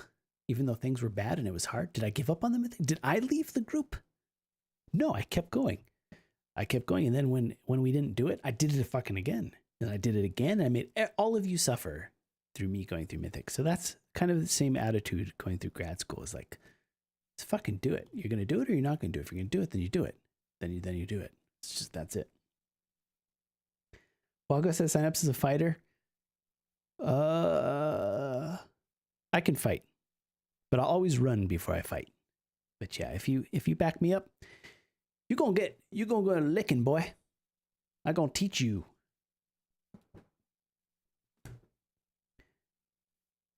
Yeah, when it comes to fighting, I take the side door first. You know, I don't go in head on. I go around, and I always run. I always run from a fight first, and always run. always puss out from a fight. But if you back me in the corner, you're gonna get it. You're gonna get it. Ooh. Oh, you're gonna earn it. Just knock in the back door. Yeah. Look, I'm a neuroscientist. I'm telling you right now, don't fight. No matter how mad you are, no matter what somebody did, you do not enter hand-to-hand combat ever. Ever. Unless you have to. Ever. Because what I know about neuroscience, your brain, we're hanging on a string, boys. On a thin string. You can get hit one time. Once. And it could change your entire life. Just one hit can change your entire life. You could be fucked up for your whole life. Just one. If I hit you, it could fuck up your entire. Never take a hit. Ever. You run before you ever hit. But if you have to, of course, I am also like very savage. Like I believe in self-defense. If I thought, now hear this logic. This gets interesting. So if you go by what I said just now, that one hit could change your life. If I encounter, an attacker, and I believe what I just said, I could be a little bit scared because I might think, okay, if I engage in combat, this could change my life and this could affect my ability to provide for my children. So I do not become less dangerous in that scenario. I actually become more dangerous because I'm actually perceive that my life could be in danger, at least the quality of my life could be in danger due to an encounter. You know what that means? It's not good for anyone, is what that means. It's not good for me, and it's definitely not good for a potential attacker that I may encounter. Right? I think there's a lot of people with that same feeling.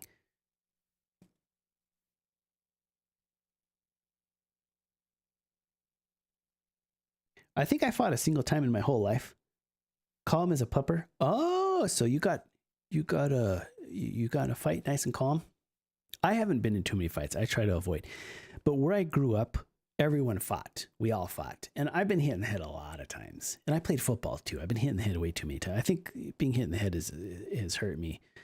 Or I don't think it's really hurt me. I just wonder what it would be like if I never did, full contact sports, and if I didn't get in fights. Because I grew up in a small town. Everybody fought. You know what we did after school? We would, if you had a disagreement like in the locker room or at school or whatever, we would arrange, fights after school. Everybody would park in a big circle and we would just fight. Somebody kissed somebody, you fight. Somebody looked at somebody, you fight. And stuff like that. So it was nice. It was a nice, like, old school, organized thing. Everybody was there. And then, we'd just like knock each other's heads in until you knock somebody's head in all the way, or until somebody gives up. And that's how we solve problems. Those were the good days. I think at least I still got a little piece of the good days, because nowadays I think it's like, if you look at somebody, then you'll be lucky if you have an organized fight after school. You might just get stabbed or shot instead. You know what I mean? It's like you might. It's like now it's like, I don't know. I think it's different now. So I grew up with that, and that's not good. That's not good for the brain. That's bad. And unfortunately for my kids, I'm not going to make them go through that. Like, I'm not going to train them. It's like, I don't think school should be Fight Club, to be honest. So my kids are not going to get that experience. A football to the head? Does it sound like a good idea to me? You did boxing? Oh, you did boxing. Never carried that outside the ring. I think boxing too, is not good. Like, I also box. Like, you know what? If you look at boxers, people are fine. Like, people will box and have like a career of boxing. Some people will suffer, some traumatic brain injury stuff later in life. People who've boxed, as you've seen boxers, sometimes they talk, language starts getting slurry and stuff like that. But the thing about head injuries also is it's not so much what you see and hear. There's an other side of the story to head injuries that is related to, other struggles, like cognitive struggles. Anxiety and depression can sometimes happen after a head injury, after a pretty good licking, after a concussion or an accident, or even getting hit in the head, falling down, stuff like that. It doesn't happen to everybody. Some people can recover just fine. Some people can get knocked down and get back up, and you don't notice, like their head is as hard as a rock, and that's true. Like our military, our soldiers, our warriors, all this time, we've evolved to fight. We've been fighting since the recorded history. So the idea that you would completely avoid fighting completely is probably not as natural. It's more natural to be a fighter and to train in combat.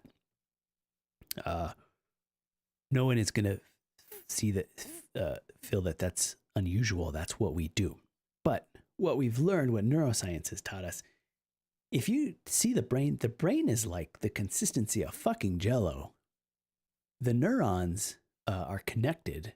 Our whole personality and our perception and our ability to function is based on the connections of those fibers in our brain, which are very soft. So when the brain is kind of sloshing around in your skull, it's getting compressed forward, and then the recoil of your head, when you've seen knockouts, have you seen how the head, I can't watch it. I can't, it makes me sick to my stomach, but some knockouts where the head is like, it's like boom, and then it like pops back, and then boom, and it hits the floor. It's like this is how head injuries are born. And so the fibers, they shear and they bruise and they don't come back. It's just like when you get a scar. Like, look at your hands. I know, Woggle, you work with your hands.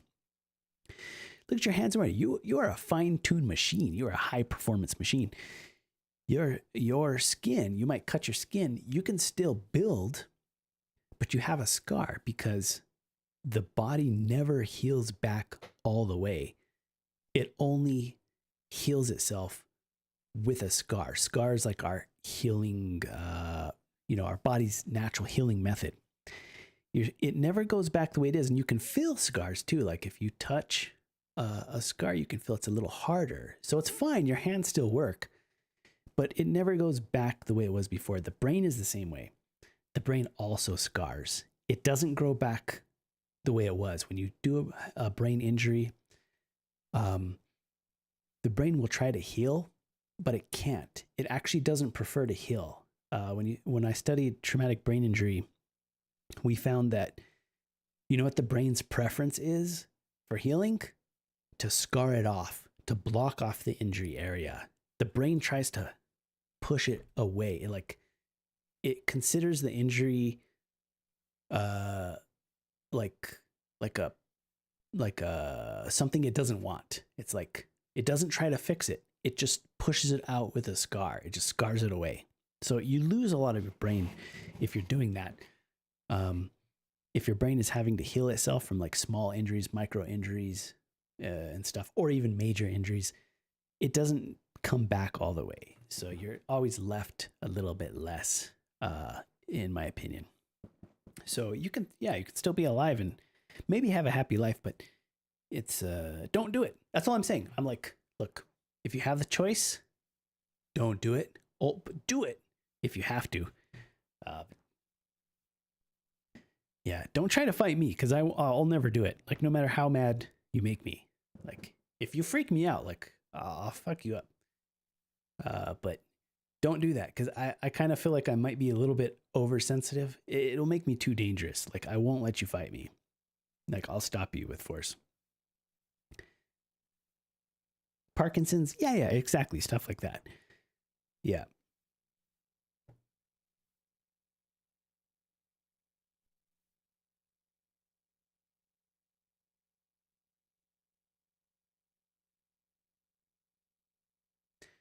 Yeah, Parkinson's. Yeah, Mike Tyson. That's another one. Yeah, Muhammad Ali. Like, you know, there's sports players. They really take it tough. Like quarterbacks who've been a quarterback for a long time. You know, there's a lot of like, I think quarterbacks are a good example because I think they potentially, you know, have a long career. You know, you've got some old quarterbacks out there. Not so much old running backs. There's certain positions I think that have a little higher turnaround, but you can see some old men quarterbacks out there, and they've had a lifetime of head injuries. You know, concussions all the time. I don't really know how that works for them. You know, they're still able to play. Not all of them are. Some guys can't. They're just, their careers end, right? They have to retire. But there's other guys that have some hard fucking heads and they keep going. Those are our warriors, man. That's how we evolved. Those are our fighters. It's like they've got some hard heads. You know, they're like, not everybody has a hard head like that.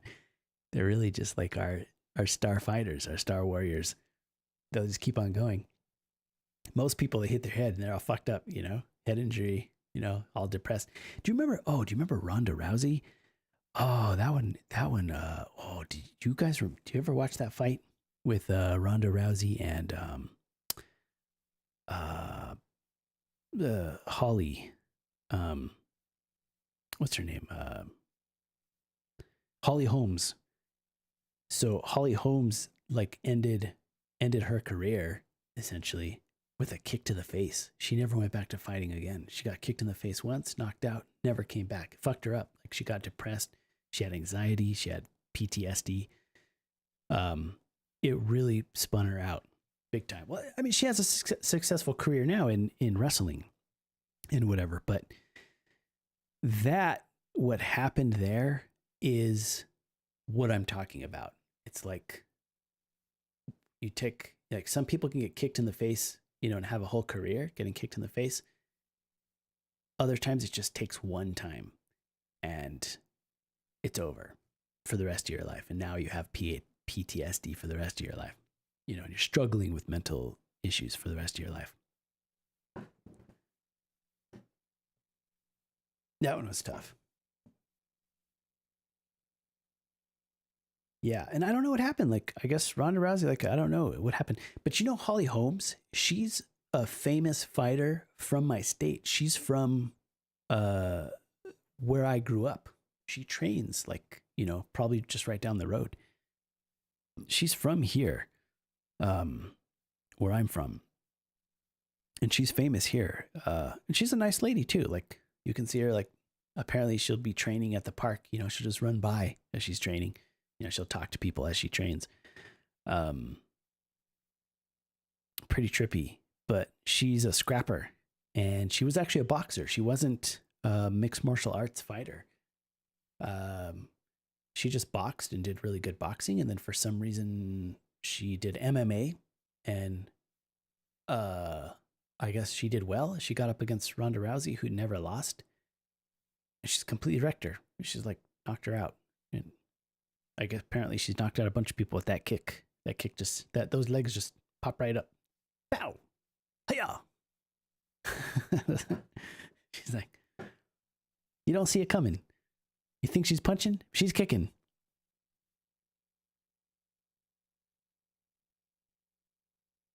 New Mexico? Yep. I'm in the Southwest, down here in the desert. Well, I should say up here in the desert, because elevation's almost a mile. It's a mile high for me. I'm a mile high right now. Denver's also a mile high. We're in the mountains, but New Mexico is different. It's like the desert mountains. Kind of weird thing going on here. Higher than Arizona. Yeah. Arizona. Oof. Are you in Arizona? Arizona. I lived in Arizona for a couple years. I lived in Tucson. I thought I knew what the desert was. I thought I grew up in the desert. Turns out I was mistaken. Tucson is the fucking desert. I thought I knew what the desert was. I thought I was a desert animal. Nope. I went to Arizona. I was like, what the fuck is this? You know, I grew up in the Southwest. I should have been ready for it, but you can't be ready for that. That's fucked up. Can't train for that. You have to be born into that. That's messed up. I remember in the summers in Arizona, people would just die. Like, you know, you watch the news, it's like 3 people died today due to heat stroke. You know, it's like, holy shit, wow, it's hot out there. The next day, 2 people died today for the heat. I'm like, really? Does this like just keep going on and on every day? It's like, yeah. And why did they die? Like most of the people that died in Arizona, just, I guess every summer, just everybody just dies from the heat. But it's people that are like hiking and stuff. It's like 3 hikers died today. And I'm like, what? Somebody went outside in that heat? What the fuck were they doing outside? What are they doing? Hiking. You shouldn't even be outside. When you go outside in Arizona, when you open the door, it's like when you open the door to the oven. You know, you open the door to the oven when you're cooking and you wear gloves because it's hot. You know, there's that blast of heat that just kind of hits you and you're like, whoa, that's hot. You know, stand back a little bit. Same feeling opening the door outside. Like, you don't want to open the door. Keep the door closed. Don't try to go out there. It's like, close the door and just pray that your air conditioner, you know, just stays on. That was Arizona to me. And it was also the same experience for many people. It turned out that what I found out was that people would actually prefer, if they had the means, to leave Arizona during the summer. They would actually go live somewhere else for the summer and then come back because it was just too hot. It's kind of unlivable. You can't do anything. You go outside, you die. You don't want to stay cooped up inside. So it was like, so you just leave during the summer.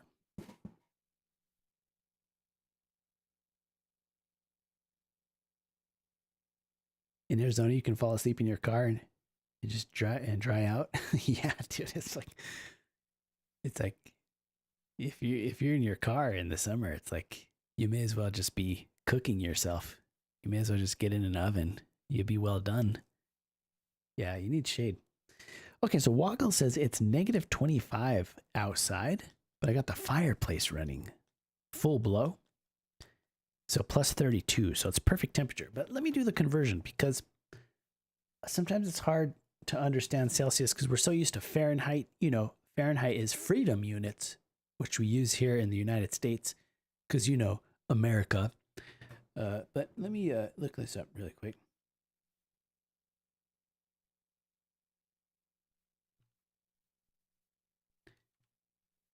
Just so I can convert this into freedom English. I want to do negative 25. Let's see what that says. Okay, so it says, Google says negative 25 degrees Celsius is negative 13 Fahrenheit. So that's cold. 0 Celsius is freezing. That's when water turns into ice. So 0 is cold. If you're below 0, then that's, you know, that's just cold. But if you're that many below 0, that's fucking freezing. So that's like Sweden. That's like, you know, getting into the northern hemisphere here into Sweden temperatures. And then 32 degrees Celsius, that's like perfect temperature, right? That's just like, oh wait, that's 89 Fahrenheit. That's hot. The 32 is actually hot, right? 90. Right now for me, see, I'm wearing a sweater. For me, it is in my house, it's 65 degrees Fahrenheit, which is 18 degrees Celsius. So it's 18 degrees in my house. It's cool. Room temperature is like 68 degrees, right? Between 68 and 72 degrees. So like 70 degrees Fahrenheit is 21 Celsius. So I think that's like room temperature, right? Anything above that is a little bit warm. Anything below that is a little bit cool. But you know what I found out is from research. Oh, you left it running, so now your fireplace, so you're all hot now. Okay, so yeah, so maybe you can let a little bit of heat out. Maybe if you let too much heat out, it'll be hard to get it warm again, though, because it's so cold outside. So maybe you want to hold on to your heat a little bit. I don't know. Look, I'll let you be the expert on keeping warm because those temperatures are very cold. It doesn't get that cold here, so I'm not going to tell you how to do your temperature because I don't know, because I'm not the right guy for that. So you have to tell me what the best strategy is for keeping your heat. I just go out to the workshop. Yeah, 18 to 20 is good. What's I going to say? Oh, so you know how we were talking about sleep? It turns out that sleep is better. You get a better quality sleep and you get a better sleep stages when the temperature is cool. So you're actually supposed to keep it cool for sleeping. For some reason, if you get too hot sleeping, if you get too many covers or, the room is too hot, it can disrupt your sleep. So you can have worse quality of sleep. And it's important, I think, because if you let your sleep get, disturbed, it's going to mess up your day. Like you're not going to be as aware. Problems with sleep actually lead to lower cognition. And you might not notice it. You can go to work tired. Like we get bad sleep every once in a while. It's just something that normally happens. Some people are really bad where they don't care about their sleep. They just abuse their sleep, like, on purpose, and they don't take it serious. But when you do that, there are measurable declines in cognitive ability. So your alertness and your ability to kind of like perform on cognitive tasks does go down when your sleep is disrupted. So if you want to keep like to maximum performance and you want to be like a fine-tuned machine, you got to make sure your sleep is all right. And one way to have better sleep is temperature. Temperature is really, really important. If you bring down the temperature, you actually sleep better. It's got to be cool. And I'm talking about 60 degrees Fahrenheit. It's not room temperature. It's a little bit below room temperature. Sometimes it's impossible to get your bedroom cool, but if you can run it cool, you may get better sleep. You may actually have better days. You may be in a better mood. It may improve your quality of your life. That'd be nice, wouldn't it? Yo, just watching. Yo, what's up? I hate the heat, so I always gotta stay cool in my house. Yeah. I hate the heat too. Especially now that I'm older. I'm old and fat. I hate the heat more. I think it's just because I'm fat and old, maybe cranky. I don't know. But I used to not mind the heat. I just take off my shirt, wear a tank top, let my pecs out a little bit, let them breathe, because muscles need oxygen. I was being young, very buff, very fit. I didn't care about the heat. But nowadays, old and fat, oh man, I like to be nice and cool. I want to move up north, actually. I think it's too hot down here. It's down south. Yeah, I think I got to move to like Canada or something. I'm 43. Lots of old fat guys, you gotta stay a little cooler. We run hot, and maybe it's not due to being like old and fat. Maybe it's just because, we're actually just a really high performance machine, and we've been running for a long time, and, you got to keep the machinery a little cooler, just due to the the performance, doing a lot more, working a lot more. You got the kids, you got everything. So, it's like, it's a little bit more, for a man, and also older men too.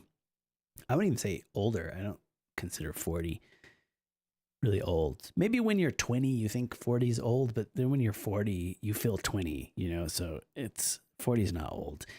You're at the top you're at your peak, you're at the peak of your testosterone, the peak of your fertility and stuff like that. That generates a lot of heat, at least for me, due to my good looks and, just my overall size and strength.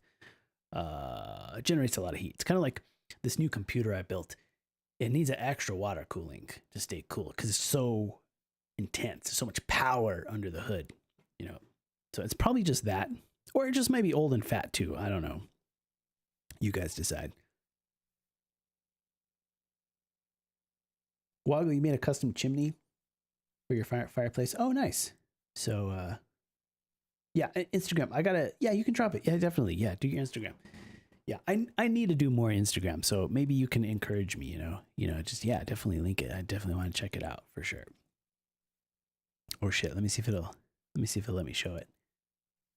It looks like Nightbot wanted to intercept it, but I can relink it because I can see it. So I'll just link it here. Oh, a photo of the PC build? I do have one. I can. Yeah, I can show it. Maybe I'll just show it on my screen. But let me look at Woggle's thing here really quick. Oh, dude, what? That's you? You did that? That's fucking beautiful, man. Good picture too.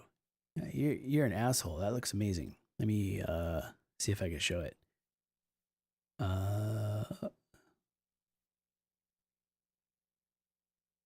Let me see. How do I show? What do I want to show it like this? I'll just show it like this. Let me try.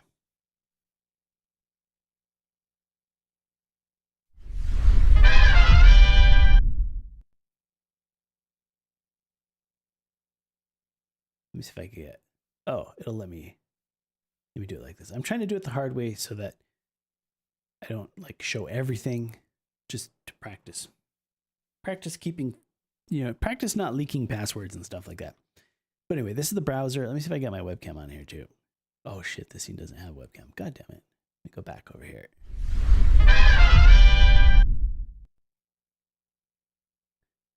I haven't streamed in a while, so I got all my scenes here. Just gotta find them. There it is.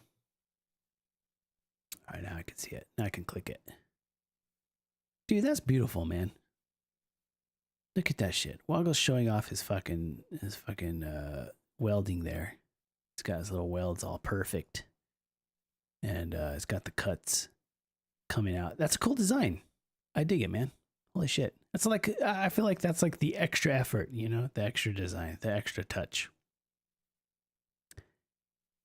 And right there, it already looks beautiful. But then when you come over here and then you see the rest of it, I think some of the beauty is kind of hidden, but that also makes it subtle. It's like there's a little surprise over here. When you come over here, it's like, hiya! That's cool. There's not going to be any dick pics over here, right? We're safe for the stream. Because what if I was doing this fireplace and then all of a sudden the last picture was just like a giant, Woggle's giant dong was the last picture. And he's like, surprise!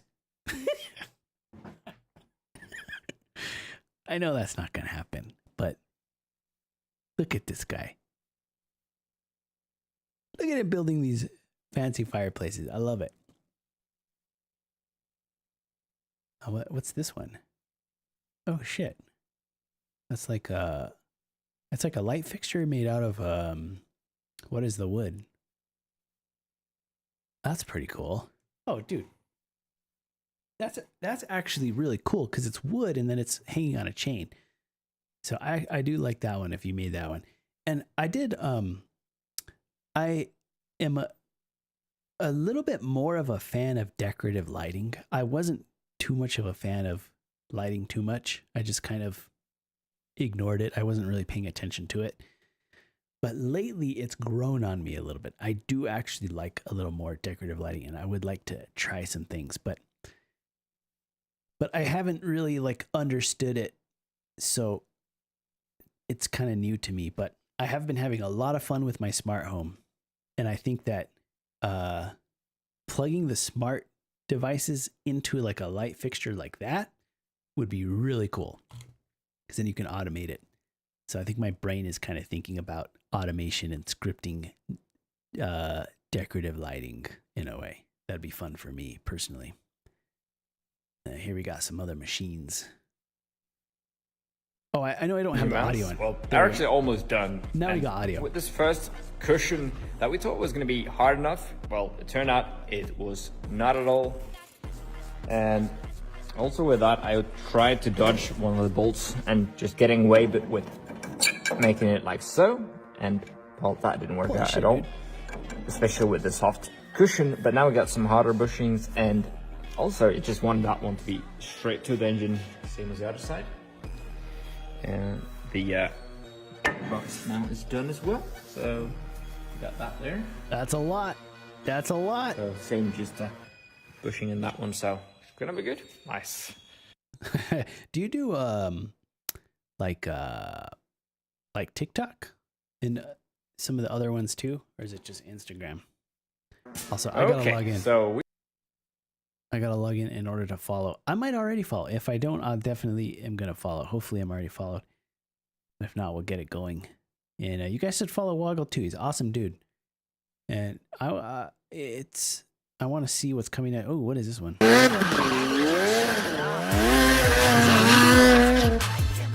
that you doing that? What the fuck?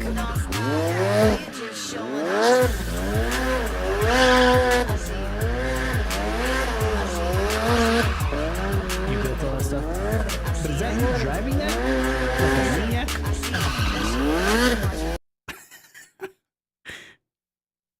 That's hardcore. That's nutty. Polaris 600 snowmobile engine. Nice. Lurker, you saw the engine block there? Just watching says, you should probably look at all the pictures before showing stream to make sure it's safe, just in case. You're right. So you're right about that, but I know Woggle, so I think I knew that's not necessary. He's not going to give us a link that is going to have that kind of stuff in it. So like, I've known Woggle for a long time, so I would. But you're right. You should anyway. Like, you know, just as a general policy, like that's a smart thing to do. Yeah, for sure. And I'm just joking with Woggle too. You know, I'm just pulling his chain. You know, giving him a hard time. But yeah, you're right. And also another funny thing is, in the Twitch partner Discord, this actually came up in the Discord the other day because I told the story, and I don't know if Woggle was around when it happened, but one time somebody tried to get me to click pictures to get banned. Like somebody was trying to ban me. And it was a hilarious stream. It was probably one of the funniest streams I've ever done. And everybody was here. You know, there's a lot of people here. Maybe we had a lot of viewers. Maybe there's like, I don't know, 100 or more concurrent viewers. So it was cooking. The chat was kind of going. There was some a little bit of momentum. And some trolls kind of just wandered in to the stream, and you know, they wanted to troll. And when you're in the hundreds of viewers, you know, you're kind of in the middle. So what trolls will do is they'll scroll down because they're trying to find smaller streamers to kind of pick on and, you know, to terrorize, you know. And somehow they came across my stream and they thought they could terrorize me. And they started sending pictures because I think we were doing something with World of Warcraft. Some people were sharing their pictures. And they were trying to get me to click on dick pics. But Freakazoid was here and the mods were here. They caught it. They realized what they were trying to do. And we're like, oh, whoa, watch out with this guy. They were kind of messaging me in secret. They're like, this guy's trying to link you dick pics, but we're going to filter him first. And so what the mods were doing was somehow he was trying to submit his picture for me to click. And the mods would send me a different picture. They wouldn't send me the dick pic. They would send me like a WoW transmog. And so I'd tell the guy, whoa, hey, bro, nice transmog. Like, I like this. Like, and I would show the stream. I'd be like, here's what this guy posted. And it wasn't what he posted. It was like something else, just like a picture of a WoW gear or something. And I'd be like, oh, dude, you want to share your transmog? I was like, that's nice. And we're kind of going on and on about it. But we all knew he was trying to get me. He kept going. And he was donating money. Like, he would send $5, $10, $15 donations to get me to click on the link. And he would keep sending the donations, like not a bunch, but he sent a few. And I guess he liked like what we were doing. He found it entertaining. He never charged back the donations. And we just kind of like played along with it, but we never showed the pictures. Then later, the worst part was I went back to Discord. They said, dude, like whatever you do, don't go to your Discord. And I was like, okay, I'll look at it later. But I guess the dude also went into my Discord and posted like 1 million dick pics. And I mean, like, no one should have a collection of dick pics like this. Like, this was weird and wrong. Like, weird dick pics, like black dudes, white dudes, big dicks, small dicks, giant dicks. Like, just, I can't really explain it. I just want to delete it from my brain. So anyway, it was easy to clean up. It was not like super terrible. All we had to do is like ban the guy, and all the dick pics just went away. But he did get me there, because I did go into Discord, and it was there were things that cannot be unseen that happened in there. It was pretty bad, to be honest. It was easy to fix, but it's pretty fucked up. So anyway, that's what you have to deal with on Twitch. People will try to like come in and like do a smooth attack, you know. And this guy, he even sent money, you know, said, hey, click on my link. My mods had my back. We could smell trolls coming a mile away, so we knew what was going on, and it was handled. He was burnt into the retinas. Yeah. Hopefully not too many people went into the Discord that day, because that was like, no one should have a collection of pictures like that, right? That was just like, that's a level of troll that you do not want to achieve, right? You don't want that level of troll. Just stop before you go that far. And I don't know who the person was. Like, they never charged back. Like, they, you know, sent a couple bucks, and then I guess it was fine. 50% of the stuff in your page is commissions, another half for yourself, and vehicles use on shows where I get paid. That's interesting, dude. Very interesting, Woggle. Thank you for sharing that, by the way, man. Lurker says this happens to XQC all the time. And I know, and I've seen it, and it's happened. Like, I think by now we know, because we've seen other streamers get hit by this kind of stuff, you know, maybe accidentally. You know, I've seen, you know, there's been big streamers that have gotten banned, you know, because it's an accident. You know, dick pics are flying around, and somehow one gets on the screen. So, you know, another thing that you can do is, you know, obviously screen the stuff first before you put it on your screen. But also what I was just doing too was I was sharing my screen, but I was only sharing the browser window. So that kind of prevents me from making a mistake. I don't think I'm going to make a mistake, but like, I'm not streaming all the time. So who knows? I might show the wrong window accidentally. Like, just the way to prevent that from happening is, you know, just specifically share that browser screen. 'Cause that's all I want to show. I don't want to show anything else. I don't want to show, I've got other windows. I don't have passwords or anything open, but you know, I do dev, I do a lot of coding and stuff. So, you know, there could be API keys or something somewhere, and I didn't realize it. So you definitely don't want to share the wrong window. And then not know. And that's happened too. I've seen plenty of streamers just like make mistakes, and they're pro streamers. They're streaming every day. Like, they know not to make the mistake. They know how to do it right, but it just happens to be like an accident. They didn't think that was going to be a password right there or something. I've seen Swifty make the funniest error, like boo-boos. I don't know if he's done it on purpose, you know, just to like confuse people, or if he's actually like made the mistake. Like, you can never tell. Like, sometimes streamers will just, it's a ruse, you know. It's like they'll pretend like they're making a mistake just to freak everybody out, but really they planned it. You know, it's not really a password. It's just like, oh my God, I leaked my password just now, you know, and everybody's like, oh God, you know, and they're just fucking around.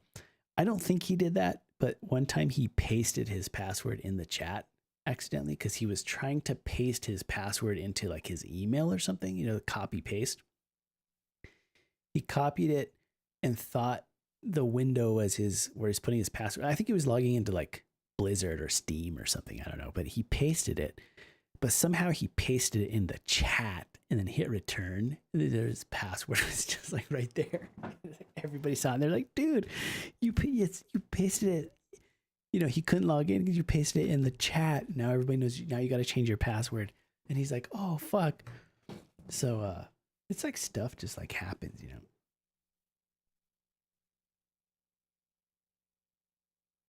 And hopefully we can learn when it happens to someone else so it doesn't happen to you, you know, like, just be aware. You don't think you're going to do that, but you could accidentally, you know, because nobody means to do that stuff. Always remember to hydrate. Hey, that's actually good. I need to hydrate. Actually, I need to log out, because I've been live for too long, and I just looked at the clock and I'm like, holy shit. So I think I'm actually going to bounce out, but I really enjoyed talking with you guys. I think what happens is it's been an interesting chat, like you said. I do get like very interested in the discussion. I just want to keep on going, but it happens to me all the time, especially at this time. I think at this time of night is for me, if I stream like during normal hours, like there's hardly anyone like really in the chat. But when I stream at these weird times, that's like when most of the people I know and have become friends with are coming into the chat. So it never really, it kind of starts to get interesting, I think, a little bit later on. But then by that time, it's like, holy shit, it's like the sun is already coming up practically. So I have to go to bed. What's next? I think I'll leave it with that, but I'll try to stream again. This test was really good. The whole point of these streams was kind of to stream to test the games. I got a lot of stuff open. I wanted to be playing games with like all of my apps and browsers and just kind of crazy stuff. Just kind of stress testing to see, is the new version of OBS going to be able to handle this? Is the new i9 doing well? You know, because it's a whole new build. It's a new OS. It's got, you know, fresh Windows. It's got new hardware I've never tested. It's got these NVMEs, these like 5th gen, super fast, mega bullshit NVMEs. The DDR5, you know, everything about this build is new. You know, it's new specs, new speeds, new tech. So I think the test went well. I like the PC. Do I recommend it for people? Yeah, I think so. If you're like in a market, I'll try to get the spreadsheet on my links, and I'll put like my Amazon links in there too, just to troll you guys with my affiliate or whatever. But I'm gonna do the work and put all that stuff together. So, you know, if you see an affiliate link in there, you know that I put it in there. If you don't mind, of course. All it does is set a cookie on your browser, so Amazon will send me a gift card if you build a computer with my links. Oh yeah, Amazon gift cards. Let's go. Can't have too many of those. So I'll put that together for those that are interested, and also just for like reference too. It's like, you know what works. Somebody somewhere is going to be building a PC out there, and they're going to be trying to make some decisions about what motherboard and what memory and stuff they want. I think I did good. I think I actually saved money. I picked some pretty good RAM. It's not top of the line by any means. I think I cut a few corners, saved a couple $100 here and there. So those are the kinds of things I think people could benefit from. I think the whole build only cost like 15 or 60, definitely more than 15. I think it's about $1,600, which is a lot, but it's not when you're considering what I built. I built a tank. Oh, let me show you the picture because you asked for it.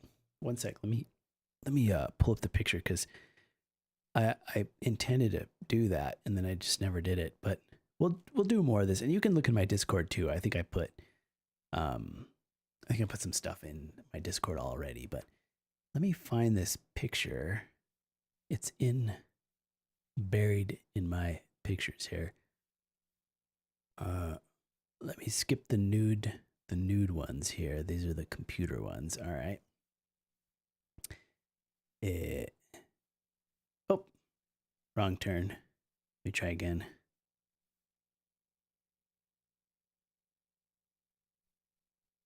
I think I might have a lot of files here.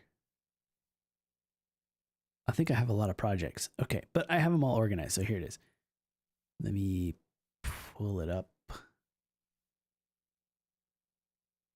Let me see if I get a higher res one. Okay, here it is.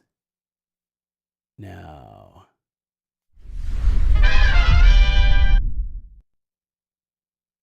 oh shit. Okay, so,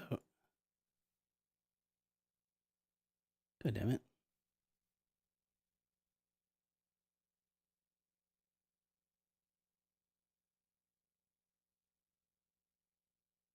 Okay, this is just wants to show the whole thing. That's fine. I was trying to find my like little fancy screen trick, but it didn't work. So this is like just the build. It's like there's not LEDs. I kind of wish now that I put more LEDs in there because that Gigabyte Aurorus board does not have good RGB on it. It's not an RGB board. I think what they want you to do is they want you to like, you know, buy a different board that's all tricked out with RGB. This one is really focused on the power for the lanes. So this is kind of like your it's got a little power to it. So once I link it in the spreadsheet, you can kind of look at it and stuff. And I ended up deciding, I don't know if it was the best decision. The only part that I was really stuck on was which motherboard I wanted to get. Would I want to get like an Asus ROG or like even the Tough line, which is a little bit cheaper? Those motherboards are pretty good. I think I have a Tough in the AMD that's behind me. And I didn't like the first, I don't remember what motherboard I got first, but I didn't like it. And I replaced it with a Tough, and it solved all the problems. So I do like that Tough line. They are cheaper motherboards. They're kind of like on the bottom end of nice motherboards, but they're still very nice. So I think that one would have went really well in here. Any of the Asus boards I think are great. Gigabyte, I've never had a problem with Gigabyte. But this one, it seemed to have some specs that a lot of the nerds wanted, but some of the Asus boards didn't have. So I went with this one. I see no problem with it. I think it's fine. It's just a little dim on the RGB side. So anybody who's interested in lighting and stuff, you're going to have to do some extra work because there's no lights on this. There's no lights on the fans, no lights on the memory. All the places people put LEDs, there's no LEDs. So the decorative lighting is going to be on the outside of the case in this one for this particular build and not on the inside. That's the problem. However, this design is not for LEDs. It's really for performance. It's for bandwidth, and it's for high performance, streaming and editing and stuff like that. So the lights are absolutely not necessary for this build. I talked to computer builders and they're like, aesthetics is very important. When you're talking to me, aesthetics is not very important. I render for hours on end. When you go through the pain of rendering and you have to wait for renders, I can tell you right now, aesthetics are not even considered because there's so much pain and suffering from long render times that you would actually sacrifice LEDs for performance. I have good news for people who like LEDs though, that most of everything has LEDs now. So now you don't really have to sacrifice performance to get LEDs. Now they're just kind of like, there's the LED model and the non-LED model, and they both have the same performance. So I think if you like lights, you can definitely build it with lights. Even those memory modules there, they have an LED version. So if you happen to click on those, you'll also see like the LEDs in the same class of memory as a suggestion. Oh, they just don't have it directly. So Lurker says, your fan setup doesn't make 100% sense. Oh, you mean like, well, what do you mean? Well, which part do you like? Are you talking about like the hoses or the inlet outlet? Which part is it doesn't make sense? Because I have seen some variations on it, and the orientation there, fans in front, on top and rear. Those are like just the default fan locations. You could do something different with a fan, but this is going to be,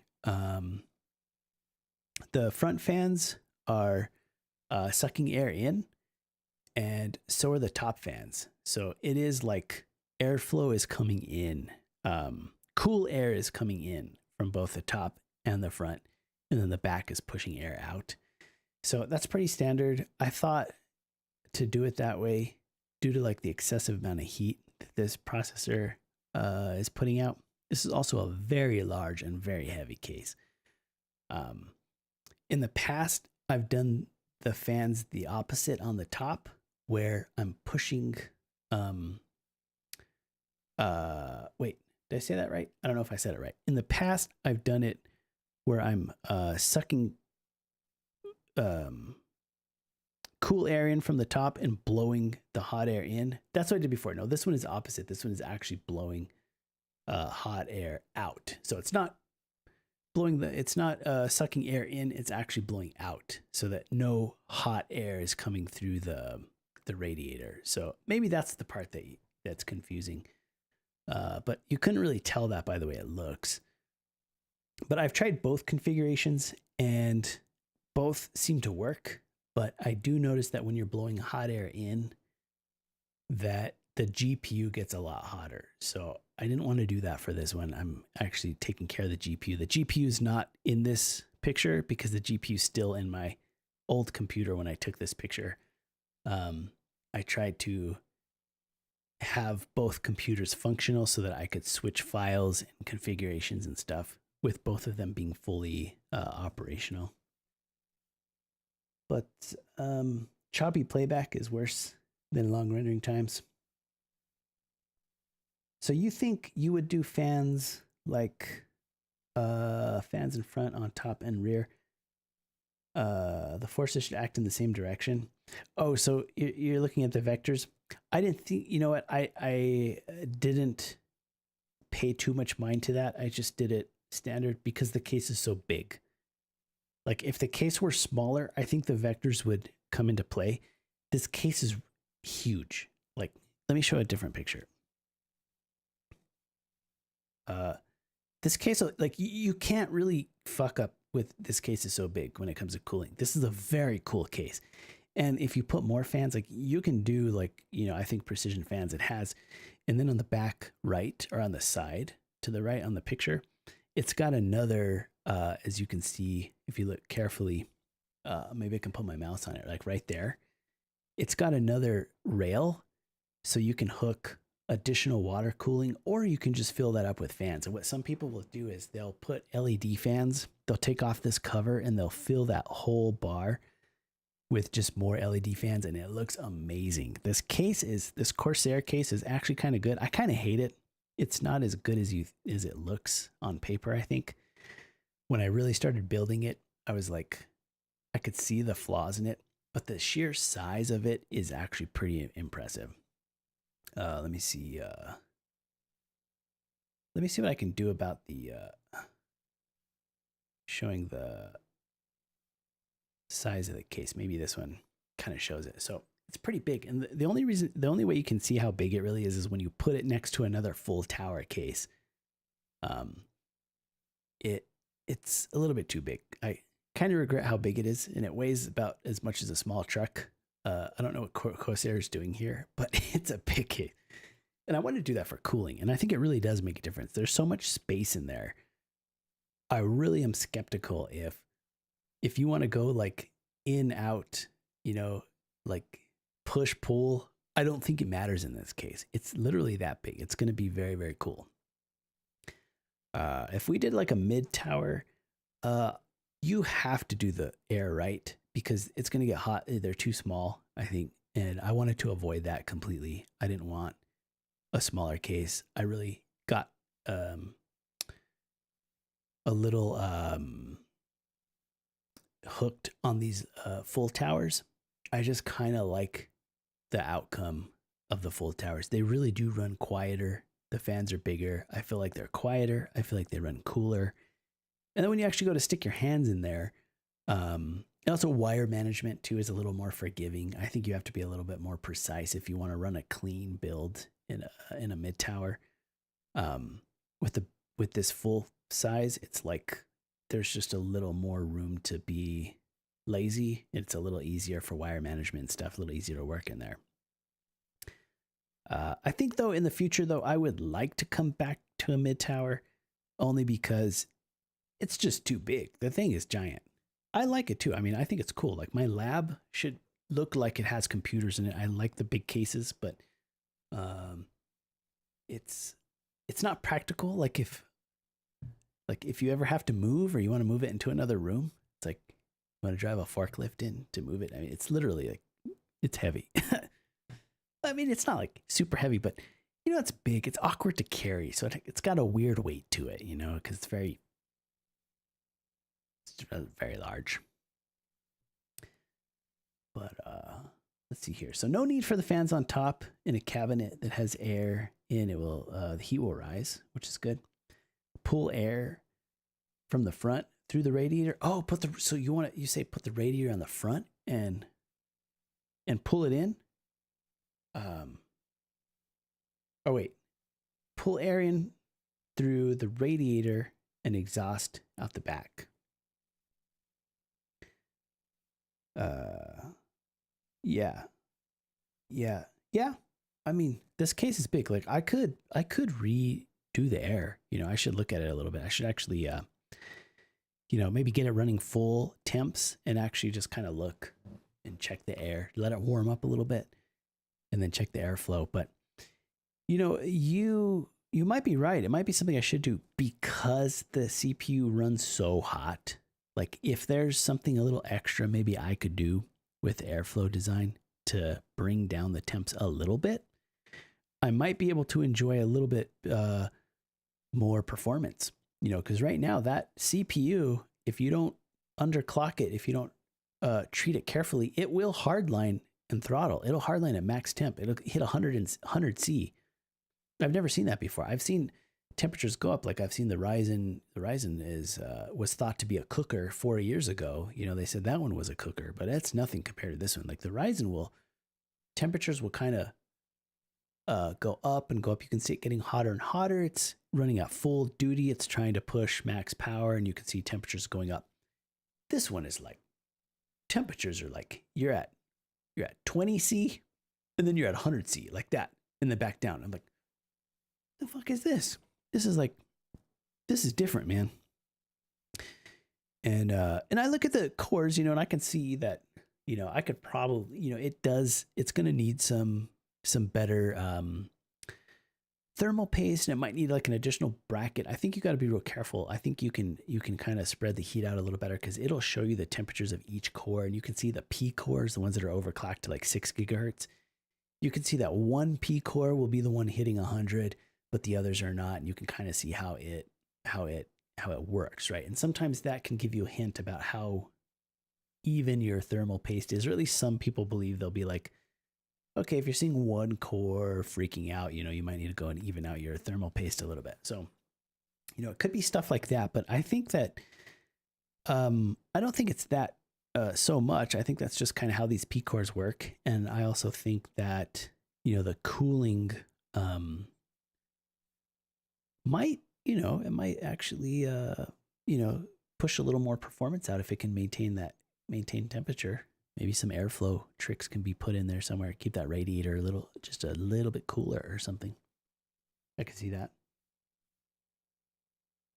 The weight to cabinet is a good indication for a low rattle and other noises. And Woggle's got the Antec P193. Old as the streets and weighs a lot, but really silent and has size. Oh, nice. Yeah.